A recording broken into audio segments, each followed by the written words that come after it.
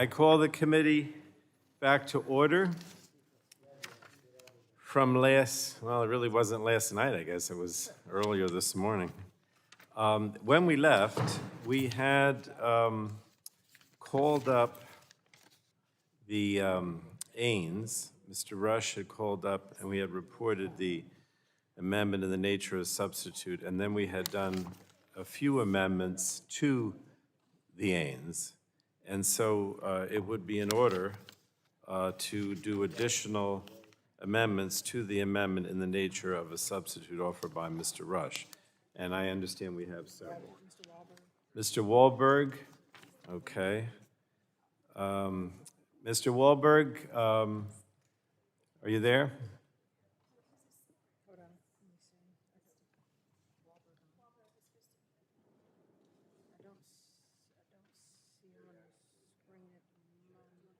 Do we have a different one? Or you want McKinley was going to go next. McKinley, maybe?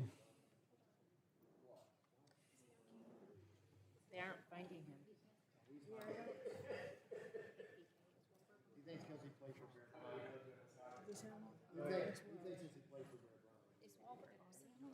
I don't see him.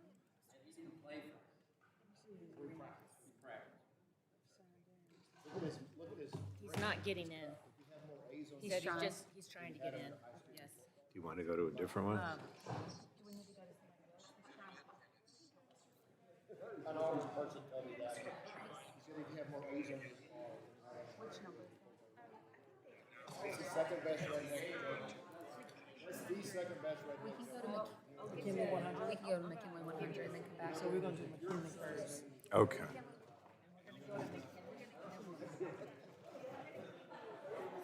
I'm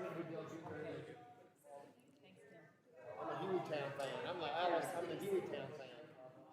How come now they put her up here? Why, what happened to everybody else? They left? Yeah, Miss Clark is not here today. And Speaking of Hueytown, is there any racing? one other member is not here today.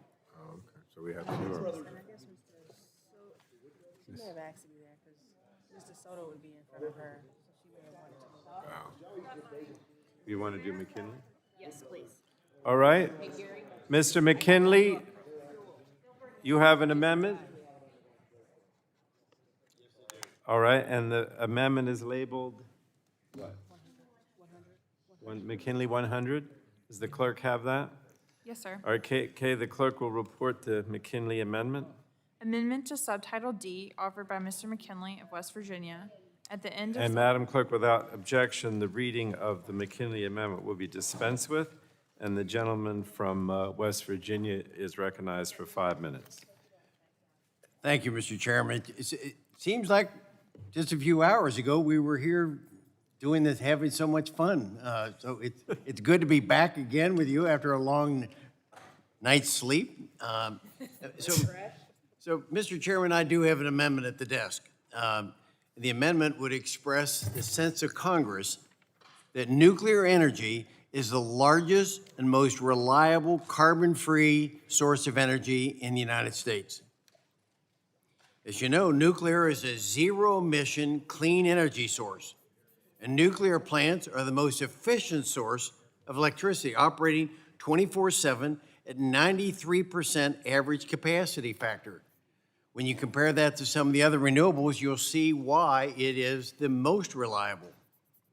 People often talk about the fear of the unknown in accidents, like Chernobyl, 3 Mile Island, or Fukushima.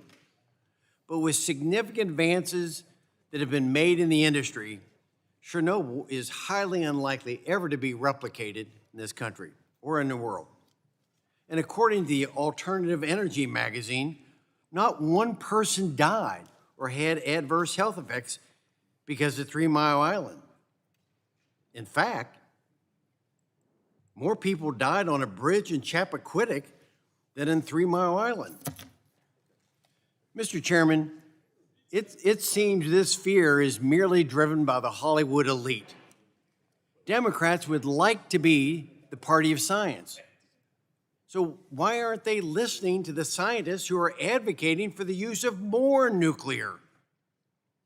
So let's express the sense of Congress that nuclear energy is the largest, most reliable clean energy source.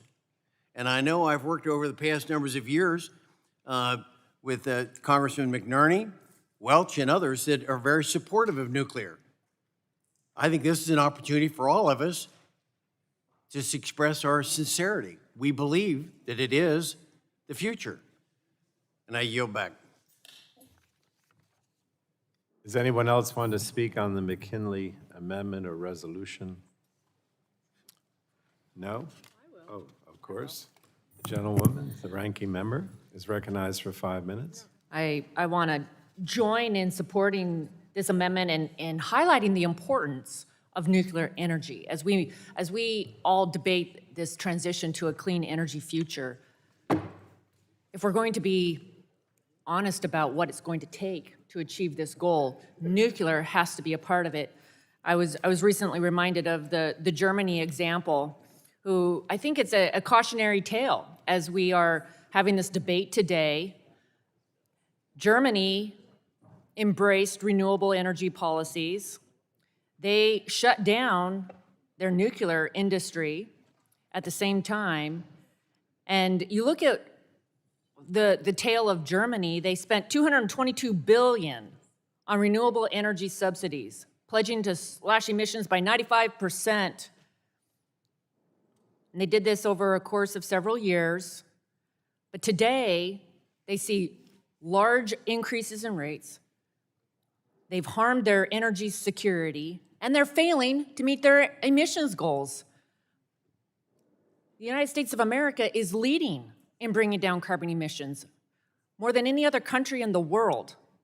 And yet, the policies that are being promoted in this committee as the path to a clean energy future are the very failed policies that have been embarked upon by other countries. Germany today, and this is just one example, residential electricity prices in Germany jumped by 50% between 2007 and 2018, represent the highest in Europe. Residential customers now pay 37 cents per kilowatt compared to 10. Germany is confronting the shutdown of its nuclear industry and resulting challenges to fill its power demand, relying on substantial amounts of coal as well as natural gas. And as we know, Germany likes to say that they're 50% renewable, but the rest of that story is that they're importing 60% of their energy and just are now working on Nord 2, the pipeline between Russia and Germany. Let's not follow that kind of an example. The United States of America is going to lead in a clean energy future if we embrace technology, if we embrace innovation, if we embrace the creativity of American minds. I am just amazed every day I'm hearing of new technologies, and advanced nuclear is a key. We will not meet our energy needs without nuclear. And we are on the verge of being able to lead in not just meeting our own energy needs, but being able to export this new technology, the next generation of nuclear, to others around the world. We should be embracing this. This is a place for us to lead. And so I wholeheartedly support this amendment, and I urge my colleagues to really focus on results, not on some kind of a magical solution that won't work. It can't work. Batteries built from non-renewables, a 2,000% increase in mining, millions of tons of waste. How exactly is that going to work? We are committed to working on results, but this is the approach that is being jammed through this committee today is one that is not going to succeed, and it's only going to increase costs, rates in the United States of America, and jeopardize reliability. Let's embrace this amendment. Let's embrace what's actually going to result in American leadership in a clean energy future. And I yield back. Mr. Tonko is recognized for 5 minutes. Thank you, Mr. Chair. Interestingly, the Build Back Better Act makes the needed investments to keep our existing nuclear fleet open and spur the deployment of advanced nuclear energy. It provides a production tax credit for nuclear power and makes the government a major purchaser of clean power, such as advanced nuclear energy. So if we want to get this agenda done, I think it's important to support the Build Back Better Act. It is investments like these that are going to power America into the 21st century. Given the significant investments in the bipartisan infrastructure framework and the Build Back Better Act, this amendment, which expresses a sense of Congress that we support nuclear energy, is basically unnecessary as a measure at this time. So with that, I urge my colleagues to vote no and yield back, Mr. Chair. Yield? Will the gentleman yield? Will the gentleman yield? Yes, sir. Thank you, Mr. Tomko. The nuclear provisions, I think climate scientists and most Democrats on this committee understand that we can't reach our goals without nuclear in the portfolio. So it's in our Ways and Means bill, and it's in the Build Back Better plan. Mr. Kinzinger and I have been co-sponsors of the Nuke Act, and I've been supportive of the nuclear industry my entire time here in Congress.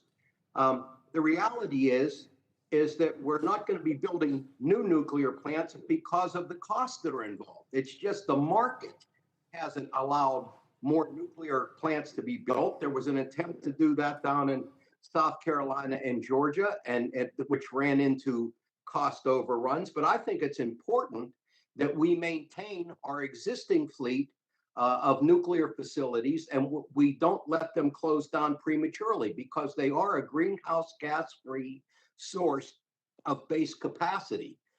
So I agree with my friend, Mr. McKinley, that this is an important part of our efforts to get to where we want to get on climate change. I could have done without the Chappaquiddick analogy this early in the morning, because I'm still in a good mood and I don't want to get angry again. But I think, you know, most of the members of this committee recognize that nuclear is a piece of this puzzle, and it is reflected in our bill. So while the resolution is doesn't change anything and is harmless, it's not necessary. I yield back. Will the gentleman yield for McNerney? Yes, I yield to the gentleman from California. Thanks, Mr. Tomko. I just want to say that since my name was mentioned by my friend from West Virginia, I agree. I've been a supporter of the development of nuclear energy. It's got to be part of the solution, but you know, it has, like most forms of energy, it has its problems. There's a waste issue, there's a cost issue, and it's not quite ready to be identified as the solution, as the best solution. And we're not in the process we're not in the program of selecting winners and losers. So I think the jury's out. I'm not convinced that nuclear is the best, and I don't think it's a good idea to say that at this point either. So for that reason, I'm going to oppose the amendment. Thank you. I yield back. I yield back, Mr. Chair.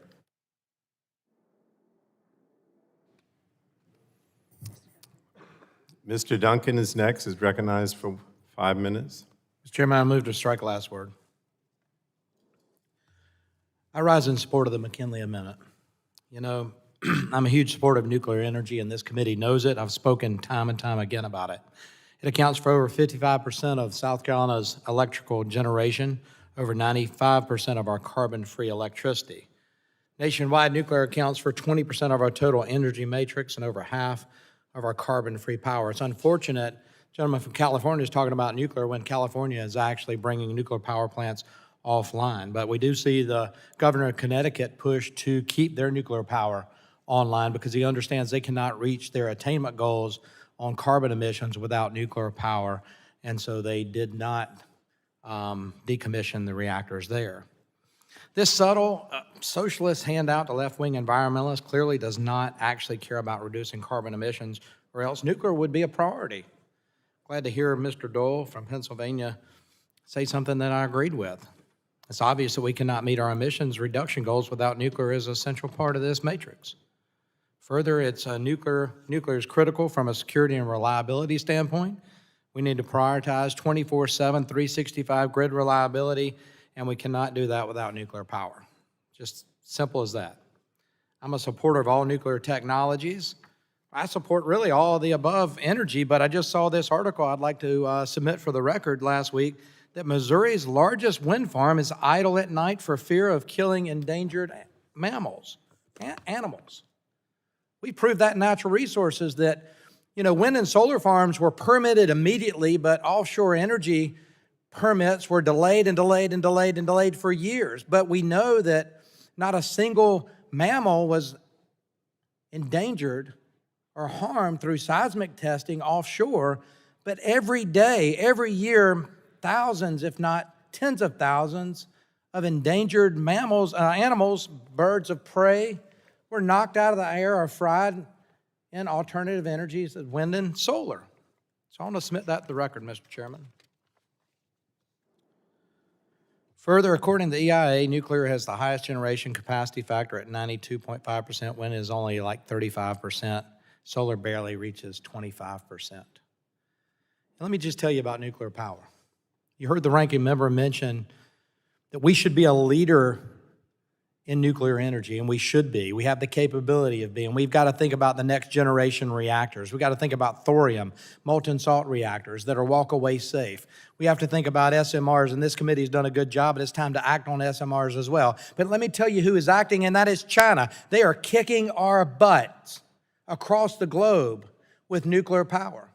In fact, they're using market principles, free market principles, to determine which nuclear reactor design is most desirable in different parts of the world, whether that's in the Middle East where they're pursuing nuclear power and they're sitting on abundance of natural gas and oil, but they want nuclear power. They understand.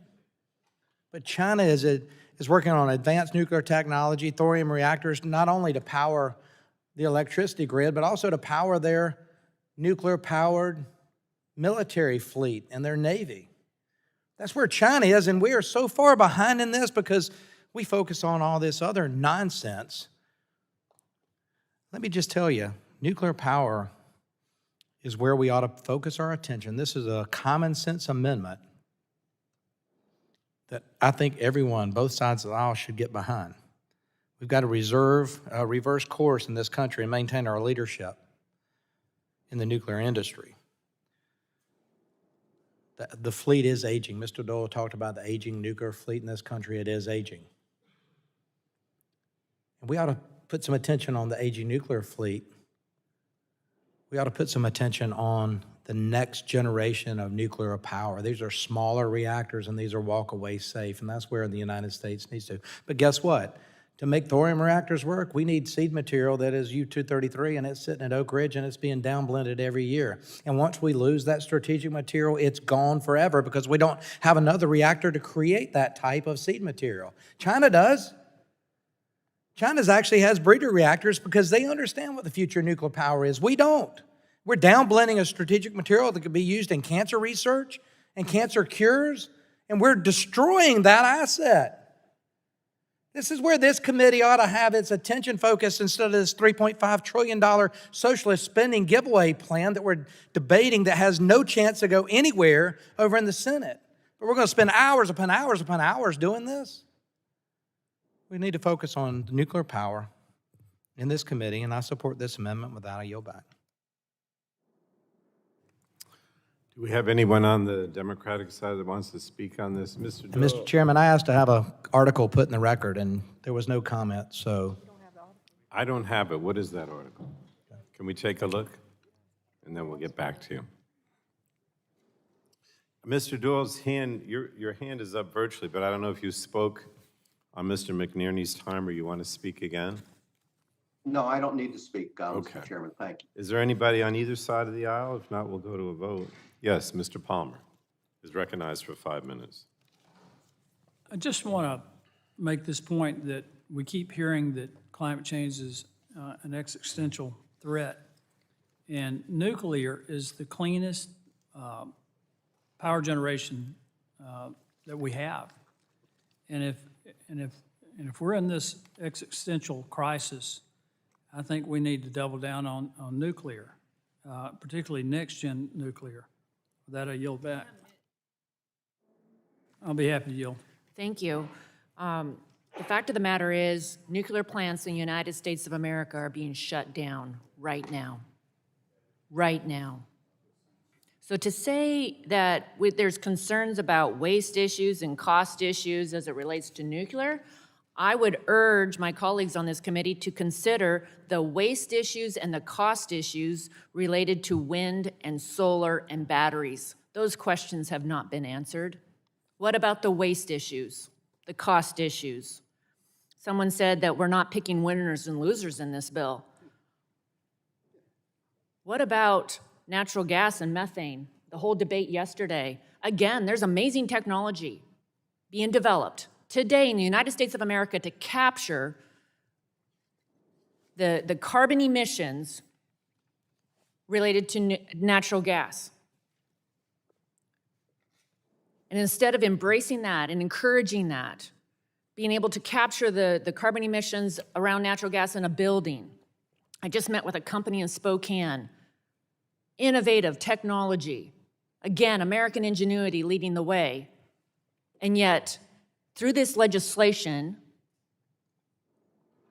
this massive bill that's being rammed through this Congress without the debate in this committee, we absolutely are picking winners and losers. And we're picking a lot of losers that we have not answered the questions as to cost, as to waste. We should take the time to make sure that we are embracing all that America has to offer around innovation, technology. There's so much out there. So I would urge the committee to take the time. I'd like to get some of these questions answered and stop suggesting that we can meet all of our energy needs with wind and solar and batteries. It's some kind of a magical solution that does not exist. 2,000% increase in mining. Where is that coming from? China?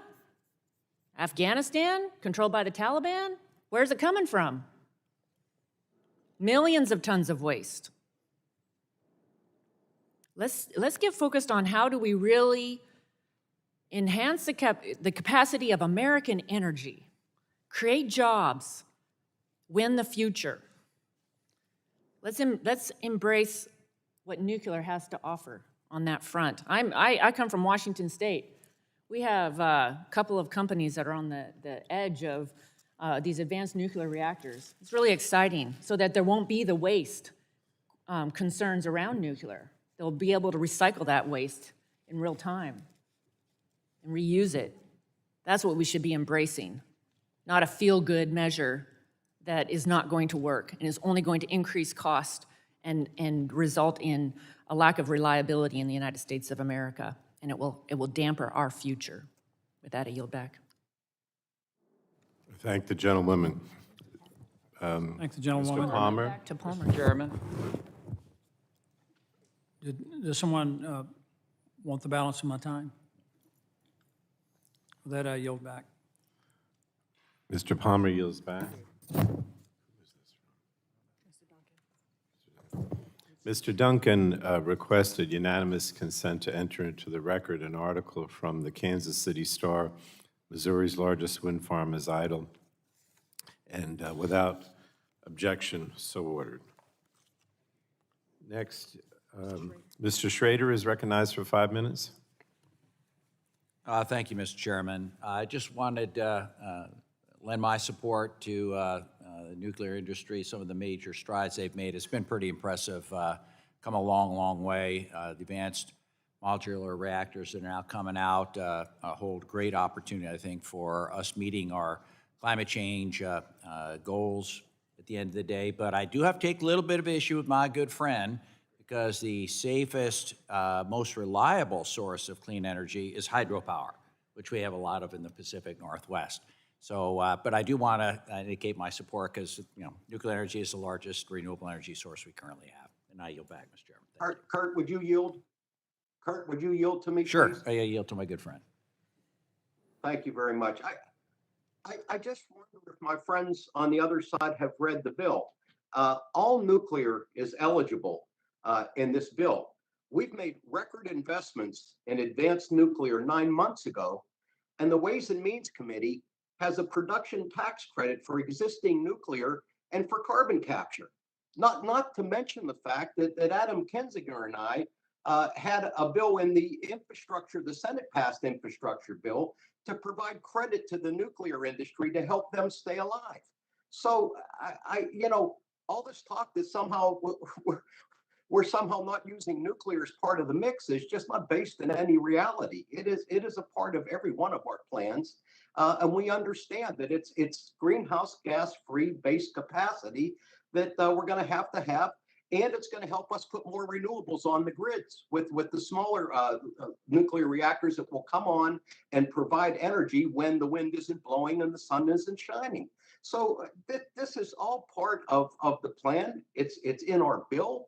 The Ways and Means is got a tax credit for it. Adam and I have a bill that was put in the Senate infrastructure bill to help the existing plants. So please stop with all this the sky is falling stuff with nuclear as regards to how the Democrats are dealing with it. I yield back to Kurt. Hello, Mr. Carter is recognized for 5 minutes. Thank you, Mr. Chairman. Mr. Chairman, I move to strike the last word. Gentleman's recognized. Mr. Chairman, nuclear energy is the only, let me repeat, the only energy source that can provide reliable carbon-free electricity 24/7 hours a day. Nuclear produces more of America's carbon-free electricity than all other clean energy sources combined. If we want to truly address emissions, nuclear energy is a clear winner. Unfortunately, there are only 2 reactors under construction now, and they sit right outside my district at Plant Vogtle in Georgia. We are willing to subsidize wind and solar projects across the country that will not provide energy when the wind doesn't blow or the sun isn't shining, yet we won't fully commit to developing and advancing the one truly revolutionary energy source that provides reliable carbon-free energy. Nuclear energy is a critical part of U.S. energy resources for not only electricity generation, but for national defense and other significant uses. If we do not continue to invest in our nuclear fleet, we will lose our ability and workforce necessary to develop this energy. As many of my colleagues have mentioned, our fleet is aging. Roughly half of extended plants are set to expire over the next 20 years and will need a second extension to continue. Russia has overtaken the U.S. in nuclear exports, with Rosatom developing 33 reactors in countries like India. China is close behind, increasing nuclear exports with questionable safeguards. We can't afford to lose in this area. It's just not an energy problem. There are serious nuclear proliferation concerns as well. The United States needs to be a nuclear leader on the global stage, Mr. Chairman, but we're giving up that leadership to China. I urge the committee to please accept this amendment and commit to advancing nuclear energy for the sake of our future, and I yield back. I yield to Mr. McKinley. Thank you. Let's make sure we understand where we're going with this.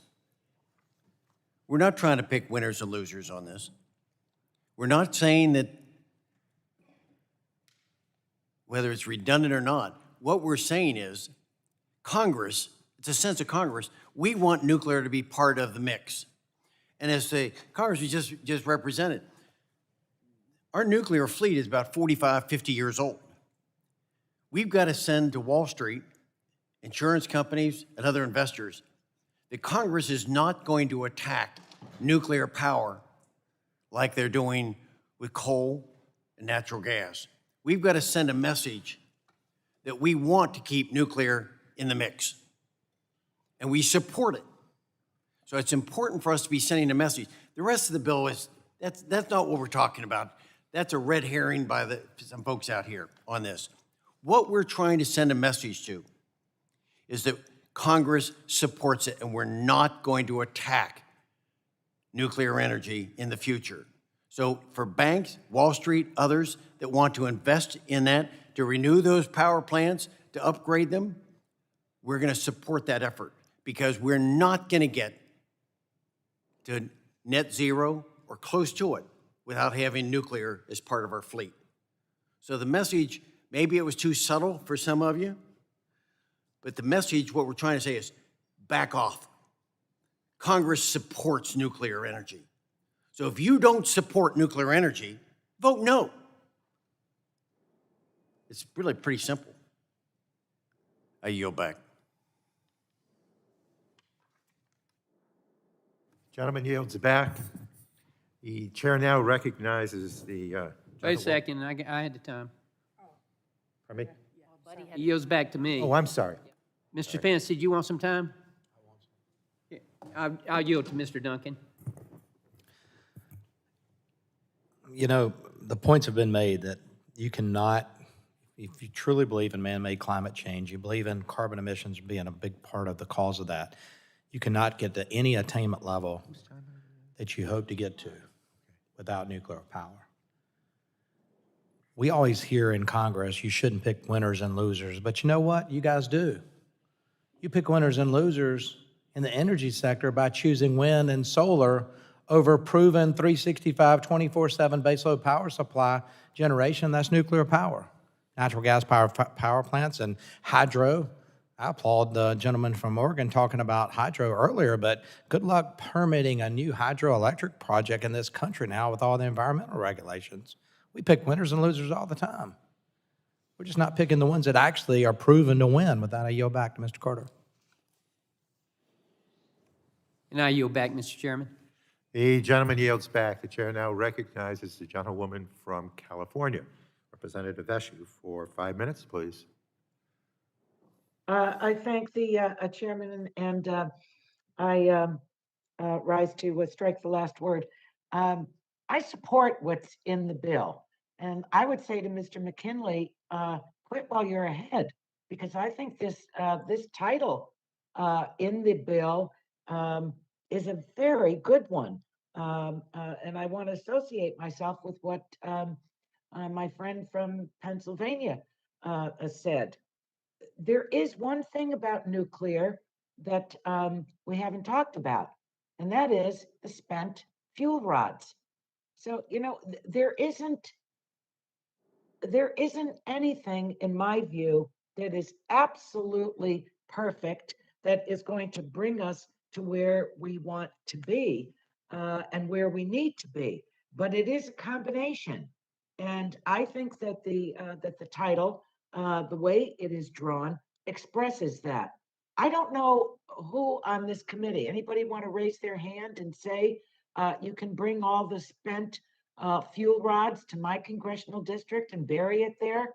As long as I've been on this committee, since 1994, there has been a debate about and a big fight on Yucca Mountain. So, you know, life is not perfect. There's not just a straight line in this. Life is not tidy. We have to be able to capture and develop, I think, a very smart way of pursuing what we know we have to pursue, because this place called planet is the only home we have. We have to allow the science and all that is a part of it to be instructive to us. And so I just want to raise the issue of the spent fuel rods. And that is the one item that is that still has it has problems with it. I know my constituents wouldn't say, come on down, bring them all here. Anyone on the committee want to raise their hand so I can see your hand on the screen? I don't think so. So that is one of the issues that that is part of the whole debate and discussion and the truth about nuclear. And many members have very correctly stated what's positive. So I think that the title is a good one. And you know, this business of you know, we're doomed because we don't know how and we can't, and we're picking winners and losers. Those are, I don't know. I mean, it's not appealing to me. They're kind of inaccurate talking points, but I guess people feel comfortable with them. So anyway, Mr. Chairman, I just wanted to raise the issue about the spent fuel rods, because it really is something that is not an easy issue to deal with, and I yield back. The gentlewoman yields back. Are there any other members seeking recognition? Chair recognizes Representative Hudson. I thank the chair. I just want to take a time out here and address the members of this committee. This process is just an embarrassment. We are rushing through the most expensive bill in the history of the United States. We didn't even know what was going to be in the bill until 72 hours before the markup. We actually didn't see the language of the amendments in nature of substitutes, so the actual language that we're debating, until 24 hours before the markup. We have a process in this committee that's worked really well for a long time. We have subcommittee hearings where members who have certain expertise have a chance to debate these issues and hear witness experts and hear from the administration and weigh these important issues. And then we have a full committee hearing where all the members of this committee have a chance to ask questions and seek information and share information. And then we moved into a markup process. We've skipped all that. We've skipped all that on the largest, most complicated issue that any of us will ever debate in Congress. This bill spends more money than the entire GDP of Mexico and Canada combined. Think about that.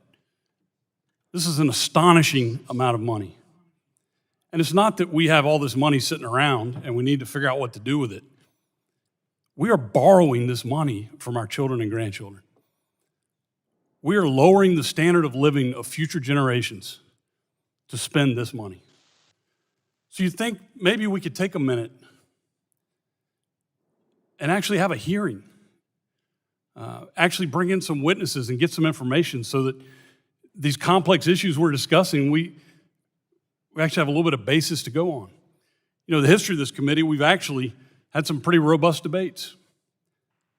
But at the end of the day, we've been able to come together and pass bipartisan legislation. My first year on this committee, I think we had 80 or 90 bills signed into law.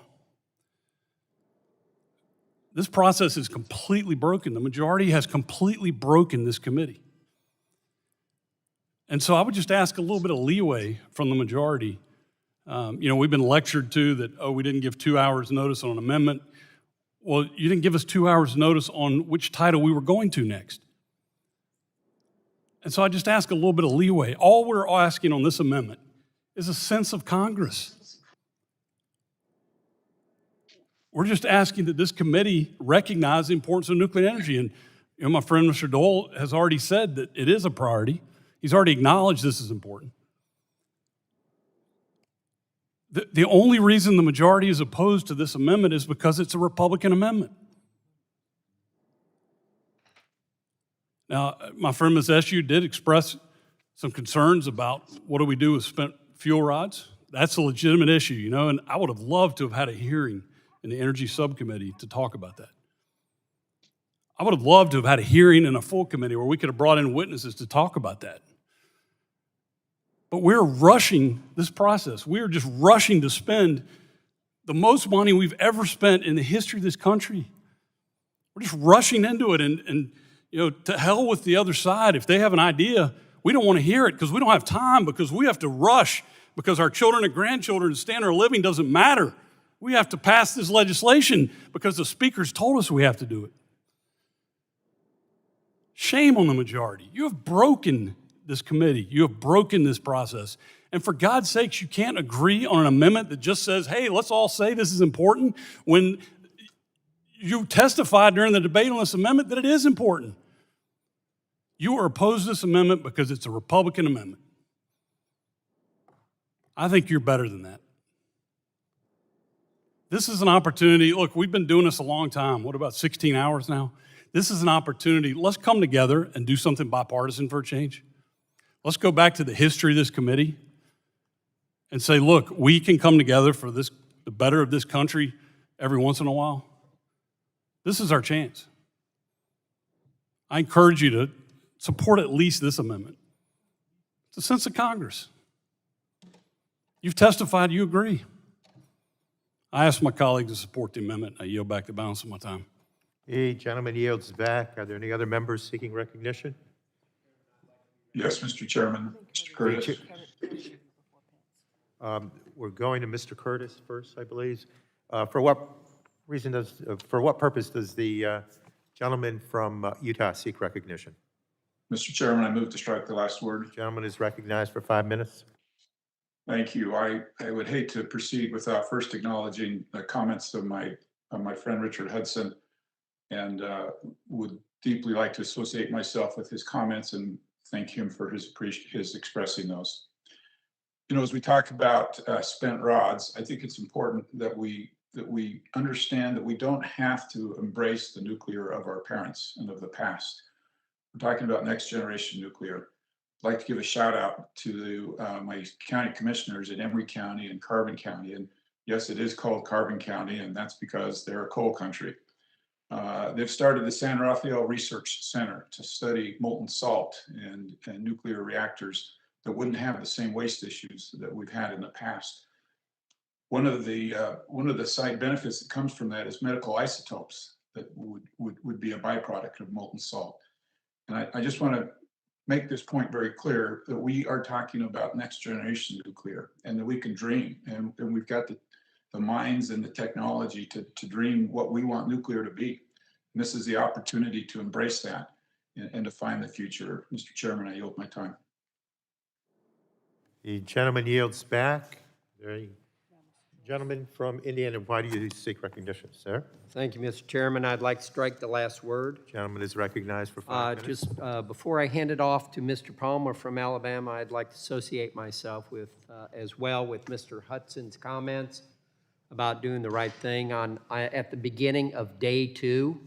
And I hope maybe we get some bipartisan things done today. With that, I yield. I thank the gentleman for yielding, and I too would like to associate myself with Mr. Hudson's comments. I think they're exactly spot on. With that, I do want to respond to a couple of things that have been said by my colleagues. One, in regard to the storage of nuclear fuel rods. According to the U.S. Department of Energy, they're stored at more than 70 sites in 34 states, including my colleague's state of California. And I would like to enter into the record 5 fast facts about spent nuclear fuel from the Department of Energy. We'll have the chair review the document and make a determination later in the day. Thank you, Mr. Chairman. I would also like to talk about the waste from renewables, particularly wind turbines. There's an article that I'm going to ask to be introduced into the record. I know most people can't see this picture, but that's a picture of a landfill in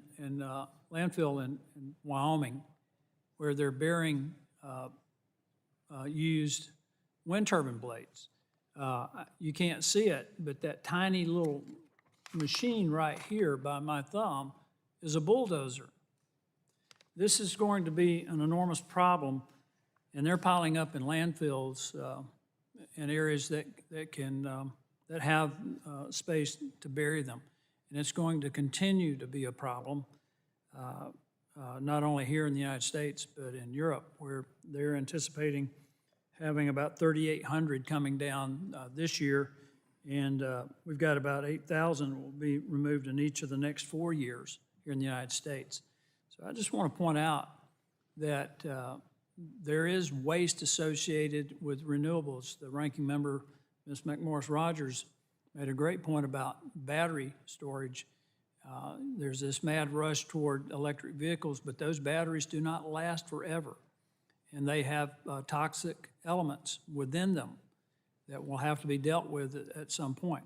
The last thing I want to say about the nuclear, the spent nuclear rides is, and my friend from Utah, Mr. Curtis, made a point about the other uses. They retain 90% of their energy, and they can be recycled. Again, it's in the paper that I just gave the chairman. More than 90% of its potential energy still remains in the fuel, even after 5 years of operation in a reactor. So there's potential for recycling spent nuclear rides, and I think there's great potential in the future of nuclear energy in next-gen nuclear reactors. And with that, Mr. Chairman, I would like to enter this Bloomberg article into the record, and I yield back.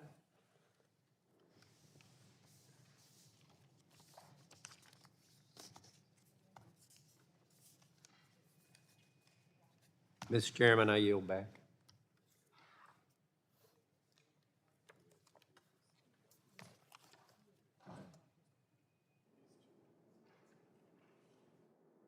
Mr. Palmer requested, asked unanimous consent to put these two documents in the record. One is a fast facts about spent nuclear fuel, and the other is an article from Bloomberg.com about wind turbine blades.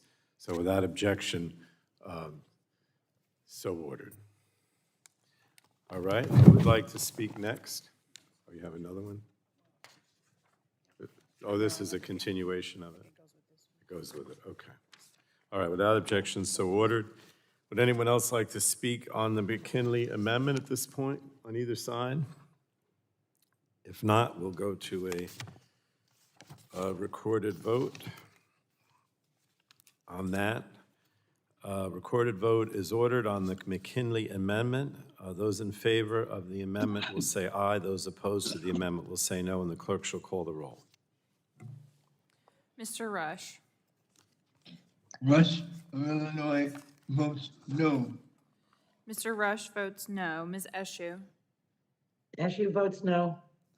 Ms. Eshoo votes no. Ms. DeGette. DeGette votes no. Ms. DeGette votes no. Mr. Doyle. It's already in there, my friend. Doyle votes no. Mr. Doyle votes no. Ms. Schakowsky.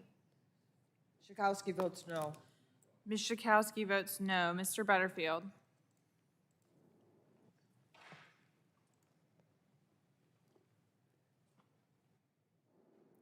Ms. Matsui. Matsui votes no. Ms. Matsui votes no. Ms. Castor. Ms. Castor votes no. Mr. Sarbanes. Sarbanes votes no. Mr. Sarbanes votes no. Mr. McNerney. McNerney votes no. Mr. McNerney votes no. Mr. Welch.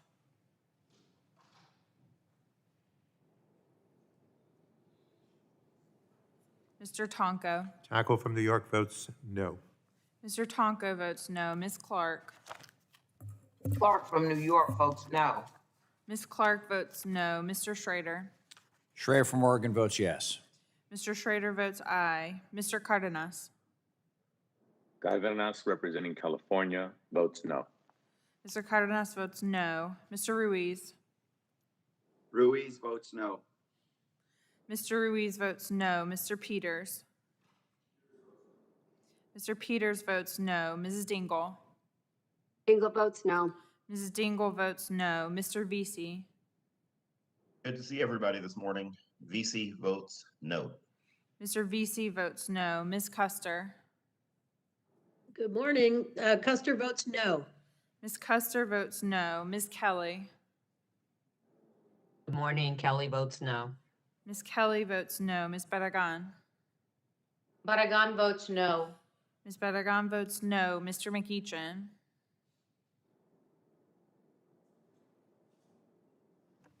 McEachin votes no. Mr. McEachin votes no. Ms. Blunt Rochester. Blunt Rochester votes no. Ms. Blunt Rochester votes no. Mr. Soto. Mr. Soto votes no. Mr. O'Halloran. O'Halloran votes no. Mr. O'Halloran votes no. Ms. Rice? Rice votes no. Ms. Rice votes no. Ms. Craig? Craig of Minnesota votes no. Ms. Craig votes no. Ms. Schreier? Schreier votes no.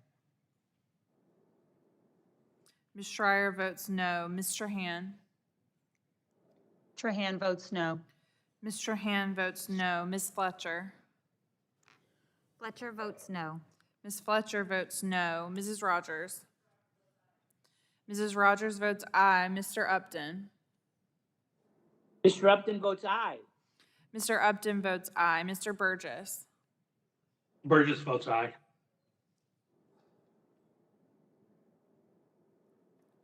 Mr. Burgess votes aye. Mr. Scalise? Scalise votes aye. Mr. Scalise votes aye. Mr. Latta? Latta votes aye. Mr. Latta votes aye. Mr. Guthrie? Mr. Guthrie votes aye. Mr. McKinley? Mr. McKinley votes aye. Mr. Kinzinger? Kinzinger, aye. Mr. Kinzinger votes aye. Mr. Griffith? Mr. Griffith votes aye. Mr. Bilirakis? Mr. Bilirakis votes aye. Mr. Johnson? Mr. Johnson votes aye. Mr. Long? Mr. Long votes aye. Mr. Long votes aye. Mr. Bouchon? Bouchon from Indiana votes aye. Mr. Bouchon votes aye. Mr. Mullen? Mullen votes aye. Mr. Mullen votes aye. Mr. Hudson? Hudson, North Carolina votes aye. Mr. Hudson votes aye. Mr. Wahlberg? Wahlberg votes aye. Mr. Wahlberg votes aye. Mr. Carter? Mr. Carter votes aye. Mr. Duncan? Mr. Duncan votes aye. Mr. Palmer? Mr. Palmer votes aye. Mr. Dunn? Mr. Dunn of Florida votes aye. Mr. Dunn votes aye. Mr. Curtis? Mr. Curtis votes aye. Mr. Curtis votes aye. Ms. Lesko? Lesko votes aye. Ms. Lesko votes aye. Mr. Pence? Pence from Indiana votes aye. Mr. Pence votes aye. Mr. Crenshaw? Crenshaw votes aye. Mr. Crenshaw votes aye. Mr. Joyce? Joyce from Pennsylvania votes aye. Mr. Joyce votes aye. Mr. Armstrong? Armstrong votes yes. Mr. Armstrong votes aye. Mr. Pallone? Pallone from New Jersey votes no. Mr. Pallone votes no. Madam Clerk, we have some members who have not voted who are here. Mr. Welch? Mr. Chairman, Butterfield? Mr. Mr. Welch is Butterfield. not recorded. Mr. Welch votes no. Mr. Butterfield? Mr. Butterfield is not recorded. votes. Butterfield of North Carolina votes no. Mr. Butterfield votes no. Do we have any others that haven't voted who seek to? It's everybody. All right. The clerk will report the tally on the McKinley amendment. On that vote, the yeas were 27 and the nays were 31. So the vote on the McKinley amendment is 27 ayes to 31 noes. The amendment is not agreed to. Are there further amendments to the amendment in the nature of a substitute? Mr. Chairman, I have an amendment at the desk. Mr. Wahlberg? Mr. Wahlberg, and the label on that? It's B1/16D. All right. Does the clerk have that amendment?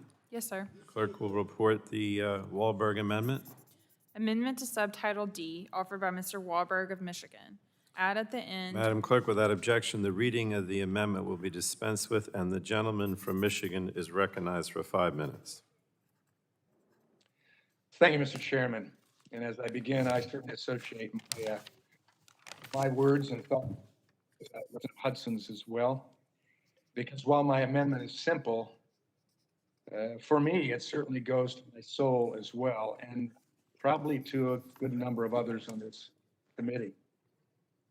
Because prohibit the use of funds in this section to be used for the purchase of critical minerals mined using forced labor in any foreign country, including China.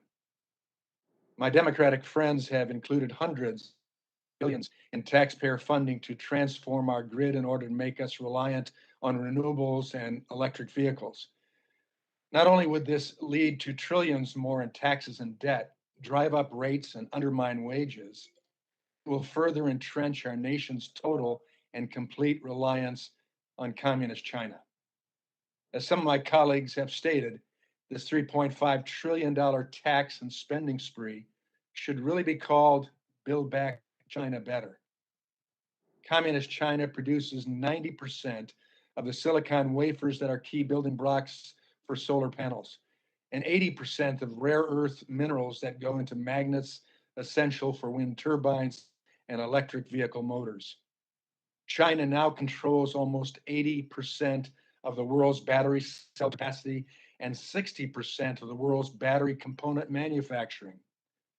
A clean energy future that is based upon these kinds of solutions that are dominated by China is really a pro-China agenda. But this is not just a national security issue. It's a human rights imperative. And this is where it goes to our soul. If we're going to build our domestic renewable energy industry, we need to have an honest conversation about where we are sourcing these materials. The PRC detains millions of Uyghurs and other mostly Muslim minorities in China's Xinjiang region.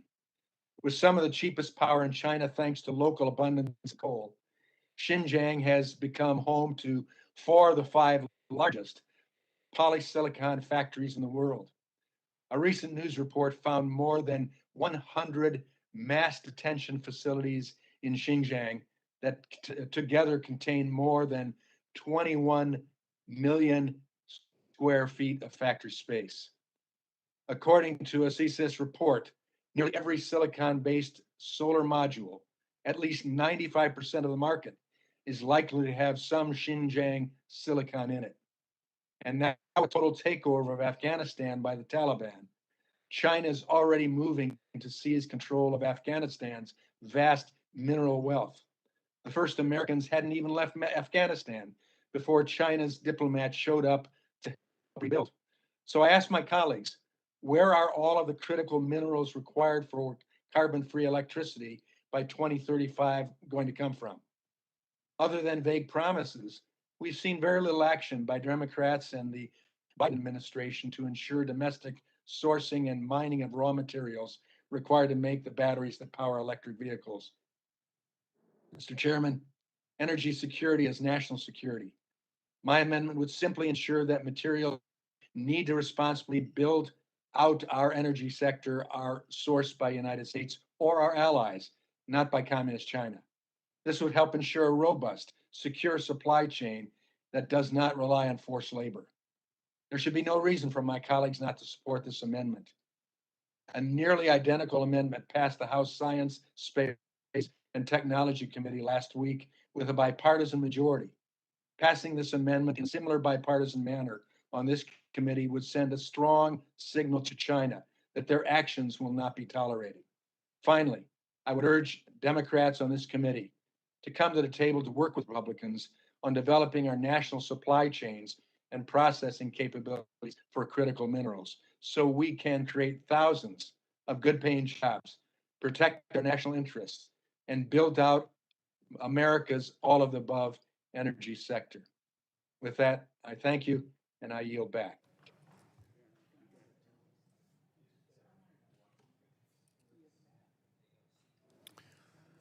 Gentleman is yielded back, and the gentlewoman from Florida, Ms. Castor, is recognized for 5 minutes. Well, thank you, Mr. Chairman. Good morning. I move to strike the last word. Gentlewoman's recognized. Thank you, Mr. Chairman. I rise in opposition to the amendment. I know we all share our colleagues' view that the United States must take a strong stand against countries that rely on weak labor and environmental standards, especially in relation to the production of goods that are central to the clean energy transition.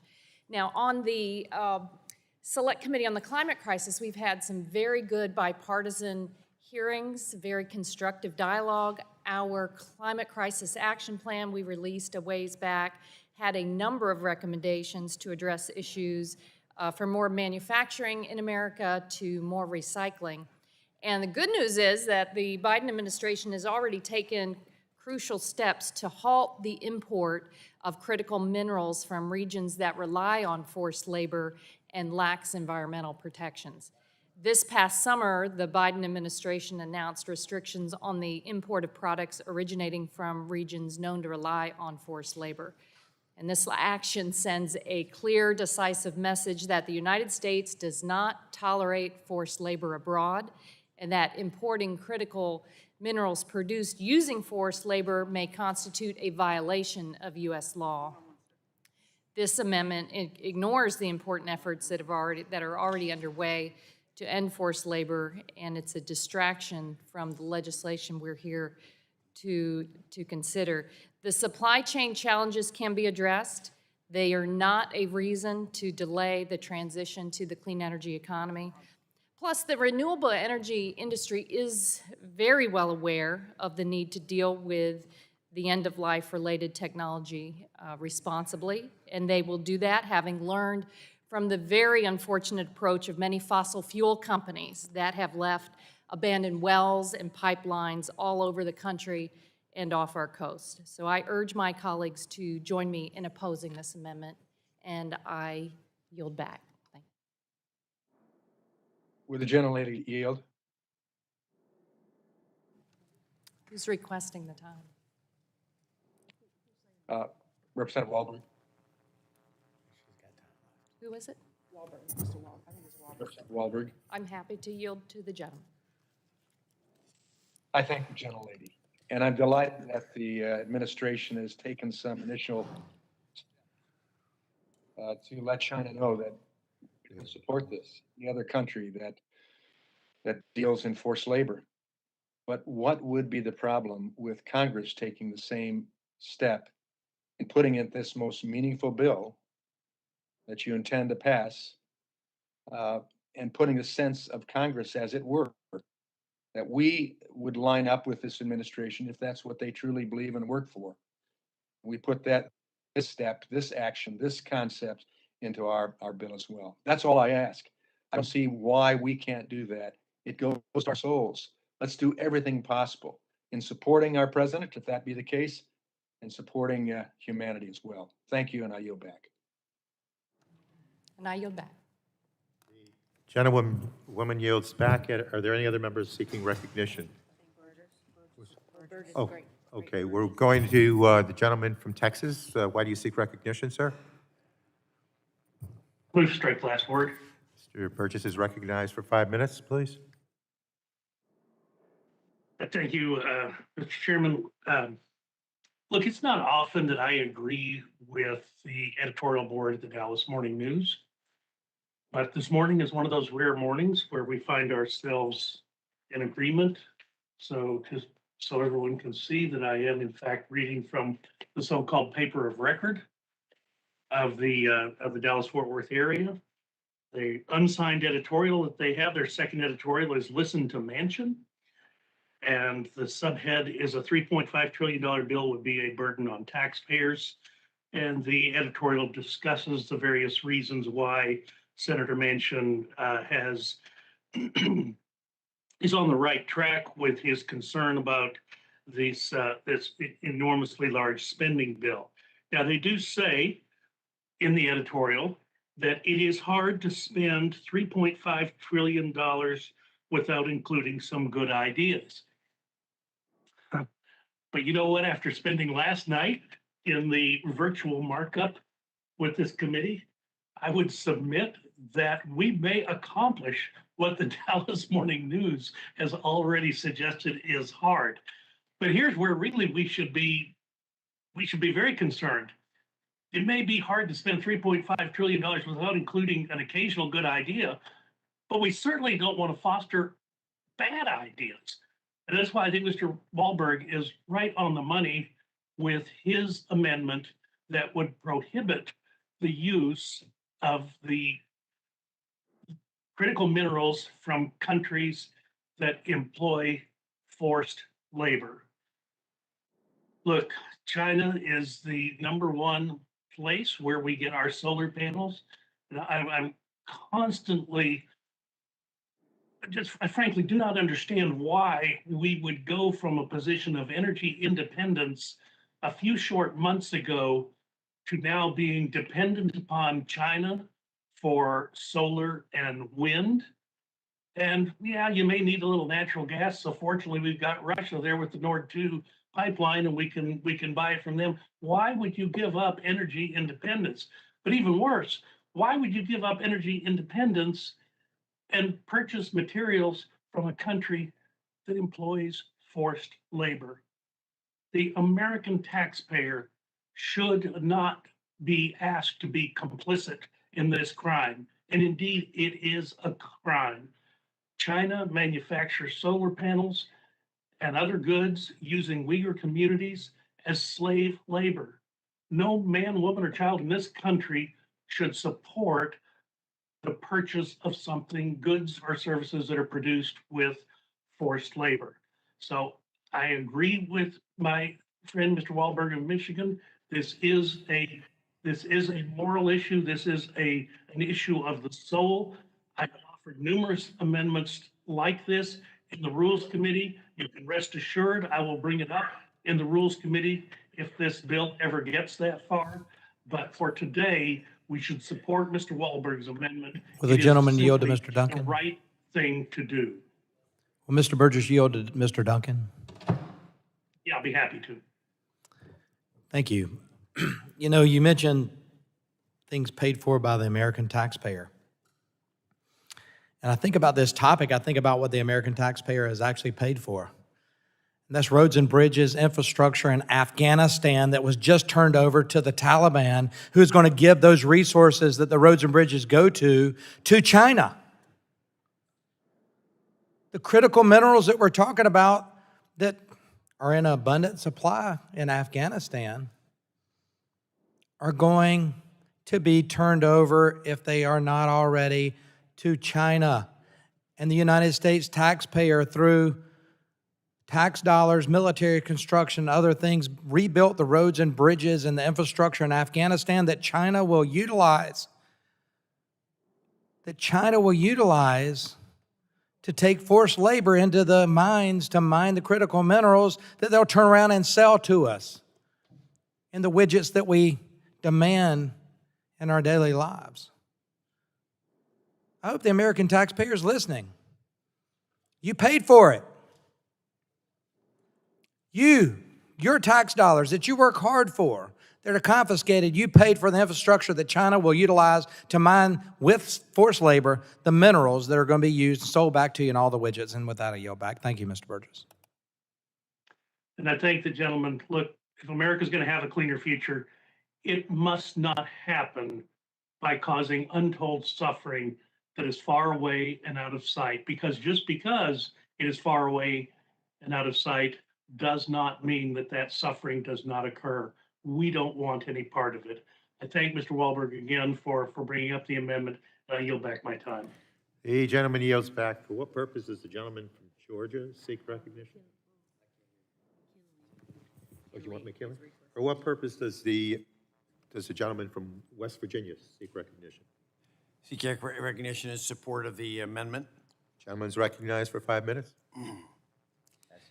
Thank you, Mr. Chairman. I was impressed, concerned by some of the remarks that were made earlier that this administration is not going to import material produced or harvested by forced labor. Really? Well, that sounds good. Let's look at the record. Let's look at the facts. Here's a thing from the United Nations. We'll ask that to be entered into the record, that in the Congo, over 70% of the cobalt that we use to create batteries around the world comes from the Congo, over 70%. And the United Nations is already doing research into it because they are projecting that about 40,000 children are being forced to work, mine cobalt by hand. So don't tell me that we're not going to import it. When we need batteries, this is how we're going to get it. over 70% comes from the Congo. And who are the next? Of the top 5 producers, number 3 is Cuba. Number 5 is Russia. What confidence do we have that they're not using forced labor in those nations as well? We know they're doing it in the Congo. And I've got a strong suspicion that forced labor is being used in Cuba and Russia just as well. So if we're on this mission, and I'm very supportive of the idea of going to electric vehicles and batteries on this, but just we have to understand, we're dependent now on cobalt. So don't try to tell me that we're not going to import it because we have such a voracious appetite for electric vehicles and batteries. We're going to have to do it. So keep in mind, there are children, there are pictures. If you want to Google them, and I've made this remark several times prior to this, we've had them up on the screen. The children mining cobalt by their hands, by forced labor, to fulfill our hunger for battery storage in the United States, let alone what's going to happen around the world when all the rest of the vehicles are electric vehicles as well. How much more demand are we going to have on children in the Congo, or forced labor in Cuba or Russia? So let's be honest with each other. I think your opposition is not realistic. Your opposition, as Mr. Hudson said earlier, it's all because this is a Republican amendment. So just remember, folks, if everything works the way it could, you on the other side are going to be in a minority next time. Paybacks can be very difficult. When are we going to stop this nonsense? Just because it's a Republican promoting something, you're going to oppose it. Paybacks are hell. The gentleman yield for a question. I yield. Gentleman yield for a question? Yes. Gentleman yields for a question. Mr. Chairman, I would ask the gentleman if the main thrust of his point is that because we are the #1 economic power in the world, that if we as a Congress say we're not going to have forced labor and we have assistance from the president, then we may actually get some of those children out of forced labor situations and actually have places like the Congo reform some of their processes in developing their cobalt assets, et cetera. Is that what the gentleman's trying to tell us? And that we have an obligation to help those children by passing this amendment? Yes, absolutely. I thank the gentleman, and I yield back to him. Would gentleman yield? Gentleman yield. Yes. I thank the gentleman for yielding, and I want to associate myself with the gentleman's remarks because that's really what I wanted to talk about was environmental justice. And you know, we talk about the solutions to climate change. And I think it's somewhat hypocritical, as the gentleman has pointed out, that we're talking about solutions for climate change, yet we ignore the environmental justice and the communities that rely heavily on critical minerals like cobalt that are mined in the Congo, as the gentleman has pointed out, and other countries these are mined by mainly people of color in terrible conditions. Are we just going to ignore that? Are we just going to turn our head and just ignore that? We're much better than that. So I thank the gentleman for bringing this up, and I support this amendment and hope it will pass, and I yield back.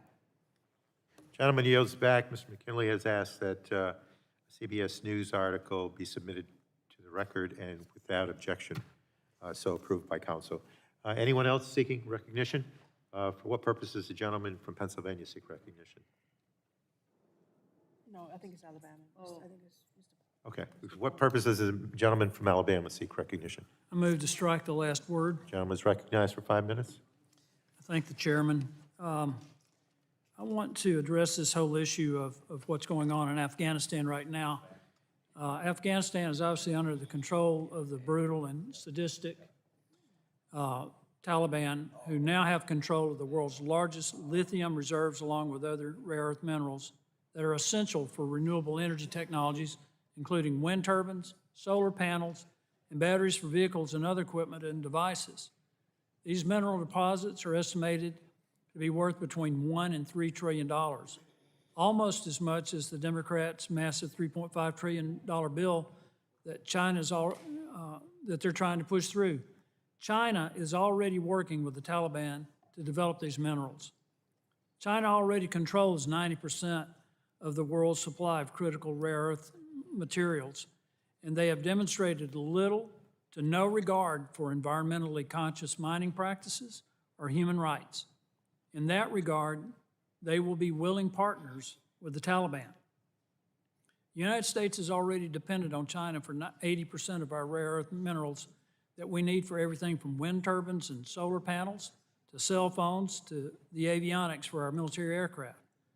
The Afghan rare earth minerals give China an even greater strategic advantage, and they will exploit them, and they will allow the Taliban to exploit the Afghan people to extract them.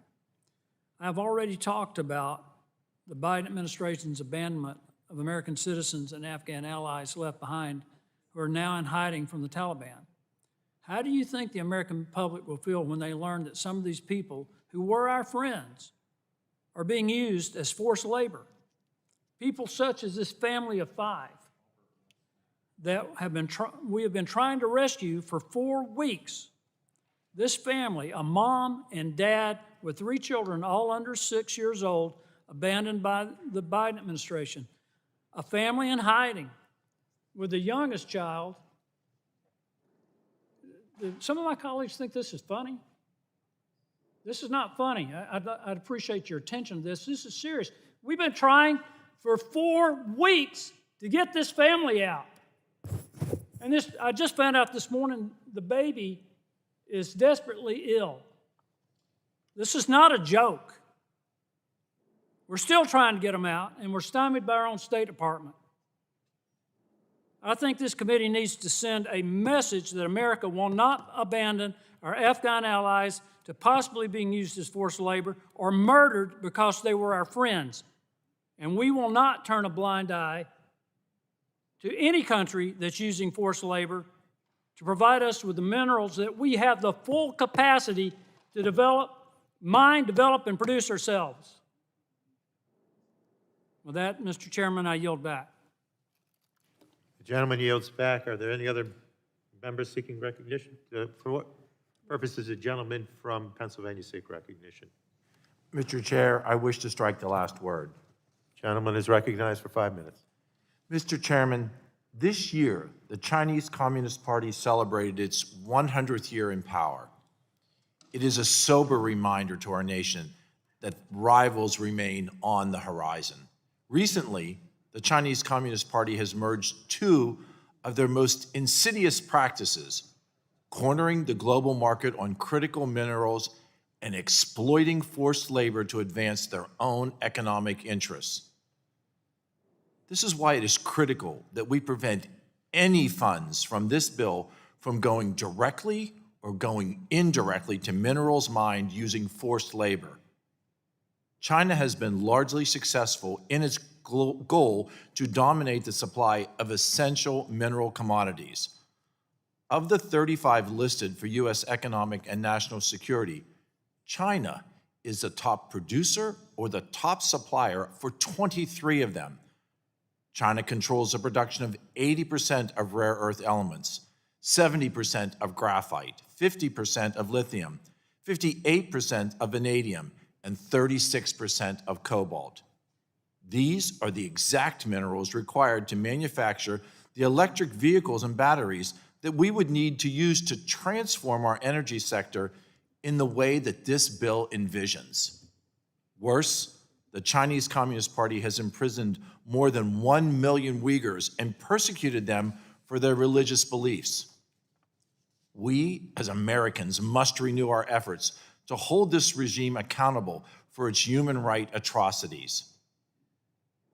Allowing funds from this bill to go to foreign nations using forced labor would truly make this Build Back China Act. There's no excuse for not standing up for human rights and for our national security. I urge my colleagues to join me in voting yes on this amendment, and I yield additional time to Mr. Wahlberg.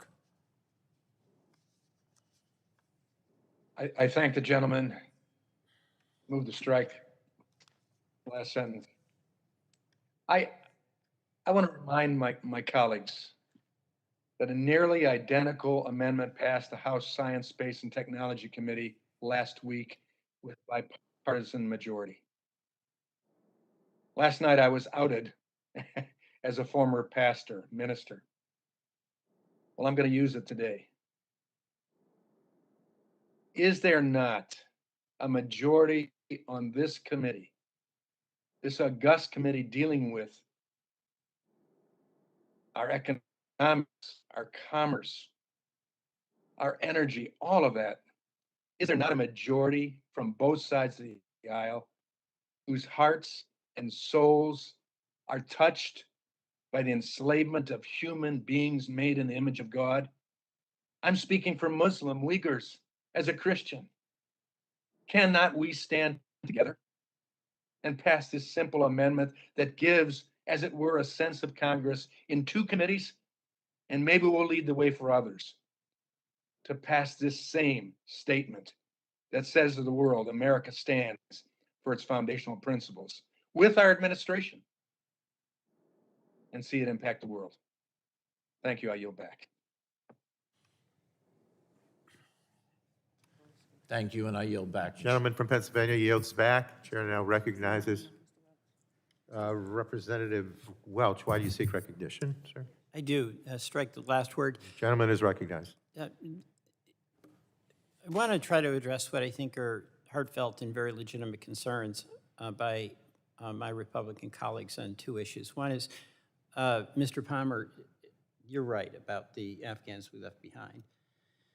And I think it's fair to say that all of us are absolutely heartsick about those folks who stood by our men and women, acted with assurance that we would not leave them behind. So the passion that you display for that family, I think, is certainly something I respect and admire. I was part of the group that was bipartisan, that was led by many of our veterans who served in Afghanistan to try to change that process on the SIV visas so that we would do the vetting after we rescued rather than do the vetting before in the hopes of getting more people out. It's had some success, but all of us know absolutely that there are people who deserved our help that are still there. And anything that we can do that would be helpful to rescue them, I definitely am in favor of doing that. So I just want to express to you my appreciation for your concern. I thank the gentleman. And Mr. Wahlberg, you're speaking with great conviction about the slave labor. All of us are horrified by that. Yet I'm going to vote against the amendment, and I'll tell you why. One of the dilemmas that I've seen in my time here in Congress is that we will bring up issues in a forum and at a time when, in fact, it's not within the jurisdiction or it's not within the power of the committee to, in fact, do anything about it.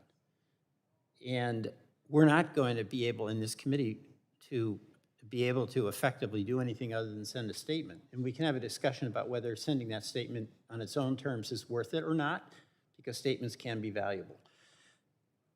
But what I see, the way I define my job here, is that when I'm on a committee that is working on, in this case right now, climate change issues, the rubber meets the road at climate change issues.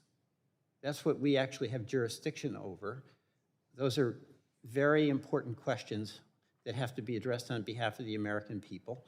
We have different points of view on the best way to do it. And my view is that's what we really should be focusing on, that area where this committee, by virtue of its jurisdiction, actually has authority to act on something that's important to the American people.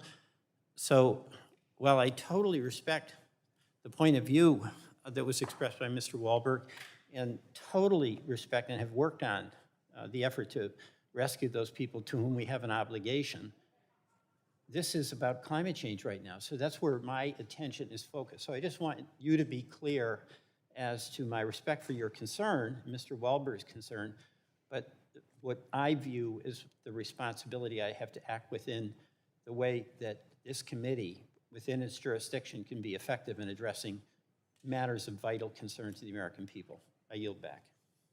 The gentleman yields back. For what purposes does the gentleman from Florida seek recognition? Virginia, Florida?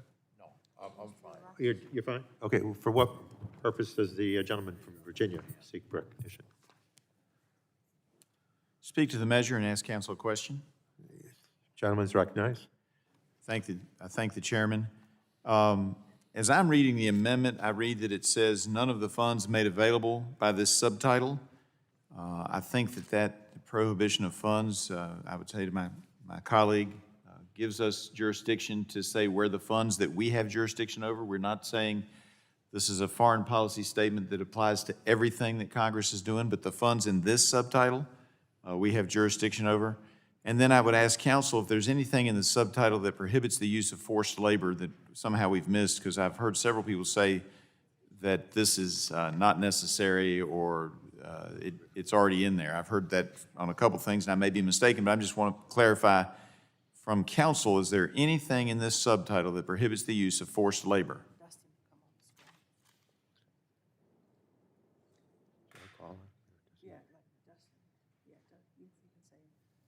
I believe we have Dustin, our counsel, on the screen. Your mask?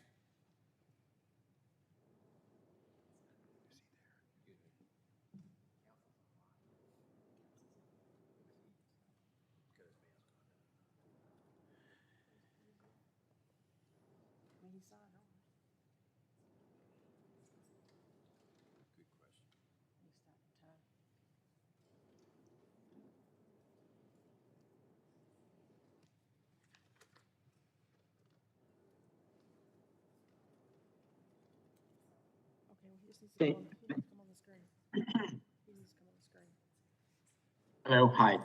Thank you, Congressman. There's nothing in the statute that addresses forced labor, but there is also nothing in the statute that amends existing laws which might prohibit the use of forced labor or importing goods made from forced labor. And is that a personal opinion? Mr. Chairman, if I might ask the council another question, is that a personal opinion or a legal opinion?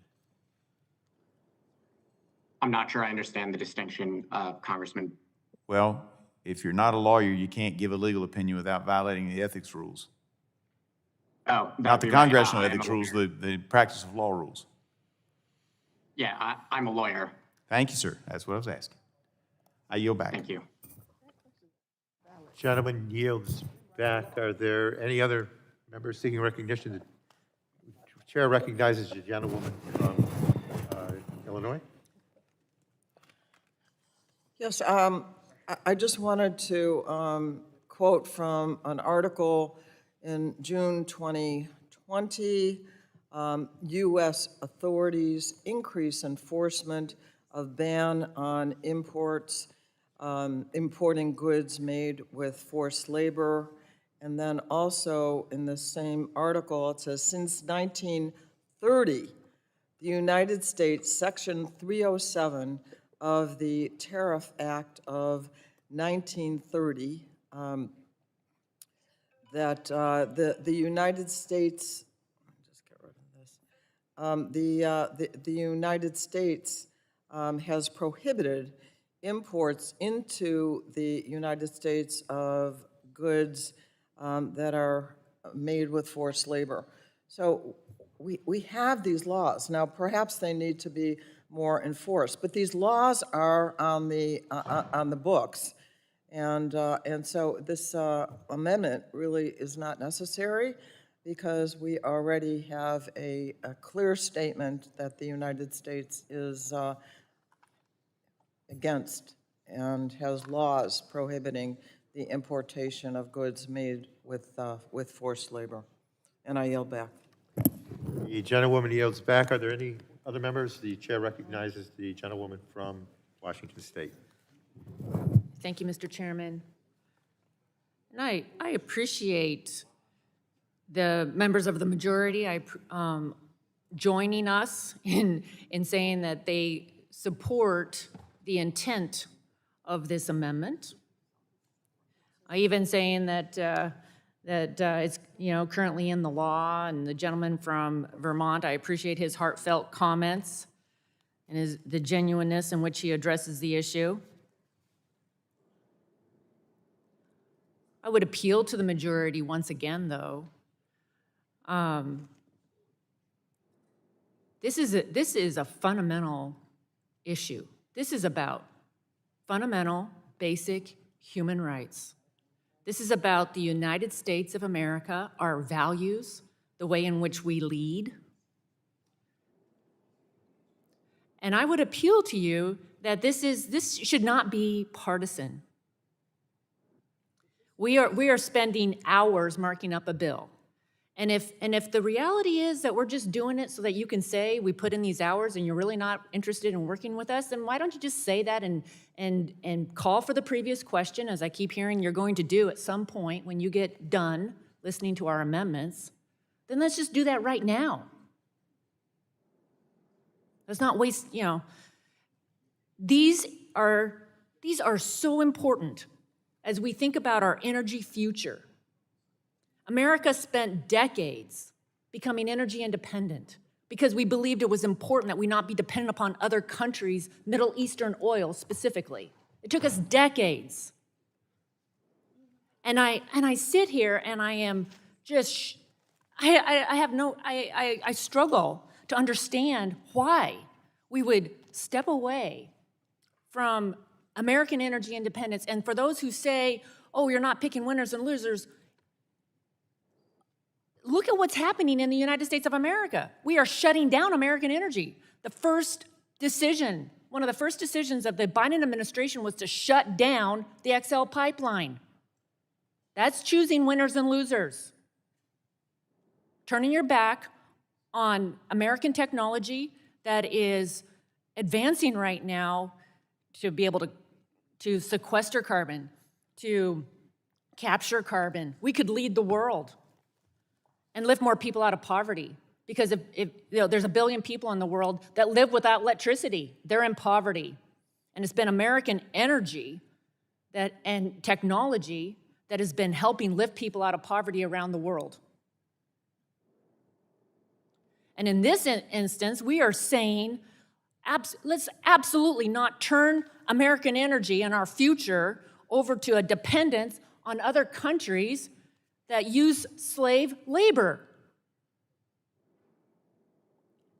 But the policy in this bill that is mandating a future that is going to embrace more renewables, wind, solar, and batteries, it means right now we do not have this technology in the United States of America. Let's be honest. And it's going to make us dependent on these other countries for critical minerals. And we know it's been exposed how that is developed in other countries. Let's not stand for that. Let's make it very clear we don't stand for it here in the United States of America, and we don't stand for it in other countries around the world. And as we move to this clean energy future, we can do it in a way that enforces American values. And we should look for opportunities to do more in the United States. Let's stop saying no to mining in the United States. The United States has the highest environmental standards of any place in the world. So we need to say yes to what we can do here, and then by golly, if we have to go other places around the world, we're going to make sure that we uphold our values and our high standards. And we absolutely are not going to allow for slave labor. I've met with so many companies that say, oh, I'm clean, we're clean. Yeah, we're doing business in China because that's the future. They're a quarter of the population, Kathy. That's the economic future. We have to be there, but don't look at us. Let's not be fooled. Let's open our eyes. Let's be honest. And ladies and gentlemen, let's be Americans. Let's come together and support this amendment. Gentlewoman yields back. Are there any of the members seeking recognition? For what purpose does the gentleman from South Carolina seek recognition? Move to strike last word. Gentleman's recognized for 5 minutes. Thank you. I just want to follow up on some of the things that the ranking member hit on so succinctly. We have an abundance of natural gas in this country. But because of the environmental policies of the radical left. We cannot have pipelines to move those resources to where they need to go. Thus, New England states import through LNG ships natural gas. Could come through a pipeline from the Permian Basin or in maybe the Marcellus Shale in Pennsylvania. There's no pipelines that go there, so they bring it by ship. But, you know, the funny thing about that natural gas that comes into New England, and listen to me, the funny thing about the natural gas that comes in there, it's not American gas. I'm laughing because it's sad, but it's not American gas. It's Russian.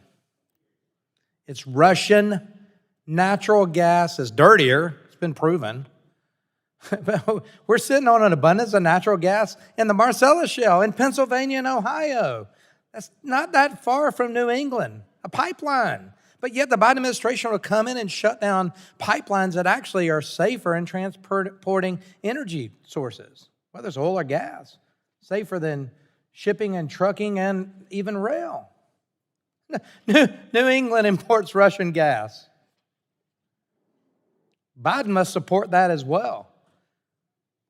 He definitely supports Russian gas being used by Europe and Germany because we're going to shut down the Keystone XL pipeline and any other pipeline that they can get their hands on in this country, but we're going to support the Nord Stream 2 project to bring dirty, burning Russian gas into Germany and the rest of Europe when they were actually looking west to the United States to bring those LNG ships over because they don't really want the Russian gas, but they do need the energy sources.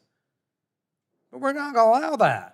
So we're going to kill an energy economy in the United States, but allow Russia to thrive? Vladimir Putin's laughing about this. He's saying, thank you, Joe Biden. Ka-ching, ka-ching, as he takes his money to the bank. Money paid from New England to Russia. It's amazing. You know, we have an ability to export a lot of energy sources, but one thing you can't export, you can't export renewable energy. Think about that for a minute. Unless we're sending it via transmission lines into Canada or into Mexico, you cannot export renewable energy.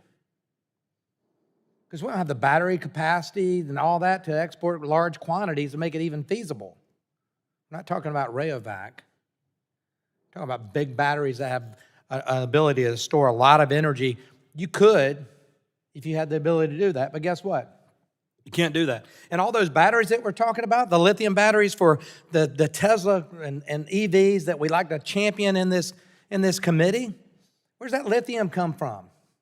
It's a critical mineral that's being mined by China all over the world with slave labor, child labor, and dirty, contaminating the environment that you care so much about. We hear over and over in this committee about the environment, but you'll allow China to continue to harvest these critical minerals with slave labor and contaminate the environment. That's hypocrisy at its maximum.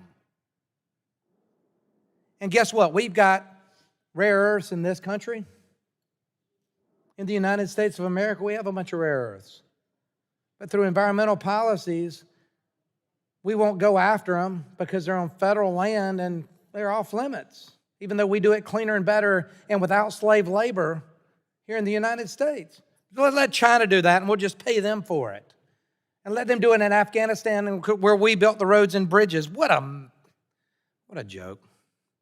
If you want to improve the quality of the lives of people around the globe, and we all do on this committee, whether it's in impoverished Africa or impoverished South America or impoverished anywhere, we can do it by exporting clean burning natural gas that allow the people across the world to have heat in their homes and refrigeration to keep their food safer. Those are quality of life things. We can do it instead of letting China mine dirtily the rare earths around, critical minerals around. That's why this amendment is so important. With that, I yield back.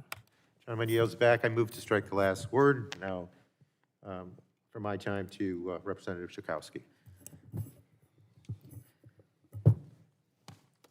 You know, the sanctimonious attitude about somehow we, the Democrats, are allowing child labor in order to achieve our nefarious goals here. You know, as I said, as I read and cited the law, we have laws that do that. But also, the Department of Labor has an annual finding of the worst forms of child labor that is listed every year. Again, if we have to do more about that, then I welcome working with the current law. We don't need you to make another statement or accusations about how we don't have the same values that you do because we don't care about child labor. The list of goods produced by child labor or from labor, there's 149 goods from 76 countries as of September 2018. This is an annual report. We do it every year. Maybe you haven't noticed it, or that we have long held since the 1930s, the idea that we will not purchase from countries. Now, if we're not doing good enough job, then we need to work together to make sure that that happens. But don't act as if we are sanctioning the import of goods produced by child labor. I really resent it, and I think all of us should, because the United States has stood for this principle, not just in idea, but in law and in action for decades and decades now. So use another excuse, but this one doesn't work, and I yield back. Gentlewoman yields back. Are there any other members seeking recognition? What purposes, the gentleman? Mr. Mr. Chair, I'd like to strike the last word. Gentleman is recognized. Thank you, Mr. Chair, and I would like to yield to the ranking member. Thank the gentleman for yielding.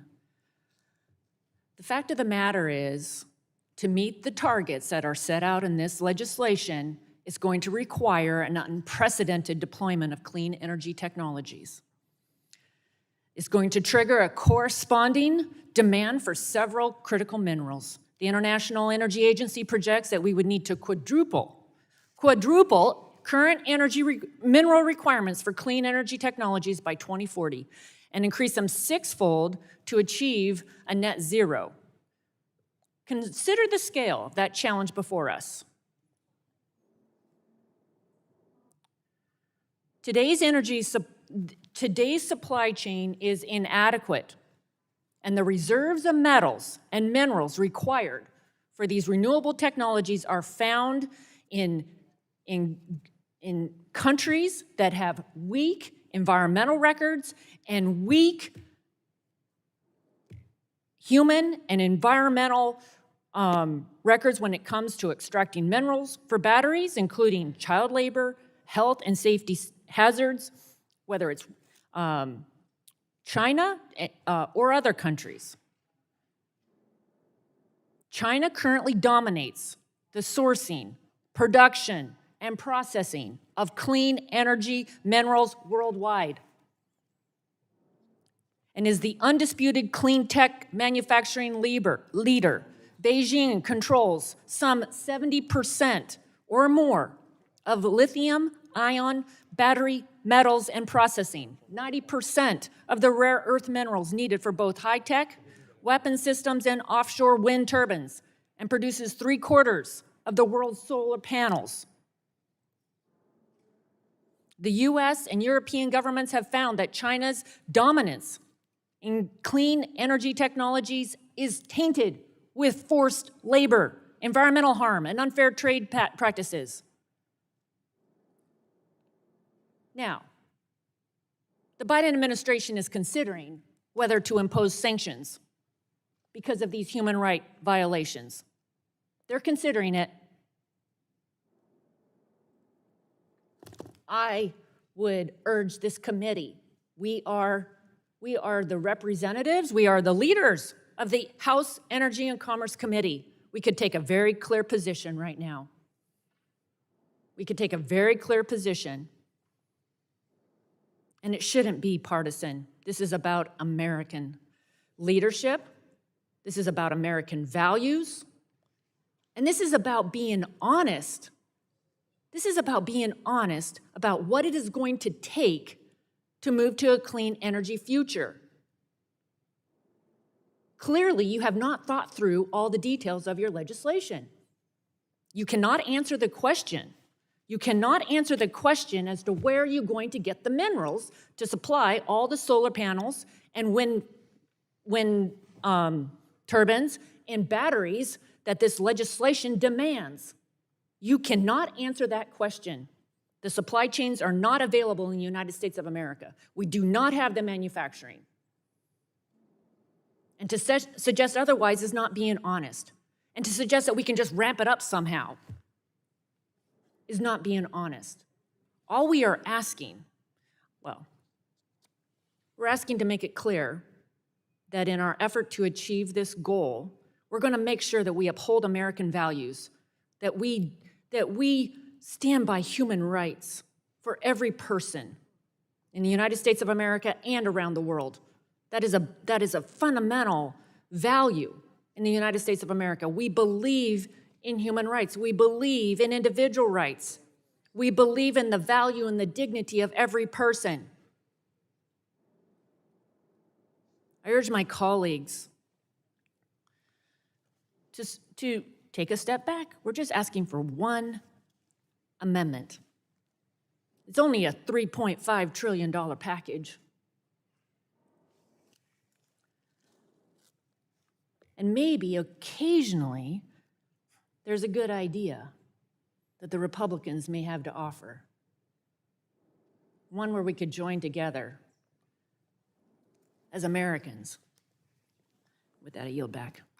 Gentlewoman yields back. I have about 9 seconds to the gentleman from South Carolina. Thank you. I want to thank the gentleman. I just want to make it clear to Ms. Schakowsky, there's nothing in this bill that prohibits forced labor, period. And I guess the ranking member, where they're going to find all this stuff they're going to drum up, maybe it's where the money tree is out in the backyard that they're thinking they're going to get the money for this. I yield back. The gentleman yields back. The chair now recognizes Representative Armstrong. You're recognized for 5 minutes, please. Thank you, Mr. Chairman. I think we have a responsibility of passing this bill to accept this amendment. Because when this bill passes, you're going to set off a rare earth mineral gold rush across the entire world. And if I'm getting the arguments correctly, there are some that are saying we don't need this amendment because the Climate Crisis Committee issued a report. We already have some laws in place and the administration is already working on this. Well, if we need to strengthen our laws, let's strengthen this one. And we can do it right now because we are going to do this. And we may not import a lot of these things from some of these countries, but we import the batteries that are made from these things. This isn't always linear. The Democratic Republic of the Congo produces 95,000 metric tons of cobalt in 2020. The next closest producer in the world is 5,700 metric tons from Australia. To say that every battery used for renewables isn't being sourced in some way, shape, or form by the Congo is just simply inaccurate. It's folly. It's a way to outsource our guilt.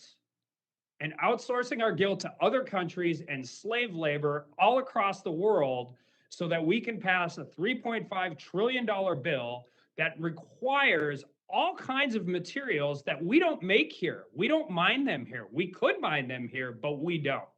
We mine zero lithium in the United States. We mine zero cobalt in the United States. And you don't have to take my word for it. You can take Amnesty International's, because they have a quote that says the marketing of state-of-the-art technologies are in stark contrast to the image of children carrying bags of rocks. That is what's going on right now under our current law. It's going to get exceptionally worse if this bill passes. So we owe it to children of the world, slave labor, our American position to pass this amendment if we are even considering passing this underlying legislation. And with that, I yield back. The gentleman yields back. Are there any other members seeking recognition? Mr. Bouchon, you're recognized for 5 minutes. Thank you, Mr. Chairman. I'll be brief. We have a situation where we've had millions and millions of people around the world and hundreds of thousands of our own people die from COVID-19. And because of the economic pressures that are in the United States and our fear of losing market share in China, we can't even admit where this virus came from when everybody knows. So to think that now we're in a situation that we can't even vote together, whether it's duplicative, whether it's already in law or not, that we don't stand for forced labor and child labor around the world. I mean, it doesn't really surprise me. I mean, Republicans will vote for this amendment, but it doesn't surprise me when, because of the economic pressures put on us as members of Congress, because China is the largest automobile market in the world, for heaven's sakes, the largest tech market in the world, for heaven's sakes. How can we criticize them? It's really a shame. You know why? Because we have a different role than our neighbors. Each one of us is one of 535 people, plus the president, elected to represent the United States, not only on economic issues, but on national security issues. We've done this before, right? Remember what happened in the 1930s in Europe? We ignored it. And guess what happened in the early 1940s? Look, we cannot continue to ignore what's happening around the world, particularly in China, because we want to compete in their market. We want to sell phones. We want to sell cars. I mean, we have a different role. You know, if our friends out there that aren't elected like we are, they're not one of the 535 plus the president. If they want to lobby us and argue that, hey, be careful because we don't want to lose market share, fine. But we need to stand up and tell everyone around the world that, well, yeah, it is a large market, but we're not going to sell our souls to be there. And it's not only in China, it's the Congo, as was pointed out, driven by the Chinese, by the way. They're taking over the African continent. And now they're going to take over Afghanistan.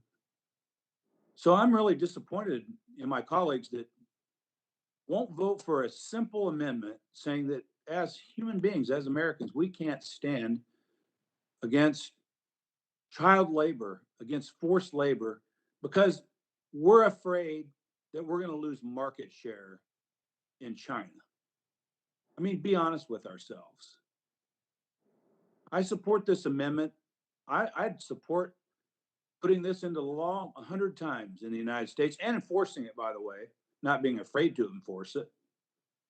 But we can't even admit, honestly, we can't even admit that something that has killed hundreds of thousands of our fellow citizens in this country, millions around the world, we can't even get our intelligence community, because they're under pressure, economic pressure from the marketplace, that where this virus started. When I mean, it doesn't take too much common sense to understand. The virus started in Wuhan, China, and they have a large viral institute for research. And guess where? Wuhan, China. I mean, it's just total ridiculousness. Again, we're different than everybody else.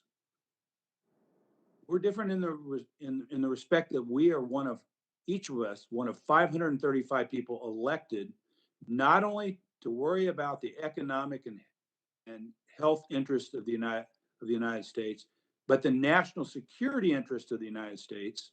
And this is a huge national security risk, and we're just playing right into it. And it's going to come back to bite us, you know where. With that, I yield back. The gentleman yields back. Are there any other members seeking recognition? Mr. Chairman, like to strike the last word. Mr. Scalise, you're recognized for 5 minutes. Well, thank you. And look, I mean, if we can't come together and say that we're going to stand up to China's practices, there seems to be a blind eye towards China on a lot of fronts by the majority party.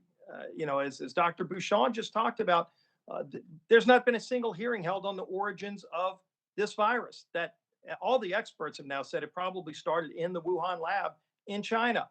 Whether it was leaked accidentally or intentionally, we don't know because we can't even have a hearing. Yet many scientists across the world have acknowledged that it started there, yet not a single hearing because it seems like this Democrat Party is afraid to take on China. Look at what this bill would do. Again, we're just talking about one component that deals with energy and commerce. All the attacks on American energy, you know who they benefit? They benefit China. China could not have written a better bill if they wanted to wreck America's economy and benefit theirs. And again, everybody that's feigning about global warming is going to be emitting more carbon. You vote for this bill, you will see more global emissions. Why? Because let's talk about other parts of the bill. This is one big package. You raise the corporate rate. And I know everybody loves bashing American companies. Well, guess what? This is a global economic workplace. Other countries are going to take those jobs. They were doing it before we lowered the tax rates.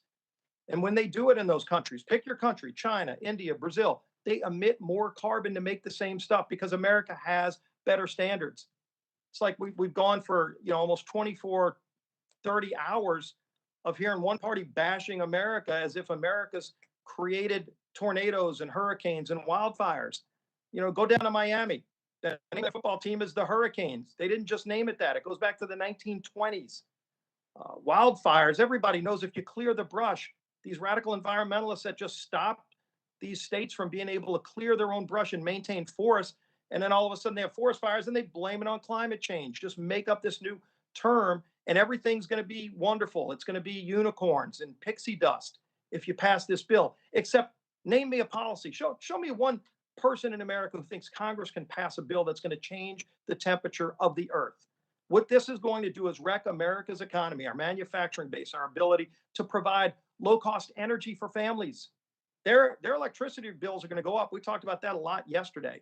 All the data's out there. There are all kinds of groups that have done studies saying if this bill passes, electricity rates are going to go up double digits on hardworking families. Yes, those making under $400,000 will see dramatic increases in their electricity bills. And for what purpose? So that China can get more of our jobs using slave labor, of all things. And nobody's going to stand up on the other side and vote for this amendment to say they can't do that as you're giving them our jobs. I mean, we know what's going on here. We've seen this play before. China's taken our jobs before. We took them back using American ingenuity. We lowered carbon emissions in America using American ingenuity. And if you do this, you know, we heard earlier the debate about nuclear power, great renewable source of energy. And yet it's going to be harder to make that kind of energy in America. A tax on natural gas, we know what that's going to do to families, but what it's going to do to make it harder to make things in America. Steel will still be made, might not be made in Pittsburgh, might be made in China or India, where they emit more carbon. Look, all of these great treaties that President Biden and John Kerry fly around the world in private jets sometimes to go tout, exempt China. If you're going to do this, why of all places, you should be saying, let's first make it apply to China because they're the ones emitting all the carbon and polluting the world's atmosphere.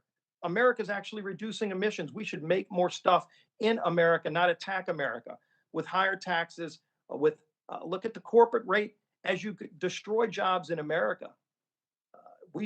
We're going to talk about all this on the House floor if this package gets out.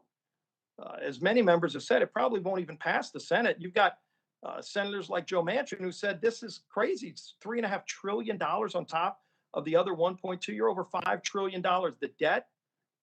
Look, we haven't even talked about this, but what if y'all are wrong about this? What if y'all are wrong? I mean, President Biden was wrong on the economy. He said the economy was going to be great. We've got biggest inflation right now that we've seen in decades. Foreign policy said, don't worry, Taliban won't take over Afghanistan. It was wrong on that. Is there ever an apology? No, they just double down on the failed policies and make it even worse. This will make things worse for the planet. America's been doing a great job of leading on reducing emissions. We should be applauding that, not bashing America, making it harder to make things in America and giving the jobs to China. Again, maybe there's a card from the Chinese Chamber of Commerce in support of this bill, but they're the biggest winners if this bill passes. I hope it doesn't. But let's pass this amendment at minimum and say we're going to stand up to child labor in China. Can we at least agree on that? I yield back. Gentleman yields back. Are there any other members seeking recognition? Mr. Chairman, I'd like to be recognized. Gentleman from Indiana, Would like to strike the last word. gentleman is recognized for 5 minutes. I would like to yield my time to Mr. Palmer from Alabama.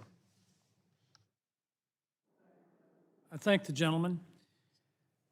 I would suggest that the best way to make sure that the United States is not dependent on any materials or products from countries using forced labor is to mine the materials, refine them, and manufacture them ourselves. In regard to the impact on the environment and the climate, our mining, refining, and manufacturing processes are the best in the world in terms of protecting the environment and reducing emissions. Unfortunately, America will be even more dependent on rogue regimes, hostile and adversarial governments who have little or no regard for the environment, the climate, or human rights if this bill passes. It's because we have let radical environmental groups shut down our mining, we have regulated and taxed manufacturing into moving to China and other countries, and some of these groups are funded with pass-through grants from China. That is why this amendment is important, and that is why every member of this committee should support it.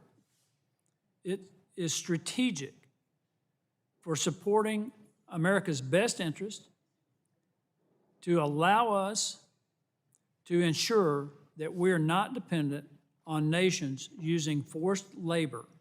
You can call it a messaging amendment, you can call it whatever you want, but we need to make certain that the world knows that we're going to stand by our values and that we're not going to allow ourselves to be held hostage by rogue regimes that are using forced labor to provide us with the products that we have the full ability to produce ourselves. I yield back to the gentleman. Would the gentleman yield? Who's that? Tim Walburn. Yes, I give balance of my time. Thank you. I strike the last word. Just an appeal again. We know that expression that's out there. If you see something, say something. We see something. We see human souls that are being treated like commodities.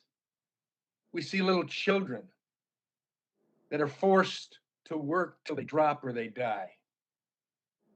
And we're saying, I guess from some on the other side, I can't believe that all of you feel this way. And I'm hoping that you're like the science, the House Science and Technology Committee that voted in a bipartisan fashion to pass this same amendment. But we see something, say something, do something simple. When is it enough to stop human suffering like this? For the pound of money or minerals, we're going to let this continue to happen? And we're going to say somebody else did it already. We've got a law already. We're not following it, I guess. Maybe the last administration did or attempted to. But why can't we do this? Will our souls be so hardened they will vote against something just because it's from the other party? I hope not. I appeal to your soul, to your heart. We've seen something. Do something. I yield back.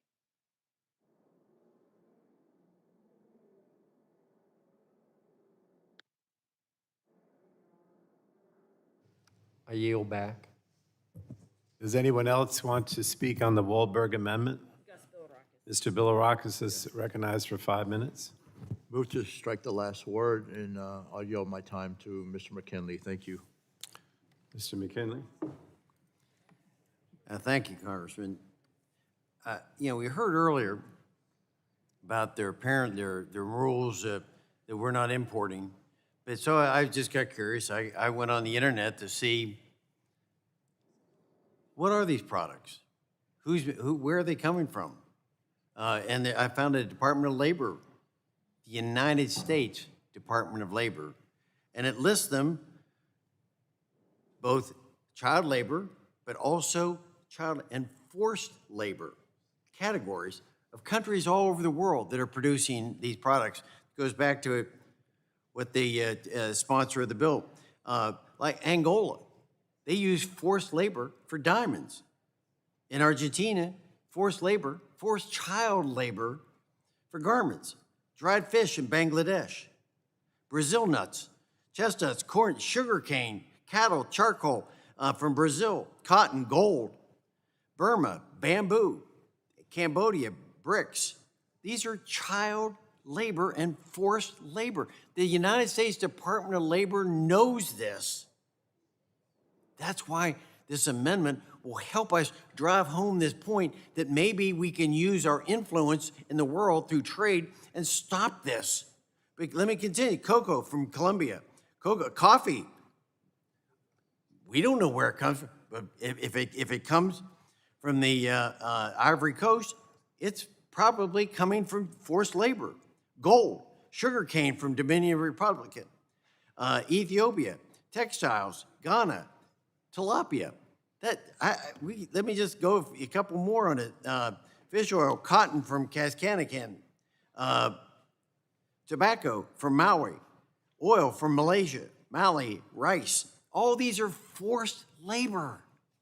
We know where they're coming from. And even if there's a law, we're not preventing it. So this amendment will send a message. And I hope that we'll listen to it. And please, the rest of you do the same thing I've done. Sierra Leone, diamonds. We talk about in Africa, blood diamonds. These are elsewhere. These are diamonds they're coming from children, from forced labor. But we're going to turn a blind eye because we've got it it's already on the books. We don't need to put this thing on here again. Give me a break. Yield back. Mr. Bilirakis? Would anyone else like my time? Okay, I'll yield back, Mr. Chairman. Thank you. All right, anyone else want to speak on the Wahlberg amendment on either side? All right, then we'll move to a vote. You want to record a vote? Yes, please.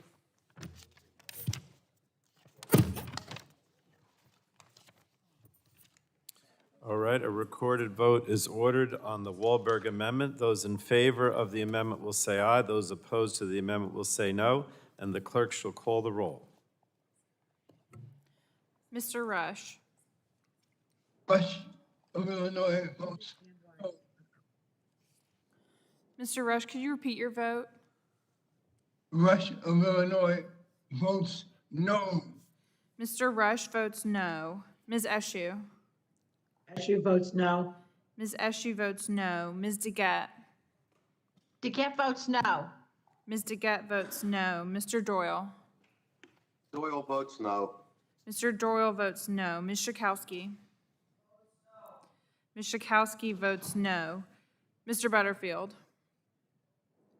Butterfield of North Carolina votes no. Mr. Butterfield votes no. Ms. Matsui. Matsui votes no. Ms. Matsui votes no. Ms. Castor. Ms. Castor votes no. Mr. Sarbanes. Sarbanes votes no. Mr. Sarbanes votes no. Mr. McNerney. McNerney votes no. Mr. McNerney votes no. Mr. Welch.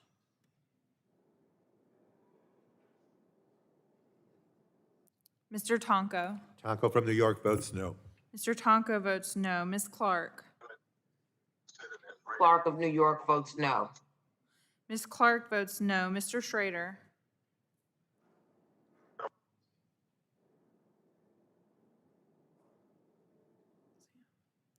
Mr. Cardenas. Cardenas, representing California, votes no.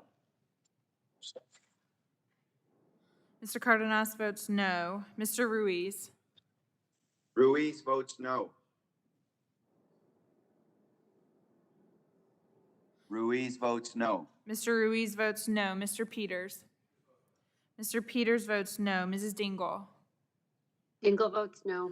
Mrs. Dingell votes no. Mr. Vesey.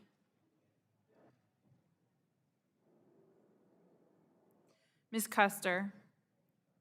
Custer votes no. Ms. Custer votes no. Ms. Kelly. Kelly votes no.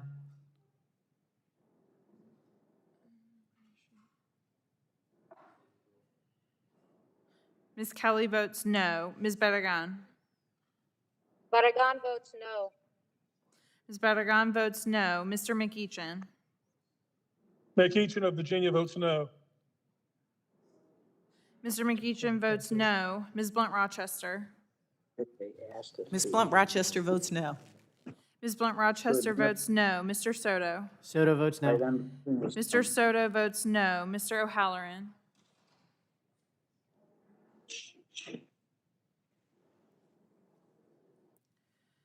Ms. Rice. Ms. Rice votes no. Ms. Craig. Craig of Minnesota votes no. Ms. Craig votes no. Ms. Schreier. Schreier votes no. Ms. Schreier votes no. Ms. Trahan. Trahan votes no. Ms. Trahan votes no. Ms. Fletcher. Fletcher votes no. Ms. Fletcher votes no. Mrs. Rogers. I'm voting yes to oppose forced labor. Ms. Rogers votes aye. Mr. Upton. Mr. Upton, aye. Mr. Upton votes aye. Mr. Burgess. Burgess votes aye. Mr. Burgess votes aye. Mr. Scalise. Scalise votes aye. Mr. Scalise votes aye. Mr. Latta. Latta votes aye. Mr. Latta votes aye. Mr. Guthrie. Mr. Guthrie votes aye. Mr. McKinley. Mr. McKinley votes aye. Mr. Kinzinger. Kinzinger votes aye. Mr. Kinzinger votes aye. Mr. Griffith. Mr. Griffith votes aye. Mr. Bilirakis. Mr. Bilirakis votes aye. Mr. Johnson. Mr. Johnson votes aye. Mr. Long. Aye.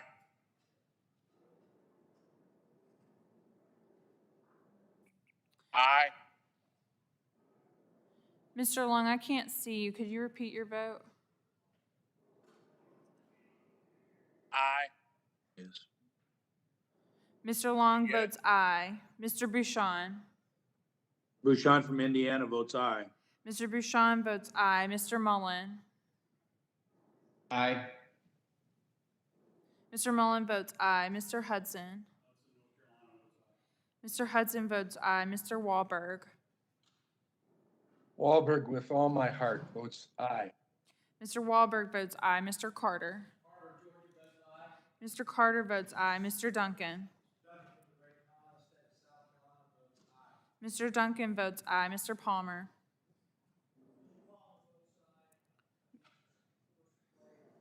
Mr. Palmer votes aye. Mr. Dunn. Mr. Dunn, Florida votes aye. Mr. Dunn votes aye. Mr. Curtis. Curtis votes aye. Mr. Curtis votes aye. Ms. Lesko. Lesko votes aye. Ms. Lesko votes aye. Mr. Pence. Pence from Indiana votes aye. Mr. Pence votes aye. Mr. Crenshaw. Crenshaw votes aye. Mr. Crenshaw votes aye. Mr. Joyce. Joyce from Pennsylvania votes aye. Mr. Joyce votes aye. Mr. Armstrong. Armstrong votes yes. Mr. Armstrong votes aye. Mr. Pallone. Pallone of New Jersey votes no. Mr. Pallone votes no. Members Mr. Chairman, O'Halloran, I don't think I got to vote yet. Mr. O'Halloran's not recorded. Mr. Halloran? I vote aye. I'm sorry, nay. Mr. O'Halloran votes no. Mr. Chairman, Mr. Schrader? how am I recorded? I don't think you are. Mr. Schrader's not recorded. Schrader from Oregon votes no. Mr. Schrader votes no. Mr. Chairman? Mr. Welch votes no. Mr. Vesey? Mr. Chairman, how am I recorded? Mr. Vesey's not recorded. Mr. Chairman, I'd like to cast a no vote. Mr. Vesey votes no. Is there anyone else who's not recorded? No, sir. All right. So the vote, well, the clerk will report the tally on the Wahlberg amendment.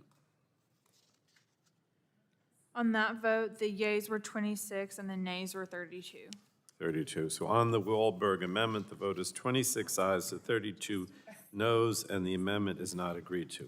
Are there further amendments to the amendment in the nature of a substitute? Mr. McKinley? Mr. McKinley, what is your amendment? I don't know, McKinley something. 103? Yeah, that sounds good. Does the clerk have that one? Yes, sir. The clerk will report the McKinley amendment. Amendment to Subtitle D offered by Mr. McKinley of West Virginia. At the end of Subtitle D, add the following. Without objection, the reading of the McKinley amendment will be dispensed with, and the gentleman from West Virginia is recognized for 5 minutes.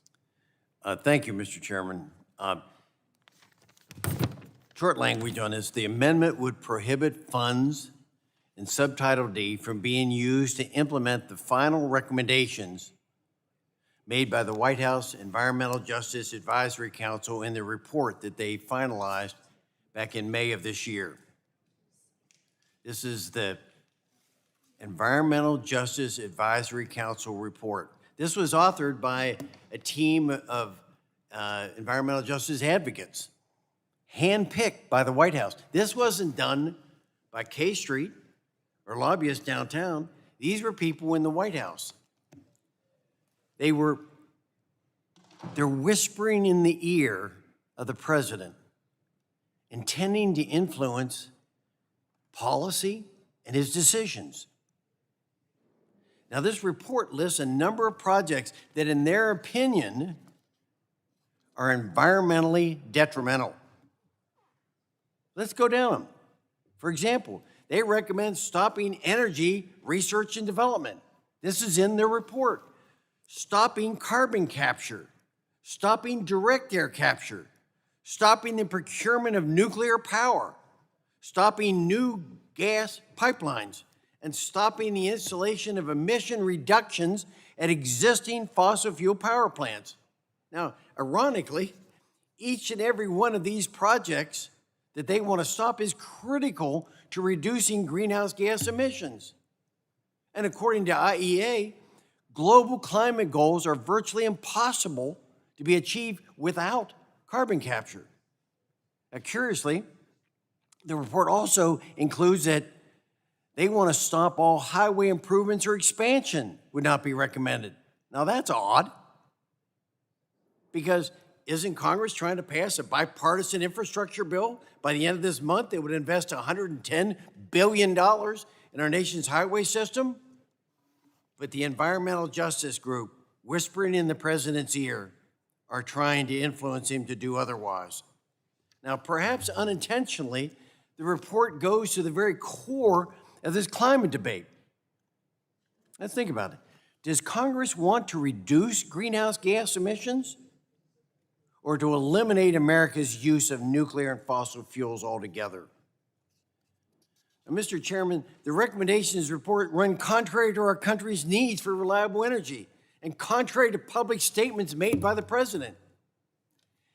This amendment makes overwhelmingly common sense that to decrease greenhouse gases in the atmosphere, Congress should be encouraging research and development, encouraging carbon capture, direct air capture, nuclear energy, and constructing CO2 pipelines to transport the gas to underground geologic formations. So, Mr. Chairman, if Congress wants to reduce greenhouse emissions, vote for this amendment. However, if you wish to eliminate nuclear energy and fossil fuels, oppose the amendment. This is coming down to a moment of truth. Where do we really want to stand on these issues? Do we want to reduce emissions or eliminate fossil fuels and nuclear? Mr. Chairman, I will be requesting a recorded vote and yield back.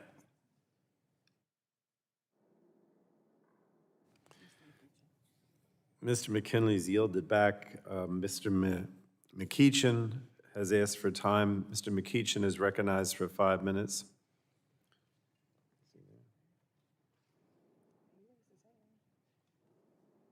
Oh, there he is. Thank you, Mr. Chairman. I'd like to strike the last word in opposition to this amendment.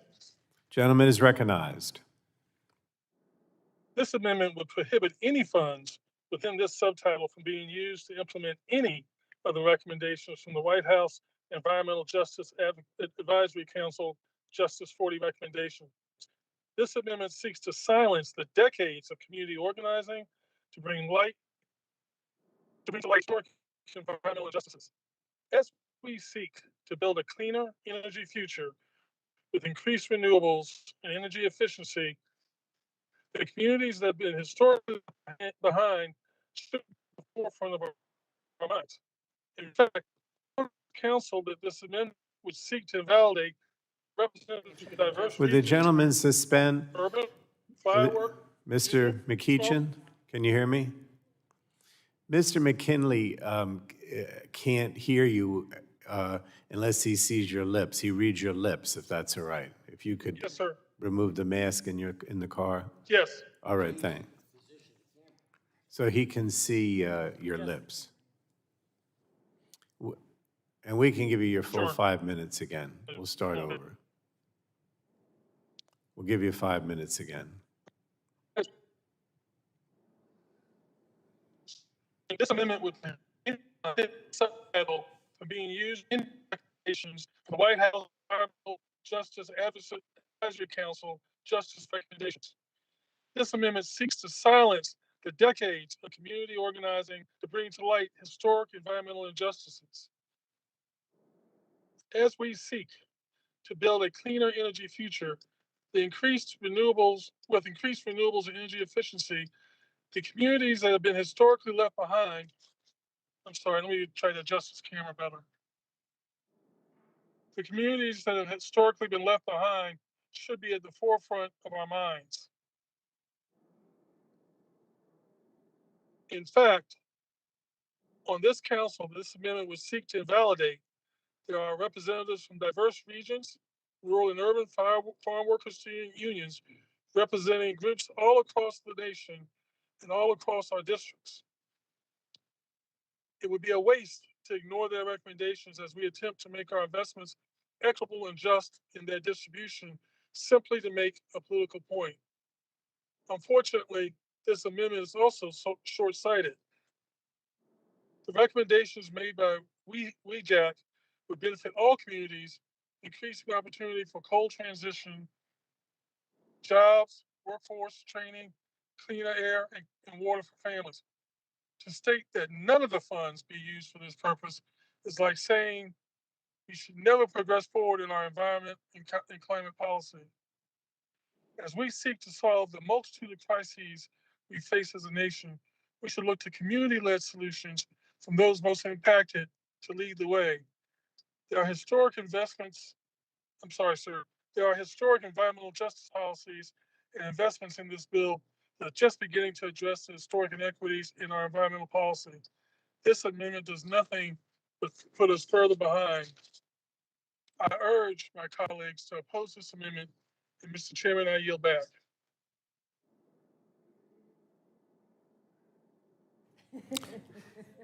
Does anyone on the Republican side want to? All right, please, let's not, people have been in cars all over the place here. Well, yes, you have. Your whip and others have been in cars. Who wants to speak now on your side, on the Republican side? Anybody else? Anybody on either side? All right, then let's go to a recorded vote. A recorded vote is ordered on the McKinley Amendment. Those in favor of the amendment will say aye. Those opposed to the amendment will say no, and the clerk shall call the roll. Mr. Rush.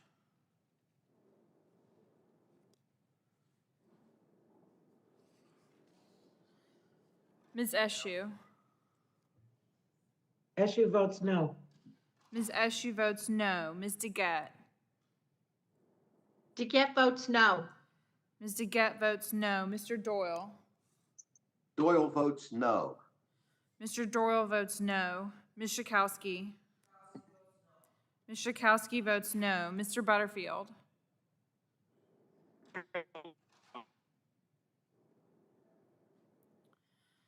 Mr. Butterfield, could you repeat your vote? Butterfield of North Carolina votes no. Mr. Butterfield votes no. Ms. Matsui. Matsui votes no. Ms. Matsui votes no. Ms. Castor. Ms. Castor votes no. Mr. Sarbanes. Sarbanes votes no. Mr. Sarbanes votes no. Mr. McNerney. McNerney votes no. Mr. McNerney votes no. Mr. Welch. Mr. Welch votes no. Mr. Tonko. Tonko from New York votes no. Mr. Tonko votes no. Ms. Clark. Clark from New York votes no. Clark from New York votes no. Ms. Clark votes no. Mr. Schrader. Schrader from Oregon votes no. Mr. Schrader votes no. Mr. Cardenas. Cardenas representing California votes no. Mr. Cardenas votes no. Mr. Ruiz. Ruiz votes no. Mr. Ruiz votes no. Mr. Peters. Peters votes no. Mr. Peters votes no. Mrs. Dingell. Dingell votes no. Mrs. Dingell votes no. Mr. Vesey.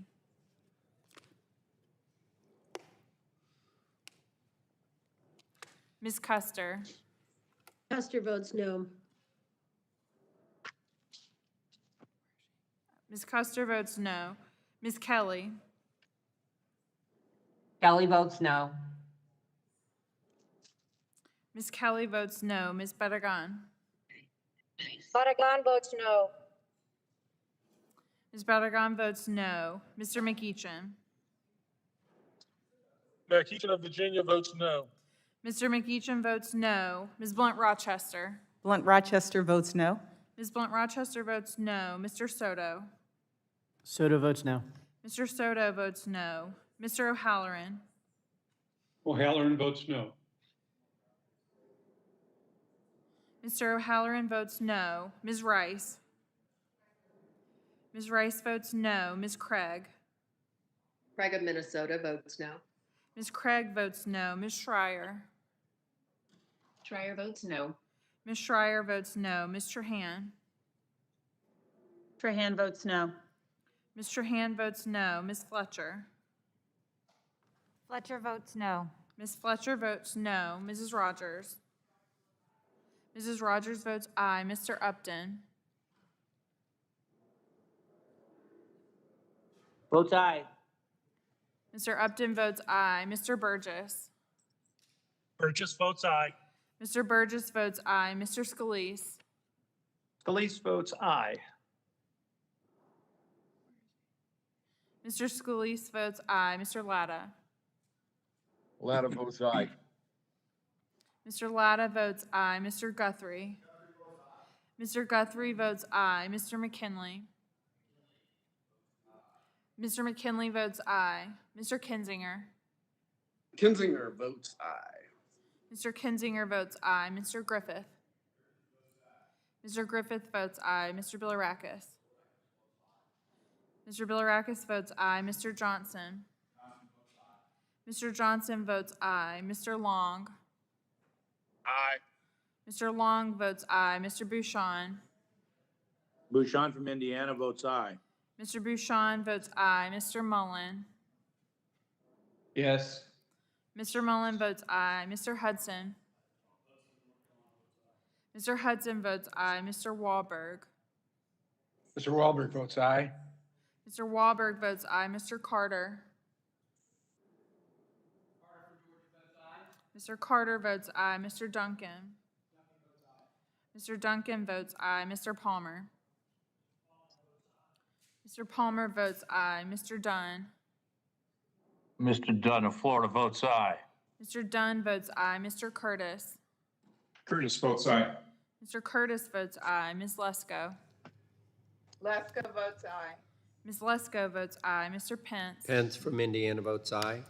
Mr. Pence votes aye. Mr. Crenshaw. Crenshaw votes aye. Mr. Crenshaw votes aye. Mr. Joyce. Joyce from Pennsylvania votes aye. Mr. Joyce votes aye. Mr. Armstrong. Armstrong votes yes. Mr. Armstrong votes aye. Mr. Pallone. Pallone from New Jersey votes no. Mr. Pallone votes no. Is there anyone who hasn't been recorded who wants to be? Mr. Chairman, how am I recorded? How is it? I couldn't. Mr. Vesey, how is Mr. Vesey recorded? Mr. Vesey's not recorded. Mr. Vesey? Mr. Chairman, I'd like to record a no vote. Mr. Vesey votes no. Did Mr. Rush vote? Mr. Rush is not recorded. Mr. Rush, you're not recorded. Mr. Chairman, how am I recorded? You are not recorded. Rush votes no. Mr. Rush votes no. Is there anyone else who's not recorded who wants to be? No, sir. I think that's everybody. The clerk will report the tally on the McKinley amendment. On that vote, the yeas were 26 and the nays were 32. So the vote on the McKinley amendment is 26 ayes to 32 noes. The amendment is not agreed to. Are there further amendments to the amendment in the nature of a substitute? Mr. Chairman? Yes. Mr. Latta, do you have an amendment? Yes, I do, Mr. Chairman. And your amendment is late? B115. You have it at the desk? Yes, sir. Okay. The Amendment, clerk will report the Latta amendment. amendment to Subtitle D offered by Mr. Latta of Ohio. Add at the end the following. Section, Without objection, the reading of the Latta amendment will be dispensed with, and the gentleman from Ohio is recognized for 5 minutes. Well, thank you much, Mr. Chairman, and appreciate the opportunity to present the amendment. This amendment pretty much says that we'll block the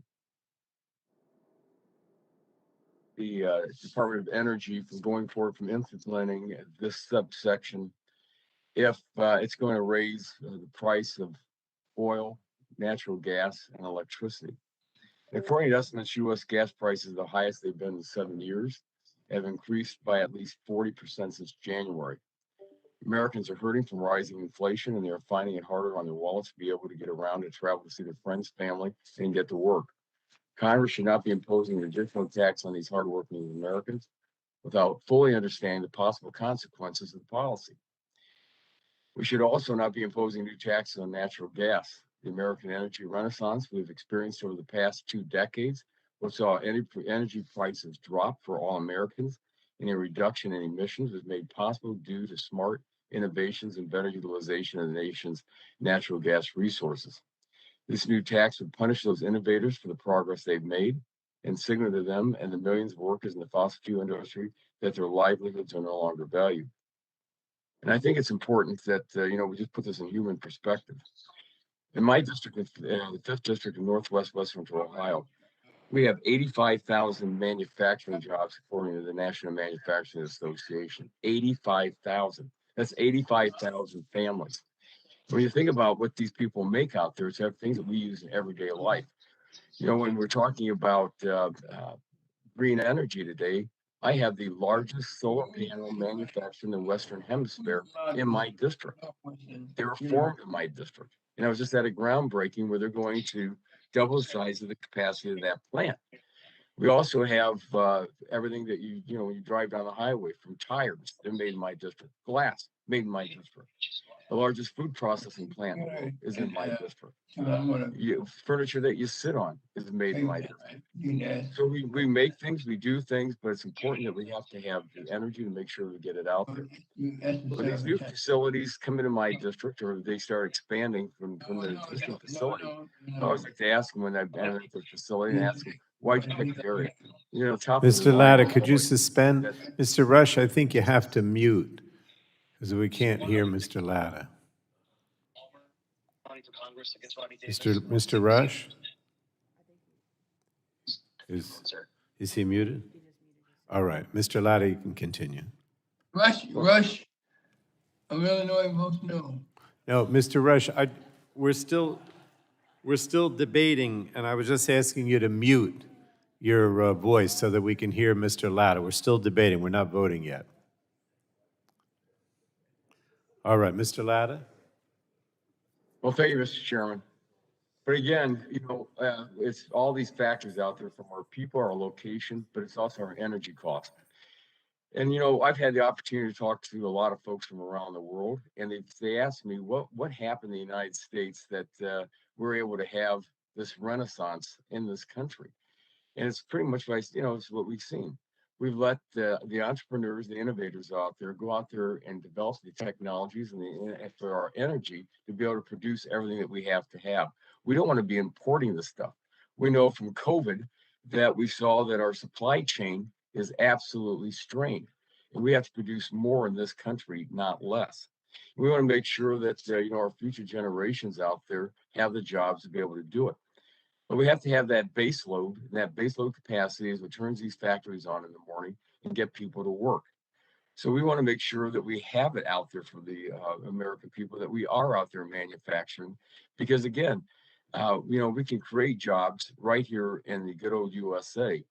And we want to be that manufacturing leader out there. And one of the things that I know that some people say sometimes is that, well, they're all against regulations. I've never been in a plant or facility that I've ever been in that they haven't said, we're not against regulations. Just give us regulations we can live with. And I know that when we were working several years ago on the Internet of Things, I could be blindfolded and not know one industry from another. From I don't care if it was manufacturing or autos or technology, banking, health, but they all said the same thing. Just give us regulations we can live with. And so that what we're looking at out there is that we want to make sure that we have the industries out there to keep Americans working.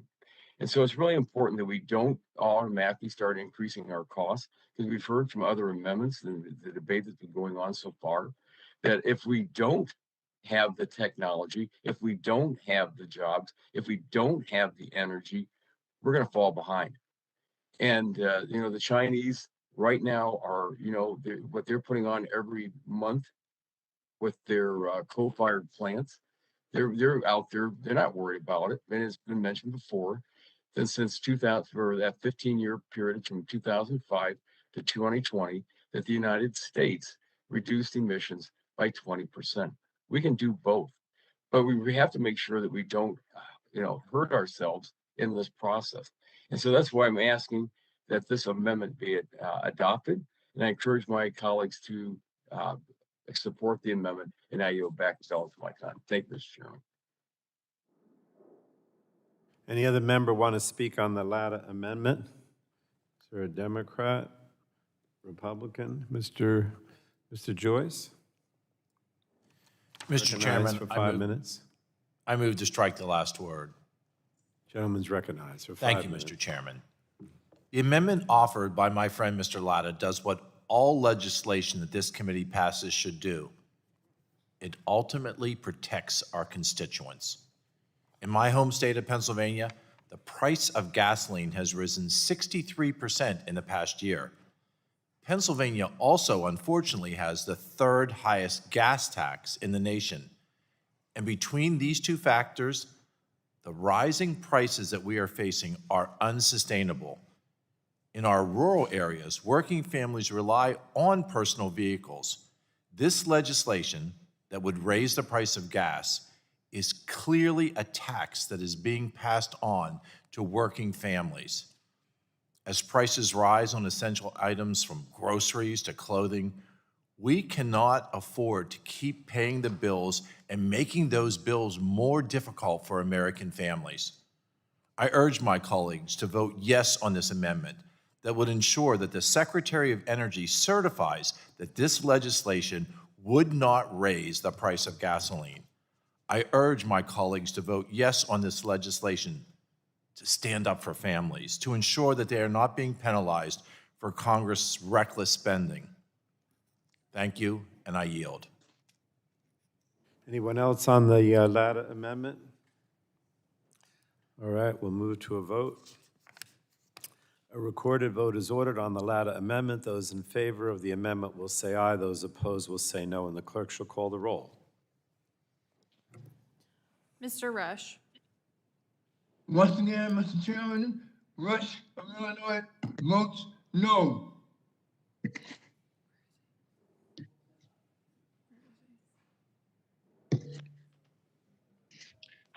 Hey, Jim. Mr. Rush, could you repeat your vote? I didn't see you. Rush votes no. Mr. Rush votes no. Ms. Eschew. Eschew votes no. Ms. Eschew votes no. Ms. DeGette. DeGette votes no. Ms. DeGette votes no. Mr. Doyle. Doyle votes no.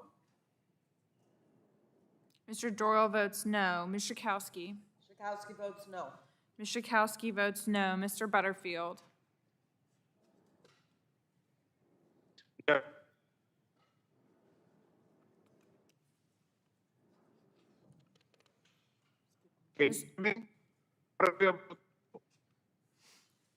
Mr. Butterfield, can you repeat your vote? I Butterfield can't votes no. see you. Yes, let me move to a different location. Butterfield votes no. Mr. Butterfield votes no. Ms. Matsui. Matsui votes no. Ms. Matsui votes no. Ms. Castor. No. Ms. Castor votes no. Mr. Sarbanes.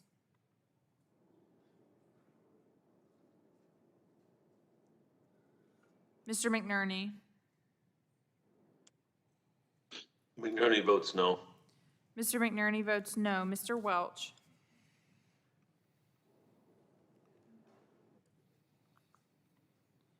Mr. Tonko. Tonko from New York votes no. Mr. Tonko votes no. Ms. Clark.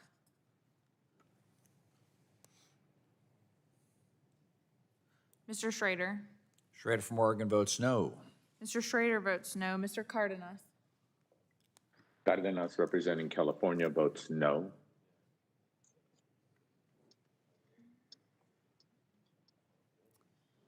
Cardenas representing California votes no. Mr. Cardenas votes no. Mr. Ruiz. Ruiz from California votes no. Mr. Ruiz votes no. Mr. Peters. Mr. Peters votes no. Mrs. Dingell. Dingell votes no. Mrs. Dingell votes no. Mr. VC. VC votes no. Mr. VC votes no. Ms. Custer. Custer votes no. Ms. Custer votes no. Ms. Kelly. Kelly votes no. Ms. Kelly votes no. Ms. Barragan. Barragan votes no.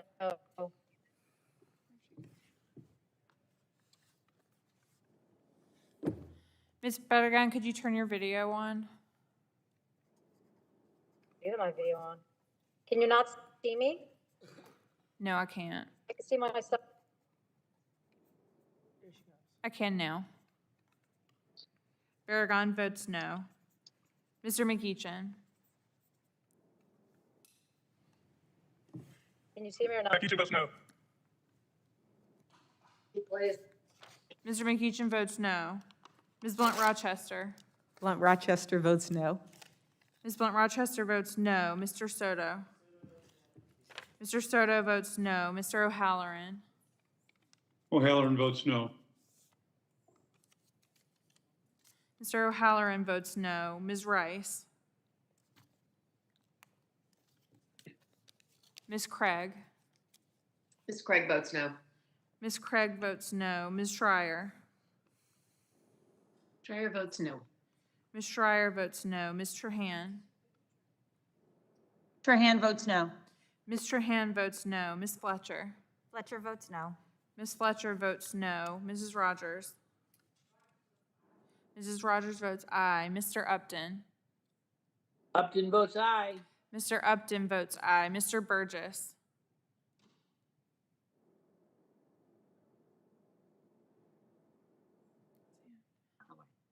Mr. Burgess. Burgess votes aye. Mr. Burgess votes aye. Mr. Scalise. Scalise votes aye. Mr. Scalise votes aye. Mr. Latta. Latta votes aye. Mr. Latta votes aye. Mr. Guthrie. Mr. Guthrie votes aye. Mr. McKinley. Mr. McKinley votes aye. Mr. Kinzinger. Kinzinger votes aye. Mr. Kinzinger votes aye. Mr. Griffith. Mr. Griffith votes aye. Mr. Bilirakis. Mr. Bilirakis votes aye. Mr. Johnson. Mr. Johnson votes aye. Mr. Long. Aye. Mr. Long votes aye. Mr. Bouchon. Bouchon from Indiana votes aye. Mr. Bouchon votes aye. Mr. Mullen. Aye. Mr. Mullen votes aye. Mr. Hudson. Mr. Hudson votes aye. Mr. Wahlberg. Wahlberg votes aye. Mr. Wahlberg votes aye. Mr. Carter. Mr. Carter votes aye. Mr. Duncan. Mr. Duncan from South Carolina votes aye. Mr. Duncan votes aye. Mr. Palmer. Mr. Palmer votes aye. Mr. Dunn. Dunn from Florida votes aye. Mr. Dunn votes aye. Mr. Curtis. Curtis votes aye. Mr. Curtis votes aye. Ms. Lesko. Lesko votes aye. Ms. Lesko votes aye. Mr. Pence. Pence from Indiana votes aye. Mr. Pence votes aye. Mr. Crenshaw. Crenshaw votes aye. Mr. Crenshaw votes aye. Mr. Joyce. Joyce from Pennsylvania votes aye. Mr. Joyce votes aye. Mr. Armstrong. Armstrong votes yes. Mr. Armstrong votes aye. Mr. Pallone. Pallone from New Jersey votes no. Mr. Pallone votes no. I think we have Mr. some- Chairman, how am I recorded? Sarbanes? Mr. Sarbanes, I don't believe is recorded. Mr. Sarbanes is not recorded. You're not recorded. Sarbanes votes no. Mr. Sarbanes votes no. Mr. Chairman, how am I recorded? Ms. Rice? Ms. Rice is not recorded. Rice votes no. Ms. Rice votes no. Anyone else that wishes to be recorded who isn't? Mr. Welch? Mr. Welch is not recorded. Welch votes no. Mr. Welch votes no. Thank you. Ms. Clark, is she recorded? Ms. Clark is not recorded. Does Ms. Clark wish to be recorded? Is there anyone else who isn't? No, sir. We're okay. All right, then we'll report the tally on the Latta amendment.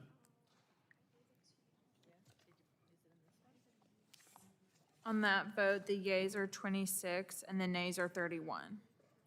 The vote on the Latta amendment is 26 ayes to 31 noes. The Latta amendment is not agreed to.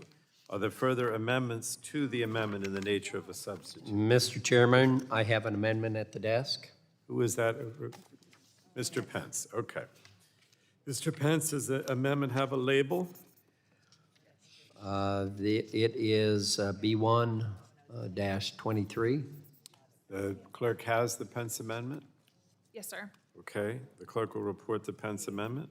Amendment to Subtitle D offered by Mr. Pence of Indiana. Without objection, the reading of the amendment will be dispensed with, and the gentleman from Indiana is recognized for 5 minutes. Thank you, Mr. Chairman. My amendment seeks to ensure that the energy transition envisioned in this legislature will not impact stable, good-paying jobs, which a number of folks said that we would have better jobs because of this legislature. This amendment will require the Secretary of Energy to certify that the requirements under this bill will not result in job losses or forced transition to lower paying jobs. Rural communities in my district and across the country are built off the economic drivers of the energy industry, whether it's plastic or manufacturing. Jobs in fossil fuel, biofuels, mining, and manufacturing provide stability for American families and a reliable tax base for local governments to fund schools, hospitals, and other needs in communities. Without these opportunities, rural communities will be hollowed out, as we've seen over many years as industries have moved to China. Since the United States became the leading producer of oil and natural gas, the American people have reaped the benefit. Our energy renaissance is in the 2000s provided low energy costs for families and businesses while creating thousands of stable, good-paying jobs. But taxing fossil fuels, mandating the closure of fossil power generation, and subsidizing foreign manufactured EVs will only push out energy jobs, harm our economic prosperity, and put our national security at risk, as many of us have pointed out this morning. Meanwhile, my colleagues want to rely on job opportunities in an energy transition. This Congress, we've already heard testimony from energy workers who will be confronting this transition head-on. They are concerned that a rapid rush to green will jeopardize their families' sustaining jobs without a viable alternative. While we have not had an opportunity to analyze, as we've said over and over in the last 2 days, the impact of this legislation in a public hearing, we should at least put safeguards in place that protect against the potential impacts of untested public policy. We cannot force hardworking Americans out of their livelihood based on a rushed process here in Washington, D.C. I urge my colleagues to support this straightforward amendment to protect American workers from job loss or lower paying jobs. Mr. Chairman, I yield back. Thank the gentleman. Does anyone else want to speak on the Pence amendment? On either side? Yes, Mr. Griffith. Speaking to the measure. Gentleman's recognized for 5 minutes.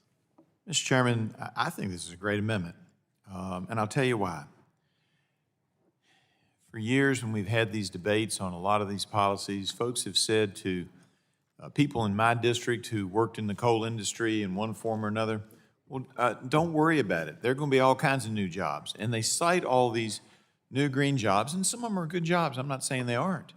And some of them there are a number of jobs. But more times than not, what we have found, and I think Mr. McKinley would agree with me, more times than not, what we have found is you take a job paying $75,000 to $100,000 in the coal industry, and you're offered a replacement with a $25,000 job or a $30,000 job. And as I mentioned yesterday, this is of great concern to me, which is why I put forward an amendment trying to bring in some different kinds of jobs, because working at the Dollar General is a fine job. It's an honest job. It's a good job. But it's not going to pay you $75,000 to $100,000 a year. And when I'm looking at a district with $46,000 a year, based on the latest data available as the median household income, the lowest of any member on this committee, Mr. Chairman, I have to be concerned about things like this, and I really appreciate Mr. Pence putting an amendment forward that says, hey, if we're going down this path, you all on the other side of the aisle tell us there are going to be great jobs, there are going to be jobs that pay lots of money. Okay, I take you at your word that that's accurate, but let's make sure. Let's put that good housekeeping seal of approval on it and approve Mr. Pence's amendment. I yield back. Does anyone else want to speak on the Pence amendment? Mr. Johnson, recognized for 5 minutes. Mr. Chairman, I move to strike the last word. Gentleman's recognized for 5 minutes. Yeah, you know, I saw a statistic recently, oil and gas jobs in Ohio, in the Marcellus and the Utica Shale, in excess of 80-something thousand. Coal miners, in excess of 70-something thousand. Welders that weld pipelines together. The downhill welding technique that is required to do that job. Young kids that are getting their welding certification in their last year of high school, coming out making in many cases 6-digit salaries. Those are good paying jobs. You know, in August, we saw a jobs report that missed its mark by 500,000 jobs. The Biden administration said we were going to see roughly 750,000, I think it was, and we ended up with like 250,000. If we want to create jobs, let's stop destroying jobs with this rush to green. Let's let these jobs in coal production, and natural gas production and pipeline building. That's the future for American energy independence. With that, I yield back. Gentleman yield. I will yield. I thank the gentleman for yielding. Mr. Chairman, this amendment is important. And it's important because Democrats are waging a war on American energy jobs.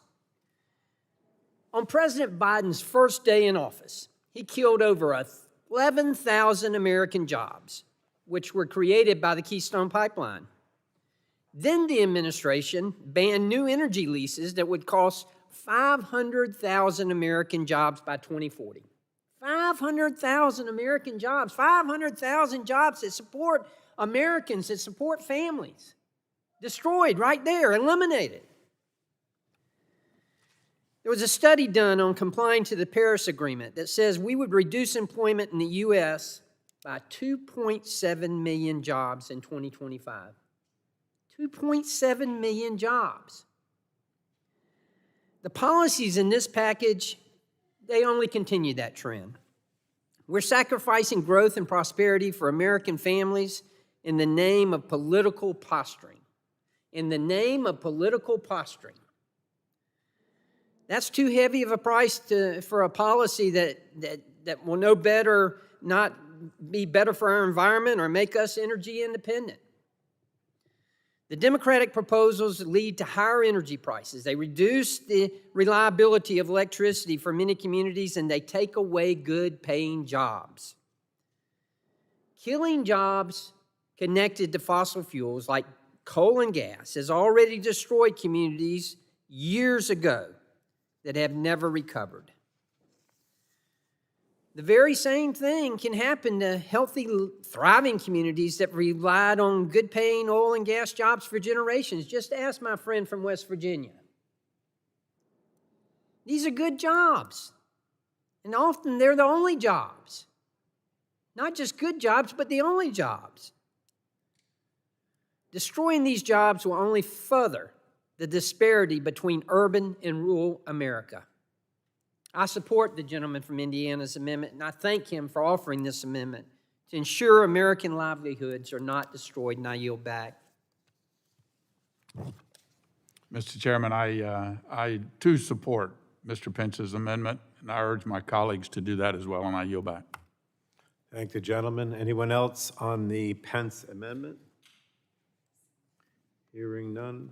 Oh, the ranking member is recognized for 5 minutes. Thank you, Mr. Chairman. I want to join in support of this amendment. I think this is an important amendment as we think about jobs in the United States.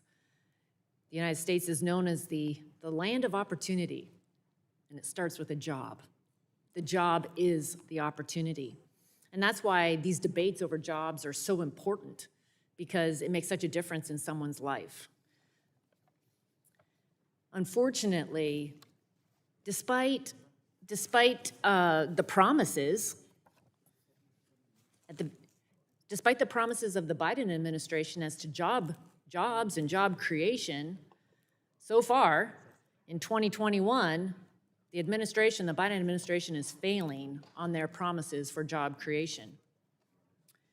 It's a big miss, and it's a major disappointment. Now, we hear a lot of promises. We continue to hear a lot of promises from the other side of the aisle, from President Biden, and about promises about jobs, green jobs, transitioning jobs. But when you look at results, it just isn't happening.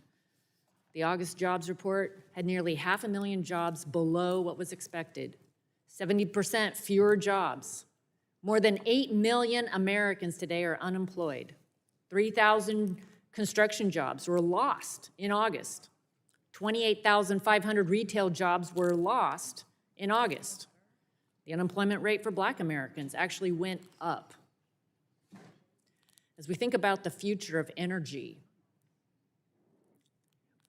I would encourage my colleagues across the aisle to work with us again, instead of just continuing to ram this bill through without any input from Republicans.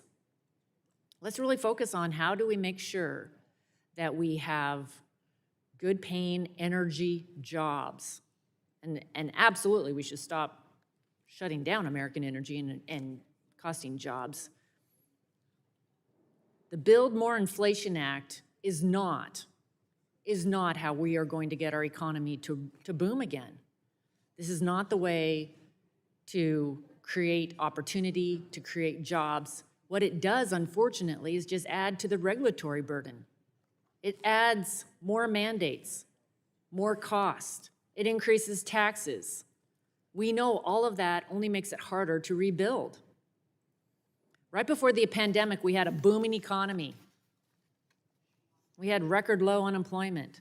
And the formula was lifting the regulatory burden, cutting taxes, saying yes to American energy, and better trade deals. I would submit that that is where we should focus our attention, and this bill falls woefully short.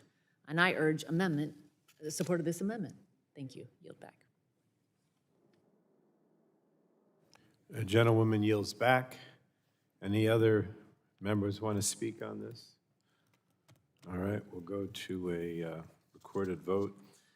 A recorded vote is ordered on the Pence amendment. Those in favor of the Pence amendment will say aye. Those opposed will say no, and the clerk shall call the roll. Mr. Rush.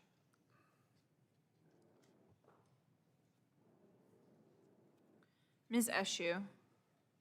Eshoo votes no. Ms. Eshoo votes no. Ms. DeGette. DeGette votes no. Ms. DeGette votes no. I didn't know we were having this Mr. meeting at this Doyle. time. Doyle votes no. Mr. Doyle votes no. Ms. Schakowsky.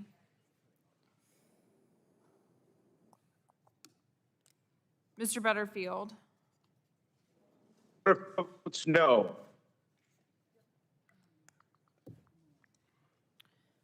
Mr. Butterfield votes no. Ms. Matsui. Matsui votes no. Ms. Matsui votes no. Ms. Castor. No. Ms. Castor votes no.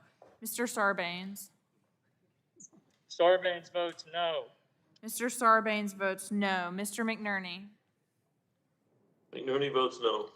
Mr. McNerney votes no. Mr. Welch. Mr. Welch votes no. Mr. Tonko. Tonko from New York votes no. Mr. Tonko votes no. Ms. Clark. Ms. Clark of New York votes no. Ms. Clark votes no. Ms. Clark of New York votes no. Ms. Clark votes no. Mr. Schrader. Schrader from Oregon votes no. Mr. Schrader votes no. Mr. Cardenas. Cardenas, representing California, votes no. Mr. Cardenas votes no. Mr. Ruiz. Ruiz votes no. Mr. Ruiz votes no. Mr. Peters. Mr. Peters votes no. Mrs. Dingell. Dingell votes no. Mrs. Dingell votes no. Mr. Vesey. VC votes no. Mr. Vesey votes no. Ms. Custer. Custer votes no. Ms. Custer votes no. Ms. Kelly. Kelly votes no. Ms. Kelly votes no. Ms. Barragan. Barragan votes no.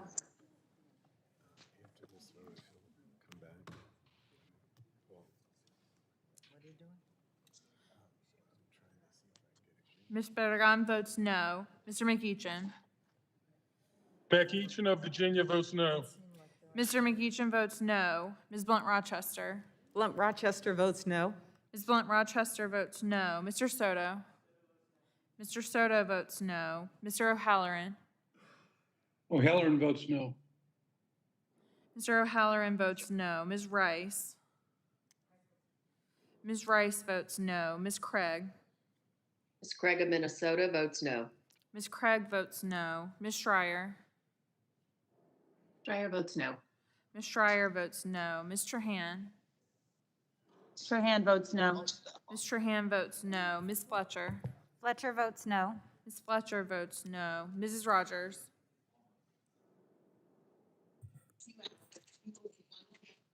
Mrs. Rogers.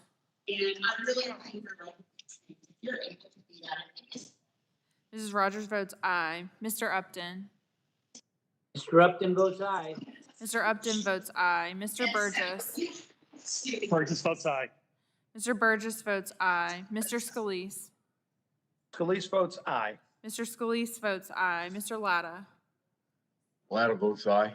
Mr. Latta votes aye. Mr. Guthrie. Mr. Guthrie votes aye. Mr. McKinley. Mr. McKinley votes aye. Mr. Kinzinger.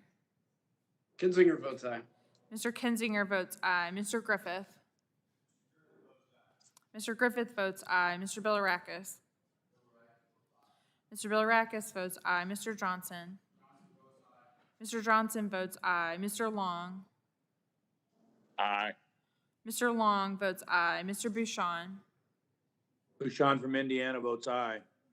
Mr. Bouchon votes aye. Mr. Mullen.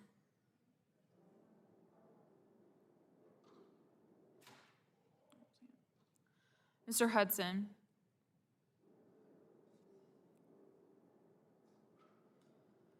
Mr. Wahlberg. Wahlberg votes aye. Mr. Wahlberg votes aye. Mr. Carter. Mr. Carter votes aye. Mr. Duncan. Mr. Duncan of South Carolina votes aye. Mr. Duncan votes aye. Mr. Palmer. Mr. Palmer votes aye. Mr. Dunn. Dunn from Florida votes aye. Mr. Dunn votes aye. Mr. Curtis. Curtis votes aye. Mr. Curtis votes aye. Ms. Lesko. Lesko votes aye. Ms. Lesko votes aye. Mr. Pence. Pence from the job-creating state of Indiana votes aye. Mr. Pence votes aye. Mr. Crenshaw.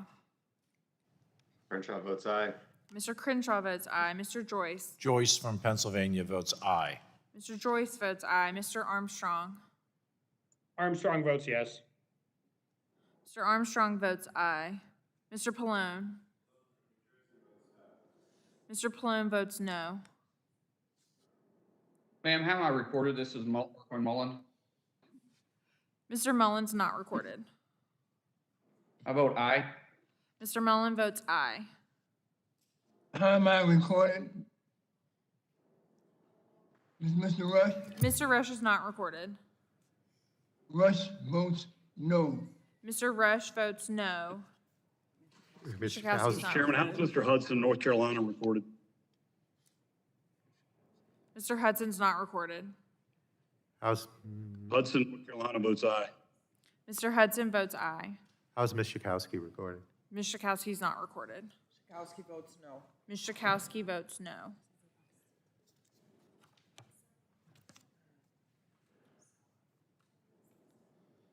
Do any other members wish to record a vote?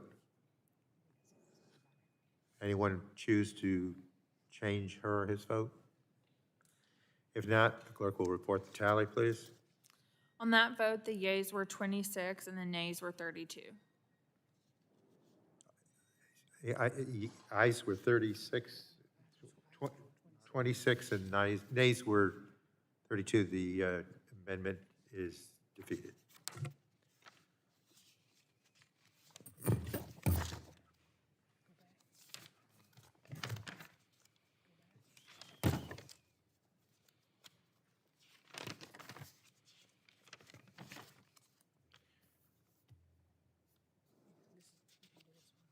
Okay, are there any members who seek recognition to offer an amendment? Mr. Palmer. Thank you, Mr. Chairman. Have an amendment at the desk, B121. The clerk will, what is the amendment labeled again? B121. Okay, thank you. The clerk will report the amendment, please. Amendment to Subtitle D offered by Mr. Palmer of Alabama in Section 3045. Without objection, the reading of the amendment will be dispensed with. Mr. Palmer, you recognize for 5 minutes, please. Thank you, Mr. Chairman. This amendment amends Section 3453 to increase domestic production, separation, and processing of minerals that are critical to electric vehicles, manufacturing and operation, for the manufacture and operation of wind turbines and solar panels, and a host of devices and products critical to our economy and national security. In short, this amendment modifies the Domestic Manufacturing Grant Program to promote the expansion of domestic mining for critical minerals. We have already had a robust debate about America's economic and national security vulnerability because of our total dependence on China and other nations for these minerals. The U.S. Geological Survey reports that there are more than 60 mineral regions, mines, and mineral deposits within the United States and its territories that are reported to contain enrichments of cobalt. Cobalt is one of those rare earth elements, minerals, that is critical to a whole host of products and devices here in the United States. We have had a robust discussion about the fact that 60% of the cobalt produced for the entire world comes from the Congo, where they're using forced labor, and in many cases, young children, to mine that mineral. We have cobalt mines throughout the United States. It makes no sense for us to continue to rely on these countries, and particularly countries like the Congo, for these materials. My colleagues on the other side of the aisle seem to forget that we can throw all of the money we want at domestic production of electric vehicles, but if we do not allow the crucial building blocks for electric vehicles to be mined in the U.S., then we are still reliant on nations with horrible human rights and environmental records. If we are serious about building electric vehicles and other renewable technologies in America, we must take a holistic approach to the supply chain and stop shutting down the extraction of U.S. natural resources. My colleagues also pointed out that we already have laws against importing raw materials or products produced by forced labor. I will remind my colleagues that they are the party in power. In that regard, I urge them to make sure that those laws against importing raw goods or finished products produced by forced labor are enforced. And I urge my colleagues who care about the United States being a leader in the high-tech manufacturing space to support my amendment and to allow U.S. mines to supply the critical minerals that we are currently getting from adversarial nations and regimes. With that, Mr. Chairman, I yield back. The gentleman yields back. The chair recognizes the gentlewoman from Michigan, Representative Dingell. You're recognized for 5 minutes, please. Thank you, Mr. Chairman. I rise in opposition to the amendment. I respect my colleague from the other side of the aisle, and I really care deeply about this subject. But simply put, this amendment is unnecessary. I want to tell all of you, there is no one that cares more deeply. The region that I come from put the world on wheels. And I want to make sure that we stay at the forefront of innovation and technology, and that we don't secede it to any other country in the world. That I get up every single day worried about, focused on it, and I'm very focused on how are we going to bring our supply chain, which is not only a competitive issue, but a national security issue, back to this country. But this amendment's unnecessary. The underlying text in this bill provides funding for the Department of Energy's domestic manufacturing conversions grants programs. These funds will be used to award grants related to the domestic production of zero-emission vehicles. The amendment adds extraneous specificity to the provision, which already is investing in projects that support domestic electric vehicle manufacturing. And I say to all of my colleagues, I stood at the White House with the president, it's been a month now, when he set a goal of 50% sales of EVs by 2030. And I looked the president of the UAW in the eyes and the workers that I meet with every week when I'm home and promised them this was not going to cost them jobs. We were going to build them here in the US. We were going to make those batteries here in the US. And we are going to mine those minerals and develop new sources here in the US. And I told the environmentalists they had to work together to make sure that this was a priority. The bipartisan infrastructure bill includes more tailored programs focused on developing supply chains for vehicle components. This includes measures to expand domestic capacity related to the processing, manufacturing, and recycling of materials that are critical to electric vehicles. This renames one of my number one priorities on my job on this committee and in this committee. I know my colleagues got a very sincere interest in this topic, and I look forward to working with him on this as we go forward. I hope he'll vote for the bipartisan infrastructure bill when it's on the floor. And in the meantime, I urge my colleagues to join me in opposing this unnecessary amendment, which is just a distraction today. But let's join together to really work on the issues we all care about going forward. I yield back my time, Mr. Chairman. Ms. Dingell, would you yield a minute or your time to me, Ms. Castor? Sure, I yield a minute to Ms. Castor. Because I want to thank you, Congresswoman Dingell. It wasn't that long ago that you accompanied me in Detroit and Dearborn to the GM factory, met with Ford leaders, met with United Auto Workers, and I was inspired after that meeting. We have the opportunity now to win the global competitive race to build the electric cars, buses, trucks, and win the future. And we are behind right now. The Europeans are surging, the Chinese are surging, but now we have a plan, and through investments, through the Build Back Better plan, that's going to put us on much firmer footing moving forward. And it's multifaceted. It's getting control of our supply chains, it's supporting workers, it's making sure the tax incentives are right. That's what Build Back Better means, an eye to the future, an eye to innovation.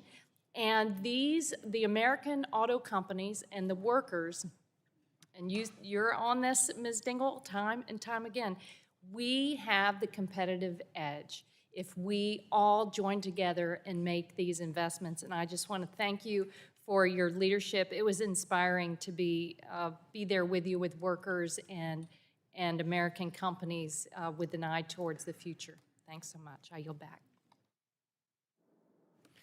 The gentlewoman from Michigan yields back. Are there any other members seeking recognition? Or what does the gentleman from Mr. Georgia Chairman, I seek move to recognition? strike the last word. Gentleman is recognized for 5 minutes.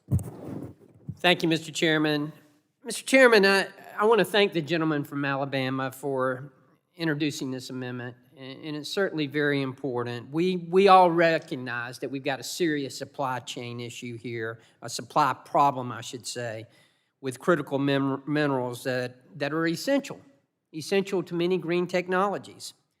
In fact, the World Bank predicts that demand will drive production of commodities like graphite, lithium, and cobalt up 500% by 2050. And a recent International Energy Agency report found that achieving net zero emissions globally by 2050 would require a 6-fold increase of critical minerals by 2040. Unfortunately, we here in the United States simply don't have the capacity to meet the climate goals that the Democrats have set. The United States has a concerning dependence on foreign countries to import critical minerals. We all know that China is the largest player in the global minerals market, controlling most of the global extraction and refinement capacity. And that's very important because we know what's going on with refinement. We know that they are not adhering or following or even attempting to follow the same environmental concerns that we are here in America. They don't have the environmental laws that we have here. Even if we have, and we do have a lot of the rare minerals, a lot of the rare earth minerals, but because of the refinement issues and because of the environmental issues surrounding them, we're not refining them here in America. But China, they follow no environmental regulations whatsoever. That's what's happening over there. They've also got complete control of the global refining capacity. So here we have one country that has a dominance over this sector, and that's of serious concern. These critical minerals are important, not just to electric vehicles, renewable energy, but also to advanced military gear. Let's keep that in mind as well. So we got a decision. We can either invest in exploration, mining, and processing in the United States, or we can lean on imports. I don't know about you, but I vote for the latter. Democrats must come to this realization and they must understand this trade-off. Even if the U.S. and others were to start mining and processing more today, it's taken an average over 16 years to move mining projects from discovery to first production. New critical mineral production would not begin until after 2035. That's why it's important and it's imperative that we act now. It's the best interest of the United States to maximize domestic production and development of critical minerals in conjunction with our allies, primarily Canada and Australia, who have significant deposits of the minerals to ensure we have access to the minerals that are sourced in a safe and a sustainable way for our future. That's why I thank the gentleman for bringing this amendment, and that's why I'm supporting this amendment, and that's why I hope this amendment will pass. Thank you, Mr. Chairman, and I yield back. Gentleman yields back. Are there any other members seeking recognition? Anyone? Seeing none, the call for a vote then is available. Recorded vote? A recorded vote is ordered. Please unmute yourself to respond to the clerk once your name is called. Those in favor of the amendment will say aye. Those opposed to the amendment will say no. The clerk shall call the roll, please. Mr. Rush. West of Illinois votes no. Mr. Rush votes no. Ms. Eshoo. Eshoo votes no. Ms. Eshoo votes no. Ms. DeGette. DeGette votes no. Ms. DeGette votes no. Mr. Doyle. Doyle votes no. Mr. Doyle votes no. Ms. Schakowsky. Schakowsky votes no. Ms. Schakowsky votes no. Mr. Butterfield.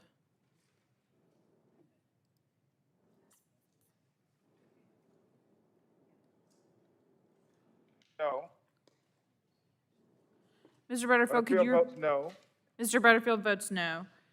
Ms. Matsui. Votes no. Matsui votes no. Ms. Matsui votes no. Ms. Castor. Ms. Castor votes no. Mr. Sarbanes.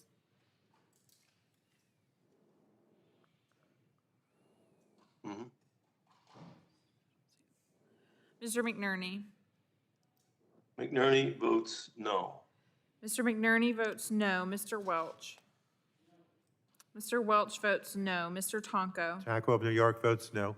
Mr. Tonko votes no. Ms. Clark. Clark of New York votes no.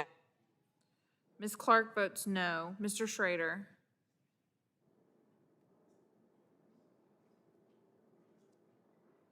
Mr. Cardenas. Cardenas representing California votes no. Mr. Cardenas votes no. Mr. Ruiz. Ruiz votes no. Mr. Ruiz votes no. Mr. Peters.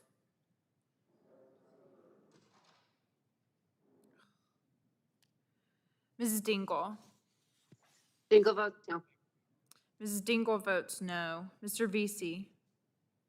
Vesey votes no. Mr. Vesey votes no. Ms. Custer. Custer votes no. Ms. Custer votes no. Ms. Kelly.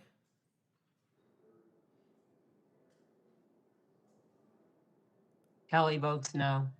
Ms. Kelly votes no. Ms. Barragan. Barragan votes no. Ms. Barragan, I couldn't see you. Could you repeat your vote? Votes no.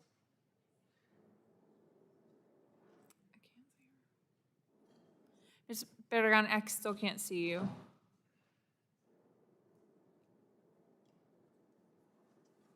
See me? I'm waving my hand.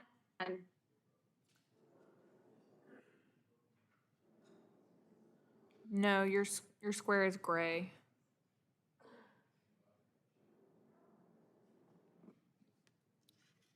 We go back. We'll come back. Mr. McEachin. McEachin of Virginia votes no. Mr. McEachin votes no. Ms. Blunt Rochester. Blunt Rochester votes no. Ms. Blunt Rochester votes no. Mr. Soto. Soto votes no. Mr. Soto votes no. Mr. O'Halloran. O'Halloran votes no. Mr. O'Halloran votes no. Ms. Rice. Ms. Rice votes no. Ms. Craig. Ms. Craig of Minnesota votes no. Ms. Craig votes no. Ms. Schreier.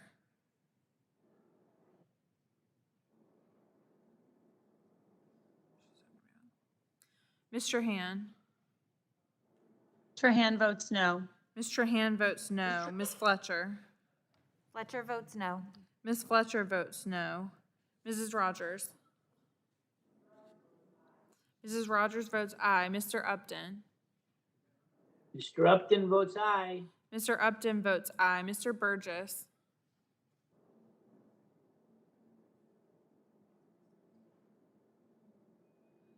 Mr. Scalise. Scalise votes aye. Mr. Scalise votes aye. Mr. Latta. Latta votes aye.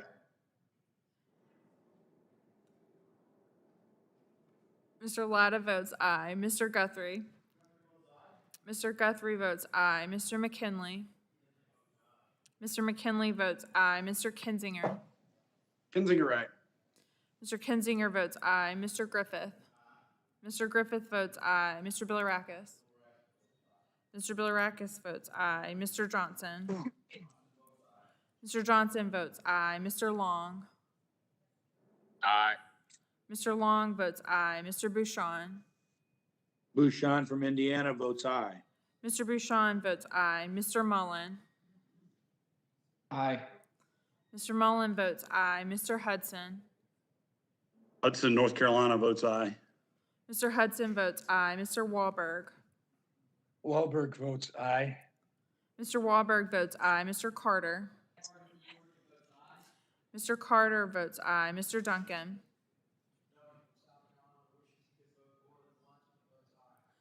Mr. Duncan votes aye. Mr. Palmer. Mr. Palmer votes aye. Mr. Dunn. Mr. Dunn of Florida votes aye. Mr. Dunn votes aye. Mr. Curtis. Curtis votes aye. Mr. Curtis votes aye. Ms. Lesko. Lesko votes aye. Ms. Lesko votes aye. Mr. Pence. Pence from Indiana votes aye. Mr. Pence votes aye. Mr. Crenshaw. Aye. Mr. Crenshaw votes aye. Mr. Joyce. Joyce from Pennsylvania votes aye. Mr. Joyce votes aye. Mr. Armstrong.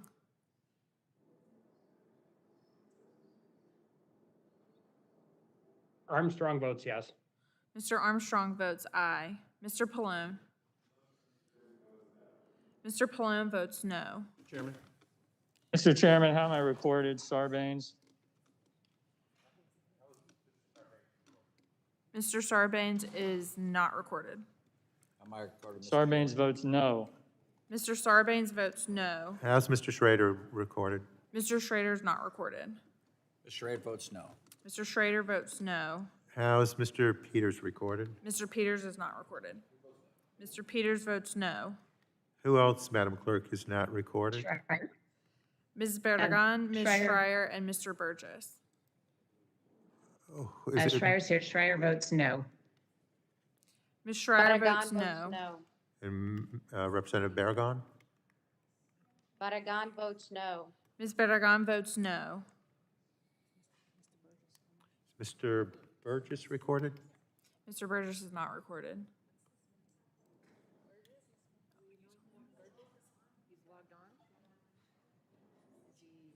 I think they're looking for him on the screen.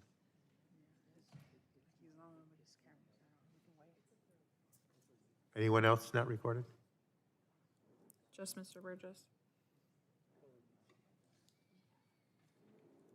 I think several of us were disconnected inadvertently, and we might give them a moment.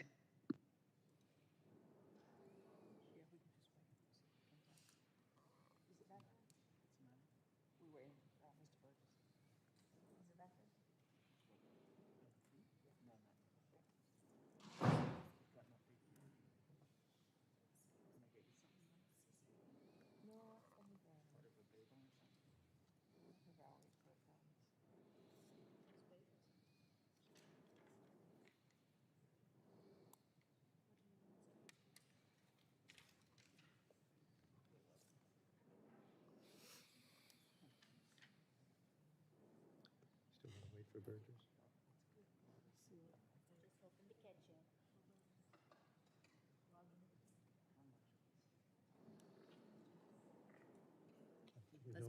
Just wanna move ahead. Oh, is there any member that chooses to change her or his vote? If not, the clerk will report the tally, please. On that vote, the yeas were 25 and the nays were 32. The amendment is not agreed to. Are there further amendments to the amendment in the nature of a substitute? Mr. Chairman? Representative Lesko. Yes, thank you, Mr. Chairman. I have an amendment at the desk. Okay, It's B1_22. Okay, the clerk will report the amendment, please. Amendment to Subtitle D offered by Ms. Lesko of Arizona. Without objection, the reading of the amendment will be dispensed with. And Representative Lesko is now recognized for 5 minutes, please. Thank you, Mr. Chairman. I believe this bill should be called the Build Back China Better Act. My amendment ensures that no taxpayer funds in this subtitle are provided to entities owned or controlled by the Chinese Communist Party. In the mad rush towards green energy at the expense of clean traditional energy sources, my colleagues on the other side of the aisle are neutralizing one of America's competitive strengths. Under the previous administration, we became an energy independent nation. Energy independence is extremely important, not only for our energy security, our economic security, but our national security. Guess who benefits from funneling of taxpayer dollars to green energy at the expense of American energy sources like natural gas? Well, China. China is a clear winner. According to the most recent data, China produced over 70% of the world's solar photovoltaic cells. That's 70%.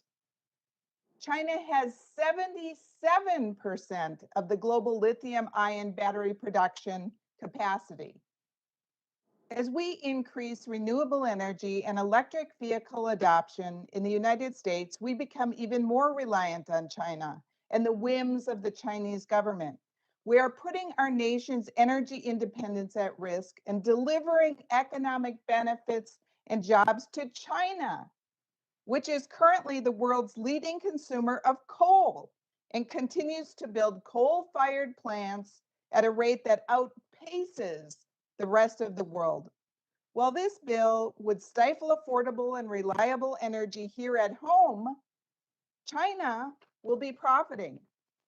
Even more tragic is the toll on human rights. One of China Solar's manufacturing hubs sits in the epicenter of the genocide committed by the Chinese government against the Uyghur people. I want to share with you an alarming example of how integrated some of America's green energy products are to the Chinese government. Earlier this year, the Biden administration approved the Crimson Solar Project in California.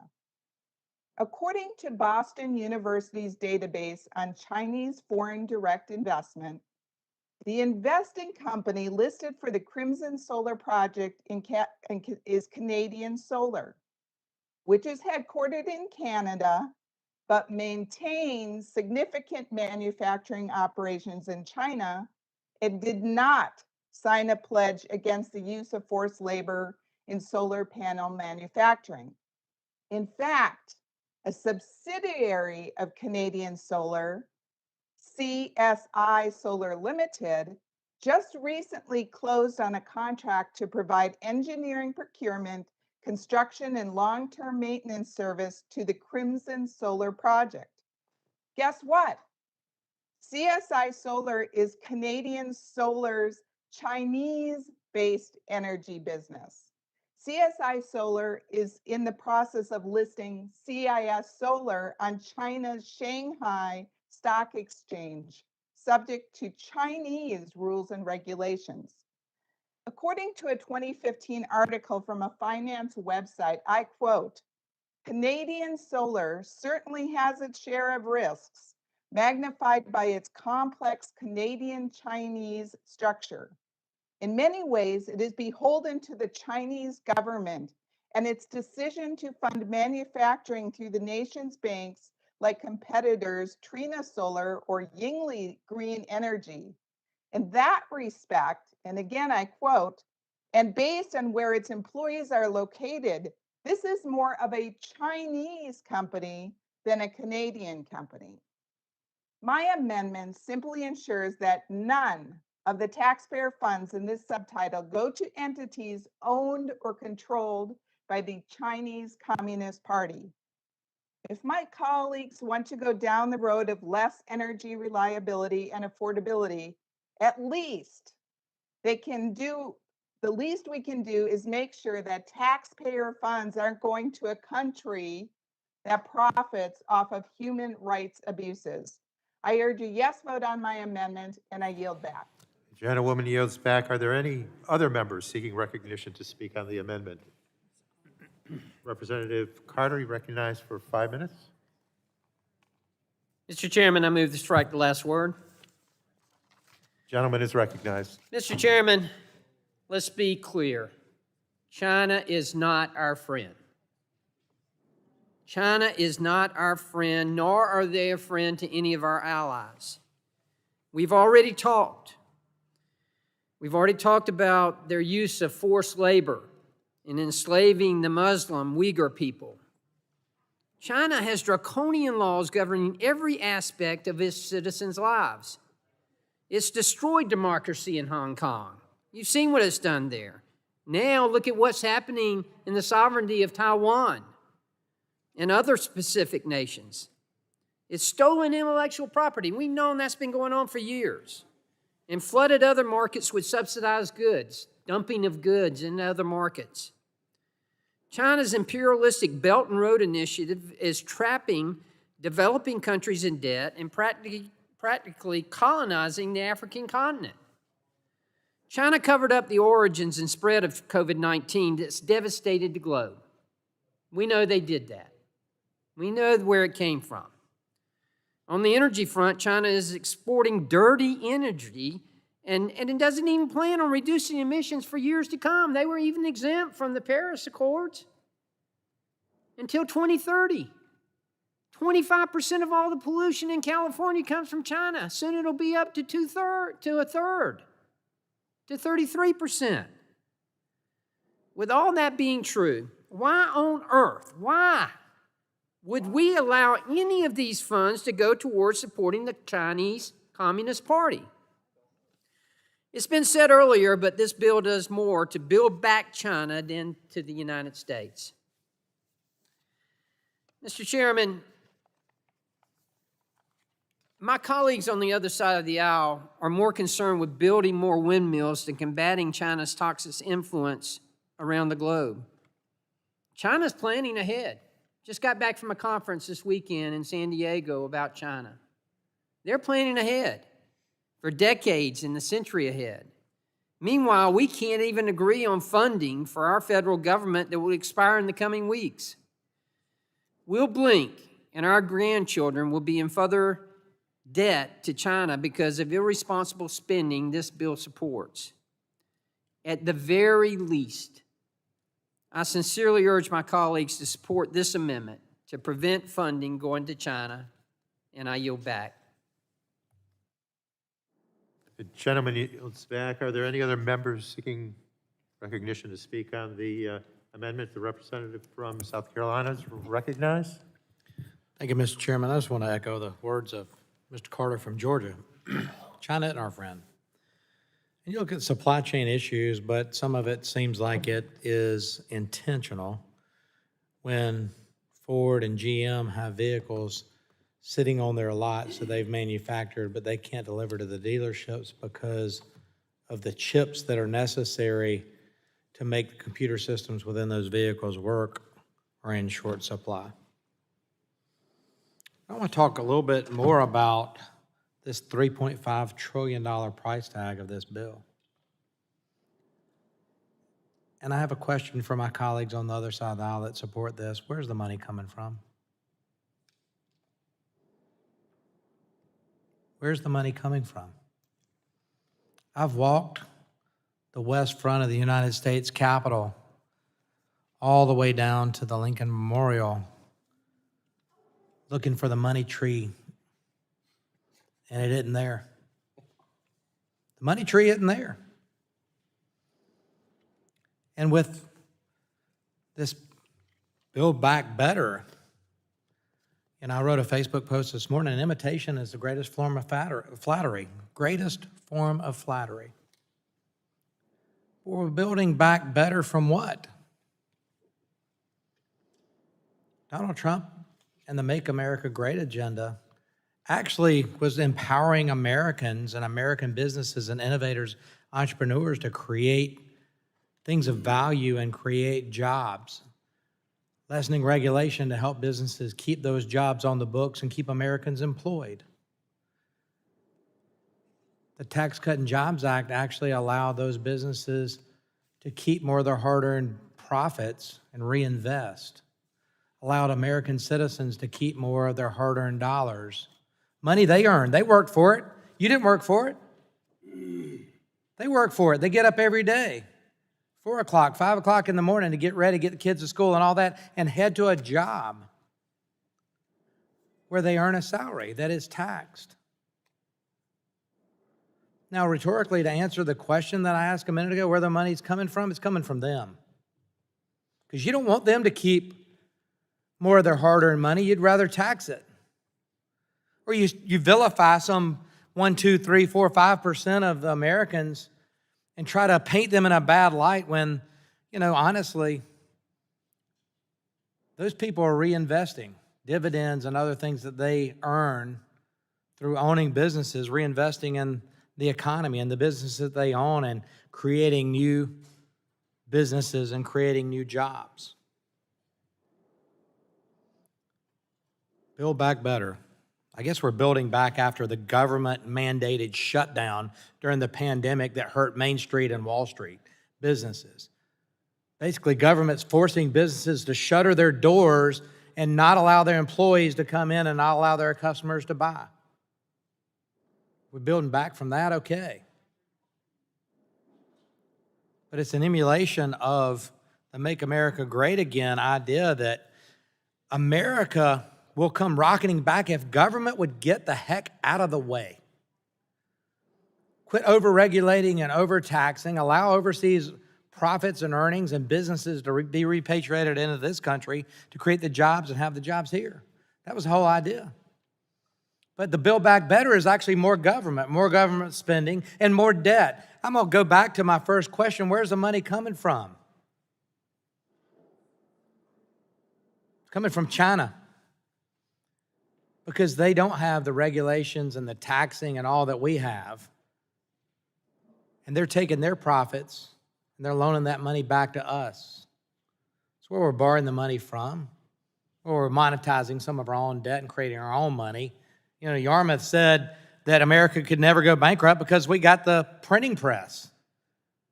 I'm summarizing his words. We can print our own money. Well, go back and look at history. When that happens, when regimes and governments print their own money, it devalues the currency, and bad things come from that.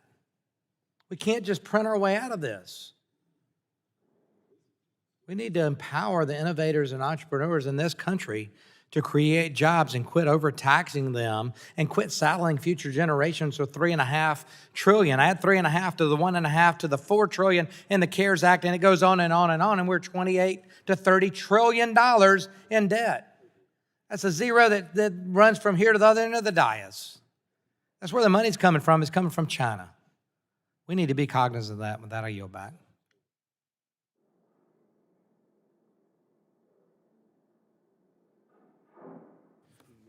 Gentleman yields back. Are there any other members seeking recognition to speak on the amendment? Seeing none? Recorded vote? Yes, please. Okay. Seeing none, a recorded vote is ordered. Please unmute yourself to respond to the clerk. Once your name is called, those in favor of the amendment will say aye. Those opposed to the amendment will say no. The clerk shall call the roll, please. Mr. Rush, Rush of Illinois votes no. Mr. Rush votes no. Ms. Eshoo,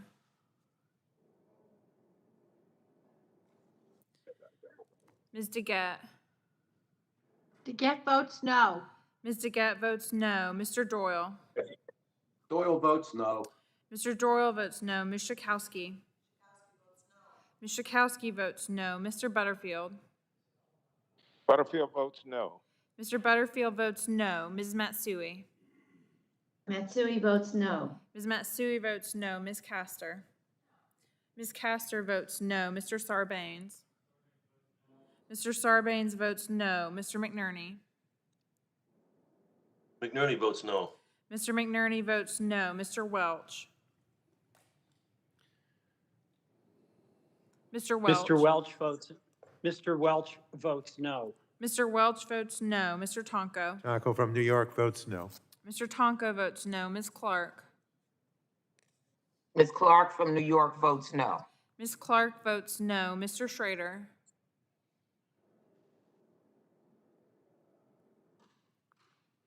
Mr. Cardenas, Cardenas representing California votes no.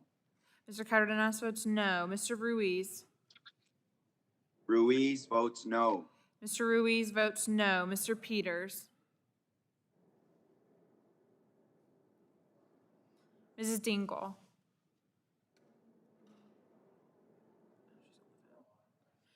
Mrs. Dingell, Mr. Vesey, Beasley votes no. Mr. Vesey votes no. Ms. Custer, Custer votes no. Ms. Custer votes no. Ms. Kelly, Kelly votes no.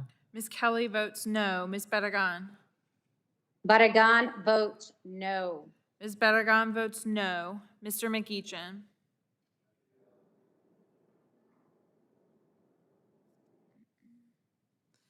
Ms. Blunt Rochester, Blunt Rochester votes no.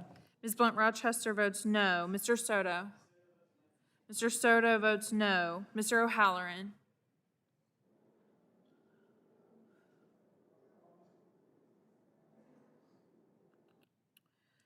Ms. Rice, Rice votes no. Ms. Rice votes no. Mr. Craig, Craig of Minnesota votes no. Ms. Craig votes no. Ms. Schreier, Schreier votes no. Ms. Schreier votes no. Ms. Trahan, Trahan votes no. Ms. Trahan votes no. Ms. Fletcher, Fletcher votes no. Ms. Fletcher votes no. Mrs. Rogers, Mrs. Rogers votes aye. Mr. Upton, Upton votes aye. Mr. Upton votes aye. Mr. Burgess,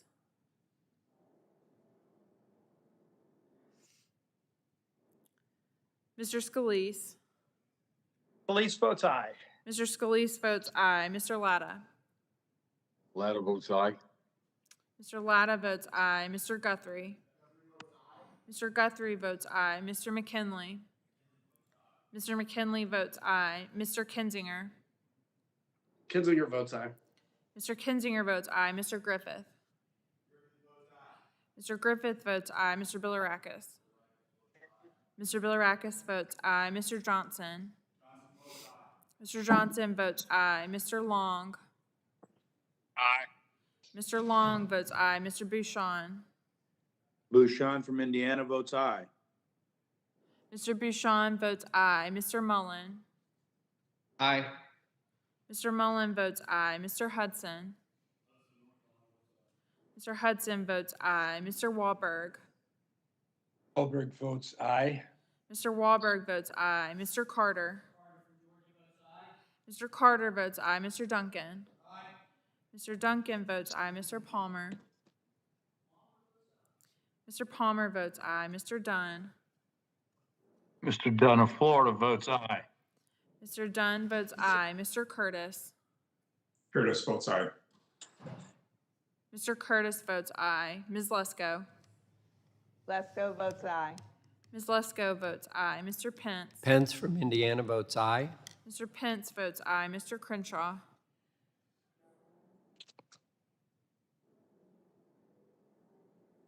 Mr. Crenshaw. I can't hear you.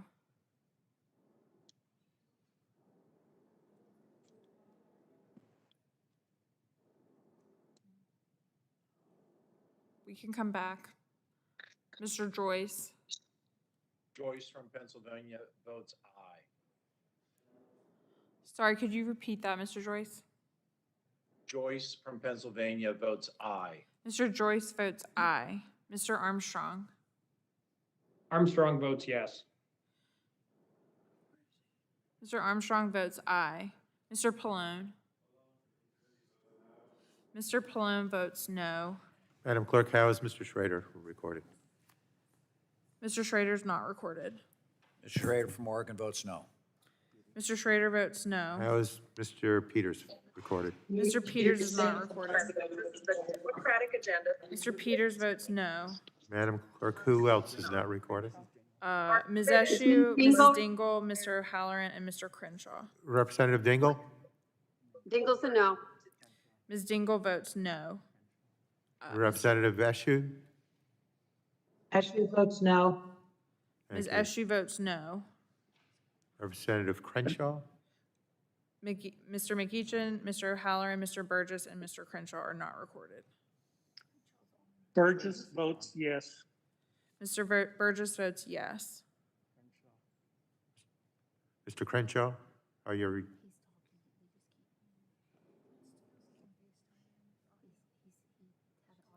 His audio is not working. Yeah, he's on. We just can't hear him. Can we call? Yeah. We can FaceTime. Can you just write a note and hold it up to the, hold it up? I have to hear it. Well, what if he's, I mean, sign language works. Hey, Dan.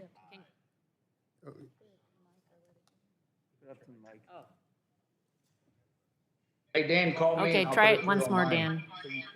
Crenshaw votes aye. Mr. Crenshaw votes Super, aye. thanks. Who else? Is Mr. O'Halloran with us?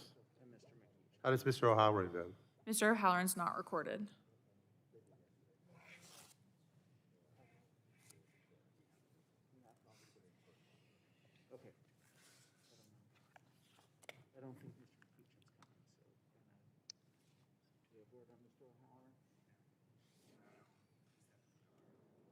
Madam Clerk, how am I recorded? Mr. Rush voted no. Thank you. Got it? Okay, Madam Clerk, will you report the tally, please? On that vote, the yeas were 26 and the noes were 30. The amendment is not agreed to. Are there further amendments to the amendment in the nature of a substitute? Mr. Chairman, I have an amendment at the desk. Mr. Pence offers an amendment. The clerk will report the amendment, please. Is it B208? Correct. Okay. Amendment to Subtitle D offered by Mr. Pence of Without objection, the reading of the amendment will be dispensed with, and Mr. Pence is recognized for 5 minutes, please. Thank you, Mr. Chairman. My amendment is a practical safeguard to ensure that when Hoosiers flip the light switch on in their homes, the lights will turn on. My amendment asks the Secretary of Energy to work with entities responsible for implementing the Clean Electricity Performance Program, or CEPP, to certify that the program will not harm reliability or affordability. If this committee wants to drastically change our power sector, we need to make sure our constituents continue having access to reliable electricity at, of course, affordable prices, particularly prices they are enjoying now. As currently written, CEPP could tax natural gas and coal right out of the market, harming available power when the wind isn't blowing or the sun isn't shining, like Mr. Palmer shared with us earlier today that happened in Europe just in a recent number of weeks. In my district, the coal-fired Whitewater Valley Power Station in Richmond, Indiana, has the ability to generate upwards of 100 megawatts of electricity in under 6 hours to meet peak demand, whether it's in the summer or the winter, and when they start from 0 to full capacity. This key asset has been important to rural communities when peak demand exceeds supply or during adverse weather events that impact other generating sources, like we've talked about in Texas. This committee is aware of the intermittent nature of renewable energy. Wind and solar need to be coupled with long-term battery storage and smart grid facilities that are not yet proven for commercial scale deployment, yet we act as if it's ready today. My colleagues on the other side of the aisle are disregarding this reality. We can't distribute electricity the way they say we can. I am encouraged by innovation in the 6th District and across the country to deploy next-generation energy solutions. However, CEPP could force our power sector to rely on untested technologies and technologies that are only in theory at this point. I am concerned that these costs will ultimately be borne onto the ratepayer with higher utility bills to fund new green energy investments, as I mentioned yesterday when we talked about the methane fees, which will be passed on to the consumer. We are moving too quickly with brand new Washington think tank proposals without any real input from stakeholders in an open, transparent hearing. With my amendment, we can make certain that the CEPP will not impact ratepayers because we will test it first. I urge my colleagues to support this amendment, and I yield back the balance of my time. On his time? Mr. Pence? I yield to ranking members. Would you yield to the gentleman from South Carolina? The gentleman yield? Yield to South Carolina, Mr. Duncan. I thank the gentleman. You know, you hit on a really good point there. Kind of ties in with what we're talking about with critical minerals. You know, none of this alternative energy, wind and solar, work without critical minerals. But the alternative energy really doesn't work without natural gas. Without the battery storage that you talk so succinctly about. Battery storage, you know, I don't know how it is in Indiana, but in South Carolina, the sun doesn't always shine and the wind doesn't always blow. And so for those times when the sun isn't shining, it's actually on the other side of the earth, or the wind isn't blowing, there's still a tremendous demand for electrical power. People are still washing clothes and still watching TV and reading to their kids hopefully at the dining room table, the kitchen table, where families learn in South Carolina.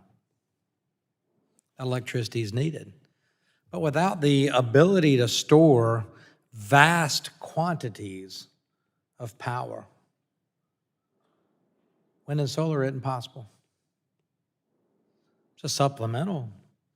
Add it to the grid. That nuclear power plant's running, that gas-fired power plant's running, that hydro is running, coal-fired power plants in a lot of places still. Supplemental. But none of this green energy stuff works without the critical minerals and without the battery storage. And I mentioned earlier, you know, there's a tremendous battery storage possibility idea through storing hydro, using wind and solar and electricity to generate the turbines to pump water uphill to some reservoir, for that water to be released in peak demand time to produce energy. We have one called the Bad Creek Project in South Carolina. Duke Energy, which has a nuclear power plant and provides most of the energy on the grid, but they do have peak demand. So they created a reservoir and they use the turbines that actually produce energy to reverse and pump that water uphill to be stored. And then when there is peak demand, that water is released, it flows through tunnels in the mountain, hits those turbines, and creates electricity. But as I said earlier, good luck getting a hydro storage facility permitted in this radical environmentalist environment that we have now. I mean, that's the thing that hampers hydrogen projects in this country is the environmental regulations. So with that, I appreciate you bringing these points, and I yield back to you. Well, thank you, Mr. Duncan. You know, one of the things I wanted to point out, you brought this to my mind. This Richmond, Indiana power plant sits there, and when it turns on, it produces as much electricity as all the solar farms and windmills in the state of Indiana exactly when we need it. It's in place, it's built, it doesn't take any money. And to offset that, I guess what we're gonna have to do is build solar farms and take all the best agriculture land in Indiana, which is gonna drive up prices for food and other things. So this amendment simply asks that reliability and cost be taken into account as we move forward with alternative sources of energy. And with that, I yield back. The gentleman yields back. Any Democrats seek to be recognized? Any Republicans seek to be recognized? Then we'll go to Mr. Palmer, you're recognized. Thank you, Madam Chairman. I move to strike the last word. Gentleman's recognized. Thank you, Madam Chairman. I just want to speak in agreement with my colleagues on the necessity of this amendment in regard to making sure that as we move to lower emission energy production, particularly in regard to renewables, that we do not leave ourselves in a situation like we've seen experienced in California and other places where you have consistent brownouts, in some cases rolling blackouts. We've had this discussion now pretty much ever since I've been in Congress, and I've literally talked to dozens of people about this, including witnesses. And the interesting thing is how often the discussion rolls back to how you back up renewables, that we can back it up with natural gas, which in effect is an admission that renewables are not reliable. You're building redundant systems. And in some cases, you're bringing natural gas pipelines into places where those pipelines don't exist because they're going into the farmlands that my colleague from Indiana and my colleague from South Carolina have talked about. And in many respects, just from an engineering perspective, it doesn't make sense. That doesn't mean that we don't support a sensible renewable energy plan. It just means that we need to make sure that we maintain the appropriate base load that is required for our energy grid so that when someone turns on the lights, they come on. When they turn on the heat, it comes on. When they turn on their air conditioner, it comes on. If they need to charge their electric vehicle, they'll be able to get it charged and to go wherever they need to go. Maybe even be able to charge an iPhone. So I think that's really what the gentleman's amendment's about and why it makes sense to support it. With that, I yield back. Gentleman yields back. If there's no further debate, we will proceed to a vote on the Pence amendment. Please unmute yourself so that we may hear your response to the voice vote. All those in favor of the Pence amendment will signify by saying aye. All those opposed, no. No. In the opinion of the chair, the noes have it. The amendment is not agreed to. All right, we'll proceed to a recorded vote. Please unmute yourself to respond to the clerk once your name is called. Those in favor of the amendment will say aye. Those opposed to the amendment will say no. The clerk shall call the roll. Mr. Rush. Rush votes no. Mr. Rush votes no. Ms. Eshoo. Eshoo votes no. Ms. Eshoo votes no. Ms. DeGette. DeGette votes no. Ms. DeGette votes no. Mr. Doyle. Doyle votes no. Mr. Doyle votes no. Ms. Schakowsky. Ms. Schakowsky votes no. Mr. Butterfield. Butterfield votes no. Mr. Butterfield votes no. Ms. Matsui. Matsui votes no. Ms. Matsui votes no. Ms. Castor. Castor votes no. Ms. Castor votes no. Mr. Sarbanes.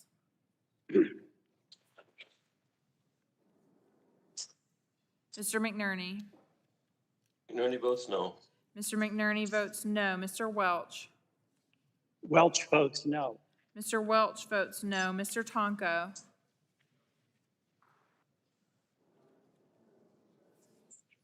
Ms. Clark. Ms. Clark of New York votes no. Ms. Clark votes no. Mr. Schrader. Mr. Cardenas. Cardenas, representing California, votes no. Mr. Cardenas votes no. Mr. Ruiz. Ruiz votes no. Mr. Ruiz votes no. Mr. Peters.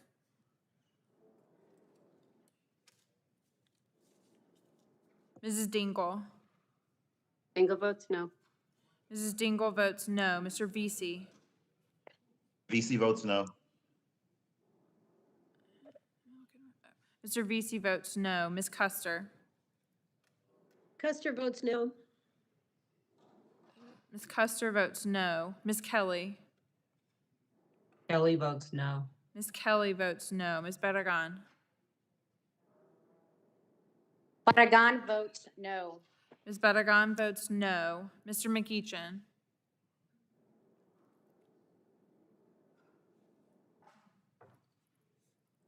Ms. Blunt Rochester. Blunt Rochester votes no. Ms. Blunt Rochester votes no. Mr. Soto. Mr. Soto votes no. Mr. O'Halloran. O'Halloran votes no. Mr. O'Halloran votes no. Ms. Rice.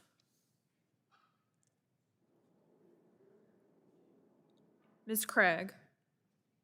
Ms. Craig of Minnesota votes no. Ms. Craig votes no. Ms. Schreier. Schreier votes no. Ms. Schreier votes no. Ms. Trahan. Trahan votes no. Ms. Trahan votes no. Ms. Fletcher. Fletcher votes no. Ms. Fletcher votes no. Mrs. Rogers. Mrs. Rogers votes aye. Mr. Upton. Mr. Upton votes aye. Mr. Upton votes aye. Mr. Burgess. Burgess votes aye. Mr. Burgess votes aye. Mr. Scalise. Scalise votes aye. Mr. Scalise votes aye. Mr. Latta. Latta votes aye. Mr. Latta votes aye. Mr. Guthrie. Mr. Guthrie votes aye. Mr. McKinley. Mr. McKinley votes aye. Mr. Kinzinger. Kinzinger votes aye. Mr. Kinzinger votes aye. Mr. Griffith. Mr. Griffith votes aye. Mr. Bilirakis. Mr. Bilirakis votes aye. Mr. Johnson.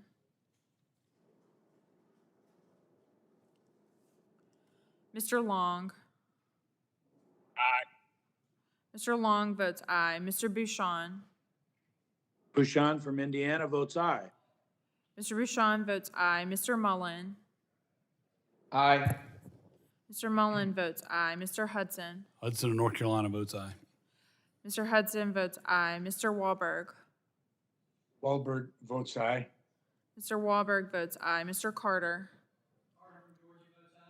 Mr. Carter votes aye. Mr. Duncan. Mr. Duncan votes aye. Mr. Palmer. Mr. Palmer votes aye. Mr. Dunn. Mr. Dunn of Florida votes aye. Mr. Dunn votes aye. Mr. Curtis. Curtis votes aye. Mr. Curtis votes aye. Ms. Lesko. Lesko votes aye. Ms. Lesko votes aye. Mr. Pence. Pence from Indiana votes aye. Mr. Pence votes aye. Mr. Crenshaw.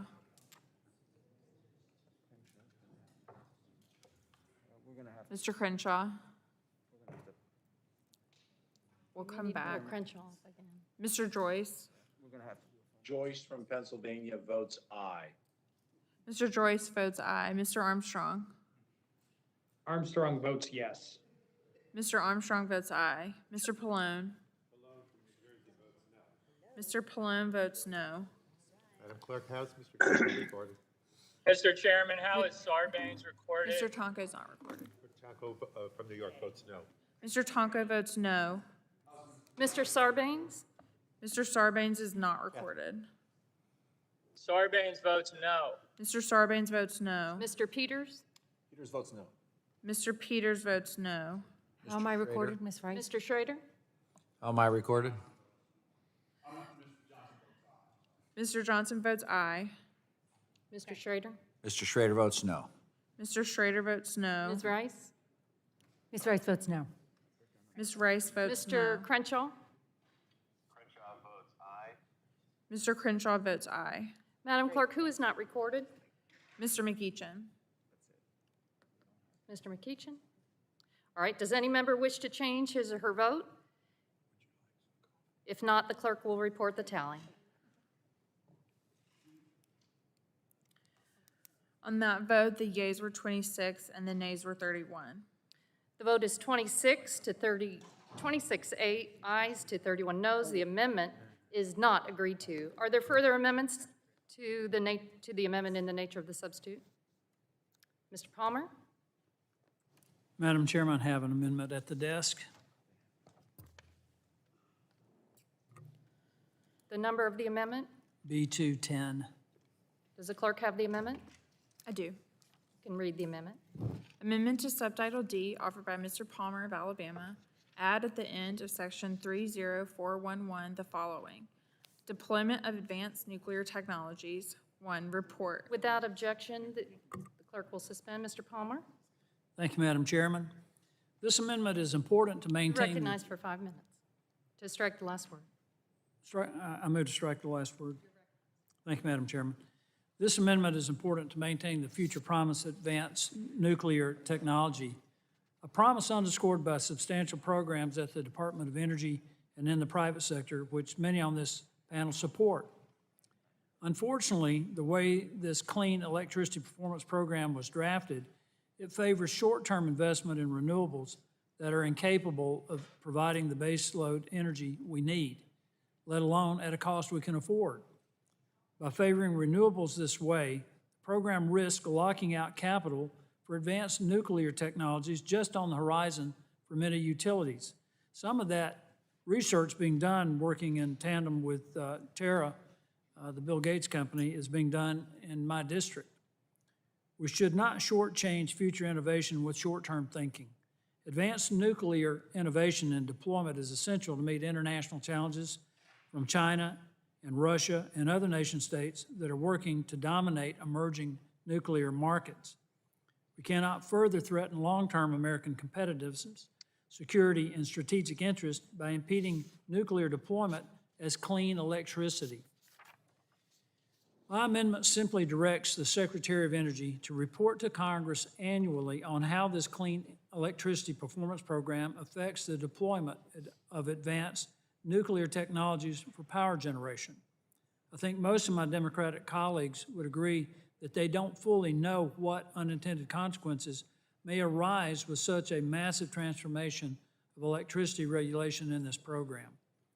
I also think most of my Democratic colleagues would agree that if this program does in fact impede the deployment of advanced nuclear, we should reevaluate the program, or at the very least exempt suppliers from the regulations that are preventing them from deploying advanced nuclear. This amendment is a reasonable insurance policy that protects the promise of nuclear energy in America. I urge all my colleagues to vote in favor, and I yield back. Gentleman yields back. Any Democrats wish to be heard on the amendment? Any Republicans? If there's no further debate, we'll proceed to a vote on the amendment. Please unmute yourself so that we may hear your response to the voice vote. All those in favor of the Palmer amendment will signify by saying aye. All those opposed? No? No. In the opinion of the chair, the noes. We'll proceed to a recorded vote. A recorded vote is ordered. Please unmute yourself to respond to the clerk once your name is called. Those in favor of the amendment will say aye. Those opposed to the amendment will say no. The clerk shall call the roll. Mr. Rush.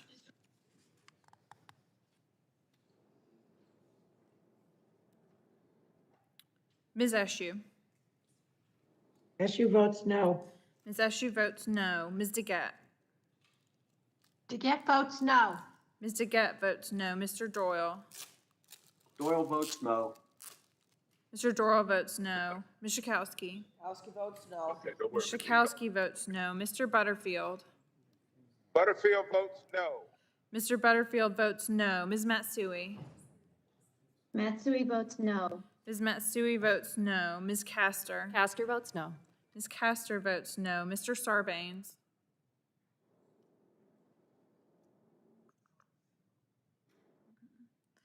Mr. McNerney? McNerney votes no. Mr. McNerney votes no. Mr. Welch? Welch votes no. Mr. Welch votes no. Mr. Tonko? Mr. Tonko votes no. Ms. Clark? Clark of New York votes no. Ms. Clark votes no. Mr. Schrader? Mr. Cardenas? Representing California votes no.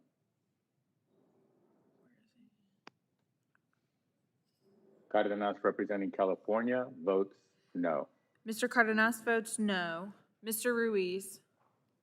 Ruiz votes no. Mr. Ruiz votes no. Mr. Peters? Mr. Peters votes no. Mrs. Dingell? Dingell votes no. Mrs. Dingell votes no. Mr. Vesey? DC votes no. Mr. Vesey votes no. Ms. Custer?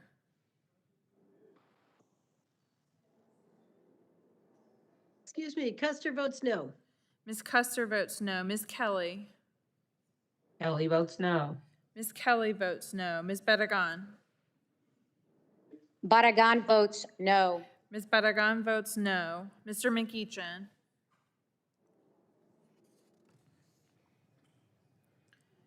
Ms. Blunt Rochester? Blunt Rochester votes no. Ms. Blunt Rochester votes no. Mr. Soto? Mr. Soto votes no. Mr. O'Halloran? O'Halloran votes no. Mr. O'Halloran votes no. Ms. Rice? Rice votes no. Ms. Rice votes no. Ms. Craig? Craig of Minnesota votes no. Ms. Craig votes no. Ms. Schreier? Schreier votes no. Ms. Schreier votes no. Ms. Trahan? Trahan votes no. Ms. Trahan votes no. Ms. Fletcher? Fletcher votes no. Ms. Fletcher votes no. Mrs. Rogers? Mrs. Rogers votes aye. Mr. Upton? Mr. Upton votes aye. Mr. Upton votes aye. Mr. Burgess?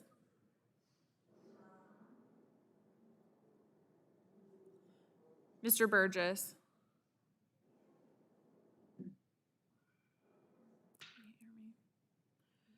Mr. Scalise?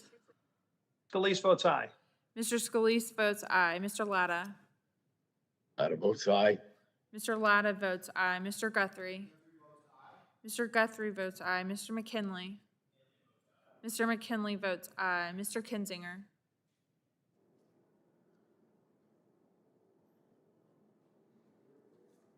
Mr. Griffith? Mr. Griffith votes aye. Mr. Bilirakis?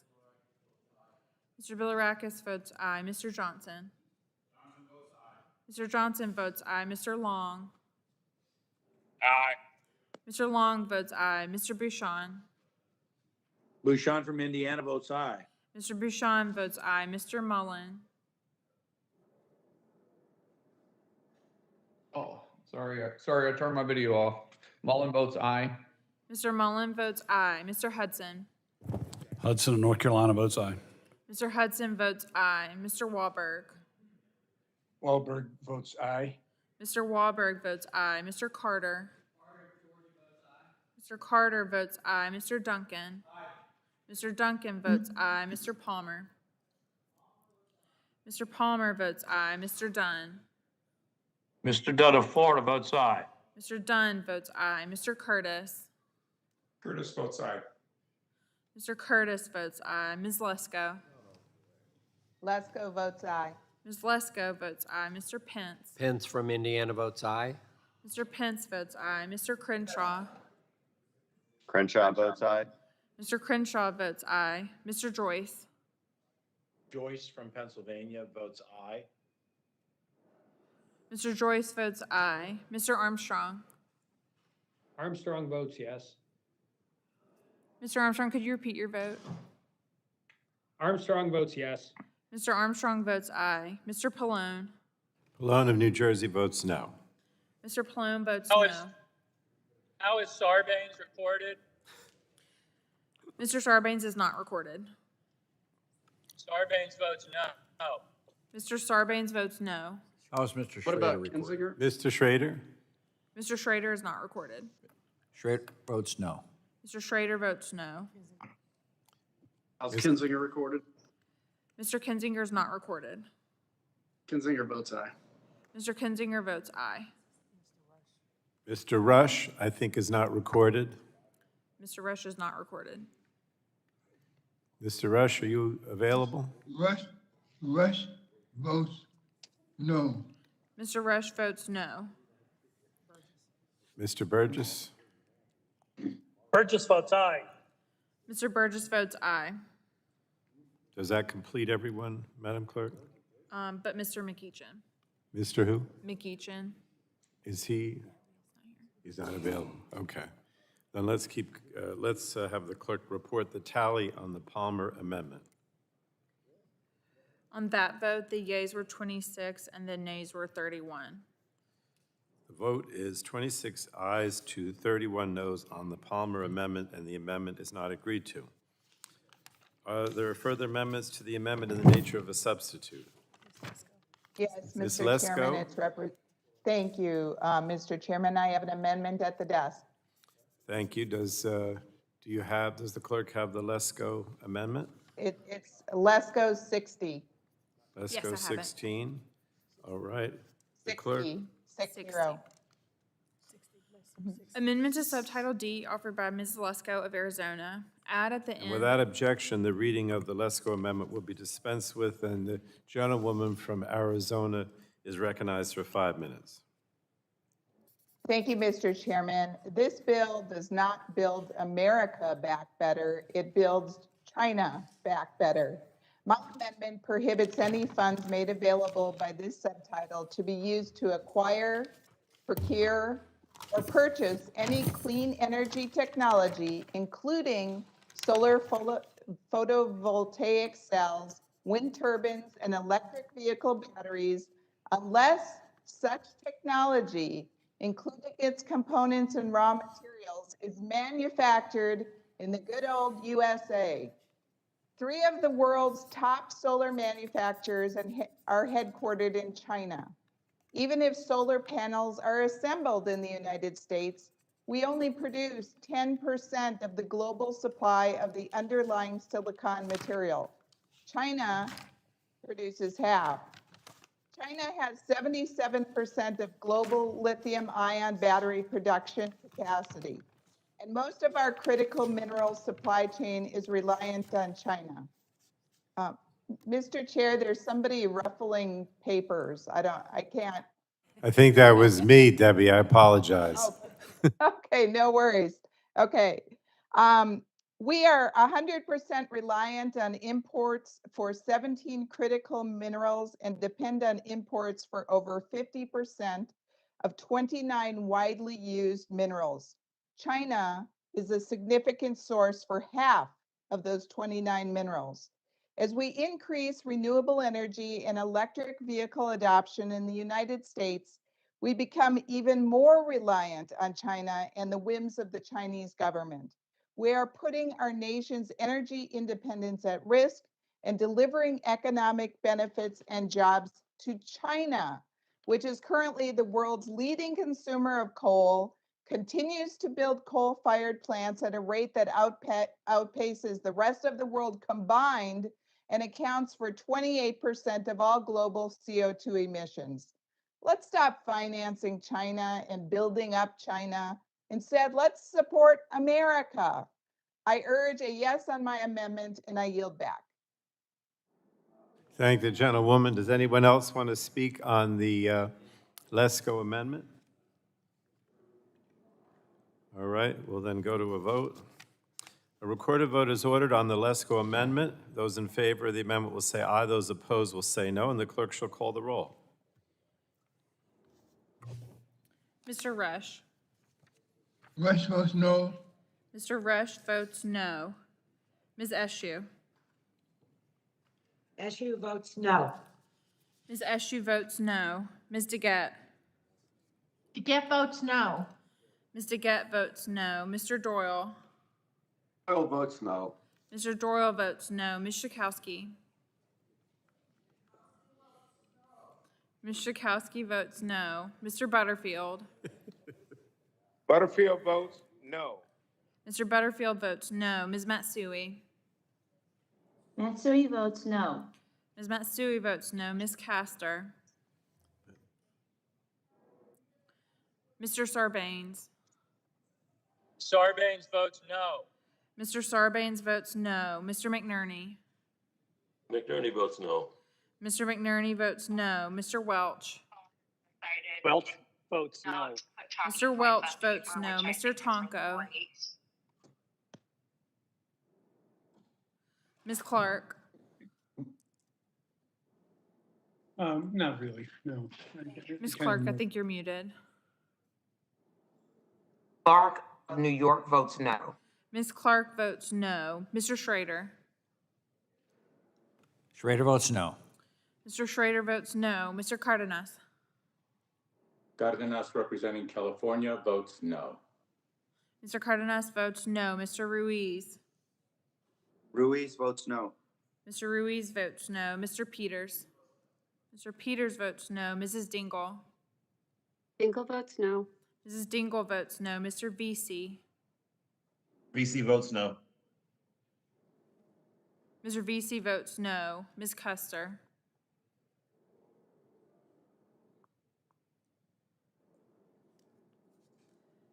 Ms. Kelly. Kelly votes no. Ms. Kelly votes no. Ms. Badagan.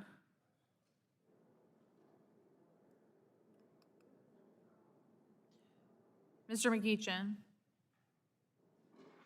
Ms. Blunt Rochester. Blunt Rochester votes no. Ms. Blunt Rochester votes no. Mr. Soto. Mr. Soto votes no. Mr. O'Halloran. O'Halloran votes no. Mr. O'Halloran votes no. Ms. Rice. Rice votes no. Ms. Rice votes no. Ms. Craig. Ms. Craig of Minnesota votes no. Ms. Craig votes no. Ms. Schreier. Schreier votes no. Ms. Schreier votes no. Ms. Trahan. Trahan votes no. Ms. Trahan votes no. Ms. Fletcher. Fletcher votes no. Ms. Fletcher votes no. Mrs. Rogers. Mrs. Rogers votes aye. Mr. Upton. Upton votes aye. Mr. Upton votes aye. Mr. Burgess. Mr. Scalise. Scalise votes aye. Mr. Scalise votes aye. Mr. Latta. Latta votes aye. Mr. Latta votes aye. Mr. Guthrie. Mr. Guthrie votes aye. Mr. McKinley. Mr. McKinley votes aye. Mr. Kinzinger.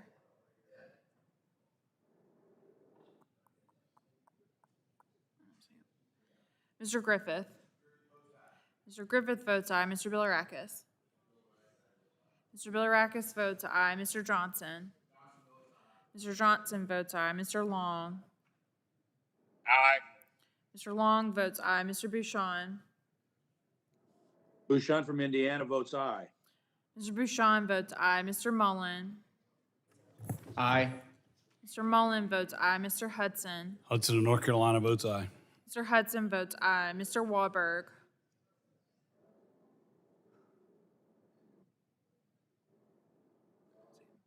Mr. Carter. Mr. Carter votes aye. Mr. Duncan. Mr. Duncan of South Carolina votes aye. Mr. Duncan votes aye. Mr. Palmer. Mr. Palmer votes aye. Mr. Dunn. Mr. Dunn, Florida votes aye.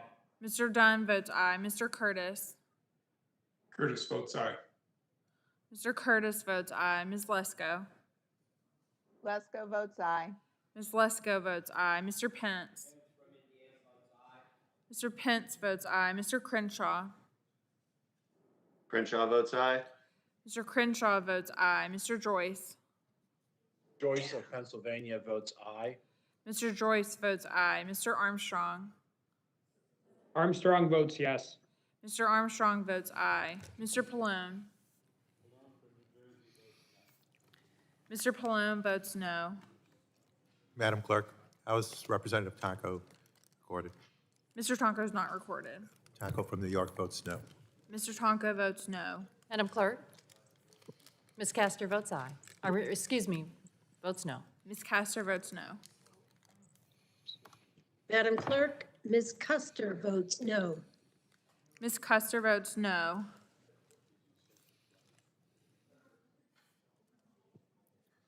Madam Clerk? Ms. Barragan is recorded. Ms. Barragan is not recorded. Is Ms. Barragan available? Ms. Barragan?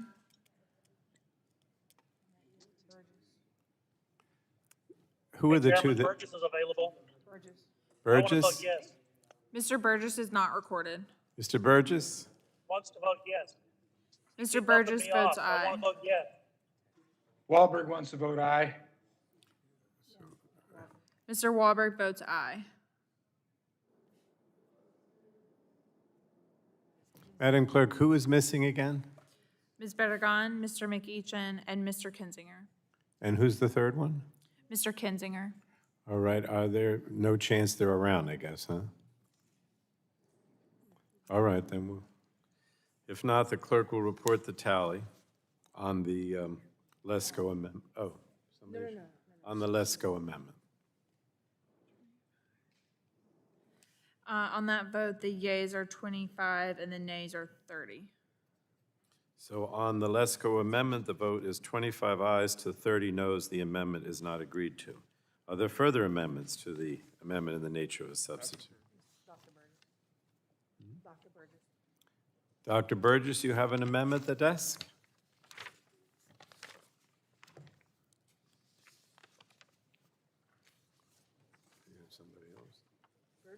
No, he's not.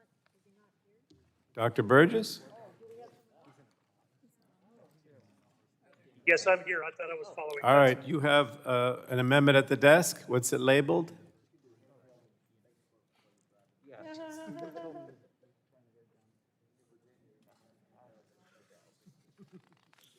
Is it? 84, Burgess 84, you have it? I have Okay, it. the clerk will report the Burgess amendment. Amendment to Subtitle D offered by Mr. Burgess of Texas. At the end of Part 8, add the Without following. objection, Madam Clerk, the reading of the Burgess amendment will be dispensed with, and the gentleman from Texas is recognized for 5 minutes.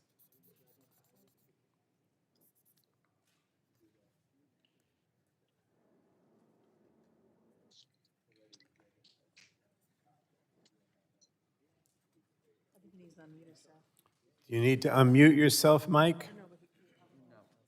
We can't hear you.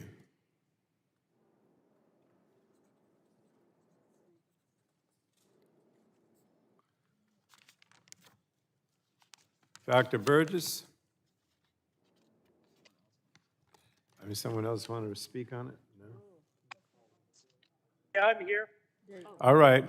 You're recognized for 5 minutes on your amendment. I mean, he doesn't have to be here to do it. Are we on Burgess 087? No, we've already called it, Mike. He actually called up 87, not 84. He called up 87. Let the clerk read, all right, Madam Clerk, why don't you go back and read the amendment, see if he knows. Burgess 084, amendment to Subtitle D offered by Mr. Burgess of Texas. At the end of Part 8, add the following. Section 30485, sense of Congress. It is the sense of Congress. Excuse me, Madam Clerk, is that it, Dr. Burgess?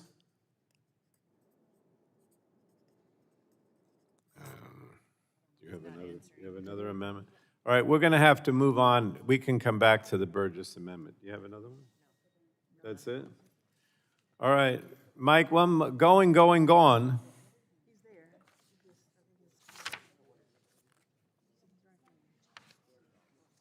I just don't know which one it is, Mike, so we have to pass. All right. All right, so then we're going to go to the Ains.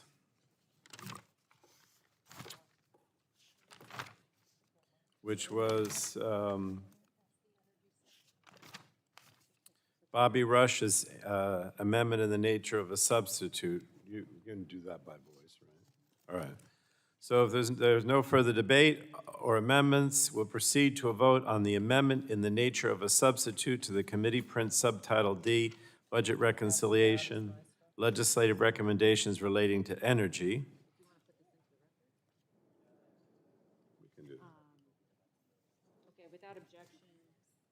Okay, without objection, who is that? Well, we can do it. Okay, okay, yeah. All right. If there's no further debate, we proceed to a vote on the amendment in the nature of a substitute to the committee print subtitle D, Budget Reconciliation, Legislative Recommendations Relating to Energy. All those in favor of the amendment in the nature of a substitute to the committee print subtitle D, Budget Reconciliation, Legislative Recommendations Relating to Energy will signify by saying aye. Aye. Aye. Aye. All those opposed will signify by saying no. In the opinion of the chair, the ayes have it. Okay? Chairman, I ask for, oh, no, not on that You don't one. want it on No. this. All right. The amendment in the nature of a substitute to the committee print subtitle D, Budget Reconciliation, Legislative Recommendations Relating to Energy is agreed to. And now we're going to go to final passage of the energy subtitle. The question now occurs on approval and transmitting to the Committee on Budget, the committee print subtitle D, Budget Reconciliation, Legislative Recommendations Relating to Energy as amended. And I move the committee to now approve and transmit the recommendations of this committee and all appropriate accompanying material, including additional supplemental minority or dissenting views, to the House Committee on the Budget in order to comply with the reconciliation directive included in Section 2002 of the concurrent resolution on the budget for fiscal year 2022, S-Con Res 14, and consistent with Section 310 of the Congressional Budget and Impoundment Control Act of 1974. So all those in favor will signify, I'm sorry, we're going to have a recorded vote. Recorded vote is ordered. All those in favor will signify by saying aye. Those opposed will say no. The clerk shall call the roll. This is final passage of the energy title. Okay? Madam Clerk? Mr. Rush. Rush of Illinois votes aye. Mr. Rush votes aye. Ms. Eshoo. Aye. Eshoo votes aye. Ms. Eshoo votes aye. Ms. DeGette. DeGette votes aye. Ms. DeGette votes aye. Mr. Doyle. Doyle votes yes. Mr. Doyle votes aye. Ms. Schakowsky. Schakowsky votes aye. Ms. Schakowsky votes aye. Mr. Butterfield.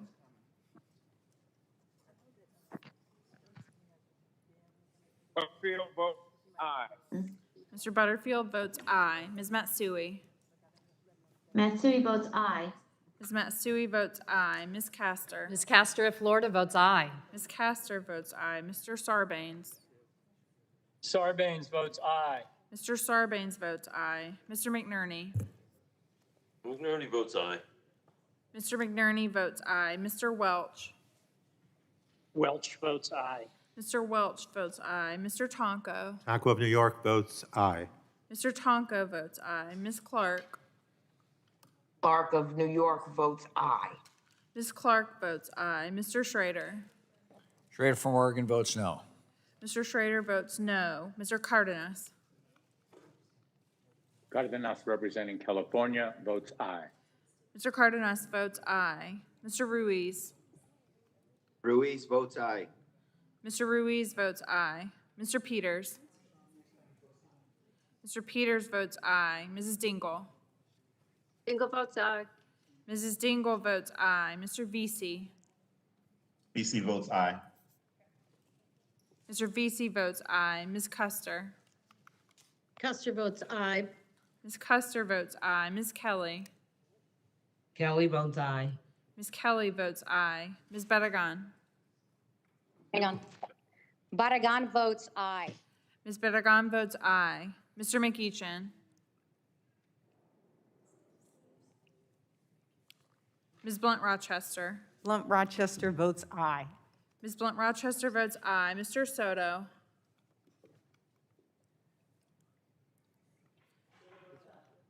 Mr. Soto votes aye. Mr. O'Halloran.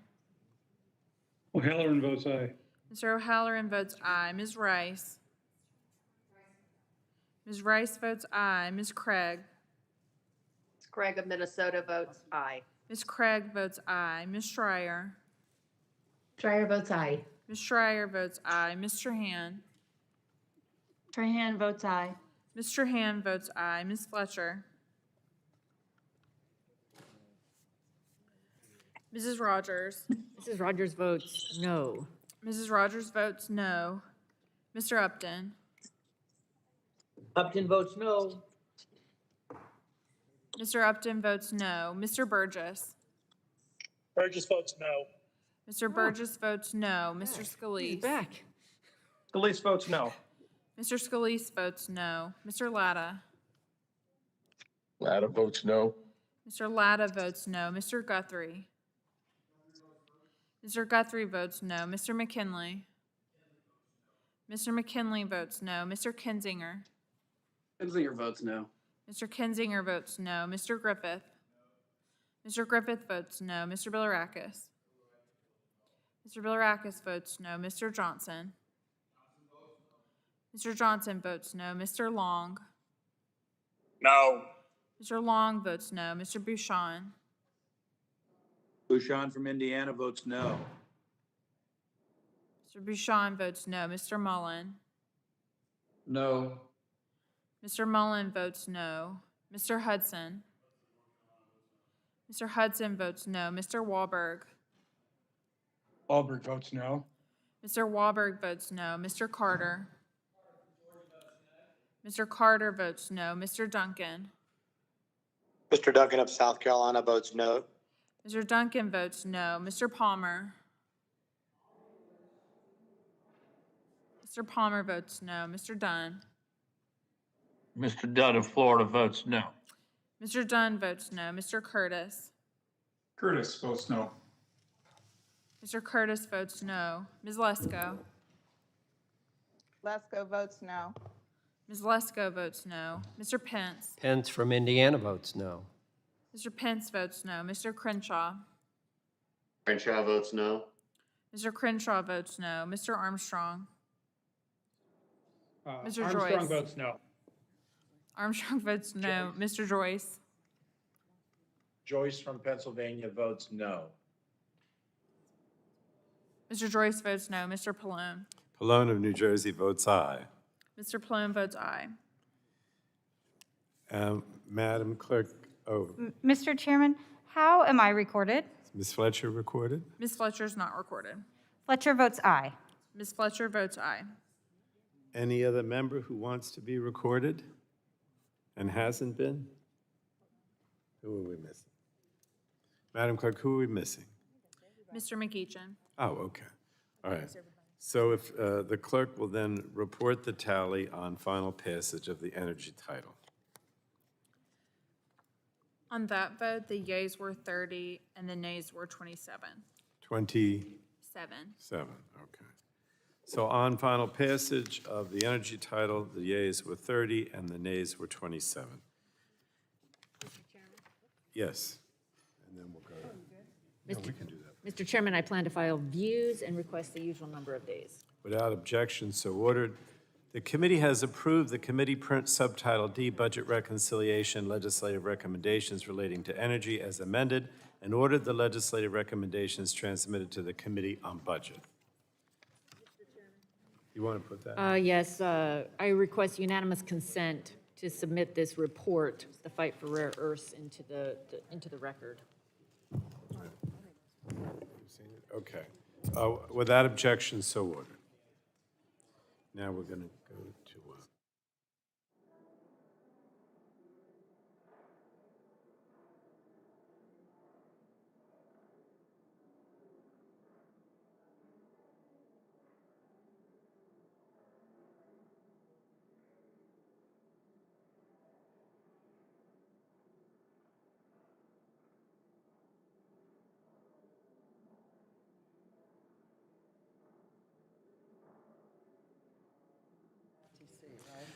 The chair calls up the committee print Subtitle N, Budget Reconciliation Legislative Recommendations Relating to Manufacturing Supply Chain. The clerk will report the title of the bill. Committee print by the Committee on Energy and Commerce, providing for reconciliation pursuant to S-Con Res 14, the Madam concurrent Clerk, without resolution. objection, the first reading of the bill would be dispensed with. The bill is now considered as read. And without objection, the bill is considered as read and open for amendment at any point. Does Ms. Dingell has a amendment Mr. in the Chairman? nature? Yes. I do. I have an amendment in the nature of a substitute at the desk labeled SLW 0144. Does the clerk have that Mr. amendment? Chairman, Yes, sir. Okay. what are we talking about? What? Where are we? Oh, we're calling up the supply chain. This is the budget recommendation print subtitle N on the manufacturing supply chain. All right, and now Ms. Dingell has an amendment, which is the Ains, and the clerk will report the amendment. Amendment in the nature of a substitute to Subtitle N offered by Mrs. Dingell of Michigan. Strike all and Without insert the objection, following. the reading of the amendment will be dispensed with, and Ms. Dingell is now recognized for 5 minutes. Thank you, Mr. Chairman. To all of my colleagues, I think we're all in agreement about the need to bring back and strengthen our manufacturing supply chains in this country. It's a global competitive issue. It is a national security issue. For America to be prosperous, we have to have the capacity to produce. Our assembly lines don't run without strong supply lines. But globalization, protectionist policies, and unprecedented interventions by countries like China have profoundly changed the global economic landscape. And it threatens our nation's economic, political, and military dominance. China, a frequent purveyor of predatory economic practices, has adopted policies to give Chinese companies an unfair competitive advantage. American manufacturers, innovators, and workers are operating at a competitive disadvantage, relegated to the position of an economic inferiority in the face of their Chinese counterparts. As a result, and it is unacceptable, Chinese manufacturing is on the ascent, and American manufacturing is languishing behind. A ballooning trade deficit with China caused 3.7 million U.S. job losses between 2001 and 2008. China superseded the United States as the world's largest manufacturing country in 2010. Chinese manufacturing output rose by 94% between 2008 and 2016, while the United States production grew by a mere 3% over that same period. My friends, it is time to take bold, transformative action to revitalize Americans' manufacturing abilities and bolster our industrial might. We can create a level playing field and restore the competitive forces instrumental to a well-functioning global economy. We can give our manufacturers, the innovators, the entrepreneurs, and our workers the opportunity to outcompete any of our economic competitors. The manufacturing supply chain subtitle is a comprehensive approach to monitoring and supporting critical manufacturing supply chains, instrumental to our economic welfare and national security. It provides the Secretary of Commerce the resources that are needed for critical manufacturing supply chain mapping and monitoring, facilitating and supporting the establishment of voluntary standards, guidelines, and best practices for protecting critical manufacturing supply chains, identifying, accelerating, promoting, and demonstrating technological advances for critical manufacturing supply chains, and providing grants and other financial assistance to support the resilience, the diversity, the security, and the strength of critical manufacturing supply chains. This substitute amendment makes technical edits and clarifies that the Secretary may provide grants and other financial assistance for private and public sector-led mapping, monitoring, and forecasting to eligible entities. Ultimately, this subtitle provides targeted, sensible federal investments to harness innovation, strengthen our industrial base, and invest in the American worker. These investments will counteract disruptive forces and ensure that the United States is shaping the global economic order with our core values. I encourage all of my colleagues to support this amendment and this important subtitle.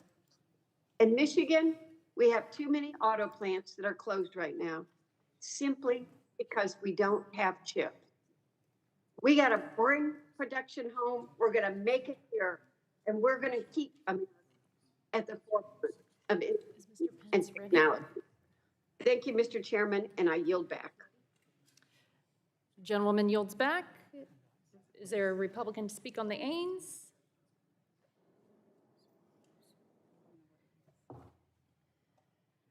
Seeing,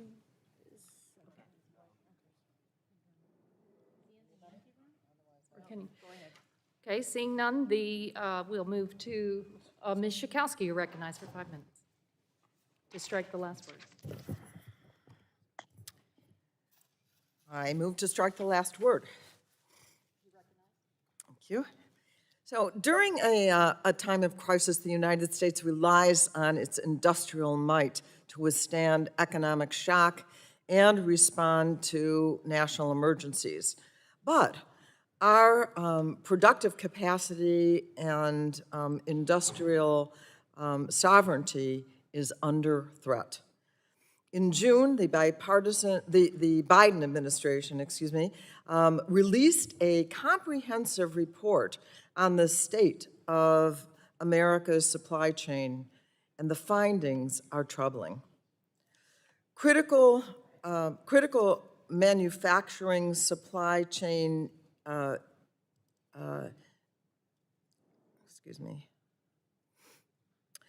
critical manufacturing supply chain, instrumental to our national security and economy and economic welfare, are vulnerable and strained right now. These vulnerabilities are industry-wide, but we have also seen some specifics during this COVID period. We saw some major absences in the supply chain adequacy, including things like PPE when we needed to help our frontline workers, and an amazing shortage of semiconductors needed for all kinds of manufacturing. So we were in a very vulnerable situation. The supply chain emergency demands swift and decisive action from Congress, and I want to thank Congresswoman Dingell for her leadership on this front. The supply chain resiliency provisions give the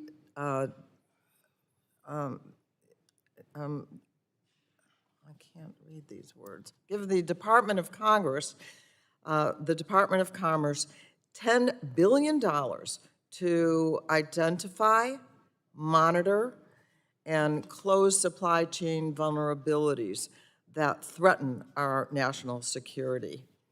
It will supply a whole-of-government approach and support a whole-of-government approach toward improving the resilience, the diversity, and the security, and the strength of critical manufacturing supply chains. America must not be caught flat-footed again. And this legislation will ensure that we are prepared to meet the next crisis. And I yield back. The gentlewoman yields back. Are there any other members to speak on the Ains? Seeing none, we can, Mr. Schrader, you recognize for 5 minutes to strike the last word. Thank you, Madam Chair. Well, I'm like the rest of the committee, extremely concerned about our supply chain. The vulnerabilities were exposed as a result of the COVID pandemic, and we continue to have problems with them here today. So I was excited that there may be an opportunity to start working on the supply chain problems here. The problem is this bill doesn't do it.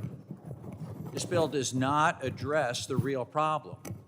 When we were hearing testimony in our committees on the supply chain issues, it was crystal clear. The biggest problem we have is that we ask people to stand up these platforms that they have had not any interest in before to manage PPE gear, produce a pharmaceutical, make chips, whatever, when they've been outsourced.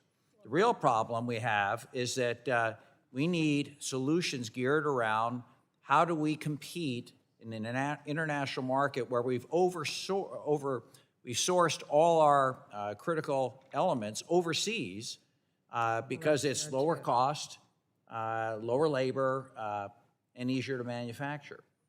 We've got to bring that manufacturing home. And the report, I'm very disappointed in the 100-day report. It was all about inclusion, forcing other countries to embrace our labor and environmental standards, which I support. Just really didn't seem to get at some of the real critical issues about how do we encourage companies to go back to manufacture some of these low-profit, low-cost drugs that we've outsourced overseas. There's nothing really in there on that. I agree with Buying American. That's great. Tell me what Buy American is. When we were looking at some of the trade agreements a few years ago, is that 35% of an American automobile or 45% of an American automobile being made in this country? What is Buying American? The real world is our supply chains are global. And yes, most of what we want to do on critical stuff should be made in America, but how do you do that? We're having a big, huge problem in telecommunications right now in dealing with that issue. This 100-day report only says Buy American. Well, that's fascinating. That's not a solution for the manufacturing platforms that need to be established so that manufacturers have confidence we're going to continue to buy American products after the pandemic. We're still going to buy PPE gear from American manufacturer when it's cheaper in China or India or some other country. I agree with the idea that we should be outsourcing a lot of this production to friendly countries, not our inherent enemies, for goodness sakes. But how do you do that? Is that the total solution? That means, again, other countries going to be manufacturing, not American jobs, not having us have the ability to deal with our shortages that we've identified in the course of this pandemic and perhaps before that. What we need to see here is some opportunity for us to stand up platforms. What I hear, if I read the 100-day report correctly, is we're just going to subsidize various businesses, kind of like China and Taiwan do. We're going to pick winners and losers and have state-subsidized enterprises. That's a pretty radical departure from the system we currently operate under. So that deserves more discussion.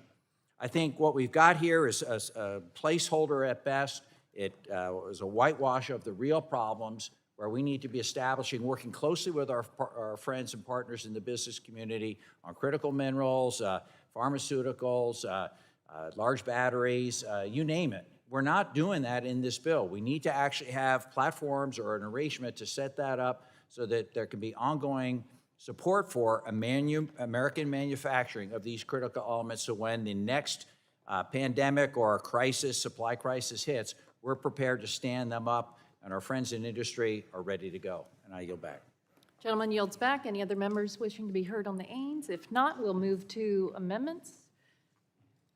Anyone like to be recognized? Madam Chair? Mr. Burgess? Yeah, I have an amendment at the desk. Can you identify the amendment? It's W0165.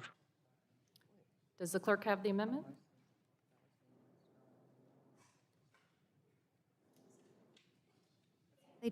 Yes, I do. Read the amendment. Amendment to Subtitle N offered by Mr. Burgess of Texas. At the end of the following new subsection, funding limitation, none of the funds Without appropriated. objection, we'll suspend reading. Mr. Burgess, you're recognized for 5 minutes to strike the last word. Thank you, and I do strike the last word.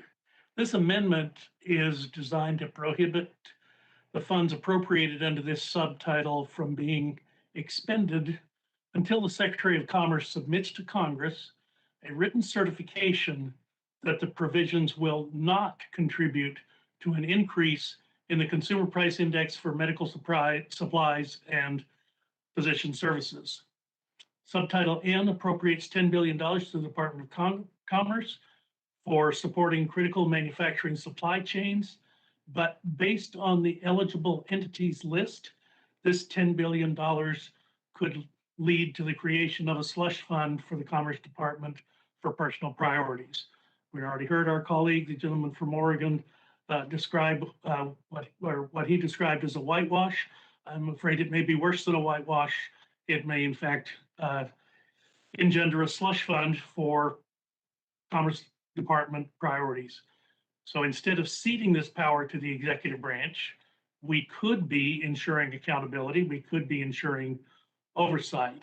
At the very least, we should prevent the cost of health services and care from rising due to any actions taken by using this $10 billion fund. Look, we all know the Delta variant is spreading rapidly. Americans are still struggling through this pandemic. The last reconciliation bill, remember that one, way back in February, that was supposed to crush the coronavirus? Well, it didn't, and our constituents are still struggling through the pandemic. So now is not the time to allow the Consumer Price Index to rise because of the creation of this Commerce Department slush fund. So I urge colleagues to vote for the amendment, and I'll balance my time. Gentlemen, Mr. Burgess moves, Yes, I'll be happy to yield time to my colleague from Florida. Mr. Dunn, you're recognized. Chairman? Thank you, Mr. Chairman. I move to strike the last word. You're recognized. Thank you. I rise to. No, speak you're in taking, favor are of you this taking amendment. are you taking Mr. Burgess's time? He yielded to you. Yes, I am. I'll be happy to yield to Dr. Dunn. You're recognized. Thank you. I rise to speak in favor of this amendment. I'd like to associate myself with the remarks of Dr. Burgess. The title is representative of the shortfalls of this reconciliation process. I think we can all agree that supply chain should be more resilient, diverse, and secure, and I wholeheartedly believe in that goal. I would venture to guess that many members of this committee have intelligent ideas about how to achieve this goal, as do our colleagues on other committees. Certainly, tax policy could address some of our supply chain challenges and simultaneously be a boost to the general economy. I would note that there have been zero corporate inversions since the Tax Cut and Jobs Act of 17, and many foreign manufacturers have moved their facilities to the United States. Predictably, that trend is slowed dramatically since this administration has aggressively pushed for increases in the corporate tax rates. Let's please re-examine that policy. We should be debating these specific policies, not handing the Commerce Department a blank check. I cannot support this approach, which is why I support Dr. Burgess's amendment to ensure that the medical CPI does not increase as a result of this short-sighted policy. Inflation is already impacting our constituents at home. And after the past 18 months, people should be able to put their health first. We must ensure that the reckless spending spree does not put healthcare costs out of reach for millions of Americans, and I encourage all of my colleagues to support this amendment. And I yield back to Dr. Burgess. Dr. Burgess, you yield back. Yeah, I thank you. And again, your point, Dr. Dunn, about the corporate inversions is so critically important. We all heard about corporate inversions prior to the passage of the tax bill in December of 2017, and they've become essentially non-existent. We'd be hard pressed to reestablish corporate inversions as a way of doing business. So I thank the gentleman for his remarks, and I'll yield back my time. Dr. Burgess yields back. Are there any Democrats that would like to be heard? Ms. Kelly? Thank you, Madam Chair. I move to strike the last word. You're recognized for share 5 my minutes. Thank you. I share my colleagues' concern about inflation, and that's why I support this provision of the Build Back Better Act. Simple economics tells us that expanding supply reduces inflationary pressures. This legislation makes historic investments in our critical manufacturing supply chains, revitalizing our industrial base with a whole of government approach. This forward-looking provision will increase supply and decrease inflationary pressures by making targeted investments in expanding our manufacturing industrial base and strengthening supply chains. And this legislation makes sure that we will be able to continue expanding our production capacity, even in the face of national security risks, geopolitical upheaval, economic crises, and more. If you truly care about inflation and the long-term growth and prosperity of this nation, then you should support this legislation. And I yield back. Gentlewoman yields back. Any other members wishing to be heard? Mr. Carter, for what reason do you seek recognition? Madam Chair, I'd like to strike the last word. You're recognized for 5 minutes. Madam Chair, as I've said before, the effect of the pandemic has been long-lasting and it's been wide-ranging. Unfortunately, a problem that is nothing new became even worse during the last year and a half. So much of what Americans rely on for their daily lives, especially medicines and medical supplies, are simply not made in America. While I appreciate that my colleagues on the other side of the aisle would like to address our supply chain, this subtitle is a process foul. Instead of taking a thoughtful approach to a very serious problem, Democrats on this committee are rushing to throw money at a problem without much thought. Why not work with my colleagues and I on this side of the aisle to come up with a worthwhile solution that is bipartisan? In fact, my colleague, Mr. Soto, and I did work together on correcting the problem with our medical supply chain. We worked together to introduce the Made in America Act, legislation that would provide a domestic manufacturing tax incentive and FDA reform so medical products manufactured could compete with China if they based their operations in the U.S. And I would note, this legislation is also bipartisan in the Senate. When I started practicing pharmacy, very few medications came from China and from India. By the time I stopped practicing, virtually every medication I dispensed was manufactured overseas. But I do not understand, Madam Chair, why you haven't held markups to pass bipartisan legislation to address this issue. This is an issue we all care about. It impacts every one of our constituents. It's time this committee addresses it. I urge a yes vote on this amendment, and I yield back. The gentleman yields back. Any other members wishing to be heard on the Burgess Amendment? Ms. Zashu? Thank you, Madam Chair. I move to strike the last word. You're to speak recognized for on the 5 minutes. amendment. Thank you. I think that my Republican colleagues, they have filed several amendments that I think show a deficit of understanding of the medical supply chain and its vulnerabilities. And as the chair of the Health Subcommittee, I think this is disappointing because we've held several, actually multiple hearings on this issue. For example, last year, we heard testimony from a Mr. Mike Bowen.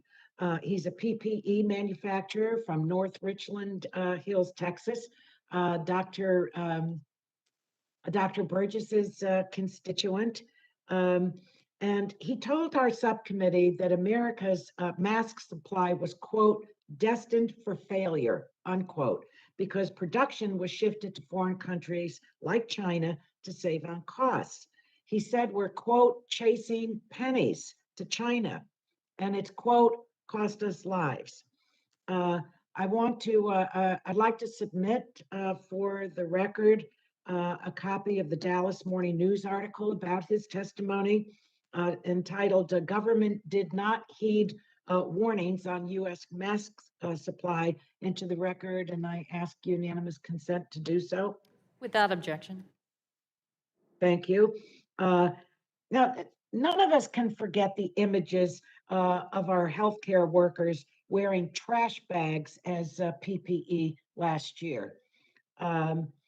These amendments that are being offered, I think are going to take us back to those really rather sorrowful days.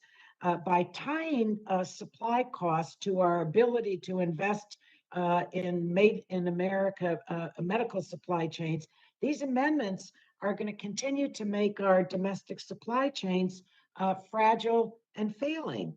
So I don't think we can continue, and I think everyone believes this. We can't continue to chase pennies to China and allow American production lines to mothball.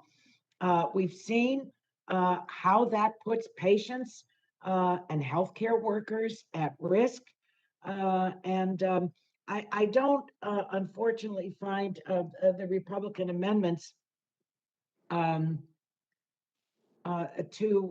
resolve this. I think they're misguided, and frankly, I think they're dangerous. So I don't support them, and I offer these views to my colleagues on the committee. This is, and members on both sides of the aisle have said this, and they're correct. Our supply chains are really messed up. And this is in case after case after case, I think threats to our national security. But in shaping policy, we can't miss the mark. We can't afford to. I agree with Mr. Bowen. We're chasing pennies, and we're hurting, rather small manufacturing businesses like his. I don't think that's the overall intent of any of us, but these amendments fall short of curing what I'm describing. So with that, I'll yield back. Gentlewoman yields back. If there's no further debate, we'll proceed to a vote on the Burgess Amendment. Please unmute yourself so that we may hear your response to the voice vote. All those in favor of the Burgess Amendment will signify by saying aye. All those opposed signify by saying no. No. In the opinion of the chair, the noes have it. I'm going to ask for a recorded vote, please. Okay, we have a request for a recorded vote. Those in favor of the amendment will vote aye. Those opposed will vote no. The clerk shall call the roll.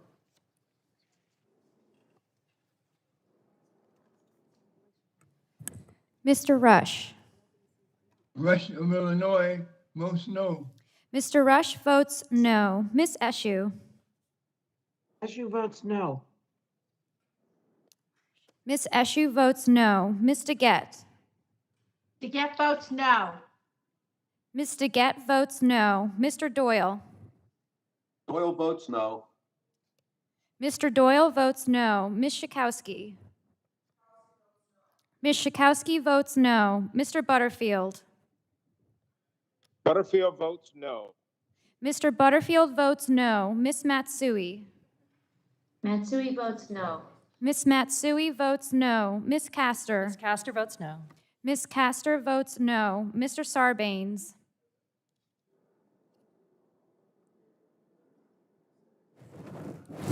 Mr. McNerney. McNerney votes no. Mr. McNerney votes no. Mr. Welch. Welch votes no. Mr. Welch votes no. Mr. Tonko. Tonko from New York votes no. Mr. Tonko votes no. Ms. Clark.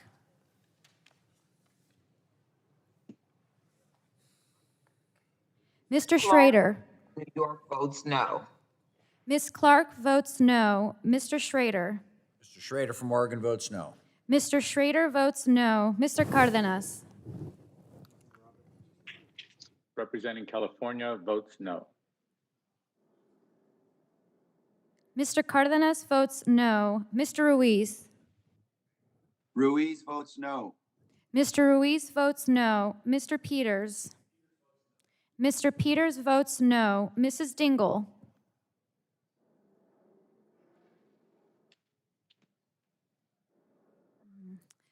Mr. Vesey. VC votes no. Mr. Vesey votes no. Ms. Custer. Custer votes no. Ms. Custer votes no. Ms. Kelly. Kelly votes no. Ms. Kelly votes no. Ms. Barragan. Barragan votes no. Ms. Barragan votes no. Mr. McEachin. McEachin of Virginia votes no. Mr. McEachin votes no. Ms. Blunt Rochester. Blunt Rochester votes no. Ms. Blunt Rochester votes no. Mr. Soto. Mr. Soto votes no. Mr. O'Halloran. O'Halloran votes no. Mr. O'Halloran votes no. Ms. Rice. Rice votes no. Ms. Rice votes no. Ms. Craig.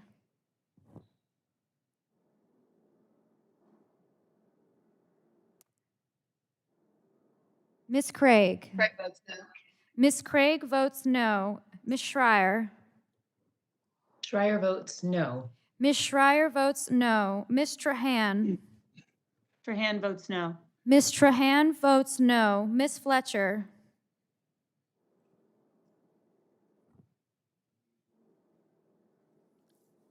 Mrs. Rogers.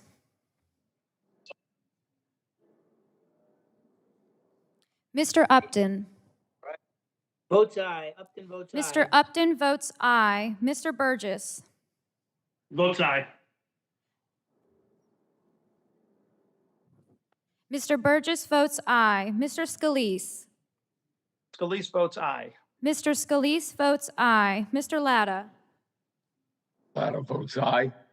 Mr. Latta votes aye. Mr. Guthrie. Mr. Guthrie votes aye. Mr. McKinley. Mr. McKinley votes aye. Mr. Kinzinger. Kinzinger, aye. Mr. Kinzinger votes aye. Mr. Griffith. Mr. Griffith votes aye. Mr. Bilirakis. Mr. Bilirakis votes aye. Mr. Johnson. Mr. Johnson votes aye. Mr. Long. Aye. Mr. Long votes aye. Mr. Bouchon.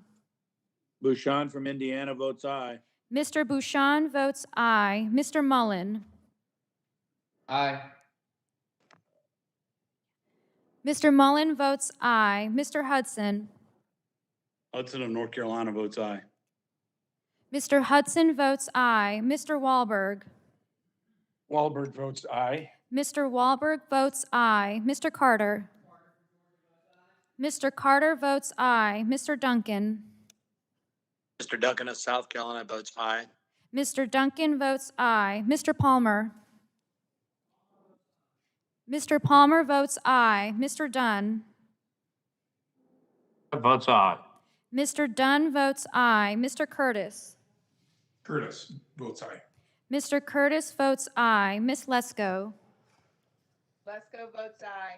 Miss Lesko votes aye. Mr. Pence. Pence from Indiana votes aye. Mr. Pence votes aye. Mr. Crenshaw.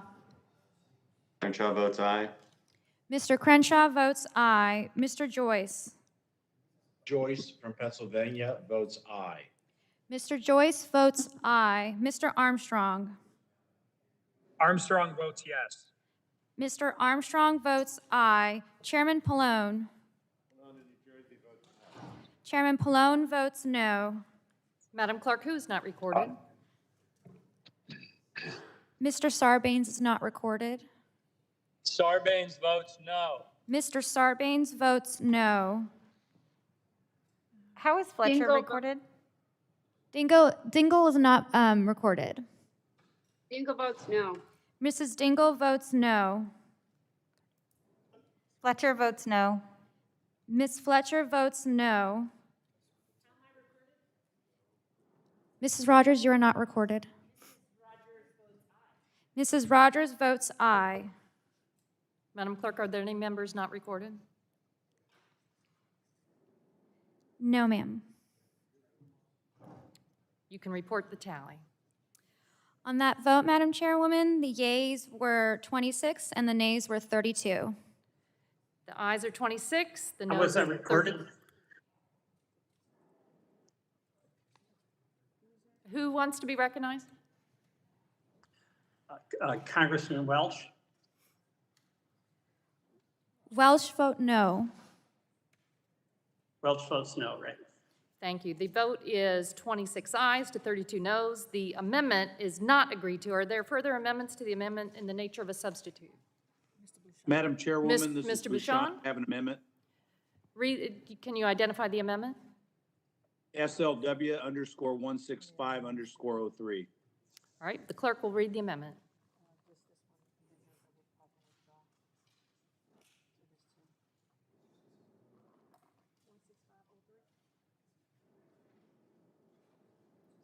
Mr. Bouchon, can you repeat the amendment? Yeah, was told it was SLW_165_03. I have the amendment. The clerk will read the amendment. Amendment to Subtitle N offered by Mr. Bouchon of Indiana. At the end, the following. Without objection, the clerk will suspend. Mr. Bouchon? Thank you, Madam Chairwoman. I would like to speak in favor of my amendment that would require. You're the recognized Secretary for of 5 Commerce- minutes to strike the last word. Thank you. This amendment would require the Secretary of Commerce to certify that the provisions of this subtitle will not increase the consumer price index for transportation. Under the stewardship of President Biden and congressional Democrats, inflation is rampant in sectors throughout the economy, but transportation has been particularly hard hit. Comparing the end of July 2021 with July 2020, the consumer price index already shows nationally that used cars are up over 31%, gasoline up over 41%, airline fares up over 9%, and new vehicle costs up 6.6%. These are all real costs that are hitting Hoosiers in Indiana every day. The numbers are even more alarming in other states across the country, such as across the Wabash River in Illinois, where gas prices have risen 80%. Used cars are up over 55%, and a state already riddled with debt has seen an additional $700 billion in costs from inflation. Instead of working together to get back to the roaring pre-pandemic economy by supporting free market principles, this committee is playing its part in ramming a partisan $3.5 trillion package through Congress to put our nation further in debt and continue adding to the costs imposed on Main Street America. Requiring the Secretary to certify that the policies and actions in this bill will not increase transportation costs for Hoosiers and all Americans is critical in reversing the Biden economy's backslide and to getting back to one of the strongest economies this country has ever seen. I urge support for my amendment, and I yield back. Are there any Democrats that would like to speak on the Bouchon amendment? Any other members would like to be heard on the Bouchon amendment? If there's no further debate, we'll proceed to a vote on the Bouchon amendment. Please unmute yourself so that we may hear your response to the voice vote. All those in favor of the Bouchon amendment will signify by saying aye. Aye. All those opposed will signify by saying no. No. No. Madam In the Chairwoman, opinion I of the request a chair, recorded vote. Mr. Bouchon, are you requesting a recorded vote? I'm requesting voice a vote? recorded vote. A recorded vote is ordered. Those in favor of the amendment will say aye. Those opposed to the amendment will say no. The clerk shall call the roll. Hello? Hi, what's up? Mr. Rush. Yeah, Yeah, of got lots of Illinois minutes. votes no. Mr. Rush votes no. Miss Eshoo. Eshoo votes no. Miss Eshoo votes no. Ms. DeGette. DeGette votes no. Miss DeGette votes no. Mr. Doyle. Doyle votes no. Mr. Doyle votes no. Ms. Schakowsky. Ms. Schakowsky votes no. Mr. Butterfield. Butterfield votes no. Mr. Butterfield votes no. Miss Matsui. Matsui votes no. Miss Matsui votes no. Miss Castor. Castor votes no. Miss Castor votes no. Mr. Sarbanes. Sarbanes votes no. Mr. Sarbanes votes no. Mr. McNerney. McNerney votes no. Mr. McNerney votes no. Mr. Welch. Welch votes no. Mr. Welch votes no. Mr. Tonko. Markup, New York votes no. Mr. Tonko votes no. Miss Clark. Ms. Clark of New York votes no. Miss Clark votes no. Mr. Schrader. Mr. Schrader of Oregon votes no. Mr. Schrader votes no. Mr. Cardenas.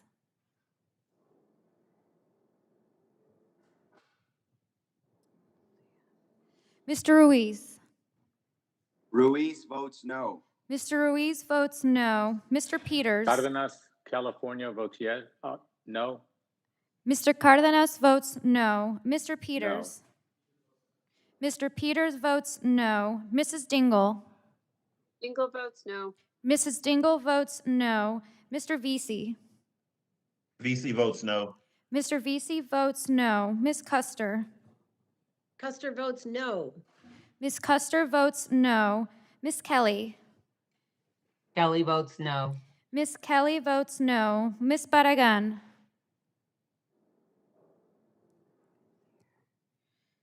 Mr. McEachin. McEachin of Virginia votes no. Mr. McEachin votes no. Miss Blunt Rochester. Votes no. Miss Blunt Rochester votes no. Mr. Soto. Mr. Soto votes no. Mr. O'Halloran. O'Halloran votes no. Mr. O'Halloran votes no. Miss Rice? Rice votes no. Miss Rice votes no. Miss Craig? Craig of Minnesota votes no. Miss Craig votes no. Miss Schreier? Schreier votes no. Miss Schreier votes no. Miss Trahan? Trahan votes no. Miss Trahan votes no. Miss Fletcher? Fletcher votes no. Miss Fletcher votes no. Mrs. Rogers?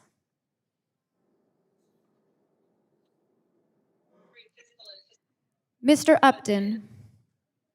Upton votes aye. Mr. Upton votes aye. Mr. Burgess? Votes aye. Mr. Burgess votes aye. Mr. Scalise? Scalise votes aye. Mr. Scalise votes aye. Mr. Latta? Aye. Mr. Latta votes aye. Mr. Guthrie? Mr. Guthrie votes aye. Mr. McKinley? Mr. McKinley votes aye. Mr. Kinzinger? Kinzinger votes aye. Mr. Kinzinger votes aye. Mr. Griffith? Mr. Griffith votes aye. Mr. Bilirakis? Bilirakis votes aye. Mr. Bilirakis votes aye. Mr. Johnson? Mr. Johnson votes aye. Mr. Long? Aye. Mr. Long votes aye. Mr. Bouchon? Bouchon from Indiana votes aye. Mr. Bouchon votes aye. Mr. Mullen? Aye. Mr. Mullen votes aye. Mr. Hudson? Hudson of North Carolina votes aye. Mr. Hudson votes aye. Mr. Wahlberg? Wahlberg votes aye. Mr. Wahlberg votes aye. Mr. Carter? Mr. Carter votes aye. Mr. Duncan? Mr. Duncan votes aye. Mr. Duncan votes aye. Mr. Palmer? Mr. Palmer votes aye. Mr. Dunn? Mr. Dunn of Florida votes aye. Mr. Dunn votes aye. Mr. Curtis? Curtis votes aye. Mr. Curtis votes aye. Miss Lesko? Miss Lesko? Ms. Lesko votes aye. Miss Lesko votes aye. Mr. Pence? Mr. Pence votes aye. Mr. Crenshaw? Crenshaw votes aye. Mr. Crenshaw votes aye. Mr. Joyce? Joyce from Pennsylvania votes aye. Mr. Joyce votes aye. Mr. Armstrong? Armstrong votes yes. Mr. Armstrong votes aye. Chairman Pallone? Chairman Pallone votes no. Madam Clerk, who is not recorded? Miss Barragan? Ms. Barragan would like to vote no. Miss Barragan votes no. Ms. Rogers? And Miss...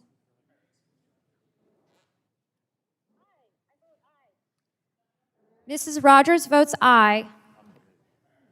Madam Clerk, are there any other members not recorded? No, ma'am. If not, then you can report the tally. The yeas, on that vote, the yeas were 26 and the nays were 32. The vote is 26 ayes to 32 noes. The Bouchon amendment is not agreed to. Are there further amendments to the amendment in the nature of a substitute? Mr. Kinzinger? Madam Chair? Mr. Kinzinger? Yeah, I have an amendment at the desk. It's Kinzinger 31. Can you repeat that again? Kinzinger 31. I have an amendment at the desk. Does the clerk have the amendment? Yes, ma'am. Clerk may read the amendment. Substitute for the amendment in the nature of a substitute to Subtitle N offered by Mr. Kinzinger of Illinois. Strike all and insert the following. Without objection, clerk will suspend. Mr. Kinzinger, you are recognized for 5 minutes to strike the last word. Well, thank you, Madam Chair. In March 2020, as the spread of COVID-19 began accelerating in the U.S., Americans quickly came to understand just how debilitating some of our overlooked or unaddressed supply chain vulnerabilities had become. As a result of China's consolidation of vital manufacturing sectors, they were able to make threats to withhold some of these goods, and we faced a dangerous shortage of life-saving PPE, active pharmaceutical ingredients, and other critical equipment. My office started working on a comprehensive set of solutions, consulting with experts, businesses, think tanks, labor organizations, and other stakeholders. We included financial incentives ranging from tax incentives to grants and more to incentivize American manufacturers of critical products located in China and other countries of concern to reshore or nearshore their operations. It would also incentivize them to make changes to their operations to create flexibility in their manufacturing process and to have the capability to produce more than one critical good. To be clear, my approach was designed to address a grave national security concern, not to dole out money to businesses or unions or artificially inflate certain industries or the cost of goods, as my colleagues on the other side of the aisle seem to be doing here. However, even as a secondary concern, the economic benefits of my approach would be extraordinary. One additional benefit to my approach would be that where there is not a strong business case to bring the manufacturing back to the U.S., there are smaller incentives for those operations to be moved to the other eligible countries, including those in the Western Hemisphere, where a strengthened economy in certain neighboring countries, would provide stability and mitigate the root causes of migration to the United States. So in May of this year, after more than a year of work, we introduced H.R. 3309, the Bipartisan Manufacturing Abilities Determine Economies in the Americas Act. But the work was not done. We continued talks with stakeholders in addition to the committees of jurisdiction and relevant agencies in the administration in an effort to get our bill to the best possible place. Coincidentally, it seems the administration put out its 100-day supply chain review a few weeks later in June, and many of their recommendations track closely with our bill. We thought this was good news. And as we talked with the majority side of this committee, they also expressed appreciation for our work and said they had spent recent weeks developing similar policy proposals. We said we wanted to work with them to create a bipartisan product to be included in the House response to the Senate's U.S. Innovation and Competitive Act. The majority agreed to work with us. So you can imagine my surprise when we found out they had created their own package and were trying to get it introduced before August, and we hadn't been in the loop. Despite the poor optics of this move, we didn't walk away. Things slowed down, and we did start engaging with the majority to see how we can make it a bipartisan product or a series of products. Those talks have been mostly productive since August. So you could imagine my surprise once again when we found out on Thursday that the majority would be including a skinny version of their partisan bill in the reconciliation package before us. I get it. You want to get a marker out there, and you have to do it within reconciliation rules, but the policy in this subtitle is half-baked at best. More importantly, it's completely partisan.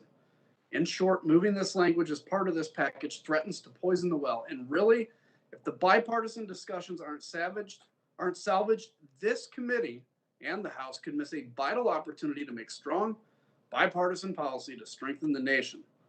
Missing that opportunity would put the security of our nation and our economies at further risk, the equivalent of criminal negligence for our line of work. My amendment today is an updated version of my bipartisan bill. This version removes provisions that are wholly within other communities' jurisdictions while keeping some of the most important provisions intact. Madam Chair, I am willing to withdraw my amendment. I was hoping to first seek assurances that Chairman Pallone and his staff will work closely with me and mine and Republicans on this committee to resuscitate the bipartisan talks. And I was also hoping to secure a commitment that these discussions will begin again with transparency from both sides and that the majority will make honest efforts to incorporate good policy into the package, even if it may be politically tough.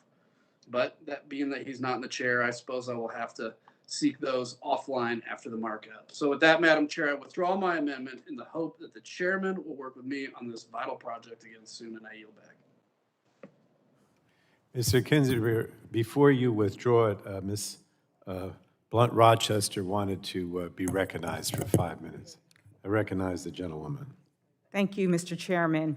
And I thank my colleague for his shared interest in ensuring that we restore the resiliency, diversity, security, and strength of critical manufacturing supply chains affecting our nation's national security and economic welfare.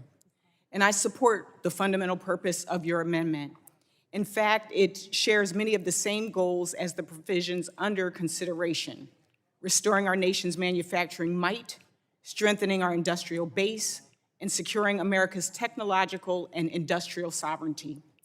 I hope to work with you, Mr. Kinzinger, in the future to further address supply chain issues. And with our subtitle, we're providing the Department of Commerce $10 billion for critical manufacturing supply chain mapping and monitoring, facilitating and supporting the establishment of voluntary standards, guidelines, and best practices for protecting critical manufacturing supply chains, identifying, accelerating, promoting, and demonstrating technological advances for critical manufacturing supply chains, and providing grants and other financial assistance to support the resilience, diversity, security, and strength of critical manufacturing supply chains. That's something that I hope all of us can put our support to today in its current form. And again, Mr. Kinzinger, I'm looking forward to working with you as we address these critical issues for our country. I yield back. Will the Mr. gentlelady yield just a little bit of time? Yes, Mr. Kinzinger. Well, thank you. I thank you for that. I thank you for the commitment. We look forward to working on this. This is beyond any kind of a political moment. I mean, I think we can all agree that there's a lot we disagree on. The one thing we should not disagree on is our competition with China. We have a lot of opportunity here. So I thank you for that commitment. I'll yield my time back to you, and I'll be ready to withdraw. Thank you so much. I will just share with you, even as I traveled my state during the recess, many of the employers that I talked to, many of the small businesses, this is a major issue for us. And we know even as a committee, this is a big issue. So I look forward to working with you as we move forward. Thank you. And I yield back, Mr. Chairman. Mr. Kinzinger. Mr. Chairman, I'll withdraw my amendment. All right, Mr. Kinzinger has withdrawn his amendment. Thank you. Are there any other amendments on this title? To the Ains? No? All right, then we'll go to the Ains, which I'm assuming we don't have to, we could do that by voice vote. Okay, all those in favor of the amendment in the nature of a substitute will signify by saying aye. Aye. Aye. Aye. All those opposed will say no. In opinion of the chair, the ayes have it. The amendment is agreed to. And we will now go to the recorded vote we're going to do now on the, after I announce the result of the Ains. The amendment in the nature of a substitute to the committee print subtitle N, Budget Reconciliation Legislative Recommendations Relating to Manufacturing Supply Chain is agreed to. The question now occurs on approval and transmitting to the Committee on Budget the committee print subtitle N, Budget Reconciliation Legislative Recommendations Relating to Manufacturing Supply Chain as amended. I move the committee do now approve and transmit the recommendations of this committee and all appropriate accompanying material, including additional supplemental, minority, or dissenting views to the House Committee on the Budget in order to comply with the reconciliation directive included in Section 2002 of the concurrent resolution on the budget for fiscal year 2022, SCON Res 14, and consistent with Section 310 of the Congressional Budget and Impoundment Control Act of 1974. And so we will have a recorded vote. And again, this is a recorded vote, final passage on subtitle N relating to manufacturing supply chain. All those in favor will signify by saying aye. Those opposed will say no, and the clerk shall call the roll. Mr. Rush. Rush of Illinois votes aye. Mr. Rush votes aye. Ms. Eshoo. Eshoo votes aye. Ms. Eshoo votes aye. Ms. DeGette. DeGette votes aye. Ms. DeGette votes aye. Mr. Doyle. Doyle votes yes.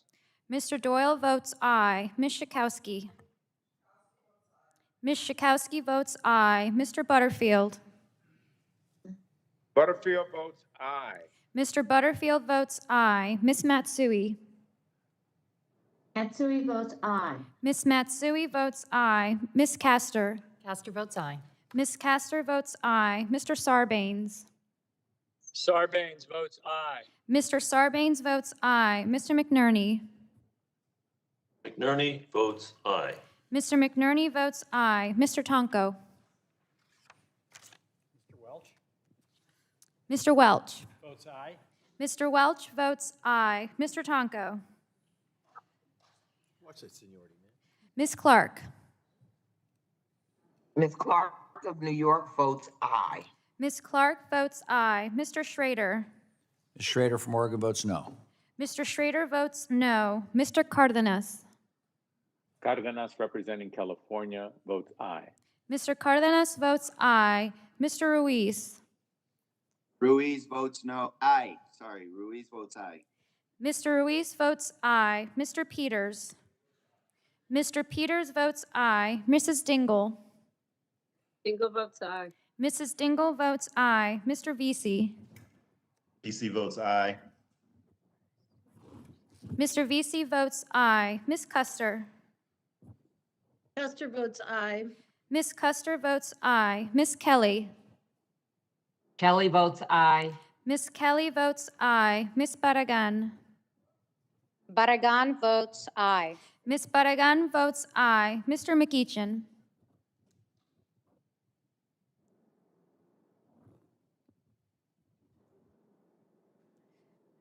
Ms. Blunt Rochester. Blunt Rochester votes aye. Ms. Blunt Rochester votes aye. Mr. Soto. Mr. Soto votes aye. Mr. O'Halloran. O'Halloran votes aye. Mr. O'Halloran votes aye. Ms. Rice. Ms. Rice votes aye. Ms. Rice votes aye. Ms. Craig. Ms. Craig votes aye. Ms. Craig votes aye. Ms. Schreier. Schreier votes aye. Ms. Schreier votes aye. Ms. Trahan. Trahan votes aye. Ms. Trahan votes aye. Ms. Fletcher. Fletcher votes aye. Ms. Fletcher votes aye. Mrs. Rogers. Mr. Upton. Upton votes no. Mr. Upton votes no. Mr. Burgess. Burgess votes no. Mr. Burgess votes no. Mr. Scalise. Scalise votes no. Mr. Scalise votes no. Mr. Latta. No. Mr. Latta votes no. Mr. Guthrie. Mr. Guthrie votes no. Mr. McKinley. Mr. McKinley votes no. Mr. Kinzinger. Kinzinger, no. Mr. Kinzinger votes no. Mr. Griffith. Griffith votes no.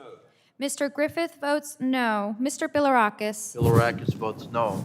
Mr. Bilirakis votes no. Mr. Johnson. Mr. Johnson. Mr. Johnson votes no. Mr. Long. Aye. Mr. Long votes aye. Mr. Bouchon. No. Mr. Long votes. Long voted nay. Mr. No. Long votes no. Mr. Bouchon. Bouchon votes aye. Mr. Bouchon votes. no, I mean. Bouchon votes no. Mr. Bouchon votes no. Mr. Mullen. No. Mr. Mullen votes no. Mr. Hudson. Hudson of North Carolina votes no. Mr. Hudson votes no. Mr. Wahlberg. Wahlberg votes no. Mr. Wahlberg votes no. Mr. Carter. Mr. Carter votes no. Mr. Duncan. Mr. Duncan votes no. Mr. Palmer.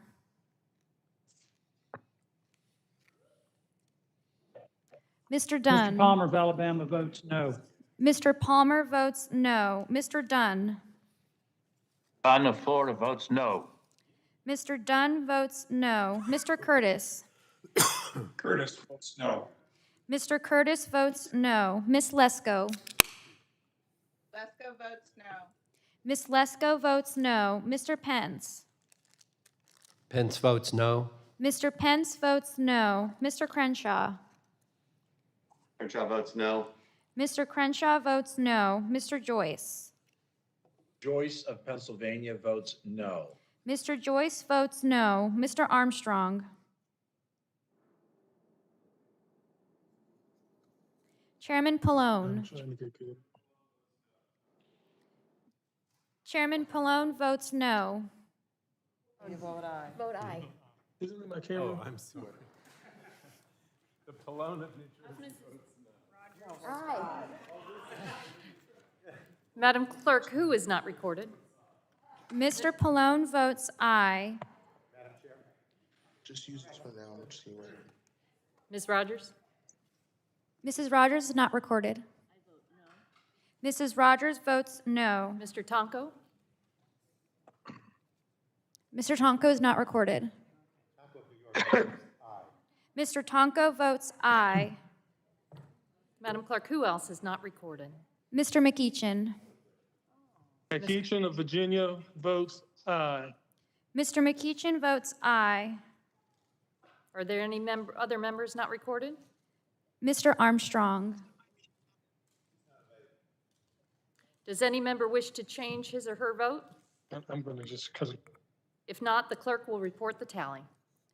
On that vote, the yeas were 31 and the nays were 26. The vote is 31 ayes to 27 noes.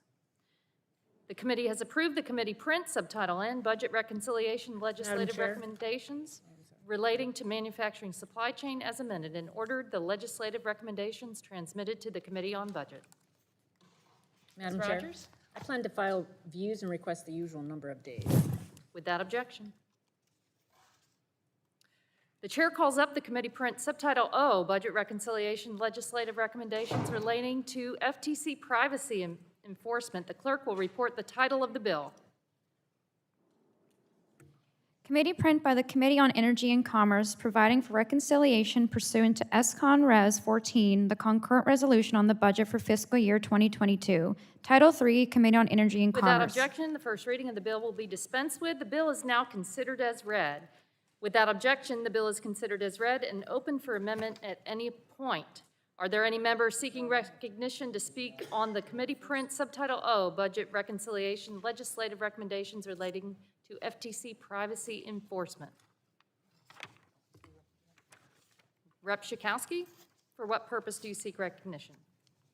Yes, I'd like to strike the last word and present, have 5 minutes to present the amendment. You're recognized for No? 5 minutes. What?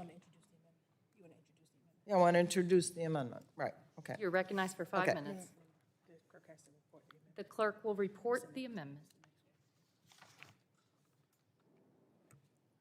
Amendment in the nature of a substitute to Subtitle O offered by Ms. Schakowsky of Illinois. Strike all and insert the following. Subtitle O, FTC Privacy Enforcement. Section 31501, Federal Trade Commission funding for Privacy Bureau and related Without expenses. objection, the reading of the amendment will be dispensed with. Ms. Schakowsky is now recognized for 5 minutes.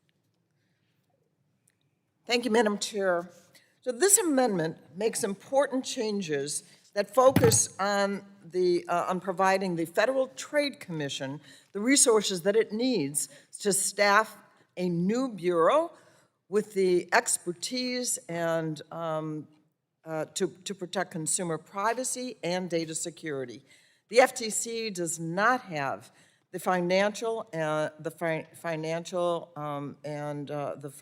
resources and the funds to fulfill the critical responsibilities that the American people certainly need.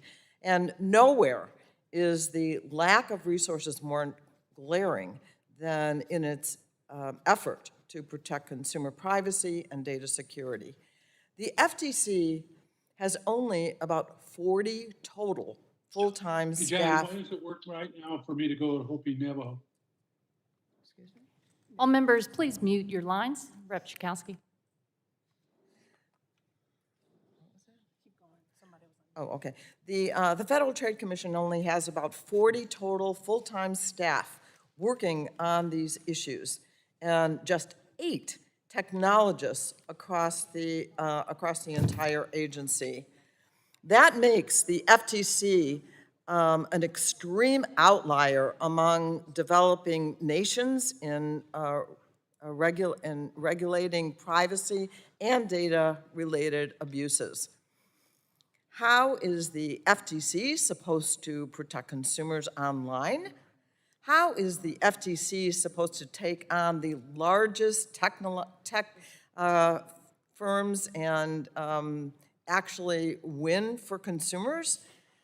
This legislation provides a necessary increase in resources targeted directly at the FTC privacy and data security work. That work includes enforcing, for example, COPPA, the Child's Online Protection, Privacy Protection Act, protecting consumers from privacy violations and data breaches, and holding big tech accountable for deceptive and unfair practices. Our children must be protected online, especially during COVID, while so much of their lives have been moved online. Equally important is ensuring that adult consumers do not have to sacrifice their privacy and security just by going online. As amended, the bill requires that the funds be used in part to hire technologists, use experienced designers, and other experts, which will give the FTC the needed expertise to take on big tech. Large tech companies like Facebook have gotten away for years with nothing more than a slap on the wrist for their deceptive practices. And with these resources, the FTC will invest and hold companies accountable for failing consumers. This includes the data breaches that seem to be in the news every single week. The FTC needs more capacity to stop illegal data harvesting on social media companies and a whole lot more. So this legislation means that the Federal Trade Commission will be able to provide more consumer education and more effective and efficient FTC. It means more protection for consumers and businesses. And finally, I just want to say that consumer privacy legislation will continue. I am fully committed to working together to protect the privacy of American people. We must do what we can to protect consumer privacy and data security, and that means that we need to work together on a bipartisan basis. I am committed to continuing that important work, and I urge all my colleagues to support this legislation. I thank you, and I yield back. Thank you. Are there any Republican members who would like to speak on the Ains? Mr. Bilirakis. Thank you. Thank you, Madam Chair. I appreciate it very much. I move to strike the last You're word. recognized for 5 minutes. I'm amazed at reports claiming this is a big win for privacy, Madam Chair. I wonder whether they received a different text than I did, because this includes no roadmap for privacy protection whatsoever, but I'm glad that the chair has agreed to work with me in the future on this. It includes no new authorities for the FTC to protect all Americans equally. It contains no guarantees that this money will even be spent on personnel to focus solely on data privacy protections for our constituents, so very important and long overdue. We have held hearings this year, and I commend the chairperson, but we haven't held a particular hearing on privacy, even though we have had roundtables. We need a hearing on privacy as soon as possible. We have held hearings this year on the Consumer Protection Subcommittee documenting serious process issues at the FTC. Republicans have offered the FTC historic new bipartisan authority, which even the Supreme Court agreed in a 9-0 vote that the FTC did not have, so they do not currently have, and we want to work that out.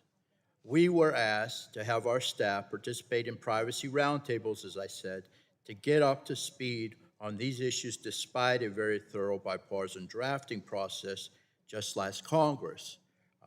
I fully agreed and looked forward to those discussions moving forward on a bipartisan basis, but sadly, here we are. More bad process and a bad bill, in my opinion. This money cannot be spent without a clear mission laid out for the FTC on the subject of privacy. Congress must establish national privacy standards and lay out the rules of the road for FTC to execute its mission.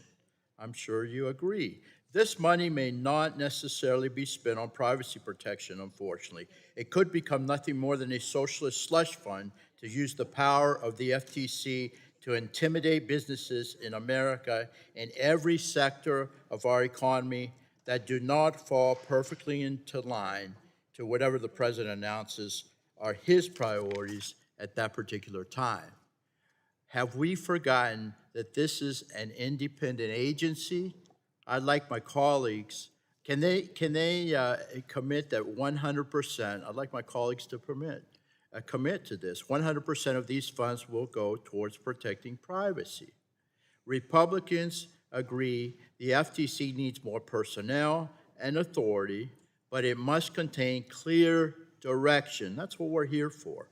Clear direction and authority how to accomplish that from Congress, who are supposed to write the laws, not unelected bureaucrats. And I'm really concerned with this.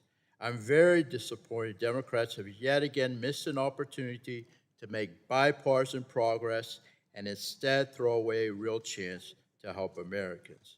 So with that, I'll yield back. If anyone would like my time. Anybody on the Republican side? Okay, I'll yield back. Thank you. The gentlewoman from Florida, Ms. Castor, is recognized on the Ains. Thank you, Mr. Chairman. I move to strike the last word. 5 minutes. Thank you. The Federal Trade Commission does so many important things to protect Americans from anti-competitive, deceptive, and unfair business practices.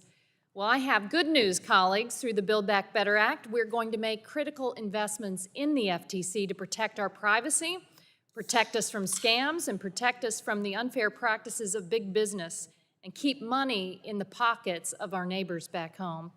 This budget resolution includes $1 billion for the FTC to help them do their critical work. These investments will help the FTC take the actions needed to conduct oversight of business to ensure they are not taking advantage of our neighbors to boost their bottom lines, because we have seen all too often how our neighbors, parents, children, and grandparents have been left to fend for themselves against big tech surveillance, as well as smaller scam artists and identity thieves. And often, when the FTC does take action, it falls short. For example, in 2019, the FTC fined Facebook $5 billion for violating their users' privacy, but you know, that was only 1 month's worth of Facebook's revenue. But it's not all the FTC's fault. Congress has woefully underfunded the Commission for far too long. The FTC is 40% smaller today than it was at the beginning of the Reagan administration 40 years ago. And in those 4 decades, the economy grew by 750%. Facebook has a market capitalization of $1.06 trillion. Trillion! Google has a market cap of $1.9 trillion, and Amazon has a cap of $1.74 trillion. Companies like these often have infinite resources to spend on fighting the FTC. The FTC, on the other hand, has only 45 full-time employees devoted to privacy and security for a population of 328 million people. In fiscal year 2021, the FTC only had 5 full-time employees it classified as technologists. All of this is why the investments we include in this budget reconciliation are so important. The lack of FTC resources impacts all consumers, but it especially impacts our kids.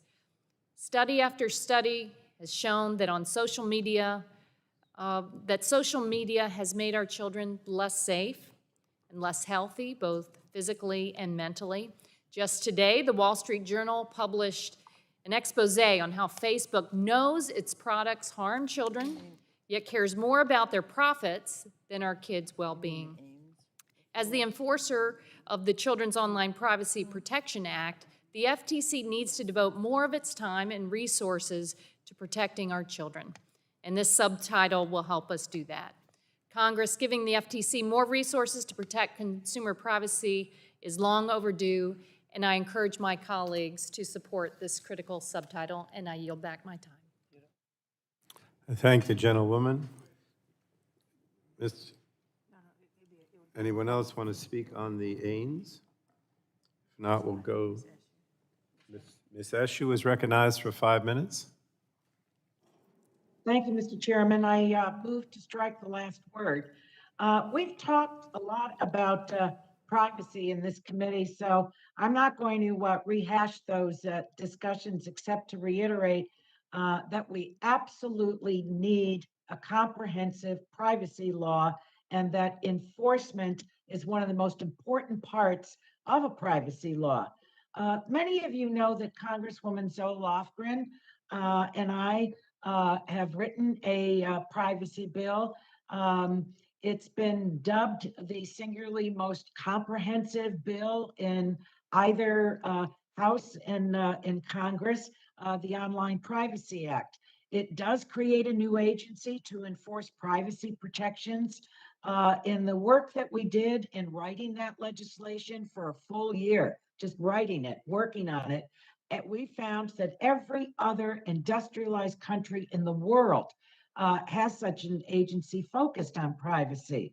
Now, the legislation that's before us does create a privacy bureau to enforce existing laws at the FTC, which is short of an independent agency, but I think it's a big step in the right direction. I've been a longtime critic of the FTC for not doing enough on privacy. Now, I think it's partly the fault of the agency for not being aggressive enough, but we have to acknowledge that part of the issue is the fault of Congress. We're the ones that decide agency funding that determines staffing levels. Today, the FTC is approximately 40 members of its staff focused on privacy. So if we all think that this is a real commitment to the issue that we care about on a bipartisan basis, this is meager, to put it mildly. Let me put this number in context. Canada's Office of the Privacy Commissioner has 213 staffers. The United Kingdom's Information Commissioner's Office has 822 staffers. There are over 20 countries with private agencies of more than 40 staff that have populations that are smaller than the United States. We have not given the FTC sufficient funds to be effective on privacy. And that's why I support standing up a bureau inside the FTC focused on it. Now, it's not just the number of people in an agency that matters. We all know that. Expertise matters a lot. As of last Friday, the FTC has 8 technologists on staff. Here too, we're way behind peer countries. The UK's privacy agency has 22 technologists. France has 28. Spain has 36. Germany has 3 states with their own private agencies, each with as many technologists as the FTC has. So this is why I asked Chairman Pallone to add a provision to the legislation that ensures that the FTC must use part of this funding to hire technologists and user experience designers. And I thank him. I thank him mightily for including my suggestion. We have a lot of work to do on privacy, colleagues, and we should make advances where we can. And it's for this reason I support this legislation and urge my colleagues, all of my colleagues, to do the same. Just as a footnote, and Mr. Bilirakis spoke to this, I know he cares about the issue of privacy. I think every single member does. I don't think anyone has, total ownership of this. I would have loved to have had the legislation that Congresswoman Lofgren and I wrote placed in reconciliation, but because of reconciliation rules, that is prohibited. And so, yes, this is narrower, but it's still a big step. So I ask everyone to support it, and thank you for listening, and I yield back the balance of my time. Thank the gentlewoman. Mr. Dunn, you have your hand up virtually. Did you still want to speak, or is that from before?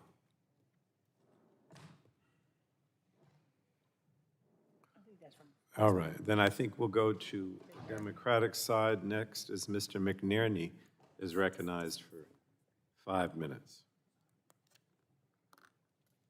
Sorry for that, Mr. Chairman. Am I recognized? Yes, you're recognized for 5 minutes. Okay, I thank the chairman for that. And I move to strike the last word. The Federal Trade Commission has not been adequately resourced. As a result, the FTC lacks the staff necessary to protect consumers and businesses from privacy and data security abuses. Repeating what CP Chair Schakowsky and others have said just before me, the agency only has 40 full-time staffers devoted to privacy and data security, and only 8 technologists across the entire agency. This is clearly far short of what's needed. Meanwhile, the amount of information being collected about consumers continues to explode, and as is the number of data security abuses. The Build Back Better Act's $1 billion investment in new privacy and data security means the Bureau will help address this by providing the agency with resources to protect consumers against privacy violations, data security incidents, identity theft, and other data abuses. I'm particularly pleased that this amendment expressly includes hiring of technologists, user experience designers, and other experts. I've long called for the need for more technologists at the FTC. Early this Congress, I introduced HR 4530, the Federal Trade Commission Technologies Act, which would establish an Office of Technologists at the FTC.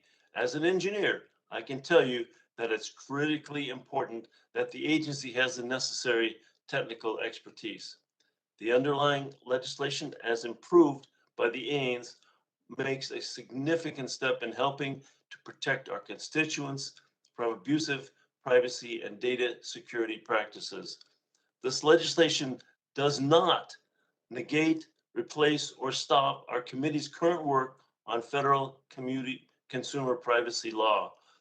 In fact, this subtitle will prepare the agency to enforce a good federal privacy law by providing it with the necessary resources. Well, I urge my colleagues to support the AINS, and I yield back to the chair. Thank the gentleman. I don't think there's a Republican, right? All right, so then we go, Ms. Trahan is recognized for 5 minutes.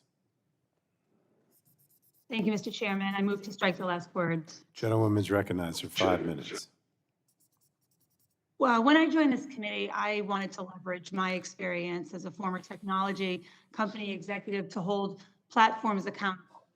They manipulate consumers with surveillance advertising, made oversight of their algorithms that amplify disinformation and deploy design features that harm our kids. I quickly learned, though, just how underfunded and under-resourced the Federal Trade Commission, the agency charged with protecting consumers, really was at a time when people are using digital products and services more than ever. According to Pew, in 2000, 48% of US adults reported not using the internet. Today, just 7% report not using the internet. COVID-19 has propelled even more people online, whether to work, learn, communicate, handle their daily affairs, or more. And these trends will only continue. More children are online and at a younger age, engaged in virtual learning, social media, and consuming entertainment. Seniors and older adults are also discovering the internet to stave off loneliness and isolation, tend to their healthcare needs, or buy groceries and other essential items from the safety of their home. The internet is no longer a luxury, but a necessity for all Americans. A lot more products in and around the home and office are also becoming more connected to the internet, from connected thermostats and smart speakers to keychain attachments that help you locate almost anything. A staggering amount of data is being collected every day. Our increasingly connected lives are raising the stakes for privacy and data security. It's not surprising that consumers are increasingly worried about online security. A recent survey shows 91% of consumers are worried about online security threats affecting their home. At this critical juncture, when so many aspects of our lives are online, we must redouble our efforts at protecting consumer privacy and data security.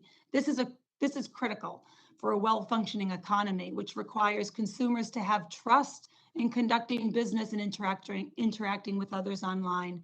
Consumers can't have this trust if the FTC is not adequately staffed and does not have enough resources to pursue privacy and data security cases and enforce its existing laws.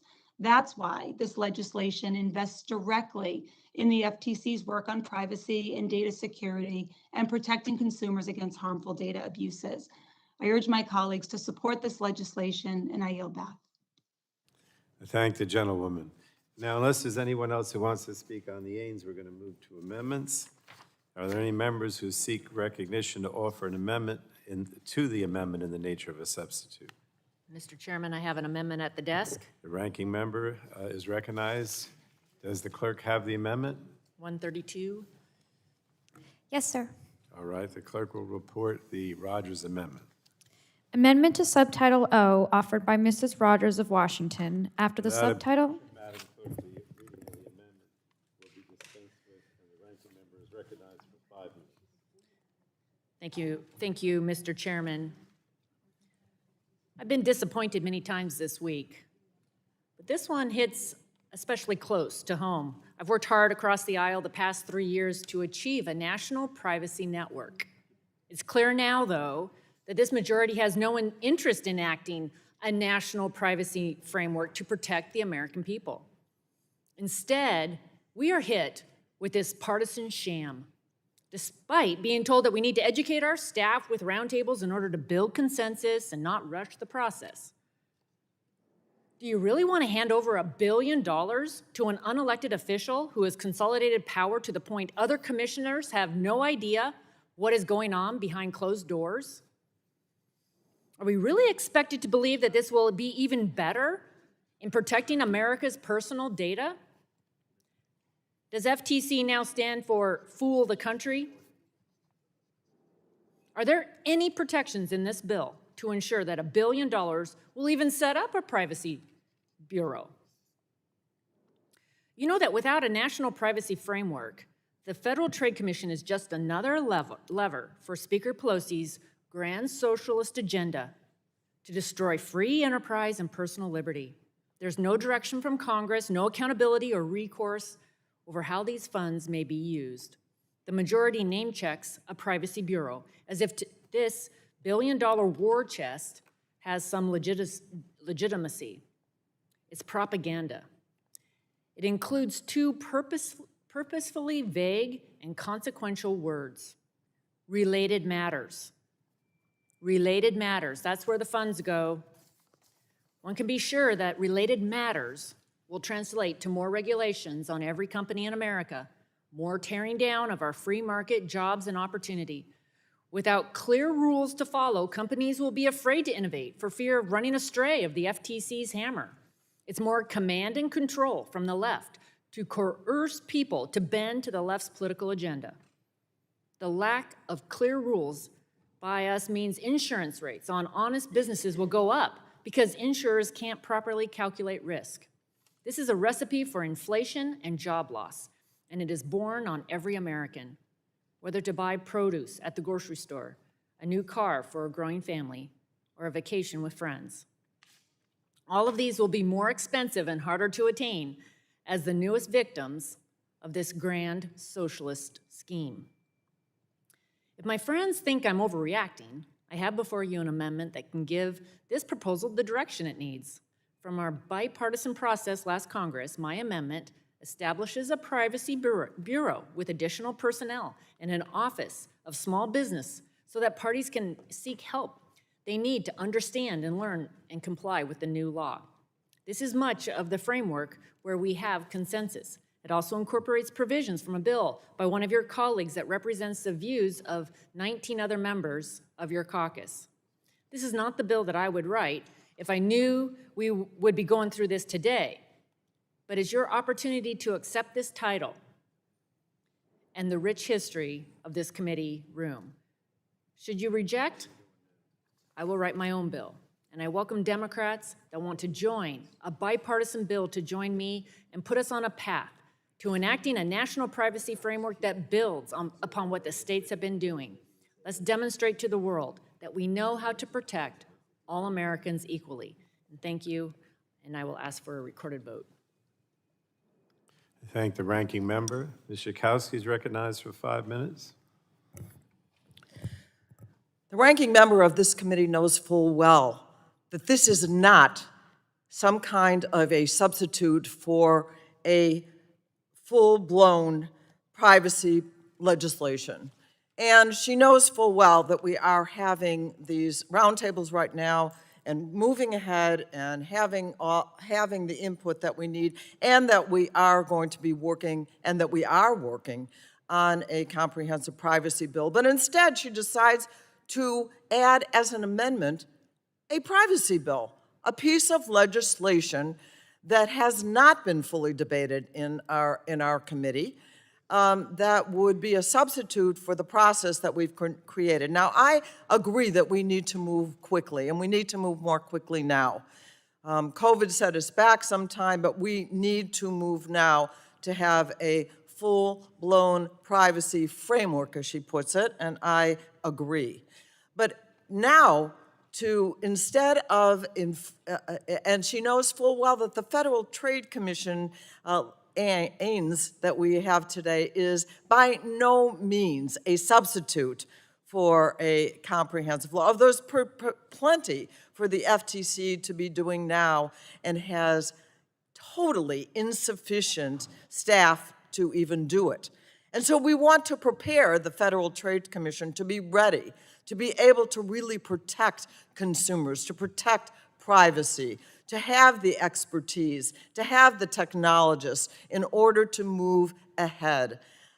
This is really a sham of what the ranking member is doing right now, a way to say, let's just do a privacy bill right now instead of arming the chief agency to protect consumers so that we can move ahead to get things done once we have this privacy framework. And I assure you that I do want to do this in a bipartisan way. The roundtables that we're having are very important, bringing stakeholders together. I think when we are just a little bit ahead now of this reconciliation bill, et cetera, that we're going to be able to move quickly forward if we will have the cooperation of the Republicans on the committee. Mr. Bilirakis and I think, have the full capacity to be able to have a comprehensive piece of legislation, and we don't need to substitute something quickly right now, a piece of legislation, instead of working together on our committee and in this Energy and Commerce Committee. So I think this is really a hoodwink that we're seeing right now of trying to get something that the Republicans want to do to not fund the Federal Trade Commission, which needs funding, and to replace the work that we've been doing with a comprehensive bipartisan bill that is on its way. And I yield back. I thank the gentlewoman. Yes, Mr. Griffiths is recognized. Thank you, Mr. Chairman. I appreciate it greatly. It sounds like to me from hearing the debate that we have a consensus. We can do what is currently in the AINS, and we can do the amendment currently proposed. You can do them both at the same time. It sounds like there have been roundtables, and there's been discussion, and while there was a comment that this was hoodwinking because we're bypassing the normal process, isn't this whole bill that we're dealing with over the last 2 days bypassing the entire process? So if it's good enough for the gander, why isn't it good enough for the goose? I yield back. Does anyone on the Democratic side want to speak on the Rogers Amendment? Anyone else on the Republicans? Oh, Ms. Eshoo. Ms. Eshoo is recognized for 5 minutes. Thank you, Mr. Chairman. I listened very carefully to the ranking member.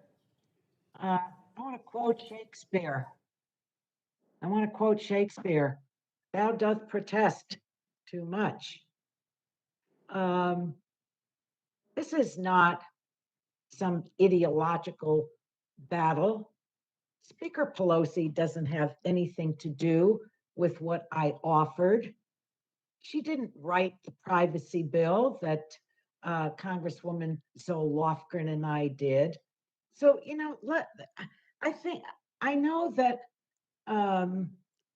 everyone is on tenterhooks, but I think that we really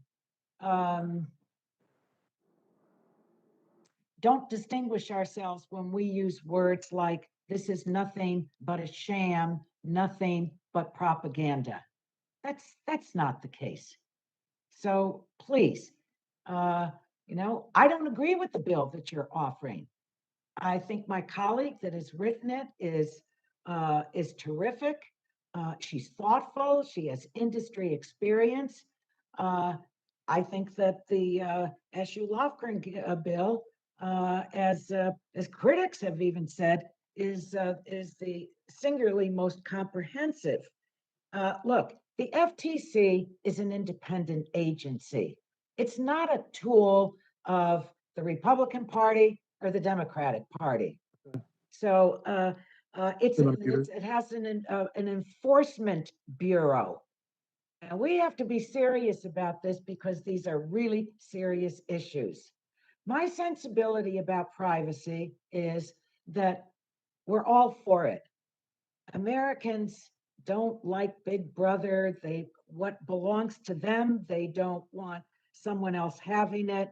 I think these are really very deeply rooted sensibilities. I carry them myself. But I think that it's been difficult for members to come around the issue because it's highly complex. So those that are interested in doing more work on it, we've got a lot of work to do together. And I would hope that you would join me. I'll join you.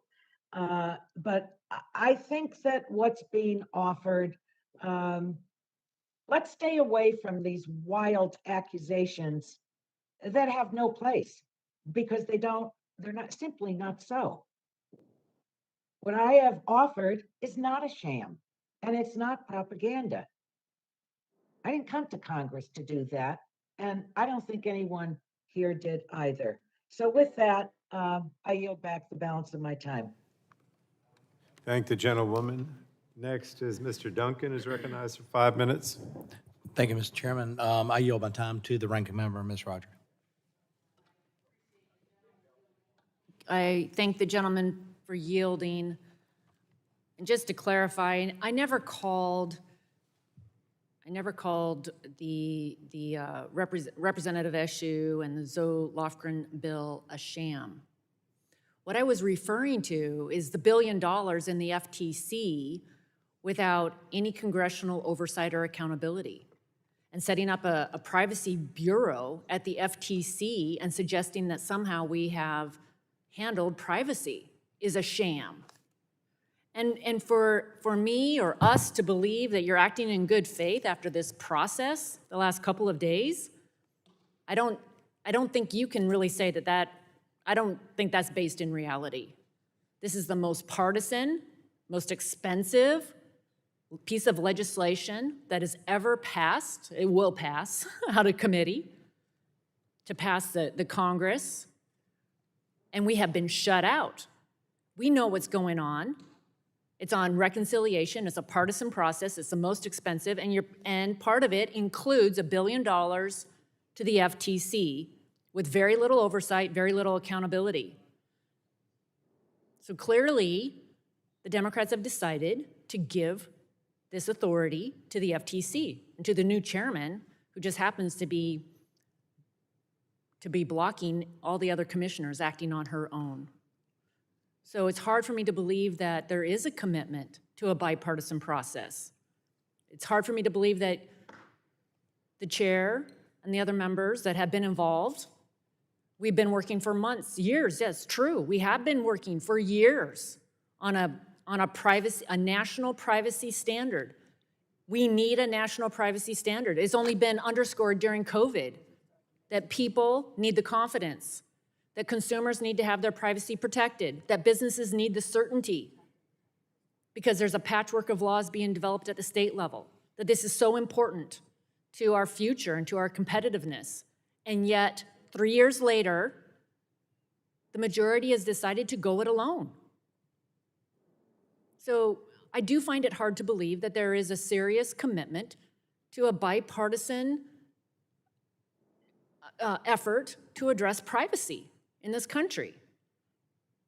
I'm more than willing. I have proven I am willing to sit down and have those conversations. And what I put before you today actually does have bipartisan support. It would have bipartisan support. There are Democrats who have introduced this language. Let's move forward and actually finish the job. With that, I urge support of this. I yield back and urge support. I want to thank the gentlelady for her words, and I agree with you. The spirit of bipartisanship is gone in this committee. I came to ENC, I don't know how many, 2, 3 years ago now, and it had a bipartisanship reputation. It seems like once Democrats took control of the United States Congress, the bipartisanship went out the window, and that's a shame. Chairman Pallone, you have an opportunity to rectify that. We hope that you will. And with that, I yield back. Does anyone else wish to speak on the Rogers amendment? All right, we will go to a vote on the Rogers amendment, a recorded vote. Oh, yeah.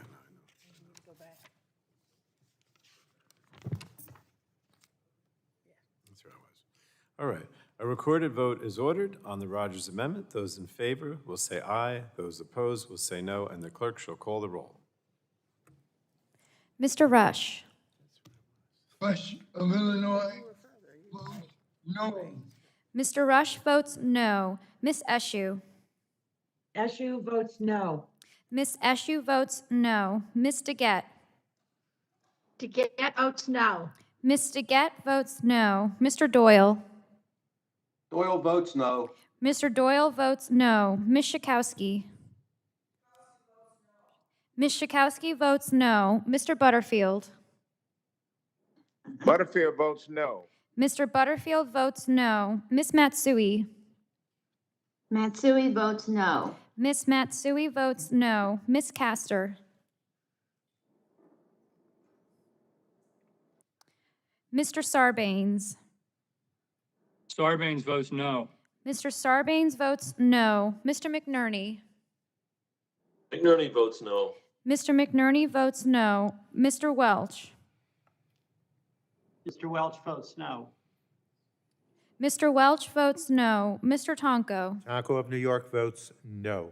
Mr. Tonko votes no. Ms. Clark.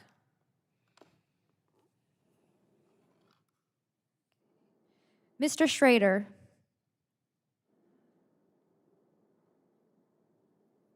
Mr. Cardenas.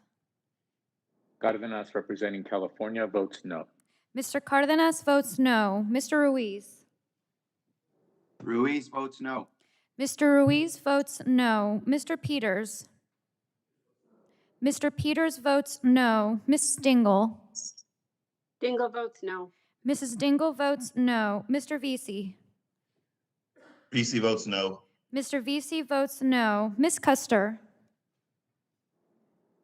Custer votes no. Ms. Custer votes no. Ms. Kelly. Kelly votes no. Ms. Kelly votes no. Ms. Barragan. Barragan votes no. Ms. Barragan votes no. Mr. McEachin. McEachin of Virginia votes no. Mr. McEachin votes no. Ms. Blunt Rochester. Blunt Rochester votes no. Ms. Blunt Rochester votes no. Mr. Soto.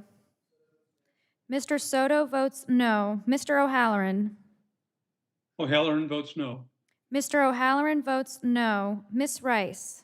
Rice votes no. Ms. Rice votes no. Ms. Craig. Craig of Minnesota votes no. Ms. Craig votes no. Ms. Schreier. Schreier votes no. Ms. Schreier votes no. Ms. Trahan. Trahan votes no. Ms. Trahan votes no. Ms. Fletcher.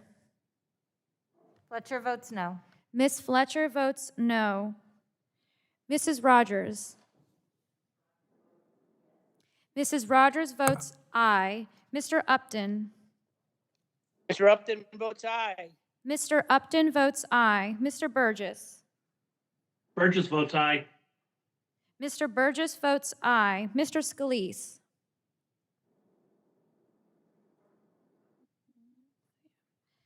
Mr. Latta. Votes aye. Mr. Latta votes aye. Mr. Guthrie. Mr. Guthrie votes aye. Mr. McKinley. Mr. McKinley votes aye. Mr. Kinzinger. Kinzinger, aye. Mr. Kinzinger votes aye. Mr. Griffith. Griffith votes aye. Mr. Griffith votes aye. Mr. Bilirakis. Mr. Bilirakis votes aye. Mr. Johnson. Mr. Johnson votes aye. Mr. Long. Aye. Mr. Long votes aye. Mr. Bouchon. Bouchon from Indiana votes aye. Mr. Bouchon votes aye. Mr. Mullen.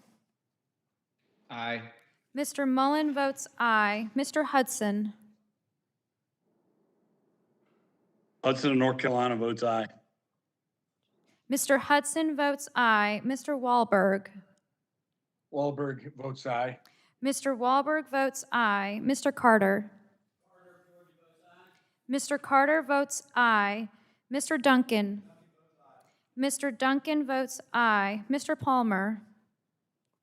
Mr. Palmer of Alabama votes aye. Mr. Palmer votes aye. Mr. Dunn. Mr. Dunn of Florida votes aye.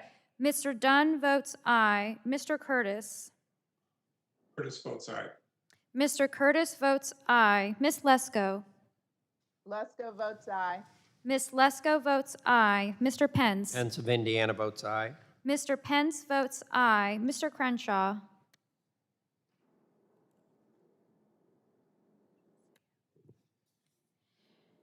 Mr. Joyce. Joyce of Pennsylvania votes aye. Mr. Joyce votes aye. Mr. Armstrong. Armstrong votes yes. Mr. Armstrong votes aye. Chairman Pallone. Pallone from New Jersey votes no. Chairman Pallone votes no. We have additional members who want to be recorded. Mr. Schrader? Mr. Crenshaw votes aye. Mr. Crenshaw votes aye. Mr. Schrader? Schrader from Oregon votes no. Mr. Schrader votes no. Ms. Castor? Mr. Chair, Who is not reported? I'm out. Can I ask how I'm, Mr. Scalise is not reported. Yes, Mr. Scalise is not recorded. can I ask how I'm recorded? Mr. Carter voted aye. And then Ms. No, Mr. Chairman, is Scalise vote? Oh, okay, he's getting. We'll wait. Ms. Castor is here. Ms. Castor is not recorded. Ms. Castor votes no. Who is not recorded, Madam Clerk? Ms. Clark and Mr. Burgess. Tell us how to do it next I'm sorry, Mr. Scalise. Mr. Scalise and Ms. Clark. Mr. Scalise is on his way. Was Mr. Kelly? Scalise vote. What's the amendment, Mr. Chairman? This is the Rogers Amendment. Yes, I'm a yes. Scalise votes aye. Mr. Scalise votes aye. And This Ms. is Burgess. How am I recorded? Mr. Burgess votes aye. Thank you. Is Ms. Clark there? Okay. All right, so we're ready? The clerk will report the tally on the Rogers Amendment. On that vote, Mr. Chairman, the yeas were 26 and the nays were 31. The vote is 26 ayes to 31 noes. The Rogers Amendment is not agreed to. Are there further amendments to the amendment? Mr. Chairman, point of personal privilege. Yes. I just would like to welcome Fred Upton's dad. Whoops, I guess I'll turn on the mic here. Well, Fred Upton has his dad on the screen. He's 97 years old, and they've been going through a lot the last couple of days. So it's just great to see him. And also, wanted just to welcome and congratulate our newest citizen, Kirsty Armstrong. She was just sworn in today as a citizen of the United States of America, Kelly Armstrong's wife. So shout out to Kelly and his wife, Kirsty. There we go. Thank you. I yield back. Let me say it's good to see, Fred, it's good to see your dad as well. You see him on the screen there. All right, are there further amendments to the amendment in the nature of a substitute? Mr. Bilirakis? Thank you, Mr. Chairman. I have an amendment at the desk. Clerk will report the amendment. She has it. It's 01 is the number.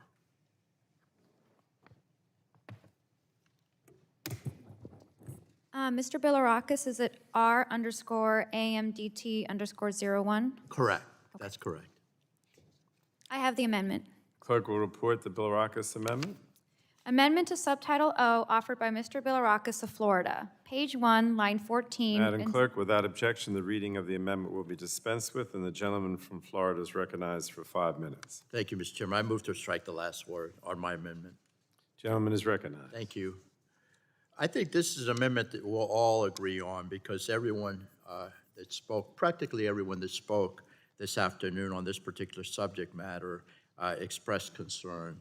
Our country is experiencing an unprecedented mental health crisis. Everyone will agree with that, and we have to do something about it, particularly our children and teens. We've seen a disturbing spike in rates of depression, self-harm, and suicide attempts and death among teens, with teen depression and particularly rising by more than 60%. Emergency department admissions for self-harm and suicide among girls between 10 and 14 tripled between 2009 and 2015. We can't stand by and do nothing, Mr. Chairman. This is no small part to the isolation caused by the social media, particularly during this pandemic. During that same time period, teens who use their electronic devices and mobile phones for over 5 hours per day were 66% more likely to have at least one suicide-related outcome compared to teens who spend an hour a day or less. These trends led me to run a survey in my district about big tech companies. One of my constituents responded that she has seen, and I quote, countless teens be bullied online or simply not being able to process devastating comparison game that they are forced to deal with on social media. And you know what I mean. There was a documentary on Netflix called Social Dilemma, and I recommend all of you watch it. Last week, the Tampa Bay Times, and I believe that my colleague from Tampa, Ms. Castor, referred to something like this, because we've both been working on this particular issue together. But my local newspaper, the Tampa Bay Times, published an article about Tampa Bay area teens being depressed and anxious, with social media primarily to blame for this. That article referenced a 2018 study of undergrad students at Penn, University of Pennsylvania, showing that limiting social media activity to less than 30 minutes per day led to a significant reduction in depression and loneliness. It also told the story of a Tampa area resident, Catherine, we'll call her, whose constant comparing herself to others online led to a decline in her mental health and ultimately an emergency room visit from a suicide attempt. And Catherine is not alone, believe me. These statistics and the results from my study are deeply troubling and I'm increasingly frustrated that social media companies are not doing anything to help. It led committee Republicans to pen letters to big tech, the ranking member, as well as a couple other members on the committee, joined me in penning a letter requesting information on internal research conducted by the companies on the effect of social media products on children's mental health. Yet the companies have not complied. They have not complied. As if these numbers were not startling enough, just today, and my colleague, Ms. Castor, mentioned that the Wall Street Journal published a piece, which I plan to submit for the record, Mr. Chairman, with leaked studies conducted by Facebook on the negative effect Instagram has on teen girls. Considering what this committee was told when Mark Zuckerberg testified before us, it seems we and the American people have been misled by the disturbing impact social media is truly having on our children. And I asked the question in committee to Mr. Zuckerberg about this Instagram that he was planning for children 13 and under, or under 13. And he did not deny that they were in the process of doing this. So I'm incredibly concerned about these new revelations. Big tech is keeping us online longer than ever and lying to do so, all with the purpose to polarize and monetize us, especially our children. They must stop the poisonous practices that are driving depression, isolation, and suicide. We're losing our kids.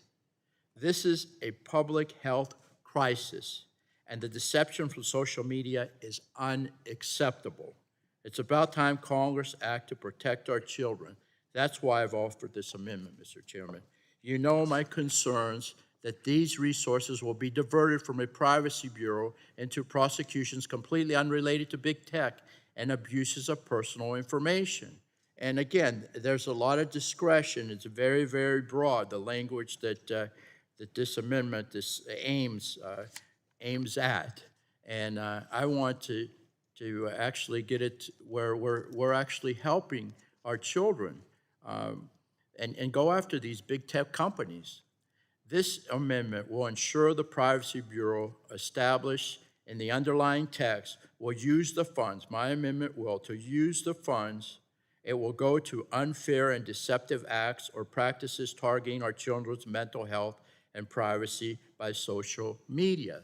That's narrow enough. I know we have debated several topics this year, but all of us agree on the need to better protect our children and their mental health from social media. My amendment does just that. Let's make a pact that these funds go to a proper use. I believe that you've allocated $1 billion on this particular bill for the Privacy Bureau. We can use some of that money to save our children's lives. So I urge my Democratic colleagues to join me in supporting this important amendment. And if no one wants my time, I'll yield back the balance of my time. Thank you. Did you have something for the record, Mr. Bilirakis?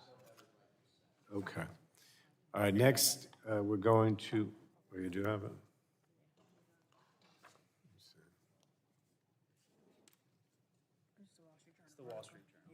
All right, this is from the Wall Street Journal. Facebook knows Instagram is toxic for teen girls by Georgia Wells, et cetera. Without objection, so ordered. Mr. McNerney is next. Gentleman from California is recognized for 5 minutes. I thank the chair for recognizing me, and I appreciate my colleagues wanting to protect children, but this amendment isn't really what it seems. His concern is very serious, and I know he's very sincere about the proposal. However, by striking related matters, the amendment severely restricts the scope of the new bureau and how these funds can be used.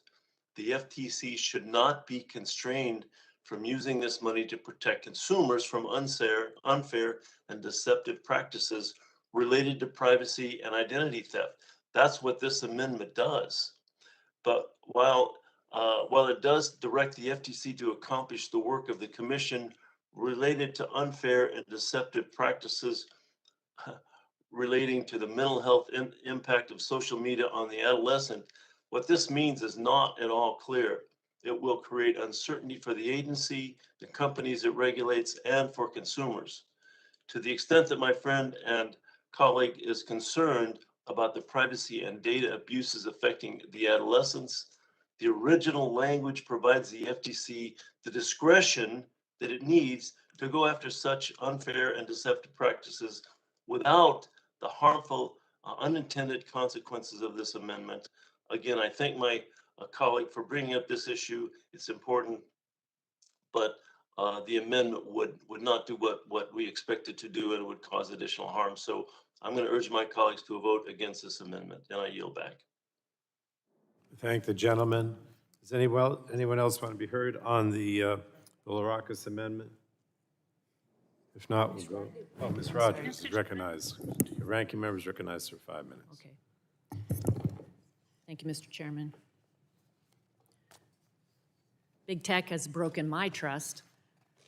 We all know big tech suppresses free speech and debate, which every American should be concerned about. But what convinced me big tech is a destructive force is what it is doing to our kids. Big tech does not care about protecting the mental health of our children. Big tech cares about one thing: money. And what makes them the most money? Our attention. Big tech knows that passively consuming content is bad for kids. It's why tech leaders have publicly acknowledged that they limit their own children's use of the very product that they have designed for our kids. They limit our own kids because, and they know that it's having real harmful impact. A day doesn't go by that I don't talk to friends or other parents who tell me their children are depressed and anxious, that they can't get their kids out of their bedroom or off their devices. I think about a text that I recently received from a friend. Her son had shared with her the names of children and classmates he knew who had committed suicide in the last year. When I speak to hospitals across Eastern Washington, they tell me that hospital admissions for kids with mental health crisis has increased at a disturbing rate. And I know that these trends are not unique to Eastern Washington. It's happening all across the country.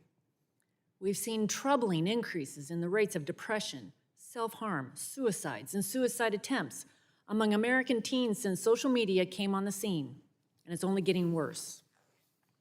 We've seen a number of studies that emphasize this data, and we've asked big tech to be transparent about their own research on this critical topic, yet they have refused. Why? Well, we got the answer today. The Wall Street Journal published an article, Facebook knows Instagram is toxic for teen girls, company documents show, that it reveals the impact that Instagram is having on kids and that it's harmful. Facebook's own research shows that 1 in 5 teens say that Instagram makes them feel worse about themselves, that teens who struggle with mental health say that it makes their body image issues worse. 1 in 3 girls say that it makes it worse. This isn't just about Facebook, though. It's the business model that big tech relies upon to make money. We see it with YouTube, Twitter, Snapchat. Recently, TikTok, whose parent company is partially owned by the Chinese Communist Party, was exposed for serving sex and drugs to minors on their platform. This is not acceptable. And it should not take a news report for parents to learn of the harm these platforms are doing to our children. Big tech must be transparent, as we have been demanding for months now. I thank my good friend, Mr. Bilirakis, for leading this common sense amendment. If Democrats want to create a $1 billion slush fund for the FTC, let's make sure that it's being used to protect our children. I appeal to my colleagues on the other side of the aisle. I know you share our concerns. I know that you share our concern about what's happening to our children.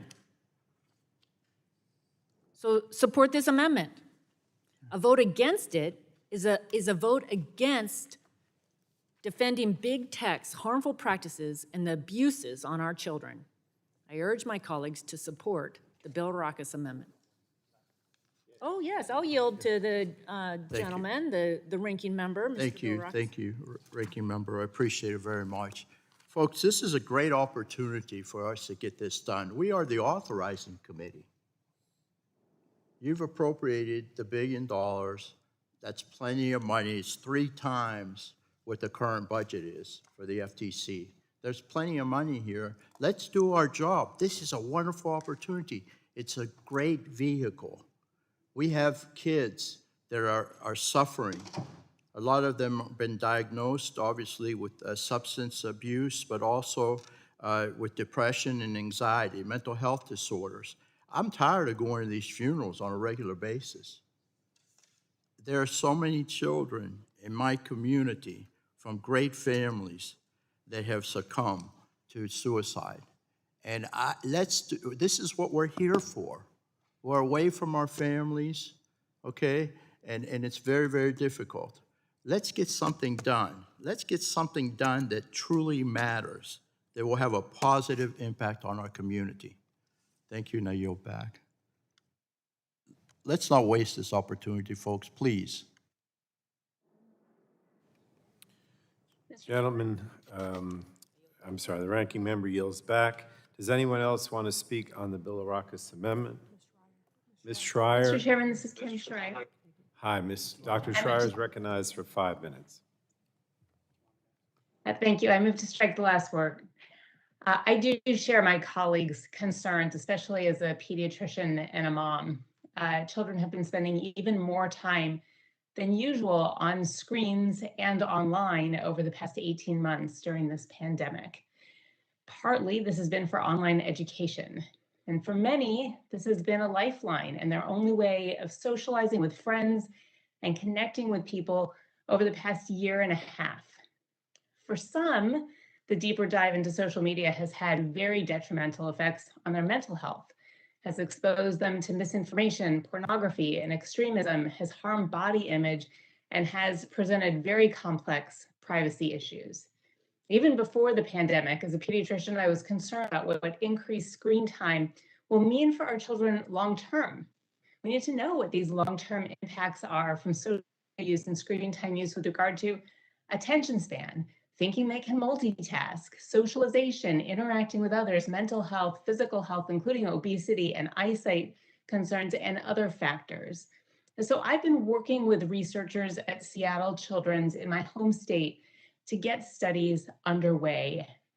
I also had language included in the fiscal year 21 budget for the Office of Educational Technology to research the positive and negative effects of screen time use and the increased use of technology in classrooms and whether it has or has not been helpful. These are really important issues, and the Department of Education and the National Institute of Health should be studying this, and they already are. Well, I cannot agree to the amendment as written because it doesn't belong in this subtitle. I am happy that my colleague, Mr. Bilirakis, has brought up this important issue, and I look forward to working with him and with my other colleagues on both sides of the aisle. We all care about this on this committee to figure out how we can support research in this area and find the best balance for our children. Thank you, and I yield back. Thank the gentlewoman. Does anyone else want to speak on the Bill Rockus amendment? Mr. Chair, Yes. I'd like to move to strike the last word. Gentleman's recognized. I'll yield my time to the ranking member. I thank the gentleman for yielding. I had a question for council, if I could. Where is the? Oh, is he on? Oh, he's virtual. Okay, go ahead. Okay. The question is, what does related matters mean in the underlying text? Thank you for the question. Related matters is not defined in the legislation. Okay. Thank you. I yield back. Thank you. If anybody want my name, I would yield back as well then. Oh, excuse me, I'll yield to my friend from Virginia.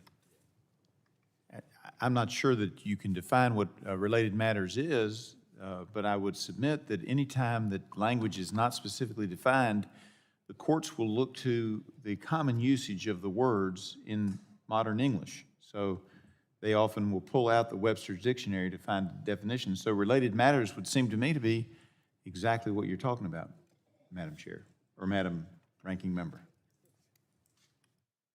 I'll yield back. All right.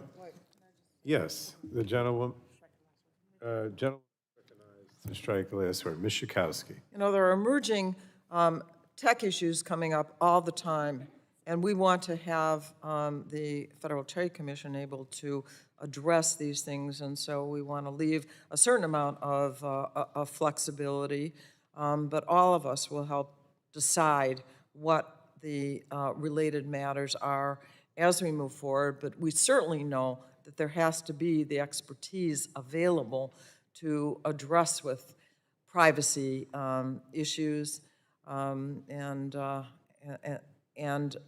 all of the matters that are emerging every single day. Thank you. I yield back. Okay, we're going to move to a vote on the Rogers Amendment. A recorded vote is ordered. Yes. Those in, oh, I'm sorry, this is Mr. Bilirakis' amendment. A recorded vote is ordered on Mr. Bilirakis' amendment. Those in favor of the Bilirakis amendment will say aye. Those opposed to the amendment will say no. And the clerk will call the roll. Mr. Rush. Rush of Illinois votes no. Mr. Rush votes no. Miss Eshue. Eshue votes no. Miss Eshue votes no. Miss DeGette. DeGette votes no. Miss DeGette votes no. Mr. Doyle. Doyle votes no. Mr. Doyle votes no. Miss Schakowsky. Votes no. Miss Schakowsky votes no. Mr. Butterfield. Butterfield votes no. Mr. Butterfield votes no. Miss Matsui. Matsui votes no. Miss Matsui votes no. Chris? Miss Castor. Castor Hello? votes no. Chris? Miss Castor votes no. Mr. Sarbanes. Chris? Sarbanes votes no. Mr. Sarbanes votes no. Mr. McNerney. McNerney votes no. Mr. McNerney votes no. Mr. Welch. Welch votes no. Mr. Welch votes no. Mr. Tonko. Tonko of New York votes no. Mr. Tonko votes no. Miss Clark. Clark of New York votes no. Miss Clark votes no. Mr. Schrader. Mr. Cardenas. Cardenas, representing California, votes no. Mr. Cardenas votes no. Mr. Ruiz. Ruiz votes no. Mr. Ruiz votes no. Mr. Peters.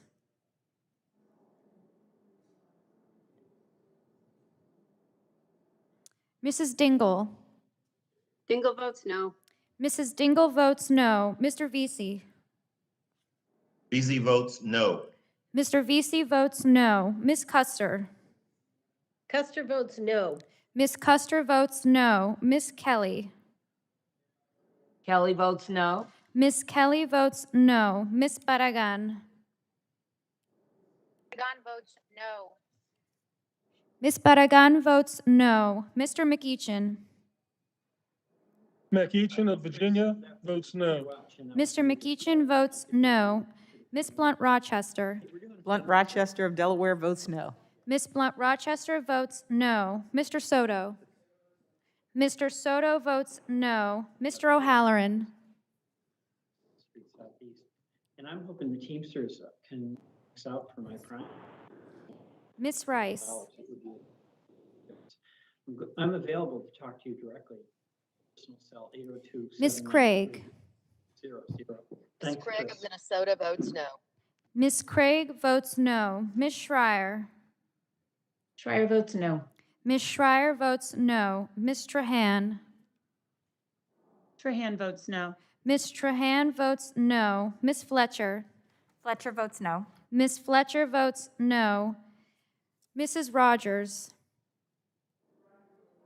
Mrs. Rogers votes aye. Mr. Upton. Upton votes aye. Mr. Upton votes aye. Mr. Burgess. Burgess of Texas votes aye. Mr. Burgess votes aye. Mr. Scalise. Scalise votes aye. Mr. Scalise votes aye. Mr. Latta. Latta votes aye. Mr. Latta votes aye. Mr. Guthrie. Mr. Guthrie votes aye. Mr. McKinley.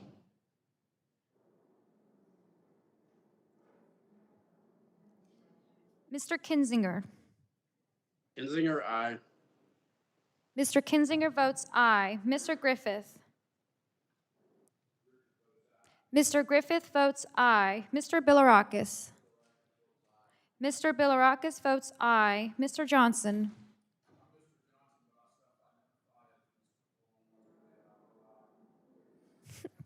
Mr. Johnson votes aye. Mr. Long.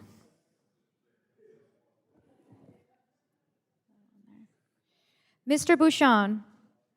Bouchon from Indiana votes aye. Mr. Bouchon votes aye. Mr. Mullen. Aye. Mr. Mullen votes aye. Mr. Hudson. Hudson of North Carolina votes aye. Mr. Hudson votes aye. Mr. Wahlberg. Wahlberg votes aye. Mr. Wahlberg votes aye. Mr. Carter. Mr. Carter votes aye. Mr. Duncan. Mr. Duncan votes aye. Mr. Palmer. Mr. Palmer of Alabama votes aye. Mr. Palmer votes aye. Mr. Dunn. Mr. Dunn of Florida votes aye. Mr. Dunn votes aye. Mr. Curtis. Curtis votes aye. Mr. Curtis votes aye. Ms. Lesko. Lesko votes aye. Ms. Lesko votes aye. Mr. Pence. Pence from Indiana votes aye. Mr. Pence votes aye. Mr. Crenshaw. Crenshaw votes aye. Mr. Crenshaw votes aye. Mr. Joyce. Joyce from Pennsylvania votes aye. Mr. Joyce votes aye. Mr. Armstrong. Armstrong votes yes. Mr. Armstrong votes aye. Chairman Pallone. Pallone from New Jersey votes no. Chairman Pallone votes no. Mr. Peters? How is long recorded? Mr. Peters is not recorded. Peters votes no. Mr. Peters votes no. Mr. Schrader? Is Mr. Long recorded? Mr. Schrader votes no. Mr. Schrader votes no. Mr. Long is not recorded. Ms. Rice? Long votes yes. Oh, Mr. Long. Mr. Long votes aye. Ms. Rice? Ms. Rice votes no. Ms. Rice votes no. Mr. McKinley? Mr. McKinley is not recorded. Mr. McKinley votes aye. And Mr. O'Halloran? Mr. O'Halloran is not recorded. Mr. O'Halloran available? I can see Votes him no. on the screen. Mr. O'Halloran votes no. I think that's everyone. Madam Clerk? Everyone is recorded? Yes, sir. All right. On that vote, Mr. Chairman, the yeas were 26 and the nays were 32. Okay, so the vote on the Bilirakis amendment is 26 ayes to 32 noes. The amendment is not agreed to. Do we have another amendment to the Ains? Mr. Bilirakis, another one? Thank you. Which one is this? This one is, let's see, it's SLW dash 0143. Does the clerk have that one? Yes, sir. All right, the clerk will report the amendment.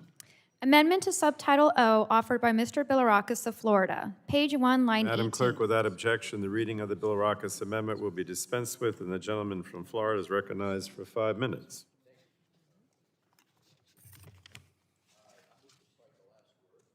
Gentleman's recognized.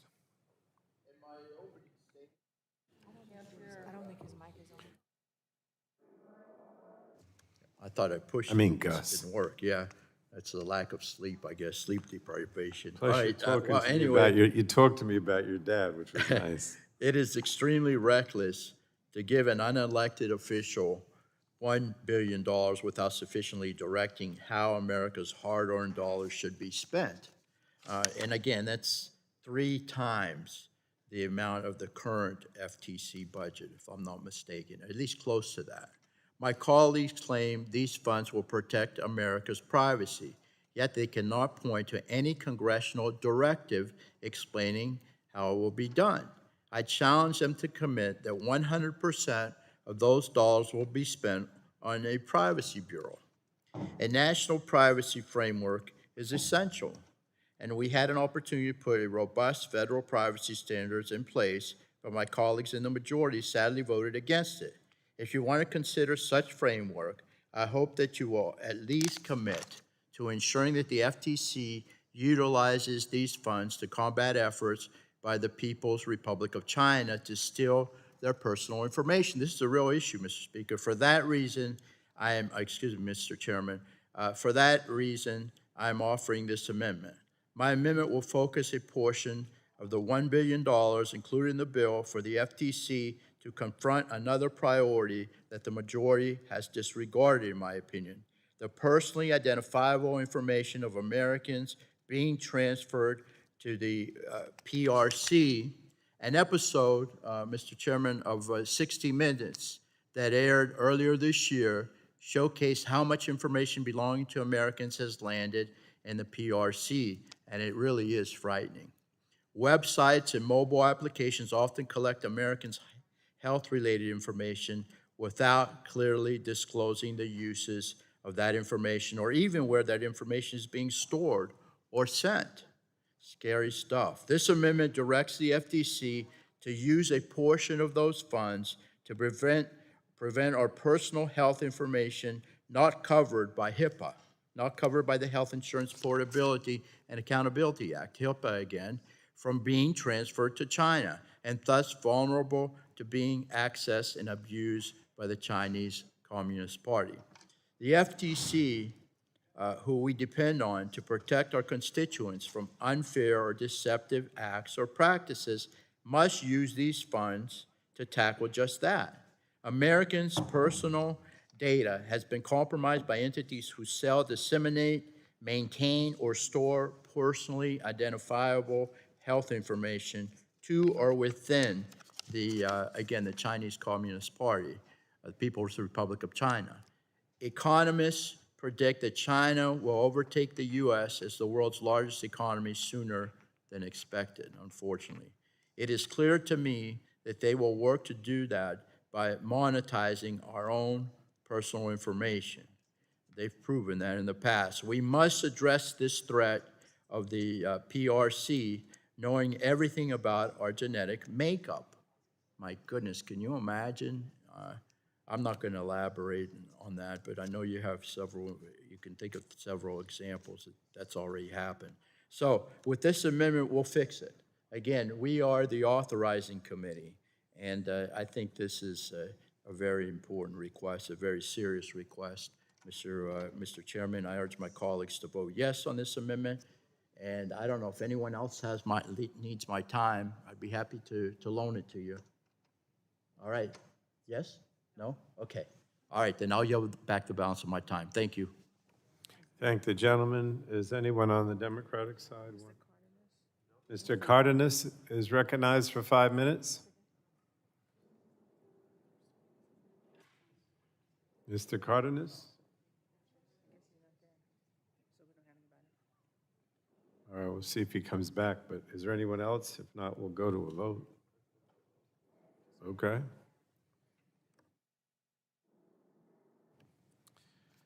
So a recorded vote is ordered on the Bilirakis amendment. Those in favor of the amendment will say aye. Those opposed will say no, and the clerk shall call the roll.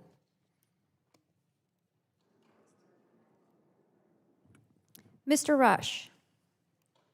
Rush of Illinois votes no. Mr. Rush votes no. Ms. Eshoo. Eshoo votes no. Ms. Eshoo votes no. Ms. DeGette. DeGette votes no. Ms. DeGette votes no. Mr. Doyle. Doyle votes no. Mr. Doyle votes no. Ms. Schakowsky. Ms. Schakowsky votes no. Mr. Butterfield. Butterfield votes no. Mr. Butterfield votes no. Ms. Matsui. Matsui votes no. Miss Matsui votes no. Miss Castor. Miss Castor votes no. Mr. Sarbanes. Sarbanes is no. Mr. Sarbanes votes no. Mr. McNerney. McNerney votes no. Mr. McNerney votes no. Mr. Welch. Mr. Welch votes no. Mr. Welch votes no. Mr. Tonko. Tonko of New York votes no. Mr. Tonko votes no. Miss Clark. Clark of New York votes no. Miss Clark votes no. Mr. Schrader.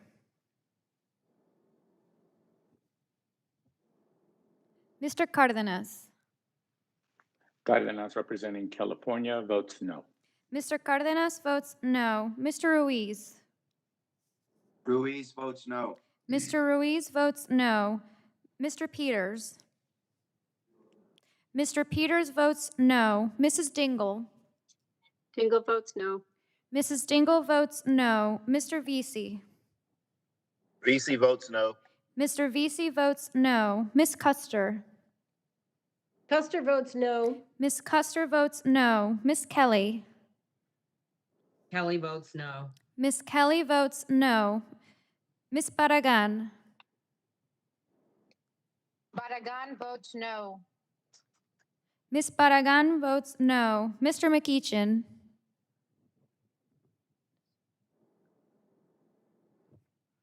Miss Blunt Rochester.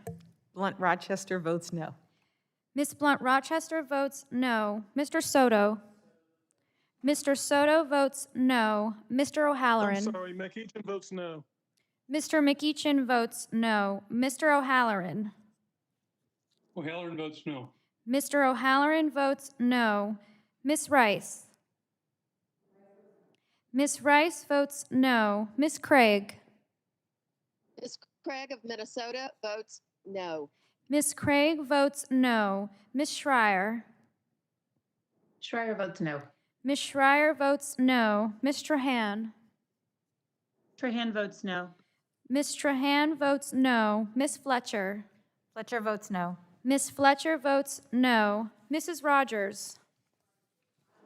Mrs. Rogers votes aye. Mr. Upton. Mr. Upton votes aye. Mr. Upton votes aye. Mr. Burgess. Burgess votes aye. Mr. Burgess votes aye. Mr. Scalise. Scalise votes aye. Mr. Scalise votes aye. Mr. Latta. Latta votes aye. Mr. Latta votes aye. Mr. Guthrie. Mr. Guthrie votes aye. Mr. McKinley. Mr. McKinley votes aye. Mr. Kinzinger.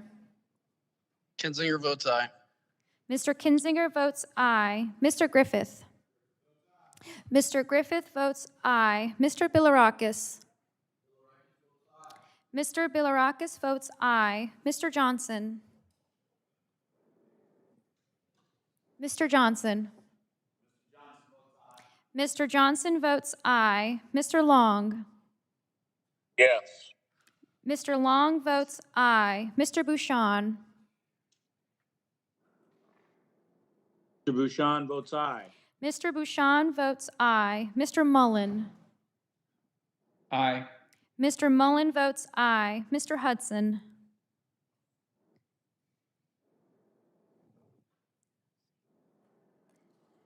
Mr. Wahlberg. Hudson votes aye. Mr. Hudson votes aye. Mr. Wahlberg. Mr. Wahlberg votes aye. Mr. Wahlberg votes aye. Mr. Carter. Mr. Carter votes aye. Mr. Duncan. Mr. Duncan votes aye. Mr. Palmer.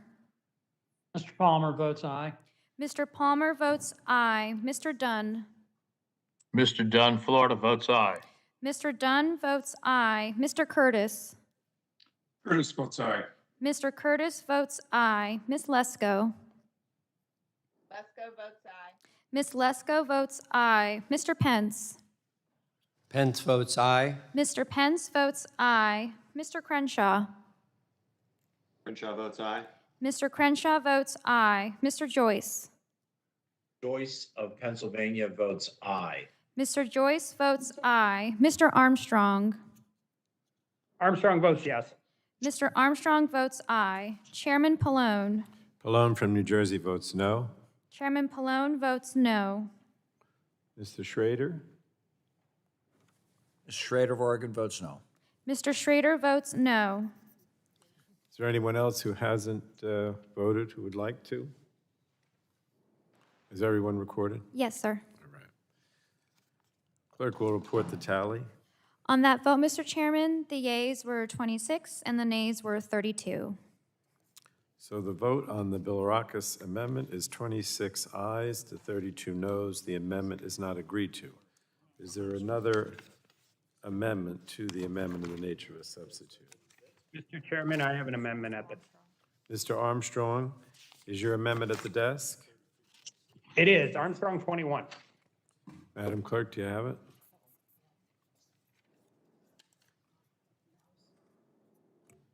I'm sorry, sir, can you repeat the file name? 21. 31? 21. Armstrong. 21. 21. Oh, no, I just.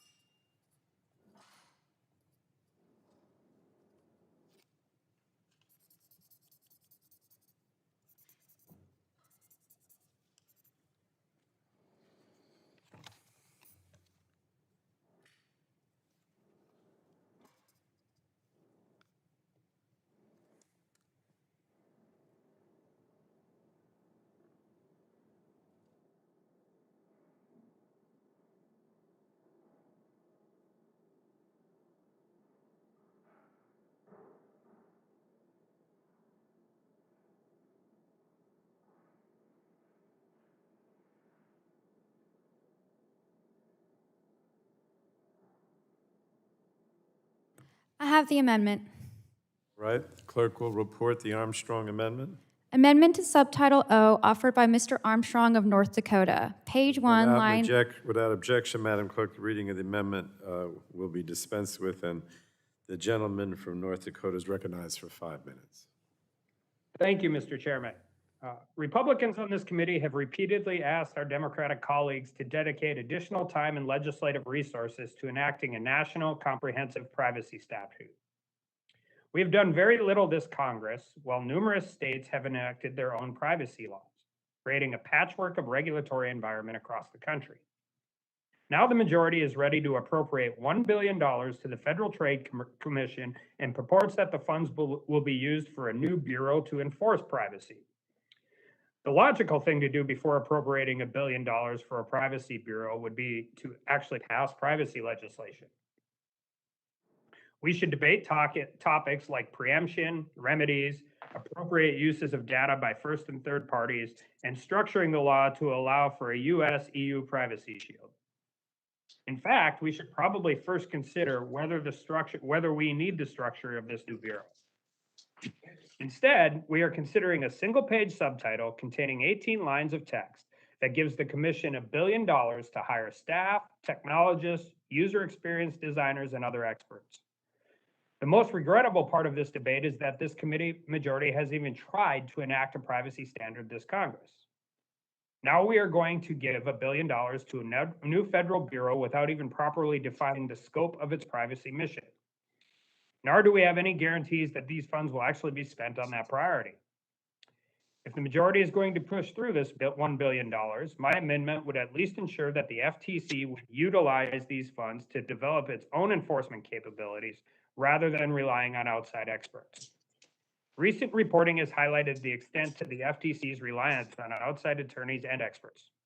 A recent article reported that an economics consulting firm received $5.7 million from the FTC since 2019 for work concerning one single company. A 2020 FTC Inspector General report on top management challenges for fiscal year 2020 states that the escalating cost of expert services represents a risk to the FTC. Between fiscal years 2015 and 2018, the cost of expert witness services rose from $9.3 million to $14.9 million. Further, a 2019 IG report found that the FTC's use of outside firms accounted for 19% of the work performed, but 40% of the cost. That same report found that on average, the FTC paid expert witnesses a rate of $750 per hour. That is almost 7 times the average cost per hour for FTC in-house employee, which is $112.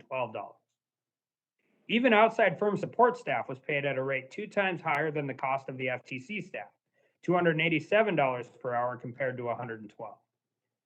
Surely, with the $1 billion dedicated to this new bureau and staffing, the FTC would not need to employ private attorneys and outside experts.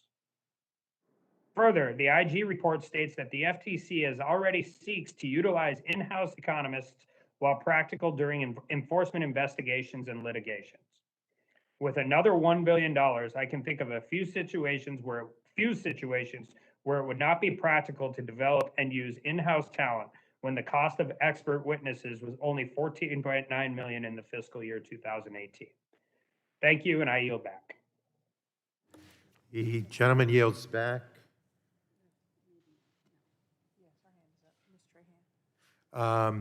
Representative Trahan, you're recognized for 5 minutes, please. Thank you, Mr. Chairman. I move to strike the last word. The gentlewoman is recognized for 5 minutes. This amendment would unnecessarily tie the hands of the FTC, limiting how funds could be used. You know, in today's ever-changing world and complex economy, it can be hard to predict what tomorrow's problems and consumer protection risks will be. Robust funding for a properly staffed privacy and technology bureau at the FTC is the best way for us to address this problem. Unfortunately, this amendment would make the FTC less flexible and less able to respond effectively to new unfair and deceptive acts and practices related to consumer privacy and other data abuses. For example, who could have foreseen the surge in pandemic relief and unemployment insurance scams over the past year and a half? These new forms of identity theft have been accompanied by novel frauds, scams, and abuses that all too often rely on abusing consumer data or invading consumer privacy. There's no reason to believe scammers will stop innovating and trying to rip people off in new ways. The FTC needs to have flexibility to devote resources to areas it is needed most. They should not have their hands tied to spend money on what might be yesterday's problem. And let's face it, Congress has not kept up. We need the FTC to. Like Facebook and Amazon requires experts. I'm confident that a better resourced FTC will be able to figure out where the risks are and how the FTC can most benefit consumers. The bill gives the agency the discretion it needs to allocate funding to where it's most urgently needed. I urge my colleagues to vote against this amendment. I yield back. The gentlewoman yields back. Is there any other member seeking to speak on the amendment?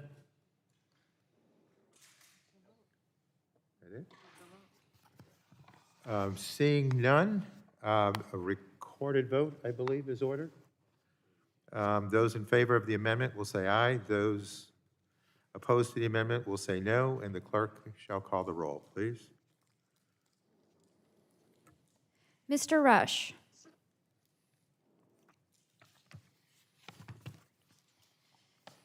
Ms. Eshoo.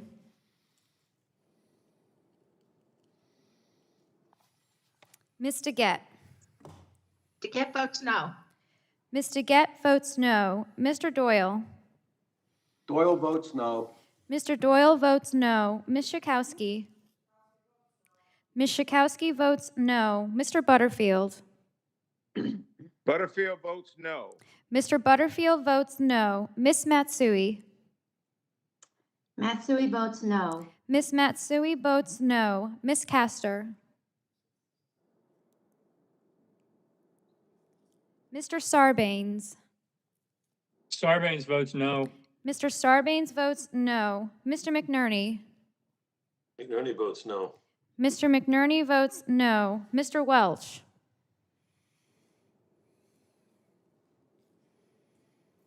Mr. Tonko. Tonko of New York votes no.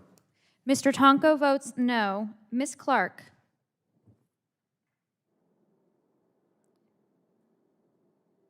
Mr. Schrader?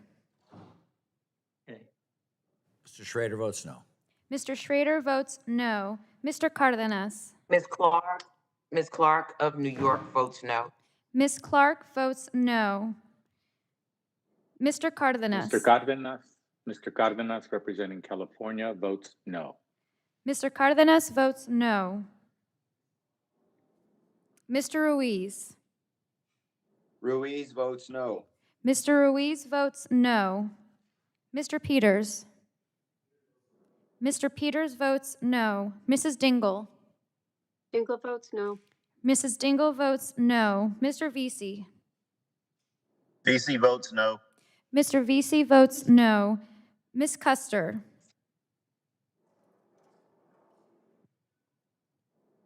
Custer votes no. Ms. Custer votes no. Ms. Kelly? Kelly votes no. Ms. Kelly votes no. Ms. Barragan? Barragan votes no. Ms. Barragan votes no. Mr. McEachin? McEachin of Virginia votes no. Mr. McEachin votes no. Ms. Blunt Rochester? Blunt Rochester votes no. Ms. Blunt Rochester votes no. Mr. Soto?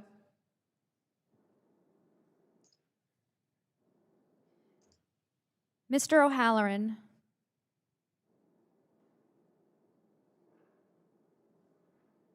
Ms. Rice? Rice votes no.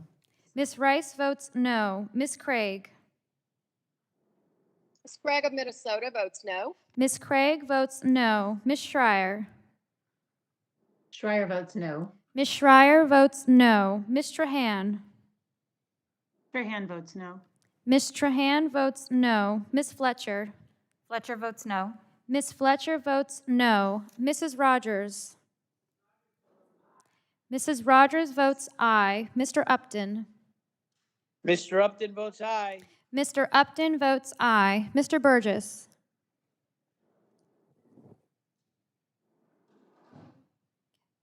Mr. Scalise? Scalise votes aye. Mr. Scalise votes aye. Mr. Latta? Latta votes aye. Mr. Latta votes aye. Mr. Guthrie? Mr. Guthrie votes aye. Mr. McKinley? Mr. McKinley votes aye. Mr. Kinzinger? Kinzinger votes aye. Mr. Kinzinger votes aye. Mr. Griffith? Mr. Griffith votes aye. Mr. Bilirakis? Mr. Bilirakis votes aye. Mr. Johnson? Mr. Johnson votes aye. Mr. Long? Okay. Yes. Mr. Long votes aye. Mr. Bouchon? Aye. Mr. Bouchon votes aye. Mr. Mullen? Aye. Mr. Mullen votes aye. Mr. Hudson? Thanks. Hudson votes aye. Mr. Hudson votes aye. Mr. Wahlberg? Wahlberg votes aye. Mr. Wahlberg votes aye. Mr. Carter? Mr. Carter votes aye. Mr. Duncan? Mr. Duncan votes aye. Mr. Palmer? Palmer votes aye. Mr. Palmer votes aye. Mr. Dunn? On the Florida votes aye. Mr. Dunn votes aye. Mr. Curtis? Curtis votes aye. Mr. Curtis votes aye. Ms. Lesko? Lesko votes aye. Ms. Lesko votes aye. Mr. Pence? Pence from Indiana votes aye. Mr. Pence votes aye. Mr. Crenshaw? Crenshaw votes aye. Mr. Crenshaw votes aye. Mr. Joyce? Joyce from Pennsylvania votes aye. Mr. Joyce votes aye. Mr. Armstrong? Armstrong votes yes. Mr. Armstrong votes aye. Chairman Pallone? Chairman Pallone votes no. Madam Clerk, am I recording? Mr. Soto is not recorded. Mr. This is Soto Mr. Rush. votes no. Mr. Rush is not recorded. Rush of Illinois votes no. Mr. Rush votes no. This is Welch of Vermont. Welch votes no. Ms. Castor is not recorded. Ms. Castor votes no. Mr. Welch votes no. How's Burgess recorded? Mr. Burgess is not recorded. Burgess votes aye. Mr. Burgess votes aye.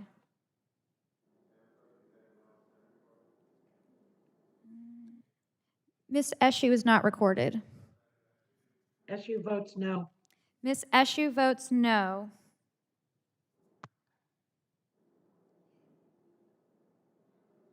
Mr. O'Halloran is not recorded. O'Halloran votes no. Mr. O'Halloran votes no.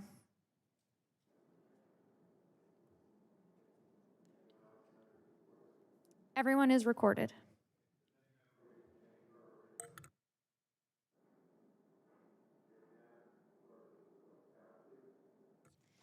On that vote, Mr. Chairman, the yeas were 26 and the nays were 32.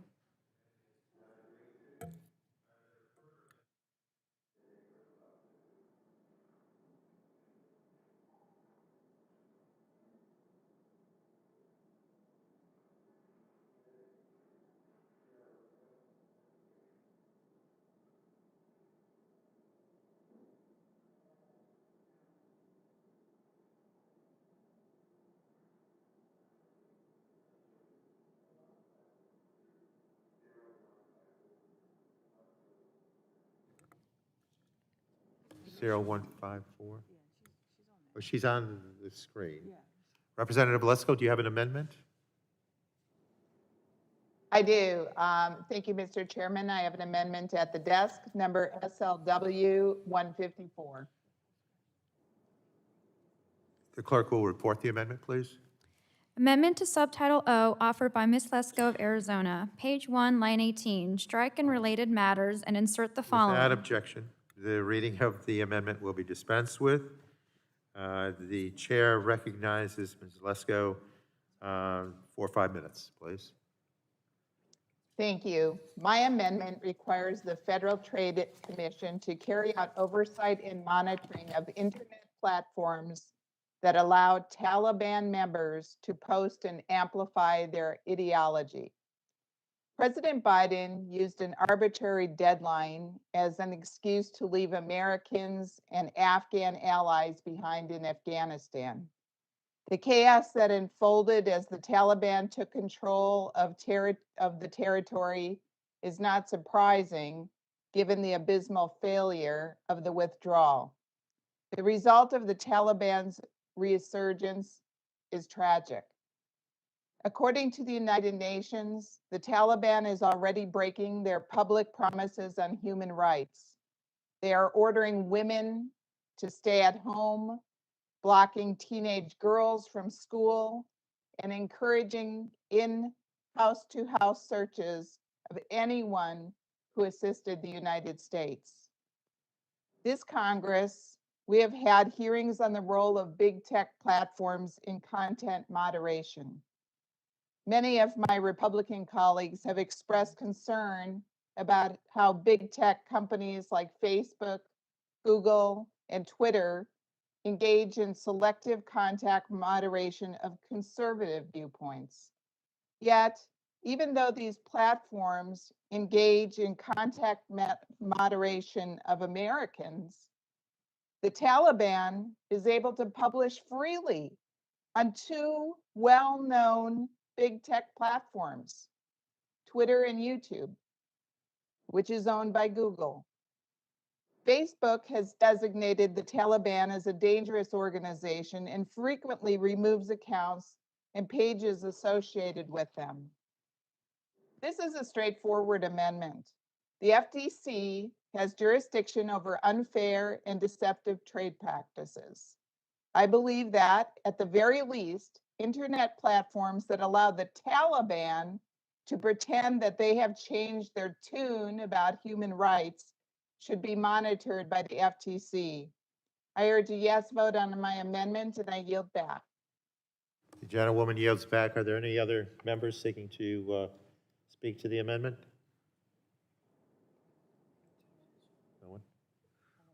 Seeing none, a recorded vote, I believe, is ordered. Yes, I request a recorded Okay. vote, please. Thank you. Those in favor of the amendment will say aye. Those opposed to the amendment will say no, and the clerk shall call the roll, please. Mr. Rush. Miss Eshu.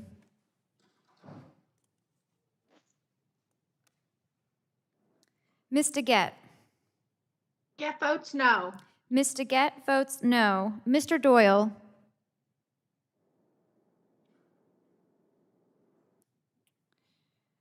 Miss Chakowski.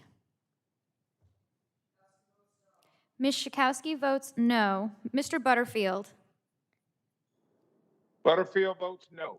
Mr. Butterfield votes no. Miss Matsui. Matsui votes no. Miss Matsui votes no. Miss Castor. Miss Castor votes no. Mr. Sarbanes. Sarbanes votes no. Mr. Sarbanes votes no. Mr. McNerney. McNerney votes no. Mr. McNerney votes no. Mr. Welch. Welch votes no. Mr. Welch votes no. Mr. Tonko. Tonko from New York votes no. Mr. Tonko votes no. Miss Clark. Ms. Clark of New York votes no. Miss Clark votes no. Mr. Schrader.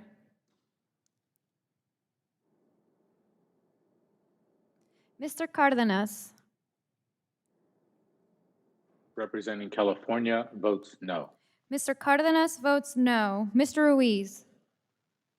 Ruiz votes no. Mr. Ruiz votes no. Mr. Peters. Mr. Peters votes no. Mrs. Dingell. Dingell votes no. Mrs. Dingell votes no. Mr. Vesey. VC votes no. Mr. Vesey votes no. Miss Custer. Custer votes no. Miss Custer votes no. Miss Kelly.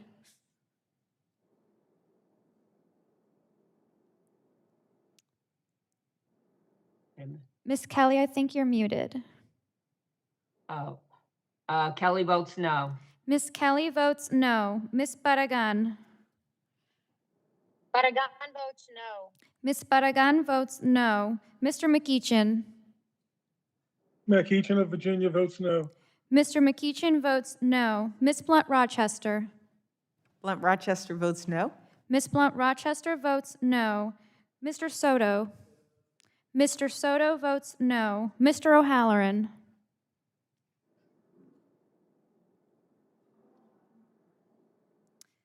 Miss Rice. Miss Rice votes no. Miss Craig. Craig of Minnesota votes no. Miss Craig votes no. Miss Schreier. Schreier votes no. Miss Schreier votes no. Miss Trahan. Trahan votes no. Miss Trahan votes no. Miss Fletcher. Fletcher votes no. Miss Fletcher votes no. Mrs. Rogers. Mrs. Rogers votes aye. Mr. Upton. Upton votes aye. Mr. Upton votes aye. Mr. Burgess. Burgess of Texas votes aye. Mr. Burgess votes aye. Mr. Scalise.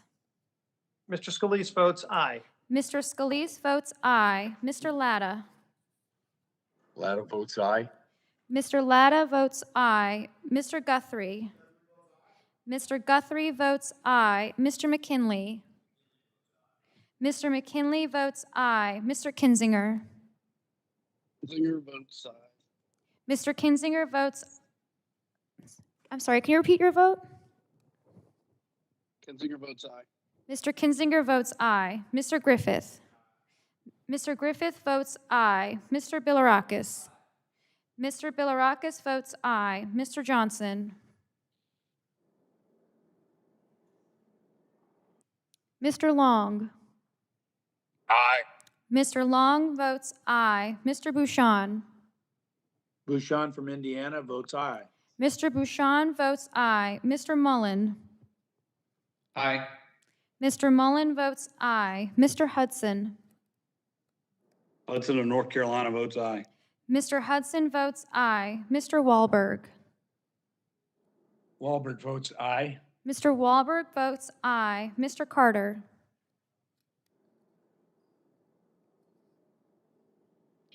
Mr. Duncan. Mr. Duncan of South Carolina votes aye. Mr. Duncan votes aye. Mr. Palmer. Mr. Palmer of Alabama votes aye. Mr. Palmer votes aye. Mr. Dunn. Dunn of Florida votes aye. Mr. Dunn votes aye. Mr. Curtis. Curtis votes aye. Mr. Curtis votes aye. Miss Lesko. Lesko votes aye. Miss Lesko votes aye. Mr. Pence. Pence from Indiana votes aye. Mr. Pence votes aye. Mr. Crenshaw.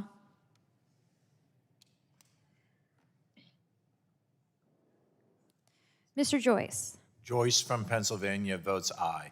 Mr. Joyce votes aye. Mr. Armstrong. Armstrong votes yes. Mr. Armstrong votes aye. Chairman Pallone. Chairman Pallone votes no. Mr. Chairman, how am I recorded? Mr. Doyle is not recorded. Mr. Doyle votes no. Mr. Doyle votes Chairman, how am I no. recorded? Mr. Rush is not recorded. Rush of Illinois votes no. Mr. Rush votes no. Mr. Johnson is not recorded. votes aye. Mr. Johnson votes aye. How is Mr. Schrader recorded? How's Mr. Schrader recorded? Mr. Schrader, you are not recorded. Schrader from Oregon votes no. Mr. Schrader votes no. Am I unmuted? Mr. Carter is not recorded. Mr. Carter votes aye. How am I recorded? Miss Eshu is not Miss Eshu. recorded. Eshu votes no. Miss Eshu votes no. Crenshaw votes aye. Mr. Crenshaw votes aye. Madam Clerk, who else is not recorded? Mr. O'Halloran. Mr. O'Halloran? O'Halloran votes no. Mr. O'Halloran votes no. Does any member wish to change her or his vote? If not, the clerk will report the tally, please. On that vote, Mr. Chairman, the yeas were 26 and the nays were 32. The vote is, the amendment is not agreed to. Are there further amendments to the amendment in the nature of a substitute? Mr. Chairman, I have amendment at the desk. Who do we have here? Wahlberg. Mr. Wahlberg is recognized. It's SLW. What is the number again, 0162. please? SLW/0162. I have the amendment. Okay, the clerk will report the amendment, please. Amendment to Subtitle O offered by Mr. Wahlberg of Michigan. Page 1, line 18, insert after matters the following. Without objection, the reading of the amendment will be dispensed with. And Mr. Wahlberg, you're recognized for 5 minutes, please. Thank you, Mr. Chairman. I know members of this committee on both sides of the aisle have supported a national privacy standard, and considerable time was spent last Congress developing bipartisan discussion drafts. So it's unfortunate that my Democratic friends have chosen in this subtitle to abandon those bipartisan efforts and instead give the FTC nearly triple the size of its annual budget with little to no guidelines or guardrails. Without a national comprehensive privacy law from Congress, the agency itself, unelected bureaucrats, will be able to use these funds to go after anyone and anything they see fit. This is not how we should approach 21st century issues as important as privacy and data security. It's our job as Congress to make laws that agencies enforce, not the other way around. That's why I introduced a bipartisan bill that would update and modernize the Children's Online Privacy Protection Act, or COPPA, with my good friend and colleague, Mr. Rush. COPPA was enacted over 20 years ago when technologies like biometrics and connected devices didn't even exist. When I talk to parents in my district, one of their greatest concerns is online threats to their children, whether it be in form of cyber predators or cyber bullying. As we continue to increase our online usage year over year, The risks, particularly for children, are troubling, frankly, heartbreaking. 59% of U.S. teenagers have experienced bullying or harassment online. 37% of bullying victims develop social anxiety. Students are almost twice as likely to attempt suicide if they've been cyberbullied. Meanwhile, companies like TikTok are making billions by finding new ways to keep kids locked on screens. Just recently, TikTok made changes to its policies, which allow the company to automatically collect biometric data, including certain physical and behavioral characteristics from video content posted by its users. Children and teenagers make up more than 32% of TikTok's active users, and now they're going to start collecting face prints and voice prints to be used for what? TikTok has already admitted to unlawfully collecting biometric data and sharing it with third parties, meaning the Chinese Communist Party. The FTC gave them a slap on the wrist back in 2019 for violating COPPA with a $5 million fine. Last year, Republican leaders on this committee wrote a series of letters to TikTok trying to ascertain their independence from state-owned Chinese company ByteDance. Unfortunately, we never received an adequate answer, and since then, the Chinese parent company has only tightened its grip. Folks, there's a real cause for concern here.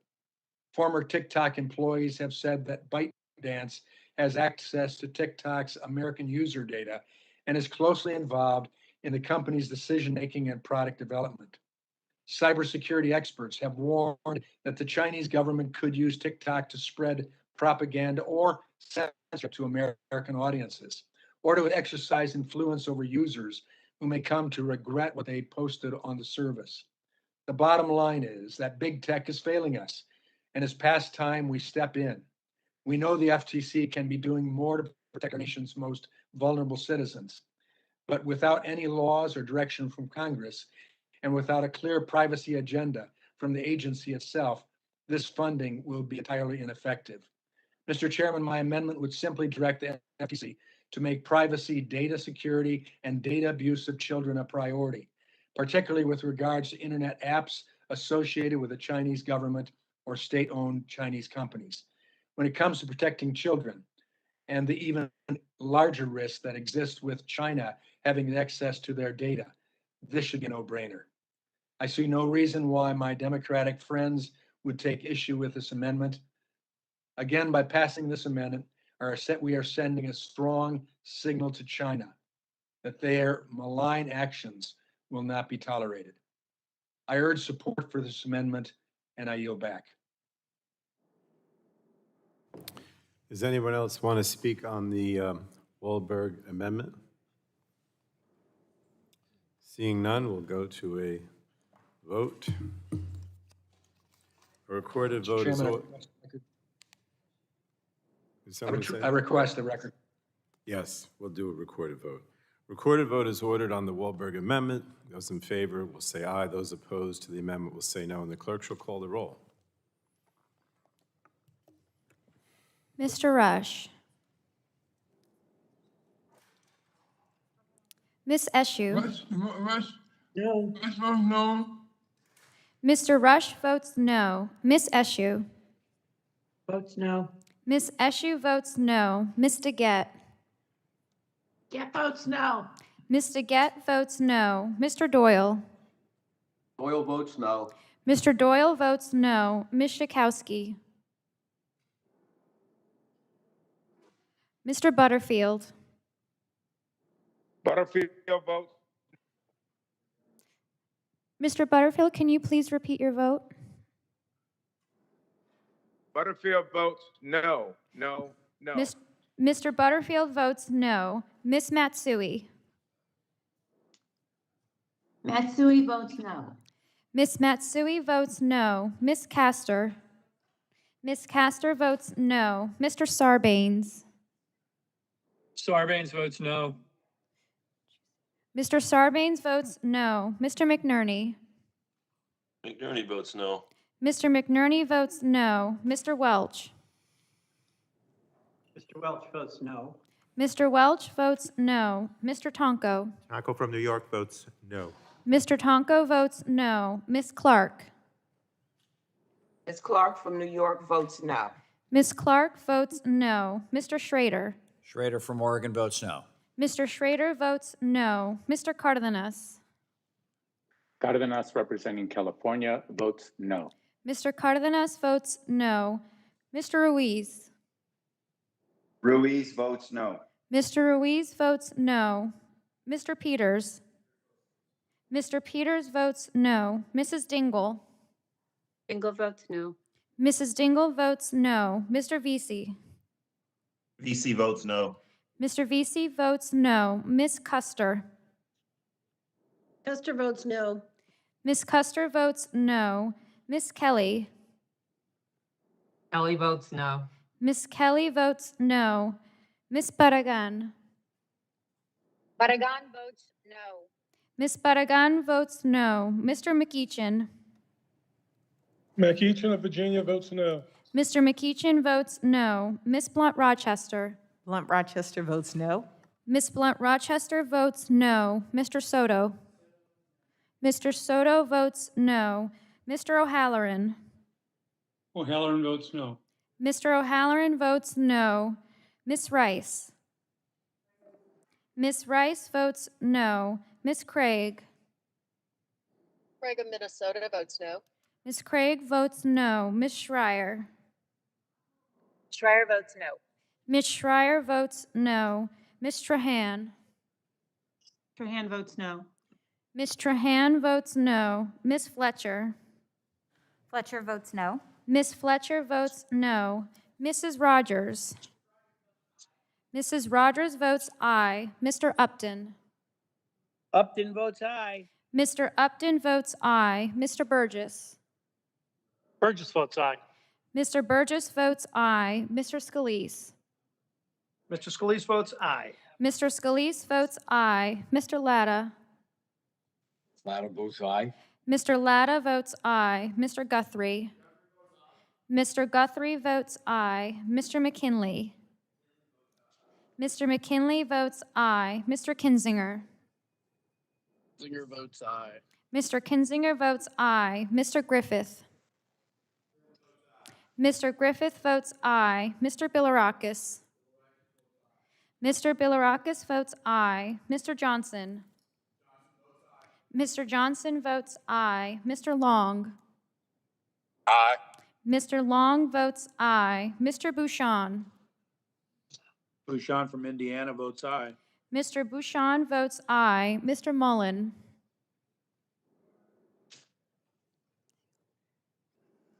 Mr. Hudson. Hudson from North Carolina votes aye. Mr. Hudson votes aye. Mr. Wahlberg. Wahlberg votes aye. Mr. Wahlberg votes aye. Mr. Carter. Mr. Carter votes aye. Mr. Duncan.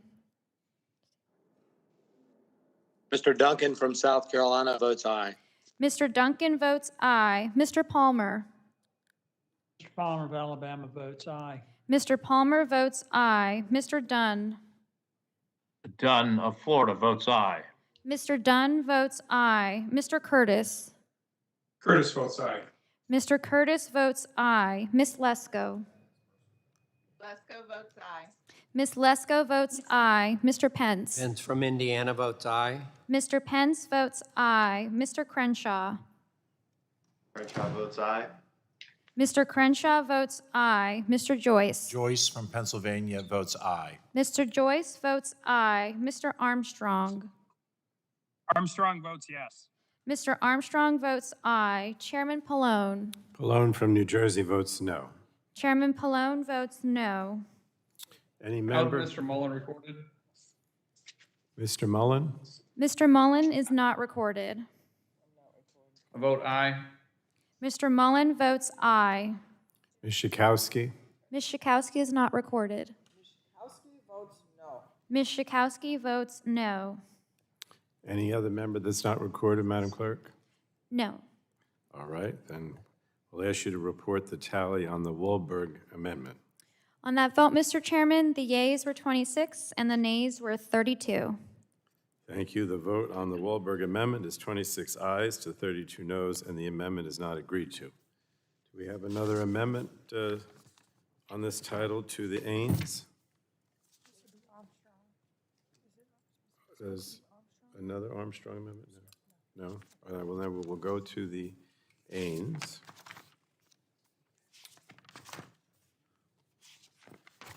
And that was a Ms. Schakowsky's amendment in the nature of substitute. I'm going to do that by voice.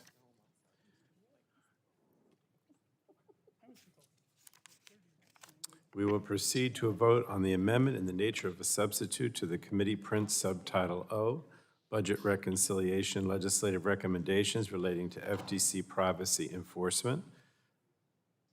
All those in favor of the amendment in the nature of a substitute to the committee print subtitle O, Budget Reconciliation Legislative Recommendations Relating to FTC Privacy Enforcement will signify by saying aye.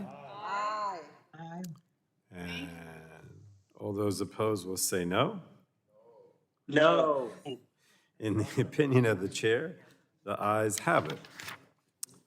And the amendment in the nature of a substitute to the committee print subtitle O, Budget Reconciliation Legislative Recommendations Relating to FTC Privacy Enforcement is agreed to. The question now occurs, and we'll have a recorded vote on this.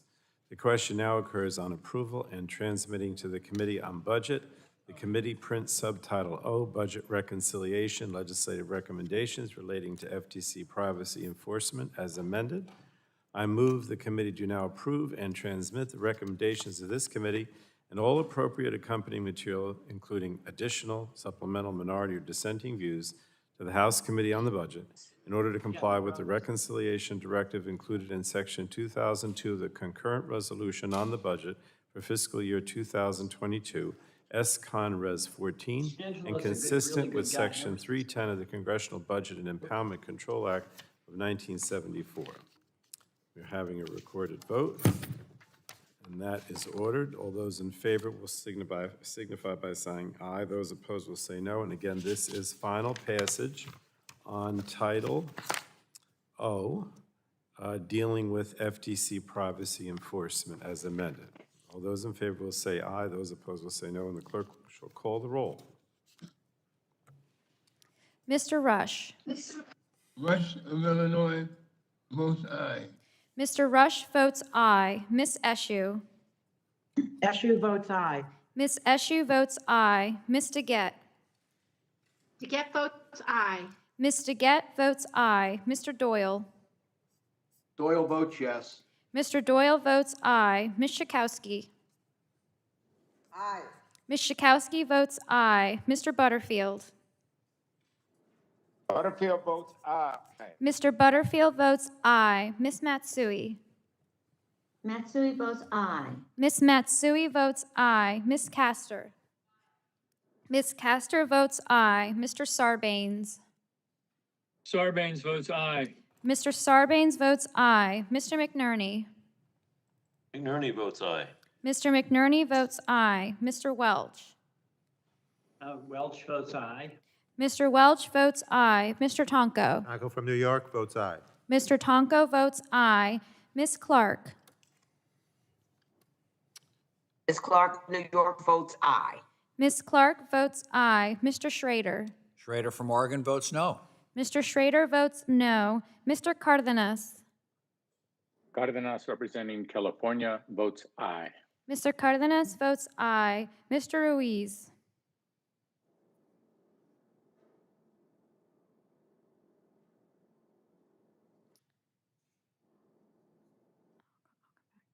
Mr. Peters. Mr. Peters votes aye. Mrs. Dingell. Dingell votes aye. Mrs. Dingell votes aye. Mr. Vesey. Vesey votes aye. Mr. Vesey votes aye. Ms. Custer. Custer votes aye. Ms. Custer votes aye. Ms. Kelly. Kelly votes aye. Ms. Kelly votes aye. Ms. Barragan. Barragan votes aye. Ms. Barragan votes aye. Mr. McEachin. McEachin of Virginia votes aye. Mr. McEachin votes aye. Ms. Blunt Rochester. Ms. Blunt Rochester votes aye. Mr. Soto. Mr. Soto votes aye. Mr. O'Halloran.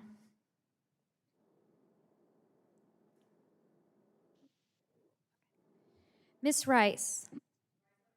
Ms. Rice votes aye. Ms. Craig. Ms. Craig of Minnesota votes aye. Ms. Craig votes aye. Ms. Schreier. Schreier votes aye. Ms. Schreier votes aye. Ms. Trahan. Trahan votes aye. Ms. Trahan votes aye. Ms. Fletcher. Fletcher votes aye. Ms. Fletcher votes aye. Mrs. Rogers. Mr. Mrs. Chairman, how am I recorded? Mrs. Rogers votes no. Mr. Ruiz is not recorded. Ruiz votes aye. Mr. Ruiz votes aye. Mr. Upton. Mr. Upton votes aye. Mr. Upton votes aye. Mr. Mr. Upton votes no. Mr. Upton votes no. Sorry. Mr. Upton votes no. It was Ruiz getting out of order. Mr. Burgess. Burgess votes no. Mr. Burgess votes no. Mr. Scalise. Scalise votes no. Mr. Scalise votes no. Mr. Latta. Latta votes no. Mr. Latta votes no. Mr. Guthrie. Mr. Guthrie votes no. Mr. McKinley. Mr. McKinley votes no. Mr. Kinzinger. Kinzinger votes no. Mr. Kinzinger votes no. Mr. Griffith. Mr. Griffith votes no. Mr. Bilirakis. Mr. Bilirakis votes no. Mr. Johnson. Mr. Johnson votes no. Mr. Long. No. Mr. Long votes no. Mr. Bouchon. Bouchon from Indiana votes no. Mr. Bouchon votes no. Mr. Mullen.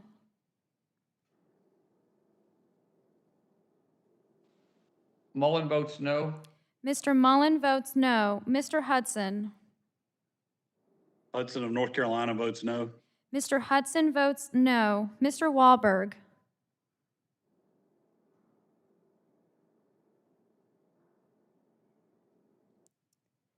Mr. Wahlberg. Mr. Wahlberg votes no. Mr. Wahlberg votes no. Mr. Carter. Mr. Carter votes no. Mr. Duncan. Mr. Duncan of South Carolina votes no. Mr. Duncan votes no. Mr. Palmer. Palmer of Alabama votes no. Mr. Palmer votes no. Mr. Dunn. Dunn of Florida votes no. Mr. Dunn votes no. Mr. Curtis. Curtis votes no. Mr. Curtis votes no. Miss Lesko. Lesko votes no. Miss Lesko votes no. Mr. Pence. Pence from Indiana votes no. Mr. Pence votes no. Mr. Crenshaw. Crenshaw votes no. Mr. Crenshaw votes no. Mr. Joyce. Joyce from Pennsylvania votes no. Mr. Joyce votes no. Mr. Armstrong. Armstrong votes no. Mr. Armstrong votes no. Chairman Pallone. Pallone from New Jersey votes aye. Chairman Pallone votes aye. And let's see. O'Halloran? O'Halloran. Votes no. I'm sorry, aye. Mr. O'Halloran votes aye. Anyone else who has not been recorded wishes to be? Is that everyone, Miss the Clerk? Madam Clerk? Yes, sir. All right. So the clerk will report the tally on the subtitle 0, the FTC privacy enforcement. On that vote, Mr. Chairman, the yeas were 31 and the nays were 27. So the yeas were 31, the nays were 27. And the committee has approved the committee print subtitle O, Budget Reconciliation Legislative Recommendations relating to FTC privacy enforcement as amended, and ordered the legislative recommendations transmitted to the Committee on Budget. So now we're going to go to the title that deals with the Department of Commerce Inspector General. This is Title P. The chair calls. Mr. Chairman, could I just make an inquiry? I think everybody wants to know this. How many more titles do we have tonight? And are we going until we finish? So in other words, are we going all night? Well, I think the answer is yes, in terms of going all night, but that depends how quickly we move, right? So we have Subtitle P, which is the last within the Department of Commerce, and then we have 6 health care titles that fall under the Health Subcommittee's jurisdiction. And, you know, my intention is to go, the bottom line is we have to go until we're done, because tomorrow, as you know, is Yom Kippur, the Day of Atonement, and we have members who have to get back to to atone for their sins, so to speak. So, I mean, we should spend some time probably. Atoning. Just, atoning, yeah. But I mean, I assume, I think we could get done, you know, by, 6 o'clock in the morning or hopefully sooner. Let's just see how it goes. But we have to finish because the deadline under the budget resolution is the 15th, which is tomorrow. And as I said, that's the high holy day. So the chair calls up, I guess I already did it, right? The chair calls up the committee, prints Subtitle P, Budget Reconciliation, Legislative Recommendations relating to Department of Commerce Inspector General, and the clerk will report the title of the bill. Committee print by the Committee on Energy and Commerce providing for reconciliation pursuant to S-Con Res 14, the concurrent resolution on the budget for Madam fiscal Clerk, year. without objection, the first reading of the bill will be dispensed with, and the bill is now considered as read. Mr. Chairman? Yes. Oh, I'm sorry. I have to say without objection, the bill is considered as read and open for amendment at any point. And you, I presume, have the aim. Mr. Chairman, I have an amendment in the nature of a substitute at the desk labeled SLW_0145. Does the clerk have that amendment in the nature of a substitute? Yes, sir.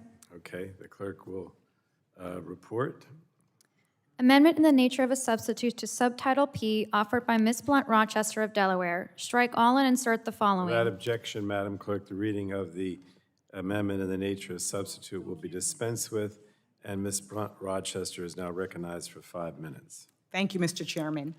The Build Back Better Act makes historic, bold investments in the Department of Commerce to support our nation's manufacturing base, economy, and environment.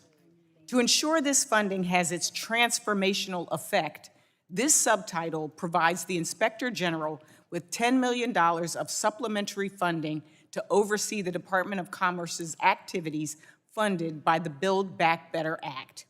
The Inspector General is charged with improving the efficiency and effectiveness of programs and operations. In carrying out that mission, the Inspector General is authorized to perform audits, inspections, evaluations, and investigations to detect and deter waste, fraud, and abuse. This amendment makes small technical corrections to the text, but the purpose remains the same: funding to carry out independent and objective oversight of the activities supported with funds appropriated to the Department of Commerce in the Build Back Better Act. With this supplemental funding, I am confident that the Inspector General will have the resources needed to perform its crucial oversight functions. I encourage my colleagues to support this subtitle, and I yield back. Thank the gentlewoman. Does anyone seek to speak on the Ains? And if not, we'll go to, well, I'm not sure. Is there an amendment? Yes? Oh, yes. Okay. Mr. Joyce has an amendment. Yeah, I didn't want to speak to it. Oh, you want to speak on the Ains? Okay. I'll recognize Ms. Jakowski for 5 minutes on the Ains. I want to thank my colleague for sponsoring this very important bill. And it is our obligation to ensure the federal agencies spend the funds that Congress appropriates to them wisely and consider and consistent with the law. That's why it is so important that Congress invest in our inspectors general. Inspectors General are charged with providing oversight of federal agencies to improve the efficiency and effectiveness of programs and operations. And as we direct the Department of Commerce to build back better by strengthening our critical manufacturing supply chain, invest in our manufacturing base, and supporting American workers, it is essential that the Office of the Inspector General perform its crucial oversight role. This legislation provides vital resources to the Office of Inspector General to oversee the investment made by the Build Back Better Plan Act, oversee that oversight that will encompass programs and activities carried out by the Department of Commerce. It will help ensure that these investments are free from waste, fraud, and abuse, and I urge all of my colleagues to support this provision. And I yield back. Thank the gentlewoman. Unless we have another speaker, we're going to go to the Joyce Amendment. Does the gentleman from Pennsylvania have a label for that? Mr. Chairman, I have an amendment at the desk. The number is SLW_0158. Does the clerk have the Joyce Amendment? Yes, sir. All right, the clerk will report the amendment. Amendment to Subtitle P offered by Mr. Joyce of Pennsylvania, page 1, line 12. And Madam Clerk, without objection, the reading of the Joyce Amendment will be dispensed with, and the gentleman from Pennsylvania is recognized for 5 minutes. Thank you, Mr. Chairman. My amendment would seek to clarify whether our supply chain was impacted by the Biden administration's decision to approve semiconductor licensing for Huawei technologies. As a proven threat to our national security, Huawei should never be permitted to purchase U.S. semiconductor technology. This administration's decision to approve the sale of semiconductor technology to China puts their state-run monopolies ahead of American manufacturers. Last week, my colleagues and I sent a letter to Secretary Buttigieg requesting an answer from the administration regarding their recent decision to allow for Huawei Technologies to purchase American semiconductor technology. I request unanimous consent to enter that letter into the record. Could we look at it? Thank you. The gentleman can proceed. We'll take a look. This letter seems to have struck a nerve with the Chinese Communist Party. Their Foreign Affairs Ministry released a statement claiming, when it comes to stealing and gathering information, the U.S. is the true world champion. Mr. Chairman, the Chinese Communist Party is a threat to the American people. Allowing China to purchase our semiconductor technology is directly harmful to our power and influence on the world stage. It is imperative that we put American interests first. American businesses are hurt by such ill-conceived decisions. Across the United States, car dealerships sit empty as they await shipments of new stock. For example, Galt Toyota in Endicott, New York, had 228 vehicles on their lot in 2019. Now they have 8 vehicles. Galt Chevrolet in Endicott, New York, had 102 vehicles in September of 2019. In 2020, they had 84. Today, they have 5 vehicles. Brad Halfor in Kokomo, Indiana, normally has 110 vehicles in stock. Today, they have 7, and none of those are pickup trucks, which are their most highly possessed models. This afternoon, I was on the telephone with John Ventura of Courtesy Motors in my hometown of Altoona, Pennsylvania, who normally has over a stock of 150 Ford trucks right now. But as of today, they have 8 on the lot. The evidence is clear. This administration prioritizes the needs of the Chinese Communist Party, and that's at the expense of American business. There is a chip shortage, and we must be focused on not making it easier for Huawei to compete with our companies. We must actively be seeking to dominate supply chains. If the supply chain program in Subpart N is to be taken seriously, the IG must not overlook these important questions. If the United States wants to remain competitive with China and continue our long history of ingenuity, this common sense amendment needs to be adopted. I urge my colleagues to vote in favor of my amendment and to remind the administration that the U.S. must always come before the Chinese Communist Party. Thank you, and I yield. Thank you, Mr. Joyce. And the letter that you asked to be put into the record to Secretary Buttigieg, dated September 9th, from the various Republican members of the committee, without objection, so ordered, is entered into the record. Ms. Dingell is now recognized for 5 minutes. Thank you, Mr. Chairman. I rise in opposition to the amendment.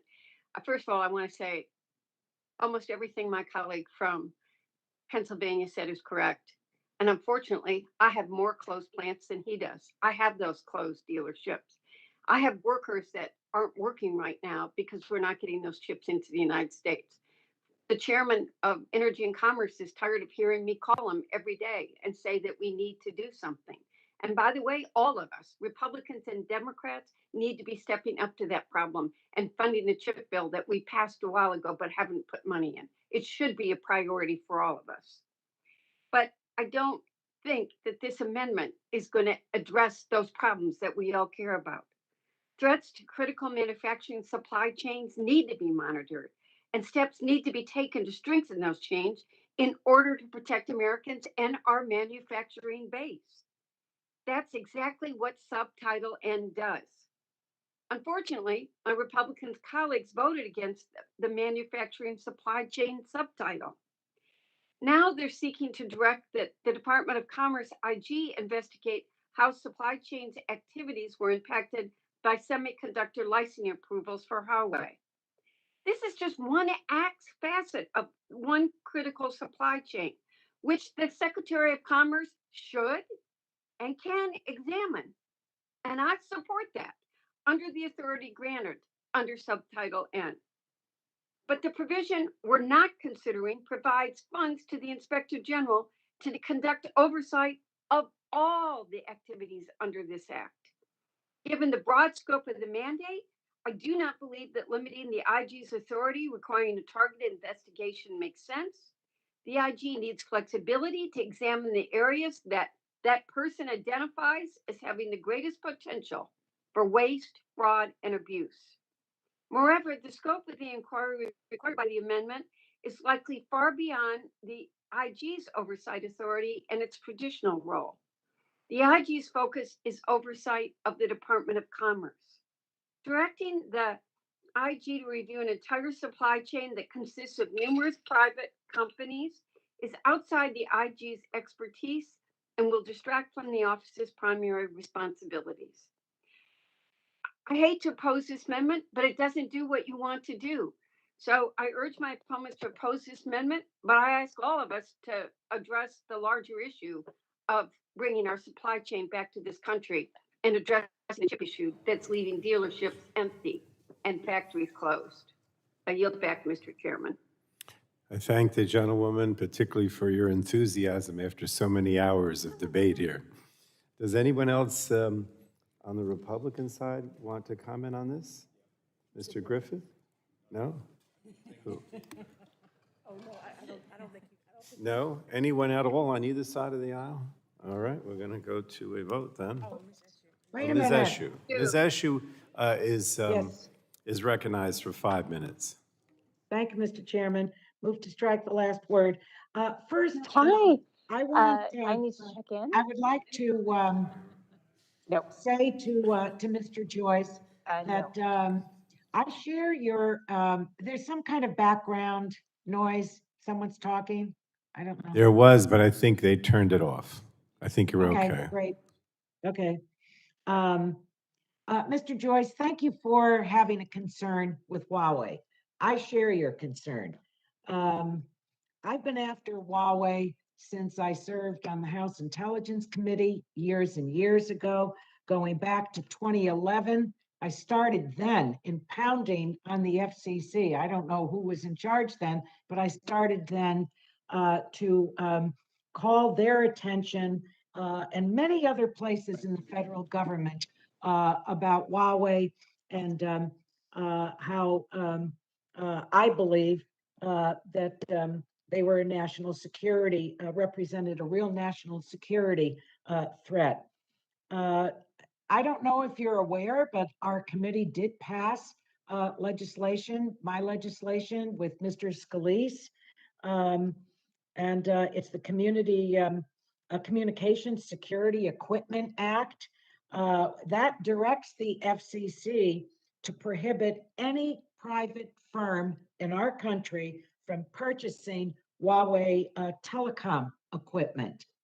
And the reason, well, I'm not going to go into the reasons. I think it kind of speaks for itself, and I don't want to take more time than people are. Everyone's been listening to each other for a long time. I think that what you're trying to do is something different. I'd be willing to work with you to pursue. I'm not so clear about exactly what it is that you're pursuing, but in my book, anyone that wants to pursue Huawei, I think deserves partnership. So they are I think, a national security concern. I'm thrilled that the FCC did act. That's a major, major step that they'll have to take given our legislation. And so I just wanted to comment on it because this involves Huawei, and I'm not so sure I know what it is relative to semiconductors, but they're in any embedding of Huawei equipment in our country, I do believe can represent a national security issue. So thank you for listening, and I would be more than happy to work with you, and I yield back the balance of my time. Thank you, Mr. Chairman. I thank the gentlewoman, and unless, yes, Mr. Pence is recognized. Chairman, I'd like for to 5 strike the last word and give my time to Mr. Joyce. First of all, Ms. Eshu, thank you for addressing that. And I know of your hard work in this issue before. As a clarification, this is a concern regarding the approval of semiconductor licensing for Huawei from the United States. Your previous work with Representative Scalise outlined that Huawei is a threat to the United States. And I look forward to working with you as we continue to have this dialogue. This is an opportunity to address that with the legislation at hand. Thank you for being willing to participate in that, and I encourage all of my colleagues on both sides of the aisle to support this amendment. Thank the gentleman. Mr. Chairman, I yield back. Thank you, Mr. Pence. So unless I hear otherwise, we're going to move to a recorded vote on the Joyce amendment. And those in favor of the amendment will say aye. Those opposed to the amendment will say no. And the clerk shall call the roll on the Joyce amendment. Mr. Rush, Yeah, that was scary.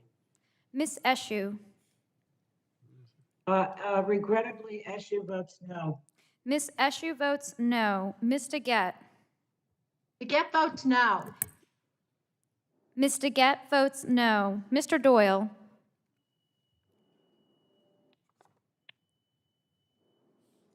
Ms. Schakowsky,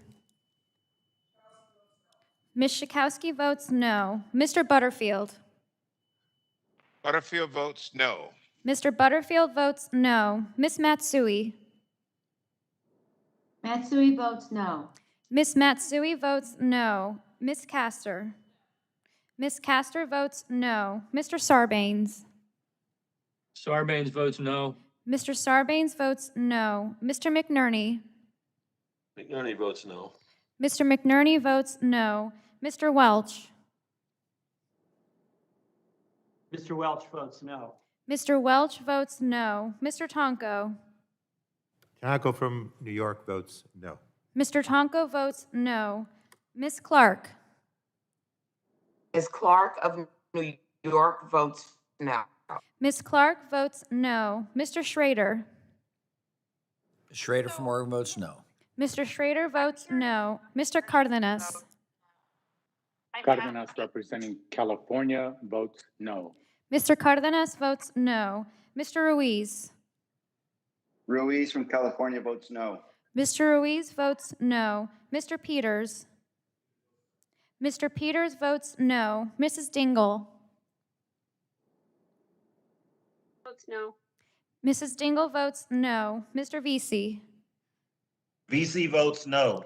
Mr. Vesey votes no. Ms. Custer. Custer votes no. Ms. Custer votes no. Ms. Kelly. Kelly votes no. Ms. Kelly votes no. Ms. Barragan. Barragan votes no. Ms. Barragan votes no. Mr. McEachin. McEachin of Virginia votes no. Mr. McEachin votes no. Ms. Blunt Rochester. Blunt Rochester of Delaware votes no. Ms. Blunt Rochester votes no. Mr. Soto. Mr. Soto votes no. Mr. O'Halloran. O'Halloran votes no. Mr. O'Halloran votes no. Ms. Rice. Rice votes no. Ms. Rice votes no. Ms. Craig. Ms. Craig of Minnesota votes no. Ms. Craig votes no. Ms. Schreier. Schreier votes no. Ms. Schreier votes no. Ms. Trahan. Trahan votes no. Ms. Trahan votes no. Ms. Fletcher. Fletcher votes no. Ms. Fletcher votes no. Mrs. Rogers. Mrs. Rogers votes aye. Mr. Upton. Mr. Upton votes aye. Mr. Upton votes aye. Mr. Burgess. Burgess votes aye. Mr. Burgess votes aye. Mr. Scalise. Mr. Scalise votes aye. Mr. Scalise votes aye. Mr. Latta. Latta votes aye. Mr. Latta votes aye. Mr. Guthrie. Mr. Guthrie votes aye. Mr. McKinley. Mr. McKinley votes aye. Mr. Kinzinger.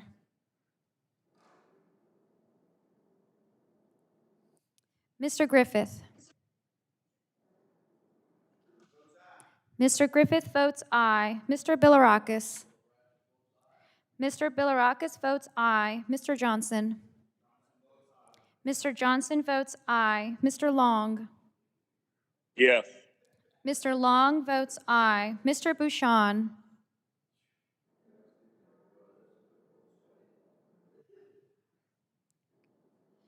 Mr. Mullen.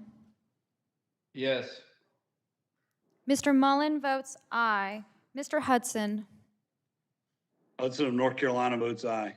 Mr. Hudson votes aye. Mr. Wahlberg. Wahlberg votes aye. Mr. Wahlberg votes aye. Mr. Carter.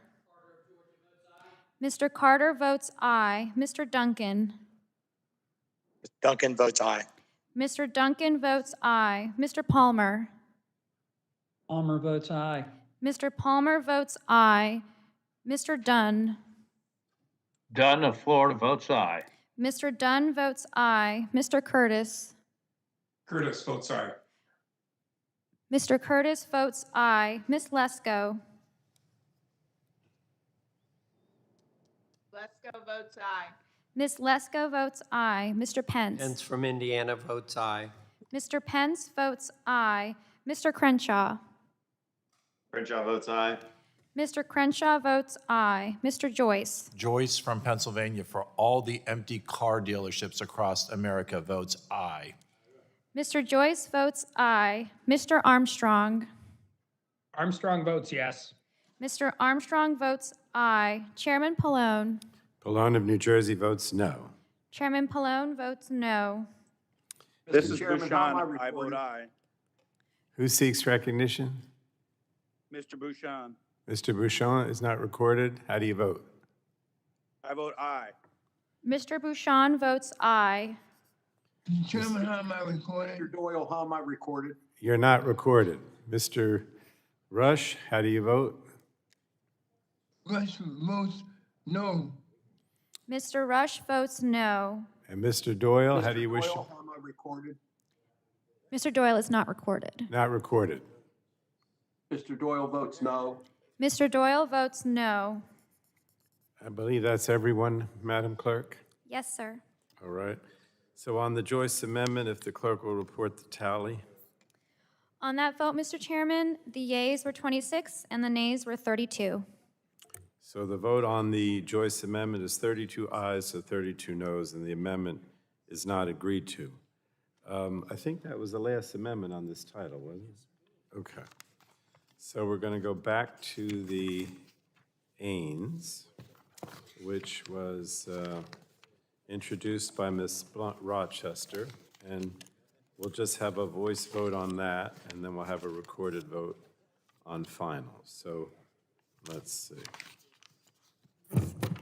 Voice voting the Ains. If there is no further debate or amendments, we will proceed to a vote on the amendment in the nature of a substitute to the committee print subtitle P, Budget Reconciliation, Legislative Recommendations relating to Department of Commerce Inspector General. All those in favor of the amendment in the nature of a substitute to the committee print subtitle P, Budget Reconciliation, Legislative Recommendations relating to Department of Commerce Inspector General, will signify by saying aye. Aye. Aye. Aye. All those opposed will say no. No. In the opinion of the chair, the ayes have it. And the amendment in the nature of a substitute to the committee print subtitle P, Budget Reconciliation, Legislative Recommendations relating to Department of Commerce Inspector General is agreed to. Now we'll go to final passage on that title, which we will have a recorded vote. The question now occurs on approval and transmitting to the Committee on Budget the committee print subtitle P, Budget Reconciliation, Legislative Recommendations relating to Department of Commerce Inspector General as amended. I move the committee do now approve and transmit the recommendations of this committee and all appropriate accompanying material, including additional supplemental minority or dissenting views to the House Committee on the Budget in order to comply with the reconciliation directive included in Section 2002 of the concurrent resolution on the budget for fiscal year 2022, S-Con Res 14, and consistent with Section 310 of the Congressional Budget and Impoundment Control Act of 1974. And as I said, we will have a recorded vote. Recorded vote is ordered on this title. All those in favor will say aye. Those opposed will say no, and the clerk shall call the roll. Mr. Rush. Rush of Illinois votes aye. Mr. Rush votes aye. Ms. Eshoo. Eshoo votes aye. Ms. Eshoo votes aye. Ms. DeGette. DeGette votes aye.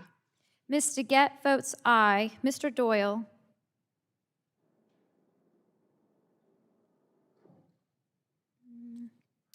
Ms. Schakowsky. Ms. Schakowsky votes aye. Mr. Butterfield. Butterfield votes aye. Mr. Butterfield votes aye. Ms. Matsui. Matsui votes aye. Ms. Matsui votes aye. Ms. Castor. Ms. Castor votes aye. Mr. Sarbanes. Sarbanes votes no. I mean, aye. Aye, sorry. Mr. Sarbanes votes aye. Mr. McNerney. McNerney votes aye. Mr. McNerney votes aye. Mr. Welch. Welch votes aye.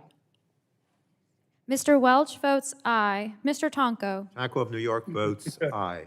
Mr. Tonko votes aye. Ms. Clark. Ms. Clark of New York votes aye. Ms. Clark votes aye. Mr. Schrader. Schrader of Oregon votes no. Mr. Schrader votes no. Mr. Cardenas. Cardenas representing California votes aye. Mr. Cardenas votes aye. Mr. Ruiz. Ruiz votes aye.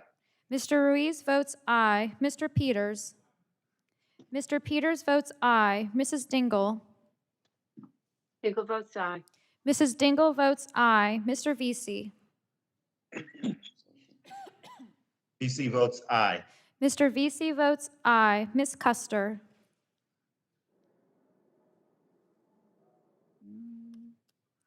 Ms. Kelly. Aye. Ms. Kelly votes aye. Ms. Barragan. Barragan votes aye. Ms. Barragan votes aye. Mr. McEachin. McEachin of the great state of Virginia votes aye. Mr. McEachin votes aye. Ms. Blunt Rochester. Miss Blunt Rochester of the first state, Delaware, votes aye. Ms. Blunt Rochester votes aye. Mr. Soto. Soto of the Sunshine State votes aye. Mr. Soto votes aye. Mr. O'Halloran. Mr. O'Halloran.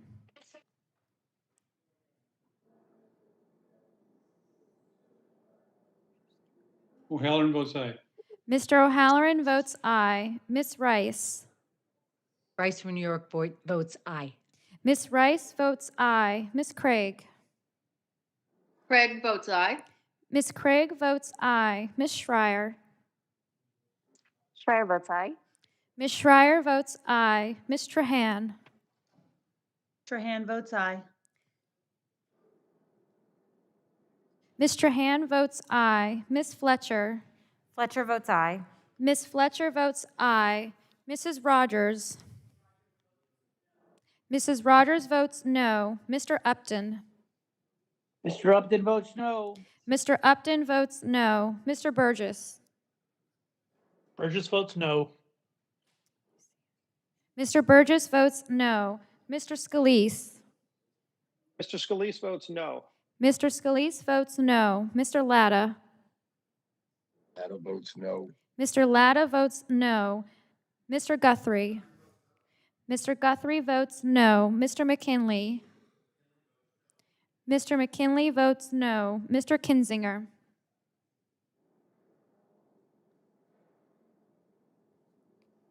Mr. Griffith. Mr. Griffith votes no. Mr. Bilirakis. Mr. Bilirakis votes no. Mr. Johnson. Mr. Johnson votes no. Mr. Long. No. Mr. Long votes no. Mr. Bouchon. Bouchon votes no. Mr. Bouchon votes no. Mr. Mullen. No. Mr. Mullen votes no. Mr. Hudson. Hudson of North Carolina votes. I'm sorry, Mr. Hudson, can you please repeat your vote? Hudson of North Carolina votes. Mr. Hudson votes no. Mr. Wahlberg. Wahlberg votes no. Mr. Wahlberg votes no. Mr. Carter. Mr. Carter votes no. Mr. Duncan. No. Mr. Duncan votes no. Mr. Palmer. Palmer votes no. Mr. Palmer votes no. Mr. Dunn. Dunn of Florida votes no. Mr. Dunn votes no. Mr. Curtis. Curtis votes no. Mr. Curtis votes no. Ms. Lesko. Lesko votes no. Ms. Lesko votes no. Mr. Pence. Mr. Pence is no. Mr. Pence votes no. Mr. Crenshaw. Crenshaw votes no. Mr. Crenshaw votes no. Mr. Joyce. Joyce of Pennsylvania votes no. Mr. Joyce votes no. Mr. Armstrong. Armstrong votes no. Mr. Armstrong votes no. Chairman Pallone. Do you see him on? Pallone of New Jersey votes aye. Chairman Pallone votes aye. Anyone who hasn't voted and wants to, Ms. Custer? Mr. Chairman, how am I recorded? Mr. Custer votes yes. Ms. Custer votes aye. Mr. Was that Kinzinger? Doyle votes aye. Mr. Doyle votes aye. Mr. Kinzinger is not recorded. Mr. Kinzinger, do you still want to vote?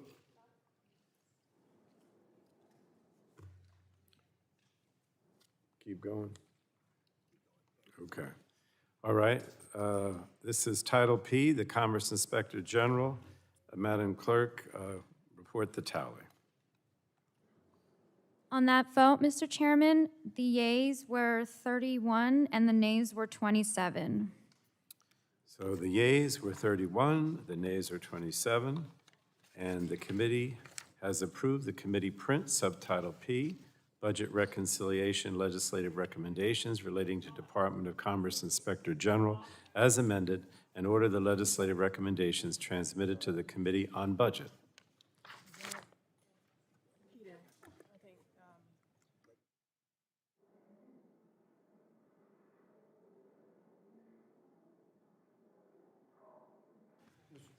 Mr. Chair, I plan to file views and request usual number of days. Without objection, so ordered.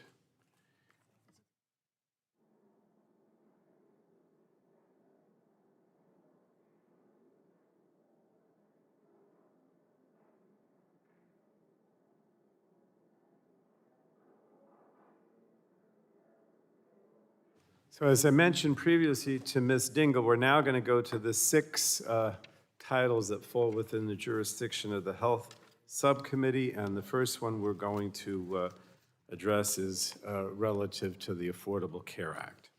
So the chair calls up the committee print Subtitle F, Budget Reconciliation Legislative Recommendations relating to the Affordable Care Act, and the clerk will report the title of the bill. Committee print Budget Reconciliation Legislative Recommendations relating to affordable health care coverage. Subtitle Without F. objection, Madam Clerk, the first reading of the bill will be dispensed with. The bill is now considered as read. And without objection, the bill is considered as read and open for amendment at any point. Do we have a name? Ms. Craig. Oh, Ms. Craig, okay. Ms. Craig, you seek recognition to speak to... Mr. Chairman, I have yeah. an amendment that the desk labeled amendment in the nature of a substitute to committee print relating to affordable health care coverage. Okay. Do you have that, Madam Clerk? Yes, sir. All right. And the clerk will report the amendment. Amendment in the nature of a substitute to committee print relating to affordable health care coverage, offered by Ms. Craig of Minnesota. In lieu of the proposed recommendations, insert the following. Subtitle Without F. objection, Madam Clerk, the reading of the amendment will be dispensed with, and the gentlewoman from Minnesota is now recognized for 5 minutes. Thank you so much, Mr. Chairman. This amendment here before us today represents why I ran for Congress. The Build Back Better Act is a historic investment in Americans' ability to access affordable, high-quality health care, no matter where they live. This legislation includes my bill, the State Healthcare Premium Reduction Act, which invests in programs to reduce premiums and deductibles for hardworking American families. It provides $10 billion annually in federal funding to states to set up reinsurance programs or provide financial assistance to reduce premiums and other out-of-pocket costs for individuals enrolled in qualified health plans. Reinsurance covers the costs of people with higher medical needs whose healthcare costs are significantly higher than the average person. In turn, this leads to lower premiums for all consumers and makes healthcare more affordable for everyone. Mr. Chairman, under Republican and Democratic leadership, 14 states, including my home state of Minnesota, have successfully implemented state-based reinsurance programs through the 1332 waiver program. These programs have significantly lowered premiums and have broad bipartisan support. For states with existing reinsurance program waivers like Minnesota, Montana, Georgia, and Pennsylvania, this legislation will build on the success of these programs with sustained federal funding. Reinsurance is a common sense, straightforward solution that will immediately bring down costs for consumers and improve access to care. Moreover, the bill is not unlike the reinsurance proposal included in the 2018 Affordable Care Act repeal bill, which many Republicans on this committee supported. Minnesotans experience lower costs and have a broader selection of plans because of our state's reinsurance program. It's time we take that program nationwide. I urge my colleagues to support this amendment. Mr. Chairman, I yield back. Thank the gentlewoman. Is anyone on the Republican Chair. side? Mr. Guthrie is recognized for 5 minutes. Thank you, Mr. Chair. Thank you for the recognition. And we need to focus on access to coverage. But I think Congress should focus on access to health care. But given the bill before us, let's talk a little bit about the statistics on health insurance coverage. Last year, CBO did a report on who went uncovered in 2019 and why. They found that about 12% of the people under 65, around 30 million people, were not enrolled in a health insurance plan or government program that covers. Mr. Guthrie, I apologize, but I think if you could suspend this, I don't know what that alarm is, but we should try to find out. Oh, it's the front door. Oh, the front door of the Rayburn building? So we're, all right, well then let's continue. I'm sorry. Mr. Guthrie? You can restart if you want, it's up to you. Okay, I'll just go from where I was. Okay. So where I was is that 12% of the people under 65, around 30 million people, were not enrolled in a health insurance plan or government program that covers major health care costs. Of those, 2/3 or 20 million people were already eligible for subsidized private coverage, Medicaid, and CHIP. Why is that? This seems like a great topic for a hearing on how to get more people enrolled in plans if they're eligible. Instead of dictating to them, let's listen to their rationale. In Georgia, for example, 180,000 people can get zero premium subsidized plans, and they don't. But instead of looking at this, we're focusing on a smaller subset in subtitle F and G of this proposal. According to CBO, 9.8 million people who in 2019 were not eligible for subsidized coverage. Of that, 3.2 million people were in the Medicaid coverage gap. 4 million are not lawfully present in the U.S., and 2.6 million at the time didn't qualify for subsidized coverage. In subtitle F and G, Democrats are proposing to spend $300 billion, according to the initial estimate by CBO, to try to address the 3.2 million in Medicaid coverage gap. In 2022 to 2024, that population will be eligible for a premium tax credit without having to demonstrate income. Then, even if you like that plan, you can't keep it because starting in 2025 in Subtitle G, this bill is creating a public option plan that anyone can qualify for. We'll go into more of the concerns with that program in Subtitle G. The kicker is, according to initial conversations with CBO, who hasn't had the time to do a full analysis of the legislation, spending $300 billion to expand tax credits and create a new federal Medicaid program will only reduce the uninsured by around 2 million people.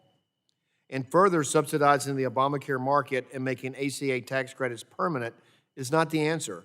According to CBO, again, initial rough estimates, while the amount of uninsured individuals will go down 1.4 million, the number of people who will lose their offering of employer-sponsored coverage, according to the rough estimates of CBO, is 1.6 million.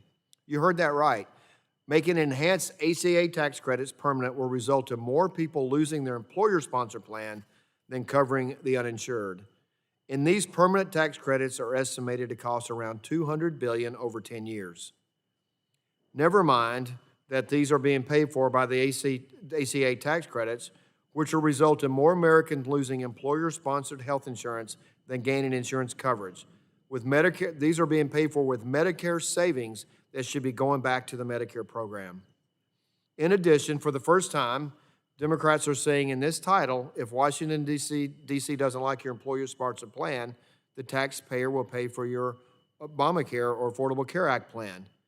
This is often referred to as the firewall, and one of the last things in place that keeps a robust employer-sponsored market. We've only had tech since late Thursday, and we need to make sure the American people know this is a public option bill. Let me repeat it, and whatever analogy you want to use, we're halfway across the bridge or the first leg of a triathlon. This bill is a significant expansion of federal government role in health care and on the way to single-payer, government-dictated health care. That may be what makes it appealing to some of my friends, but it scares me and many of my consistents. Republicans want Americans to be able to get the health care they need from a doctor they choose.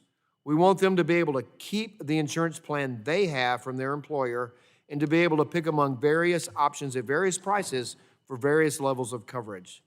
I trust Americans are smart enough to know what's best for them and their families. I also trust when I hear at home that even for those with coverage, the cost of health care is the top concern. That is why I and my fellow Republicans want to work to lower health care costs, not simply keep subsidizing ever-growing health insurance costs. This markup and all the work and time by staff members is a missed opportunity to really dig into health care costs and address them. It's a shame.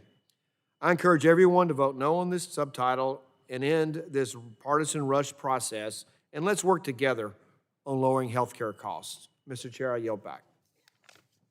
Thank the gentleman, and the chair now recognizes himself to strike the last word for 5 minutes and speak in support of the critical investments that this bill makes to further expand access to care for all Americans and make health care more affordable. The Affordable Care Act led to historic coverage gains. A record 31 million Americans have health coverage thanks to the law. The ACA also provided important critical health protections to millions of Americans, including a comprehensive set of measures to protect pre-existing conditions. The American Rescue Plan built on the ACA and further lowered healthcare costs for American families. Under the ARP, families can save 40% off their monthly premiums, and a third of American families have found health coverage for $10 or less per month. Today's legislation builds on the historic coverage gains provided to American families through the ACA. The Build Back Better Act will expand coverage for 7 million low-income and middle-class Americans. A majority of these are working poor living paycheck to paycheck. The Build Back Better Act finally closes the Medicaid coverage gap and expands coverage for millions of low-income Americans by temporarily expanding the ACA subsidies and then establishing a permanent federal Medicaid program in the remaining non-expansion states beginning in 2025. And this provision alone will expand coverage for over 4 million Americans. State refusals to expand Medicaid has left millions of individuals uninsured. Research has shown that access to coverage improves health outcomes and reduces inequities in health care. However, in spite of these benefits, several states have continued to put partisan politics ahead of doing what's best for their citizens. This legislation ensures that all Americans have access to affordable health care, regardless of where they live. The legislation also includes Representative Craig and Representative Peters' bill, H.R. 1878, and invests in programs that would reduce health care premiums and deductibles for American families. The bill provides $10 billion annually to states and provides states with the flexibility to use the funds to set up their own reinsurance programs. States may also use the funds to provide direct financial assistance to help lower premiums and deductibles for their residents. The bill also requires CMS to operate a temporary reinsurance program in coverage gap states. Now, reinsurance leads to lower premiums for all consumers by covering the costs of people with higher medical needs whose healthcare costs are significantly higher than the average person. In turn, this support helps reduce premiums for everyone, making healthcare more affordable. According to the Congressional Budget Office, premiums will be 7% lower as a result of this important legislation. So I really want to emphasize that this bill would not interfere with existing state reinsurance program waivers. It would build on the success of these programs with a sustained federal funding commitment and result in lower premiums in all 50 states and the District of Columbia. The reinsurance bill includes the same provisions that many Republicans on this committee supported in the 2018 repeal bill. And the Trump administration also approved at least 12 similar reinsurance programs. Finally, the Build Back Better Act follows through on the Democrats' commitment to expand coverage to all Americans and lower health care costs. So I urge my colleagues to join me in supporting this legislation. Unless someone wants my time, I will yield back. Does anyone else want to speak on this provision? Are others on the Democratic side? Mr. Schrader?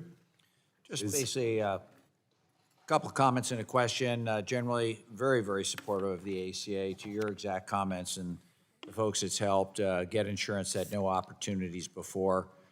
Very supportive of the reinsurance portions too. That's something we've tried many times. It was part of the original ACA, but in some of the discussions, unfortunately, it became a difficult part of the bill to continue. Other states have picked that up. My state has been one. It has reduced premiums anywhere from 7 to 12%. Be nice to see a program that had a little national support. But I am concerned about the costs here a little bit and would like to know, just question that, what, do we have a CBO score on the reinsurance piece? Do we have a CBO score on the expansion to folks over 400%? And do we have a score on the piece that actually deals with the ACA/Medicaid expansion? And then maybe the interactions between those. I guess I'd like to know that before I vote. Insurance is very small. Well, I mean, small. It's $1 billion. I guess no one considers $1 billion that small, but considering the cost of the ACA. The ACA provisions, including the coverage gap, right? So that because some of this bill has the additional ACA subsidies until the expansion states get into the federal Medicaid program. But all of that combined is 300, is approximately, the CBO has scored as approximately $300 billion. So that would be the making permanent these ACA subsidies, which is what this does, the ACA subsidies that were in the American Rescue Plan, and the additional, I'm sorry? Excuse me, Mr. Chairman, Just the coverage gap, the Medicaid and ACA coverage gap. Okay, so we don't have individual scores, but we do have a combined score of the interactions that would occur between the whole ACA expansion program and the ACA. Again, this is preliminary, but it is from the CBO. Okay. All right. Thank you, Mr. Chairman. Anyone else on this? I guess this is the AINS we're still talking about. So does anyone want to speak on the AINS? If not, we'll go to amendments. All right, nobody virtual? Okay, I just want to make sure. All right, do we have any amendments to this provision? Mr. Chairman, Wahlberg has amendment at the desk. And who is Mr. Wahlberg? Mr. Wahlberg, do we have Mr. Wahlberg's amendment, Madam Clerk? It's titled AMD-07/01. I have the amendment. All right, the clerk will report the Wahlberg amendment. Amendment to the amendment in the nature of a substitute to Subtitle F offered by Mr. Wahlberg of Michigan. Add at the end of the following new Without section. objection, the reading of the Wahlberg amendment will be dispensed with, and the gentleman from Michigan is recognized for 5 minutes. Thank you, Mr. Chairman. My amendment would strike the language in the bill that would extend the ACA premium tax credits to individuals currently enrolled in employer-sponsored health insurance. When Obamacare was, a Democratic colleague stated the goal of the law was to provide health insurance to individuals who did not have access to coverage. For that reason, Obamacare's premium tax credit was not made available to individuals who were enrolled in their employer-sponsored plan. Despite the law's original intention, the language in this reconciliation bill would provide tax credits to individuals who currently have insurance through their employer.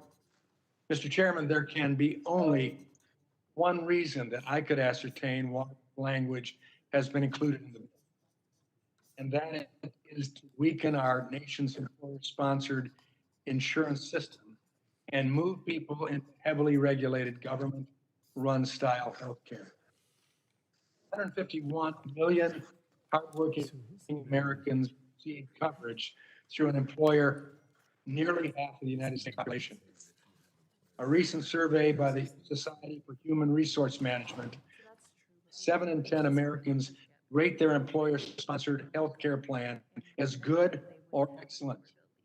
This high approval for employer-sponsored plans should come as no surprise. After all, employer-sponsored plans have lower average deductibles and lower out-of-pocket costs than the ACA plans. The average out-of-pocket cost for an individual employer-sponsored plan is just over $4,000, while the average out-of-pocket cost of an individual marketplace silver plan is approximately $7,800, nearly double. Additionally, according to the Congressional Budget Office, employer-based coverage is the least expensive type of coverage for the taxpayer, costing just $2,000 per recipient annually. Meanwhile, the average cost for each recipient on the Obamacare exchanges is $6,000 annually. Clearly, employer-sponsored coverage is a good value for the American people. Once more, employers have been on the leading edge of health delivery, innovation, and modeling for decades. They want to offer quality benefits to their employees because they know it'll attract and retain talented workers. Many employers offer additional benefits such as dental and eye coverage, on-site medical clinics, wellness programs, HSAs, and low or no cost primary care services. We should be strengthening the employer-based health system and its coverage. Doing so would lead to fewer people without health coverage, lower premiums and cost sharing, a stronger, more vibrant economy, and lower government costs. Sadly, the language before us today only works to undermine that. I strongly urge adoption of my amendment. Mr. Chairman, I yield back. Thank you, Mr. Wahlberg. Mr. VC seeks recognition for 5 minutes. Mr. Chairman, thank you very much. I move to strike the last word and speak in opposition to the amendment. Gentleman is recognized. In order to ensure that individuals caught in the coverage gap can obtain the coverage they need, this committee permits individuals to enroll in marketplace coverage year-round and to be exempt from the employer-sponsored coverage offer firewall. Those enrollees who would not otherwise have a tax filing requirement will be exempted from having to file a tax return, reconcile, repay advance payments of the premium tax credit. However, this amendment would strike the important consumer protection and instead put more hurdles between individuals and the coverage they need. This entire exercise could have been avoided if Republican states had expanded Medicaid to take care of their own citizens, as the ACA was originally intended to do. These folks would be able to get comprehensive Medicaid coverage regardless of whether they had an offer of employer coverage. They also not have a tax filing requirement in order to receive Medicaid. It's sad, it's shameful the way that Republican colleagues only want to create additional obstacles to prevent low-income workers from getting high-quality health coverage. We should be taking care of the constituents, and that's all of our constituents that need health insurance, not creating more roadblocks between people and access to health care. I urge my colleagues to vote no on this amendment. I thank the gentleman. Is anyone else? Mr. Burgess, did you want to be recognized for 5 minutes? Yes, Mr. Chair, move to strike the last word. And I want to thank Mr. Wahlberg for offering this amendment. It's extremely important. This has really nothing to do with states that did or did not expand Medicaid. This is the whole design of what occurred in the American Rescue Plan was to strike at the heart of employer-sponsored insurance. And of course, this goes back to the Second World War when, Dr. Burgess, I'm sorry. Can you turn your camera on? Oh, I beg your pardon. That's all right. I didn't want to deprive you of looking at me, so No. I appreciate you pointing out that, All right, keep that indiscretion. All right, well, this is really the whole purpose of what happened to the American Rescue Plan was to strike at the heart of employer-sponsored insurance, and it's very perceptive of Mr. Wahlberg to bring this up. Look, what was the number one problem that the Democratic vice presidential nominee had on her attempted road to the White House was the fact that she had supported Bernie Sanders' Medicare for All bill. But what is the plain language of the Bernie Sanders Medicare for All bill? I know, because we heard that bill in the Rules Committee at the beginning of the last Congress, and it would have eliminated, it would have outlawed employer-sponsored insurance. Well, that's where 190 million Americans get their coverage. So she had an immediate problem because she had supported a legislative proposal that would strike insurance and take it away from 190 million American families. Well, how to remedy that problem? How are we going to get to Medicare for all while we have employers offering generous benefits? Well, the way to do that is just as Mr. Wahlberg has outlined. We'll subterfuge, we'll sabotage, we'll put this American Rescue Plan out there. And look, isn't it interesting? The American Rescue Plan was only funded for 2 years. I mean, this is your typical healthcare trick that is employed by the other side. And with Obamacare, of course, you had the Class Act, Mr. Chairman. You remember you and I argued about that vehemently the night that it was unveiled, but there was 10 years of taxes paying for benefits in the latter 6 years. And here is a classic example of bait and switch. Oh, you're not getting enough premium tax credit to cover your premiums because we've done silver loading and the cost of insurance is too high and it's out of your reach. Well, we'll just jack that up. And instead of a family of 4 that earns 95,000 being at the subsidy limit, now we go up to 250,000. But Mr. Chairman, you can't tell us what the CBO score is because in fact it is enormous. And let's be honest, this sets the stage for automatic spending from now into the future. Your original American Rescue Plan only proposed this for 2 years. You knew that you couldn't afford what it would really cost. And so by smoke and mirrors and budgetary subterfuge, you are now attempting to backfill that promise. And Mr. Wahlberg has correctly identified that. And the most pernicious part of this is it would drive a wedge between employers and their employees when the employer is providing insurance. Look, no one wants anyone to go without. But for the parts of the program, the parts of the system that are working well, why would you try to destroy it? And Mr. Wahlberg, again, I think is extremely perceptive in identifying this. And all you are doing is trying to decommission part of the healthcare system that is actually working quite well right now. And the reason you want to do that is so that you can interject with a one-size-fits-all government program. Mr. Wahlberg has correctly identified the subterfuge. He has ripped the bandage off, if you will, if you'll pardon the analogy. And I thank him for bringing this up. This is a valuable amendment, and every member should support it if they care about the middle class, if they care about employer-sponsored insurance that covers 190 million of our Americans. Thank you, and I'll yield back. I thank the gentleman, and I'm going to recognize myself in opposition to the Wahlberg Amendment and say that, as is often the case with the ACA, Dr. Burgess, I completely disagree. What you say is a trick, in my opinion, are people who've fallen through the cracks. Because as you know, and I'll use your own state as an example, when we passed the ACA, we're expecting that states would expand Medicaid to this low-income population that was just above the traditional Medicaid population, but was still, poor enough so many of them could not afford health insurance. Now, what we're trying to do here is for those states that haven't expanded, to provide an option for their citizens that fall within that income bracket. You can call it a trick or whatever you want, but I mean, the bottom line is it's an effort to get them coverage, which is so important. Now, the problem that I have with the Wahlberg Amendment is the reason that many of these people don't have coverage is because even though they may be offered health insurance when they're working, they can't afford to pay for it. All right?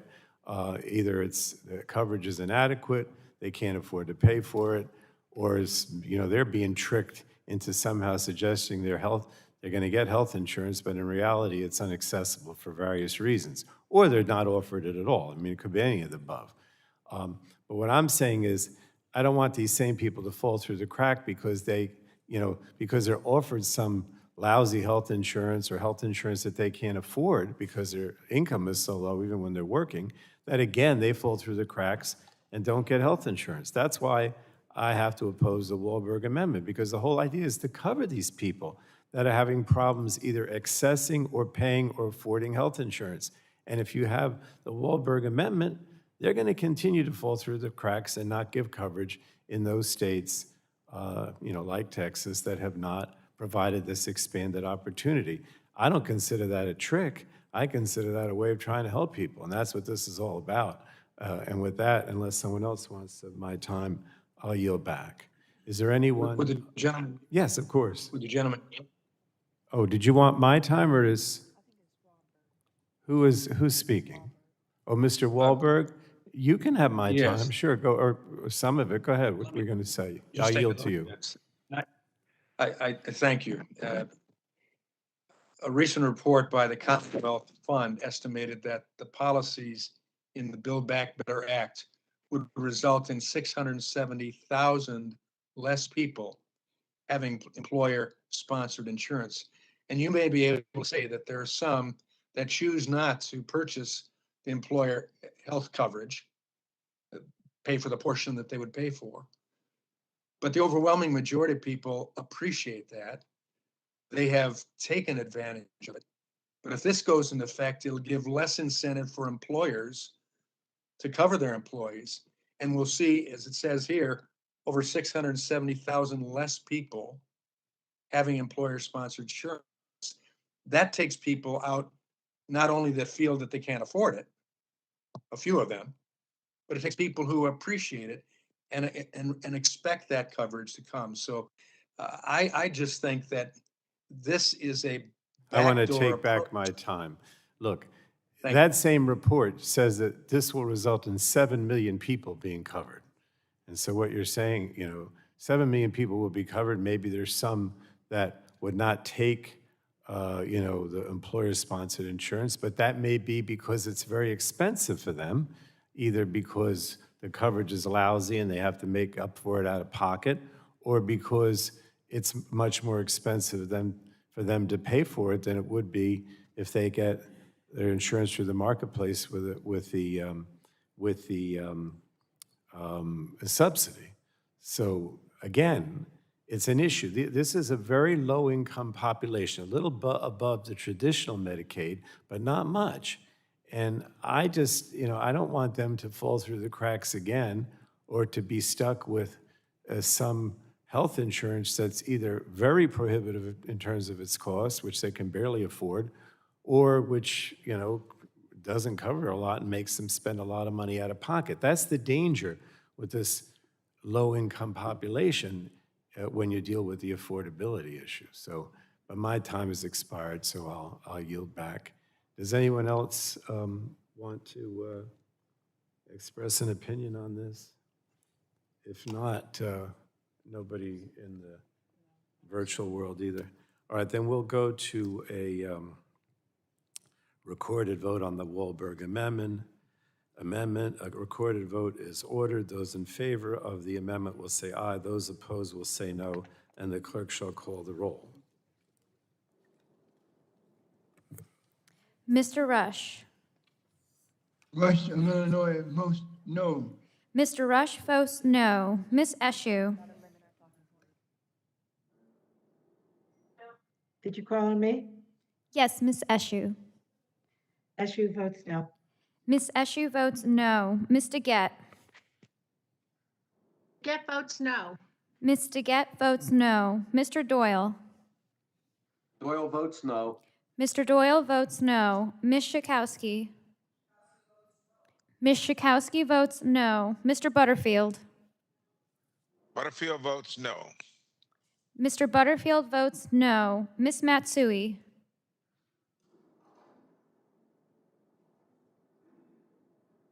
Matsui votes no. Ms. Matsui votes no. Ms. Castor. Ms. Castor votes no. Mr. Sarbanes. Sarbanes votes no. Mr. Sarbanes votes no. Mr. McNerney. McNerney votes no. Mr. McNerney votes no. Mr. Welch. Mr. Welch votes no. Mr. Tonko. Ms. Clark. Ms. Clark of New York votes no. Ms. Clark votes no. Mr. Schrader. Mr. Schrader of Oregon votes no. Mr. Schrader votes no. Mr. Cardenas. Cardenas representing California votes no. Mr. Cardenas votes no. Mr. Ruiz. Ruiz votes no. Mr. Ruiz votes no. Mr. Peters. Mr. Peters votes no. Mrs. Dingell. Dingell votes no. Mrs. Dingell votes no. Mr. Vesey. BC votes no. Mr. Vesey votes no. Ms. Custer. Custer votes no. Ms. Custer votes no. Ms. Kelly.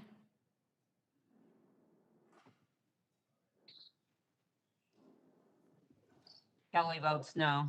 Ms. Kelly votes no. Ms. Barragan. Barragan votes no. Ms. Barragan votes no. Mr. McEachin. McEachin of Virginia votes no. Mr. McEachin votes no. Ms. Blunt Rochester. Blunt Rochester votes no. Ms. Blunt Rochester votes no. Mr. Soto. Mr. Soto votes no. Mr. O'Halloran. Ms. Rice. Rice is no. Ms. Rice votes no. Ms. Craig. Craig of Minnesota votes no. Ms. Craig votes no. Ms. Schreier. Schreier votes no. Ms. Schreier votes no. Ms. Trahan. Trahan votes no. Ms. Trahan votes no. Ms. Fletcher. Fletcher votes no. Ms. Fletcher votes no. Mrs. Rogers. Mrs. Rogers votes aye. Mr. Upton. Upton votes aye. Mr. Upton votes aye. Mr. Burgess. Burgess votes aye. Mr. Burgess votes aye. Mr. Scalise. Scalise votes aye. Mr. Scalise votes aye. Mr. Latta. Latta votes aye. Mr. Latta votes aye. Mr. Guthrie. Mr. Guthrie votes aye. Mr. McKinley. Mr. McKinley votes aye. Mr. Kinzinger.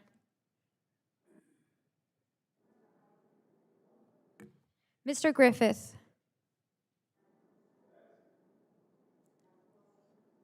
I'm sorry, Mr. Griffith, can you please repeat? Yeah. Mr. Griffith votes aye. Mr. Billarock. Oh, pass. I'm sorry. Mr. Billarakis. Mr. Billarakis votes aye. Mr. Johnson. Mr. Johnson votes aye. Mr. Long. Aye. Mr. Long votes aye. Mr. Bouchon.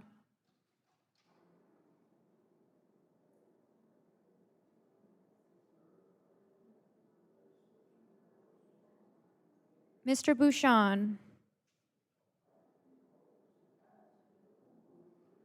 Mr. Mullen. Hold on a second. This is a yes. Mr. Mullen votes aye. Mr. Hudson. Hudson of North Carolina votes aye. Mr. Hudson votes aye. Mr. Wahlberg. Wahlberg votes aye. Mr. Wahlberg votes aye. Mr. Carter. Mr. Carter votes aye. Mr. Duncan. Mr. Duncan votes aye. Mr. Duncan votes aye. Mr. Palmer. Mr. Palmer votes aye. Mr. Dunn. Mr. Dunn votes aye. Mr. Dunn votes aye. Mr. Curtis. Curtis votes aye. Mr. Curtis votes aye. Miss Lesko. Lesko votes aye. Miss Lesko votes aye. Mr. Pence. Mr. Pence votes aye. Mr. Crenshaw. Crenshaw votes aye. Mr. Crenshaw votes aye. Mr. Joyce. Joyce from Pennsylvania votes aye. Mr. Joyce votes aye. Mr. Armstrong. Armstrong votes yes. Mr. Armstrong votes aye. Chairman Pallone. Pallone from New Jersey votes no. Chairman Pallone votes no. Yes. Mr. O'Halloran votes Mr. Griffith votes aye. Mr. Chairman, how am I recorded? Mr. Tonko, how is he recorded? Mr. Tonko is not recorded. Taco from New York votes no. Mr. Tonko votes no. Mr. O'Halloran? Mr. O'Halloran is not recorded. Mr. O'Halloran, you there? Yes, votes no. Mr. O'Halloran votes no. Mr. Bouchon? Mr. Bouchon is not recorded. Is there anyone else who, Mr. Kinzinger is not recorded. Mr. Bouchon, can we see him there? He's having You some see him on there? difficulties. Yeah, he was. He's having troubles. Well, we can wait a minute here if you can get him.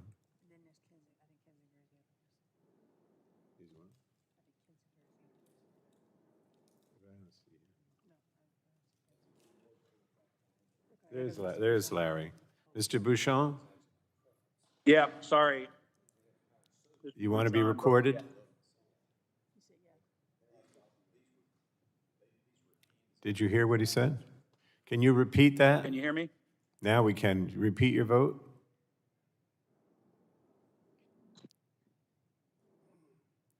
One more time. Yes. Okay. Mr. Bouchon votes aye. Hello. Anyone else that is, oh, he voted Griffith. He passed and then he came back. Okay. All right. Hi, So can you hear me? that's it? Okay. So much. That was So Kinzinger? frustrating. You got him? Mr. Kinzinger is not recorded. Okay. All right. So the clerk will report the tally on the Wahlberg amendment. On that vote, Mr. Chairman, the yeas were 25 and the nays were 32. We good? Did you hear my vote? Okay, thank you. Bye. All right, the vote on the Wahlberg amendment is 25 ayes, 32 noes. The amendment is not agreed to. We have more amendments on this? Yes. All right. Who seeks recognition to offer an amendment? Well, this is on the, strike the last word. Or you want to strike the last word Yes. on the underlying Yes. bill? Yes. Or on the Ains? The ranking member is recognized for 5 minutes.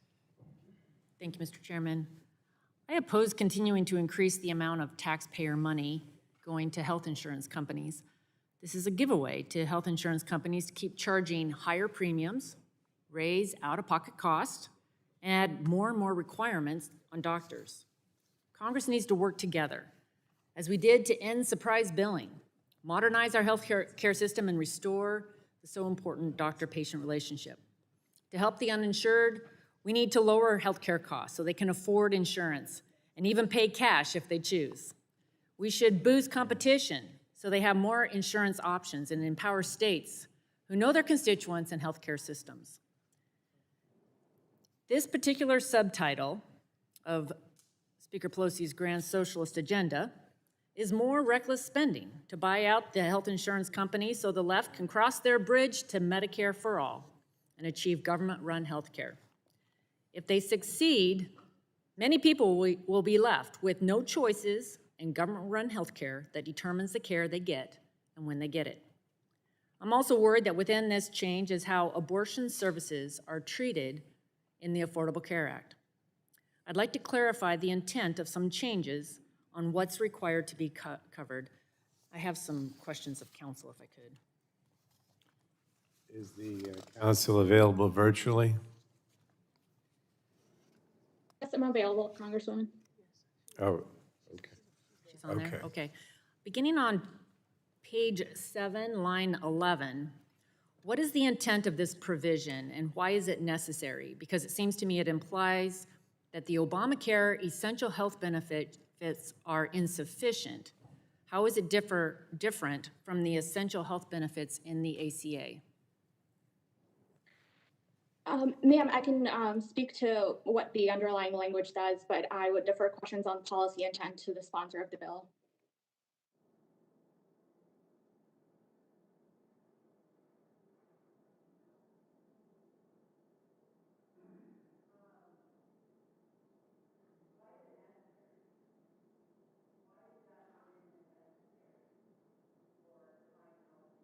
Or essential health benefits?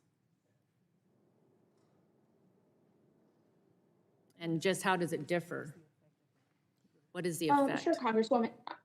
So the legislation that the provision that you're specifically asking about requires issuers for plan year 2024 to provide benefits consisting of non-emergency medical transportation services described in section 1902A4 and services described in section A4C of section 1905 of the Social Security Act. This is non-emergency medical transportation, as well as the services that are described in section A4C.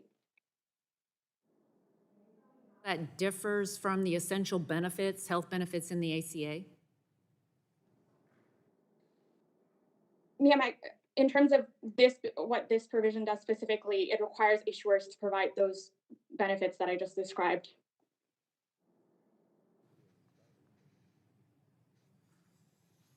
What are the services described? So you referenced subsection A4C. What are those benefits and how do they differ from the current essential benefits in the ACA? Sure, ma'am. So the services described under A4C is family planning and services furnished directly to individuals of childbearing age. Those are the services required to be offered under subsection A4C. In Medicaid, the Hyde Amendment applies to the language that you just read. Does Hyde apply to family planning in the context of the proposed bill? Ma'am, the restrictions and limitations included in the most recently enacted appropriations language wouldn't apply to the provisions under this section. Would or would not? I'm sorry. Can you say that again, please? Sure. So the restrictions and limitations included in the most recently enacted appropriations language would not apply to the provisions under this section, Congresswoman. So Hyde does not apply, so the answer is no? Again, the restrictions and limitations that were most recently enacted in the appropriations language would not apply to this section. Restrictions are then that were enacted in the most recent appropriations bill that you're referencing? Sure. Can you clarify which specific sections you're inquiring about? Inquiring. Okay. The gentlewoman's time has expired, but if you want to get some time from another member. Oh, okay. You got a lot. Yes, please. Mr. Chairman, move to strike the. What's that? Oh, Burgess moves to strike the last word, and he turns his time over to you, the ranking member. Thank you, Dr. Burgess. Okay. I'm patient here. Thank you, Dr. Burgess. So, Council, I'm going to attempt to summarize just for my clarity, for my own personal clarity here. For year 2024, if someone goes below 138% of poverty, wants to get a tax credit to buy private health insurance, the only plan they can buy is one where abortion is considered as a method of family planning and is covered as an essential benefit. Is that correct? Congresswoman, under this provision, issuers for 2024 benefit years for the individuals who qualify under this section, those insurers would be required to provide services described in subsection A4C of section 1905 of the Social Security Act. Have then is to the only health insurance plan that will be an option for someone under 138% of poverty, if they want to get the tax credit to buy private health insurance, is going to be a plan where abortion is considered as a method of family planning and is covered as an essential benefit. Is that yes or no? Again, ma'am, I can't weigh in on the specifics of the essential health benefits. This adds the requirements that issuers have to comply with for 2024 plan year. And those insurers would have to provide the services that are described under this section. Okay, so the answer is yes. Thank you. So bottom line, the proposed bill is removing any option for someone to purchase a plan that does not cover elective abortion and forcing taxpayers to subsidize health insurance coverage for abortion. This is radical and it's wrong. At this time, I'd like to call up Amendment 1 at the desk. No, wait a minute. Oh, okay. He's got to yield Burgess, I back, gotta and then yield. we'll Okay, have to yes, see if anybody else wants to Okay. talk on the underlying bill. Okay. Mr. Burgess, do you yield back? Yes, Mr. Chairman, I'll yield. Thank you. All right, does anybody else want to talk on the underlying bill? All right, then we're going to go to, what's that? Then you can offer the amendment.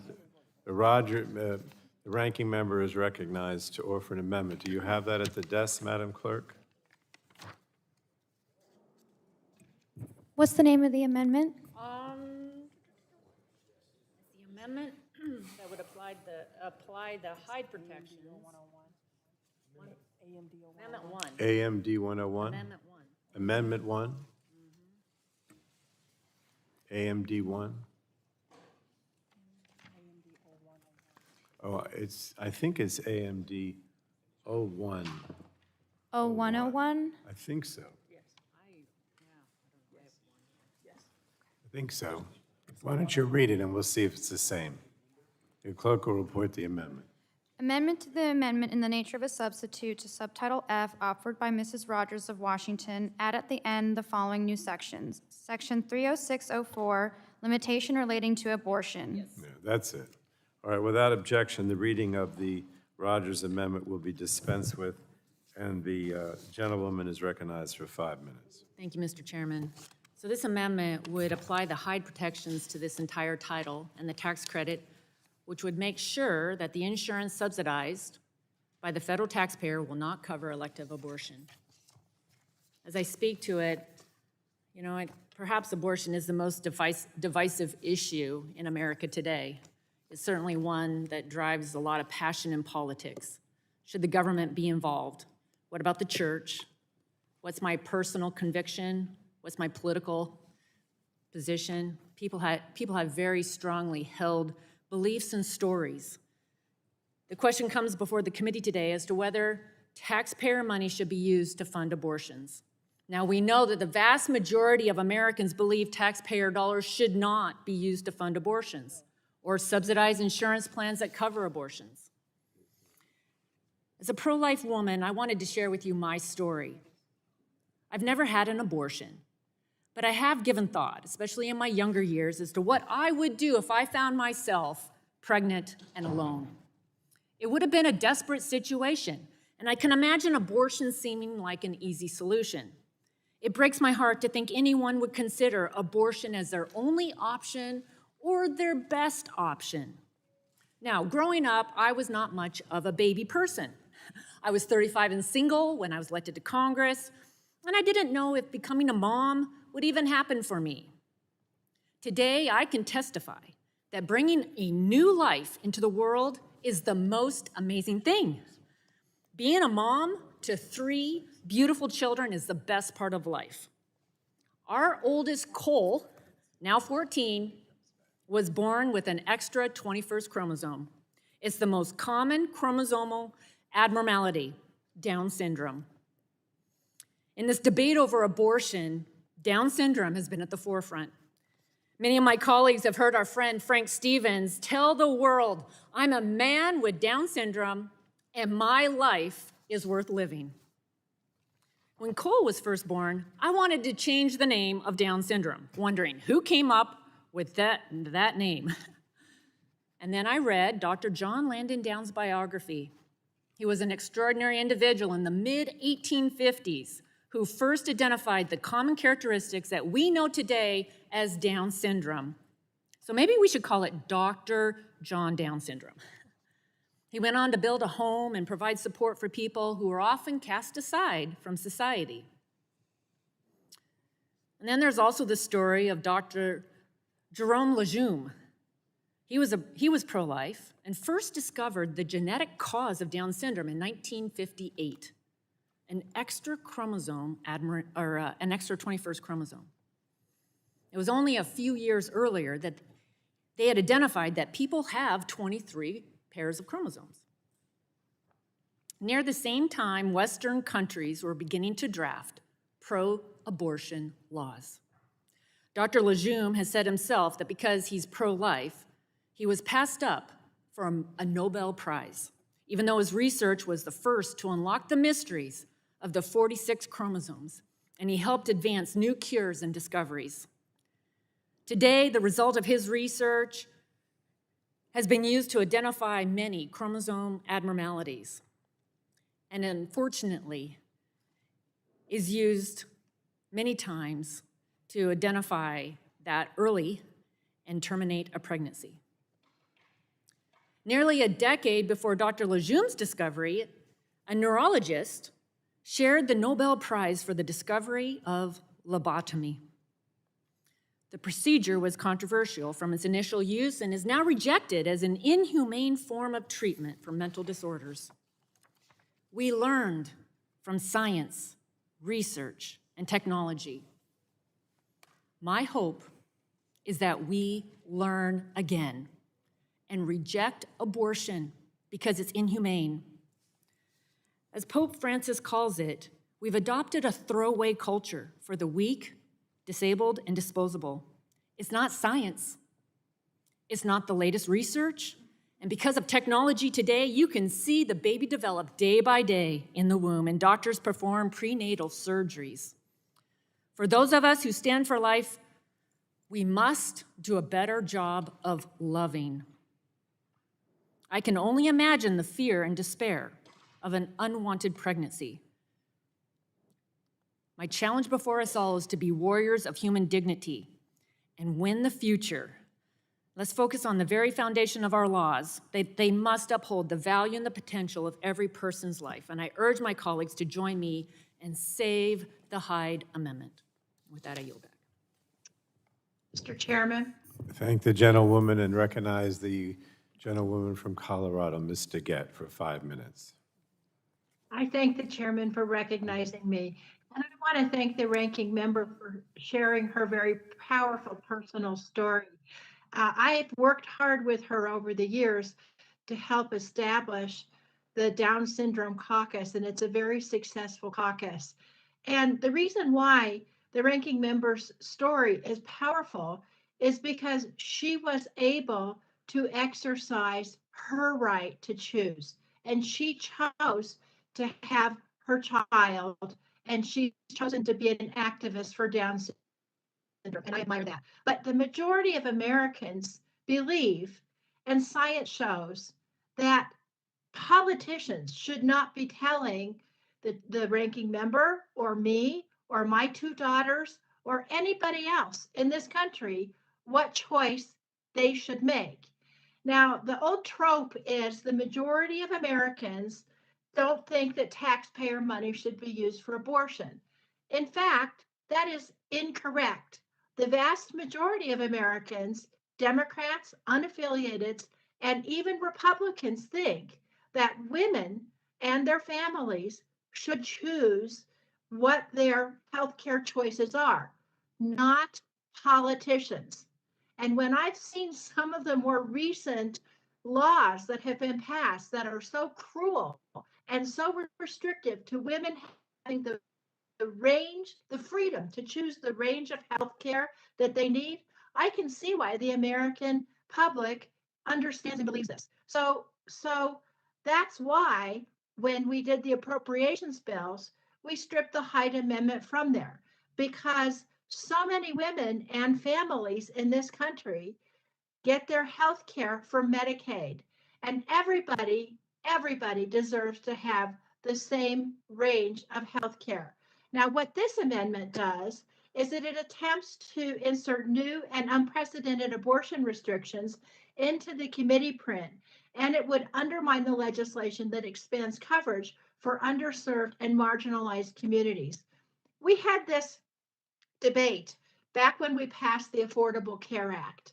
And what this attempt is an attempt to do is to expand the Hyde Amendment far into people's private insurance, not just Medicaid, but into their private insurance, which would be a vast expansion of restrictions on a woman's right to choose her own health care and the freedom that she would have.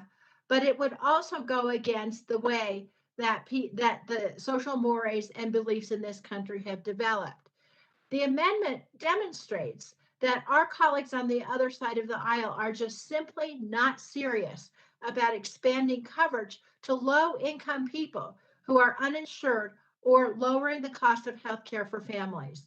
Now, look, however we feel personally about abortion, whether we would personally have an abortion or not, it's not politicians who should be denying somebody's health coverage just because for people who can't make ends meet. Adding restrictions on abortion is part of a concerted effort to attack women's health and to expand the reach of the Hyde Amendment, which takes away a person's ability to make their own decision on their health care. I went back and I watched the video of when Henry Hyde first passed the Hyde Amendment. And do you know what he said? And you can go back and look at this. I was stunned. He said, you know, I can't stop all abortions in this country, but I can stop poor women from having abortions in this country. And that's what this bill has done.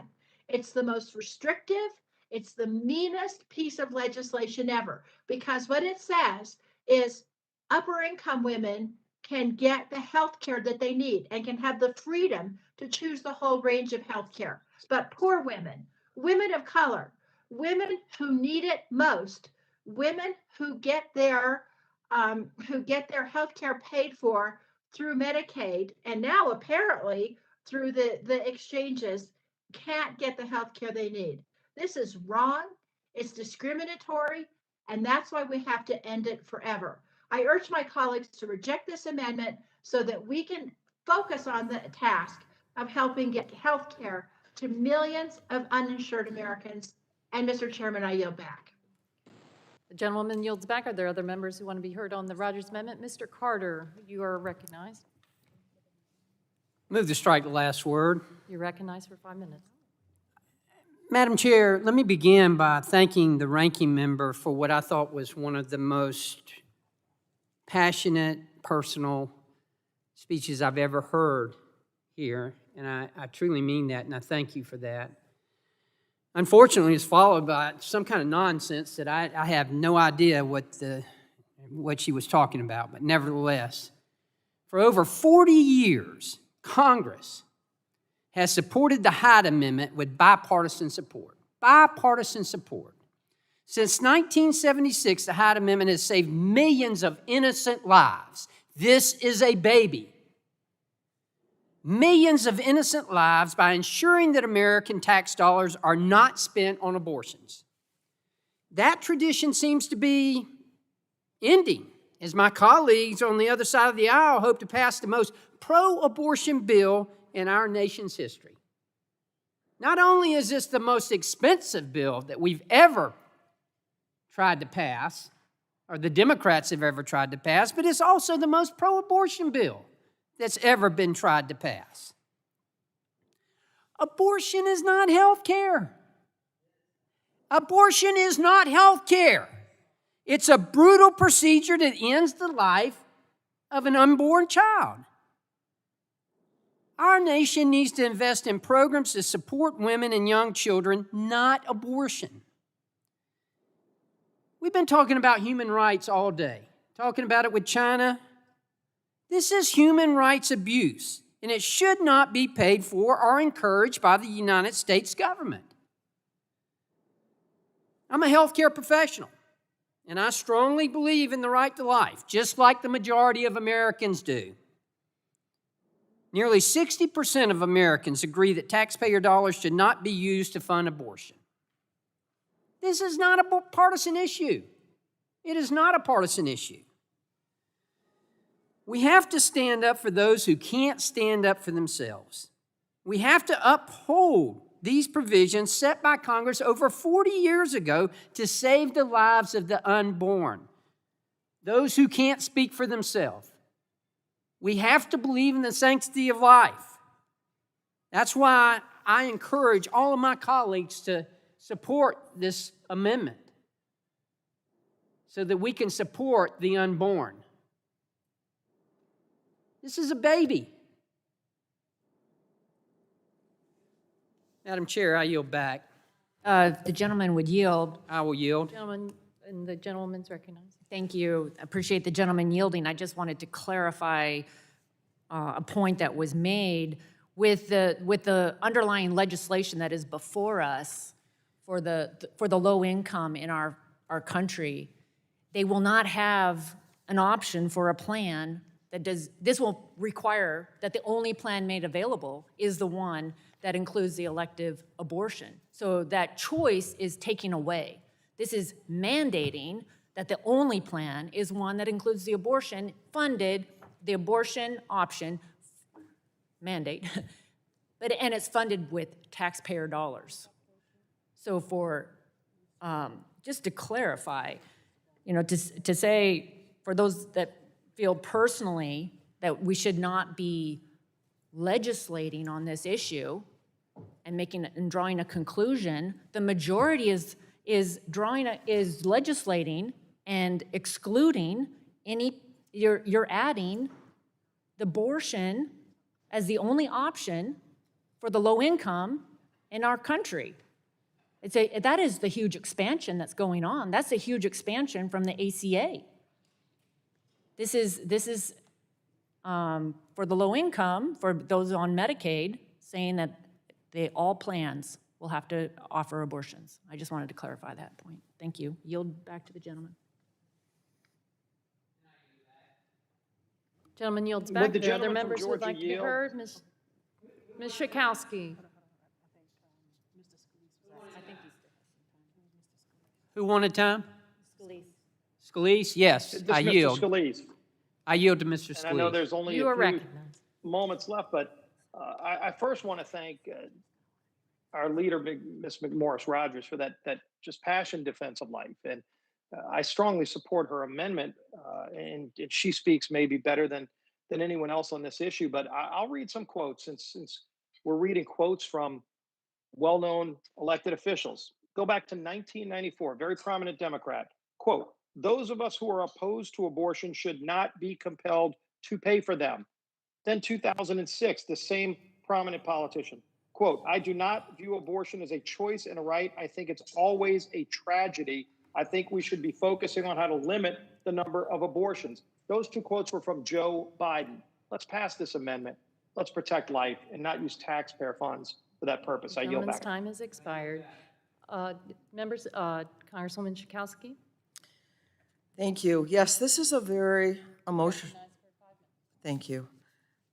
This is a very emotional issue.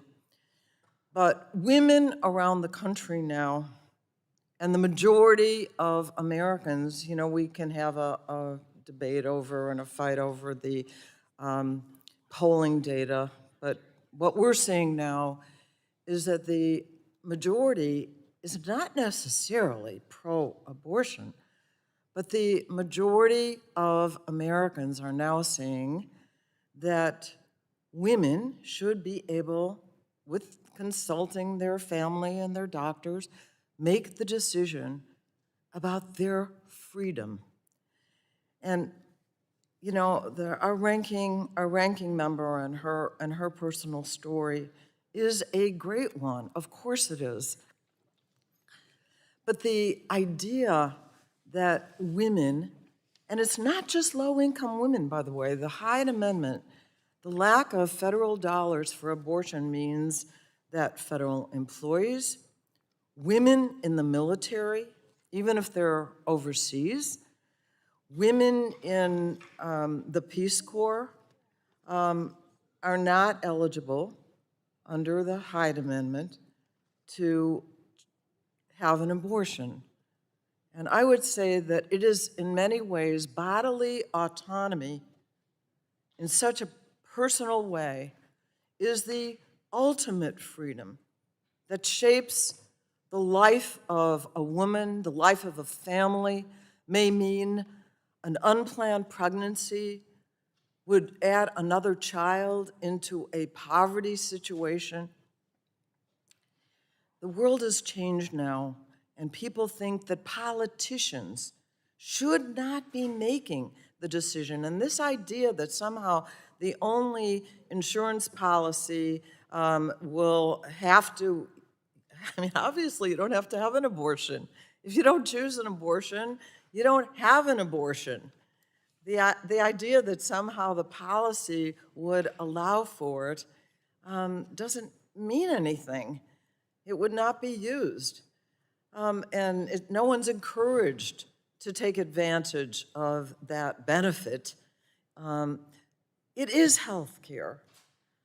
We see that among poor women, there is a much larger maternal mortality and infant mortality as well.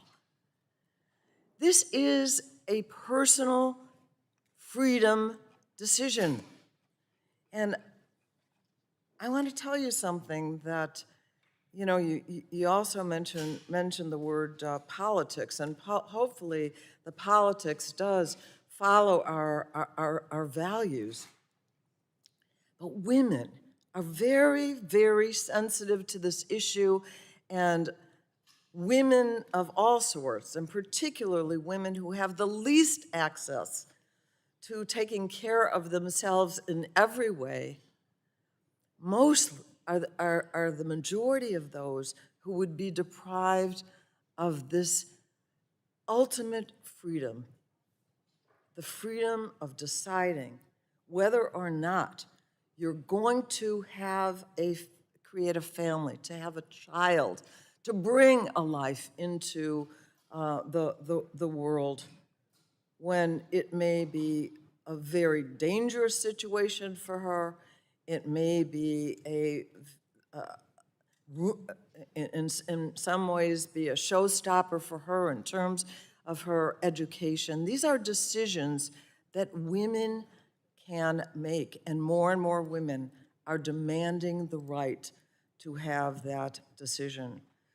And anyone who disagrees has total freedom to disagree with that, but not to impose that on someone else's life. Of course, we want to be a welcoming place in our country for children with disabilities, for children of all sorts.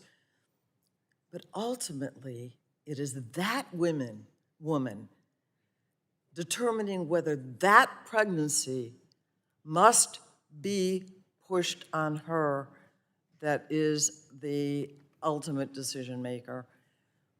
I vote no on this and encourage my colleagues to do the same, and I yield back. Gentleman yields back. Are there other members who would wish to be heard? Mr. Dunn, you have your hand up. I do. Thank you, Madam Chair. I also thank the ranking member, Ms. McMorris-Rodgers, for offering this common sense amendment that is vitally important to many of us and to a great many of our constituents. While I'm personally pro-life, we are not debating the issue of abortion here as a whole. All we're simply saying is that taxpayers should not have to pay for it. For 45 years, this idea was non-controversial and enjoyed broad bipartisan support in Congress. I'm saddened to see such a drastic turnaround among our colleagues across the aisle, and I wonder if their constituents at home share those same sentiments represented by such a sea change in attitude. We should take this opportunity to respect the lives of the unborn and the wishes of the millions and millions of voters who support life across the country. I urge passage of this amendment, and I'm willing to yield back to anyone on our side of the aisle who wishes the time. Oh, sorry. Okay, yes. Okay. Yeah. Okay. You yield to Yes, Ms. thank you. McMorris-Rodgers? Thank you. I appreciate the gentleman yielding. Okay. Thank you. I appreciate the gentleman yielding. I just heard my colleague, who I've gotten to know and have a lot of respect for on the other side of the aisle, say that she said, we should not be imposing on someone else's life. Fundamentally, this question is whether taxpayer dollars, whether those taxpayers who are pro-life, who fundamentally believe that we should not be funding taxpayer dollars, do not want their taxpayer dollars used to fund abortion, are going to have them funding abortions. That's the question that's before us with the Hyde Amendment. I was here in Congress when the Affordable Care Act passed, was signed into law. And I remember we had a huge debate. It was a brutal debate over this very issue and whether or not the Affordable Care Act was going to include taxpayer funding of abortion, whether or not it was going to open the door for the taxpayers to be funding abortion. It was a huge debate. You know what? Democrats had the majority. It was a signature issue of President Obama. And I honestly didn't think it was going to pass. I remember Representative Bart Stupak, a pro-life Democrat at the time, who was not going to vote for the Affordable Care Act unless there were protections for life. And in the end,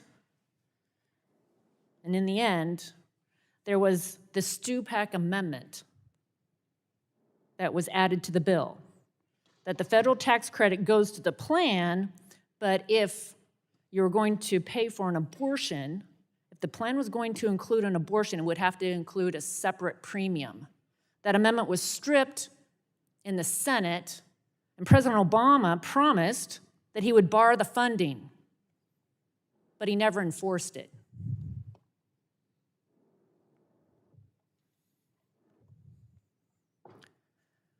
I don't believe that it is honest to say that it was the intent of the Affordable Care Act when it was passed and signed into a law that this was going to open taxpayer funding of abortion.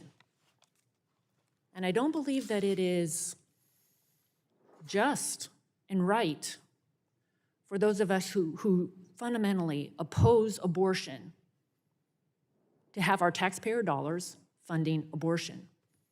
I'd like to yield, well, I guess I have to yield back to Dr. Dunn.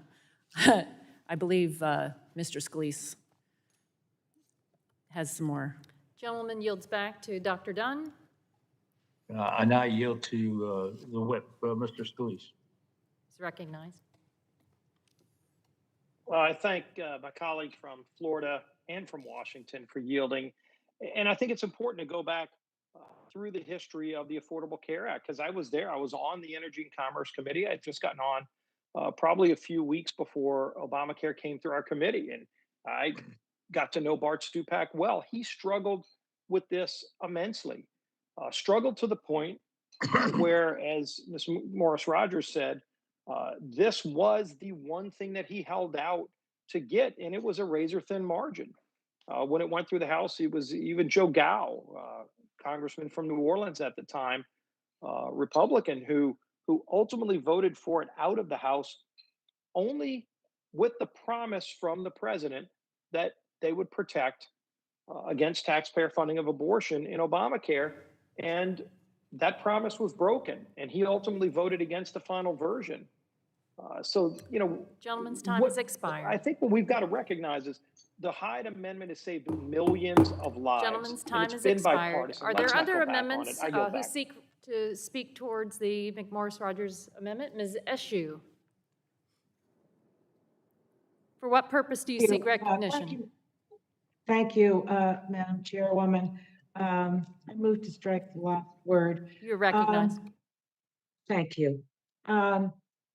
I've listened and listened carefully.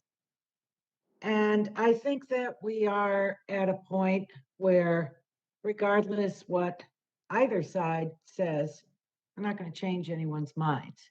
But I wanted to say a few things here because I feel strongly about this. First of all, no one is talking about family planning. Family planning is in this.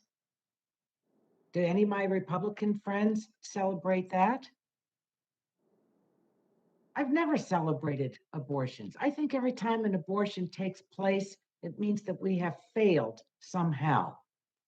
And so there are so many measures, thanks to the advancement in medicine and everything that can be used so that someone doesn't become pregnant.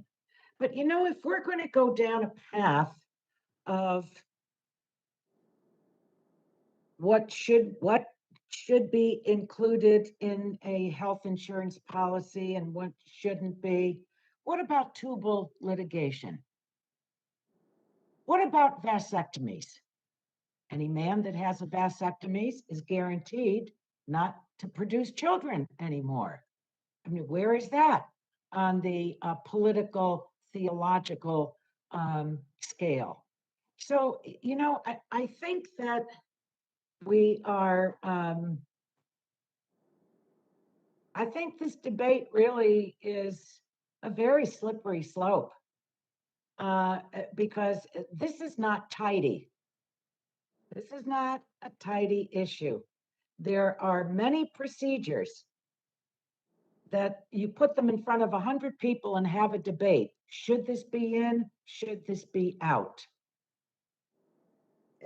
As regards the Hyde Amendment, that always applied to appropriations. It didn't, I mean, maybe you're not interested in how it worked, but Hyde was always in appropriations. It was not in authorizing language. I'd like to say something finally about women. I wish we would be left alone. I wish politicians would leave our bodies alone. This is not good. Are we going to go after women that use birth control? Or for that matter, are we going to go after men that use birth control? You know, there are so many ways. This is like a Rubik's Cube. I respect people and their personally held views. I consider myself a devout Catholic. I'm glad that I am. I know that when I'm called, God is going to judge me for everything that I've done. I hope I'll be judged having lived a worthy life. But there is an enormous amount of judgmentalism in this. And I think if you really want to have a full debate, then you know what? Let's go through all these medical procedures and see who wants to pay for what, for whom. You know what? There won't be any health insurance policies because no one will be able to agree about what should be in and what should be out. No one is forced to use the parts of coverage in a health insurance policy. So I think that I'm glad that you know that the ranking member spoke so eloquently about her own life. We respect that and the amendment that's being offered. But you know what? It's to me this is I think we're treading on people's privacy. Who amongst us has walked in someone's shoes that has been raped by someone in her own family, her relative, abused from the time they're 10, 11, 12 years old? You know, so, you know, we are a diverse, huge country coming from all kinds of backgrounds. And I think that we should The gentleman's respect time our has expired. diversity. And yeah, I think that we should respect that diversity and the Gentleman's time has privacy that expired. it deserves. And I yield back the balance of my time. All right, other members to be heard. Mr. Crenshaw, for what purpose do you seek recognition? Thank you, Madam Chairwoman. Move to strike the last word. The gentleman from Texas is recognized. Look, I would just like my colleagues to address our points directly. And we can debate abortion all day long, and I will address some of the points that have been made about the broader concept of abortion. But again, this is about the Hyde Amendment. It was said just a minute ago that that's only been in appropriations. It has nothing to do with authorization. That's not true. It has been in authorizing language before. It's been a longstanding history. Again, we've already noted, we've quoted the many prominent Democrats who have supported this very common sense amendment, and they support it because it's a contentious issue. It's a morally contentious issue. And And that has to be noted here. All right, and why is it morally contentious? I mean, well, one side believes that life should actually be protected, and one side believes that the convenience of a mother should be protected. And I've heard that argument actually made here. It lacks such profound humanity to say that, well, I mean, if you want an education, you can just kill the baby. How? Look, I'm not saying that's an easy choice.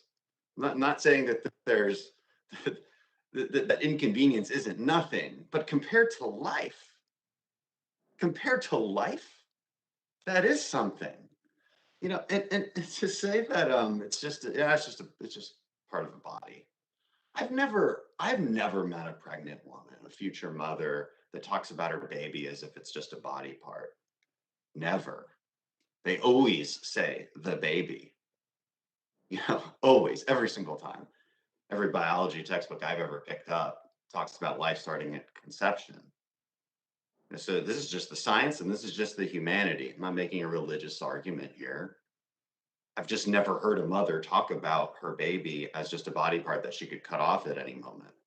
But if you suddenly don't want the baby, then all of a sudden it's just a body part. And if you want to debate abortion, we can debate it. But again, this is about,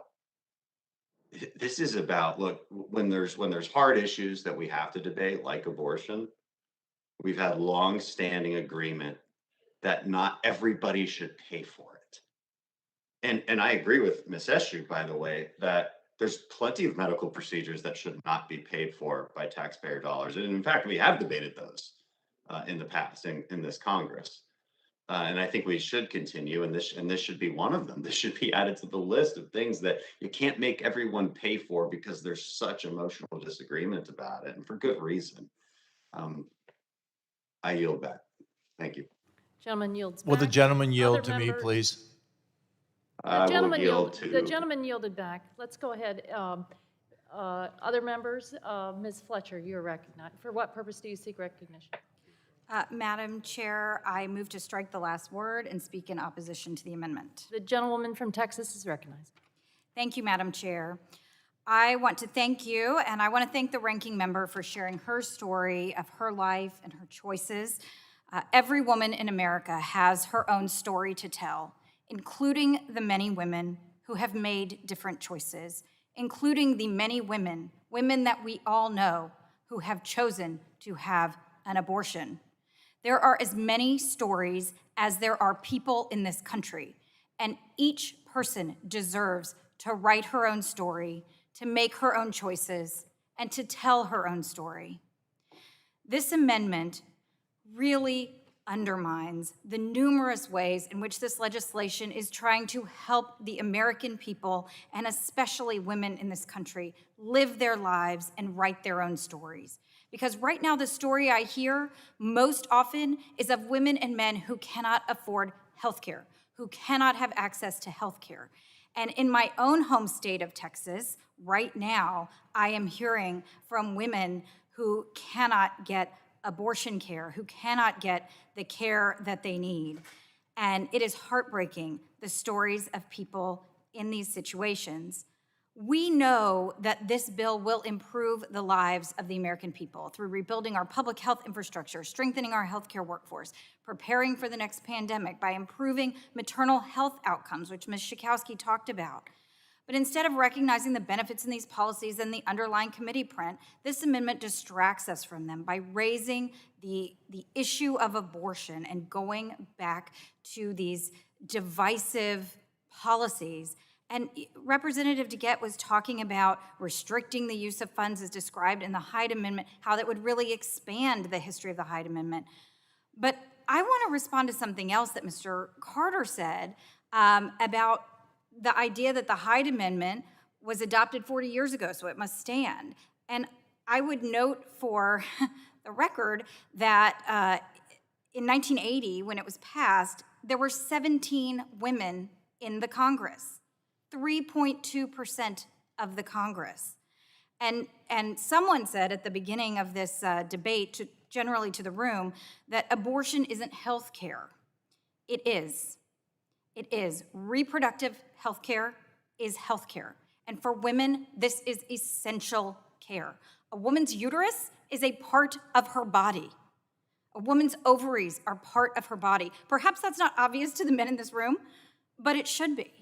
And going back to the 1980 Congress, perhaps it doesn't surprise me that they didn't know everything that they would know about women's health care. It was around that time, speaking of personal family stories, that my grandmother's ovarian cancer went undiagnosed and she died because her doctors didn't think to look at her reproductive organs. Instead, they removed her gallbladder.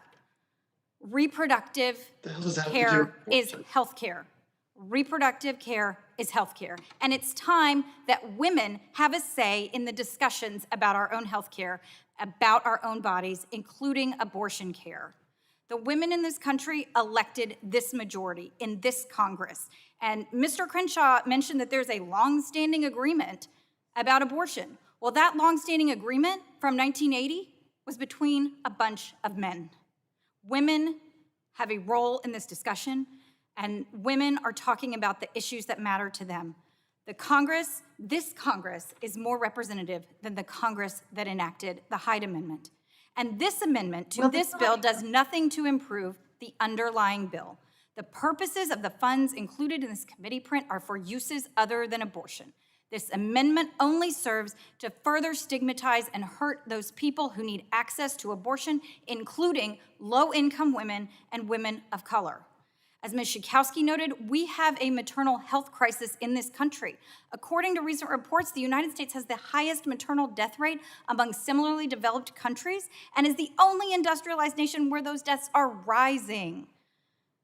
The CDC says that in my home state of Texas, a state that has not expanded Medicaid, a state that this committee print will help the women in my state, we have a higher mortality rate, maternal mortality rate than the US average. And Black women in my state are disproportionately affected, accounting for 11% of live births and 31% of maternal deaths. That is what this title seeks to help. This amendment injects harmful ideological rhetoric into this committee print and into this committee markup discussion. And for that reason, I will vote no, and I urge my colleagues to oppose the amendment and any other attempts to limit access to women's reproductive health care, including abortion care. Thank you, and I yield back. Thank you. Members, we're going to take a 10-minute recess to reset the WebEx stream.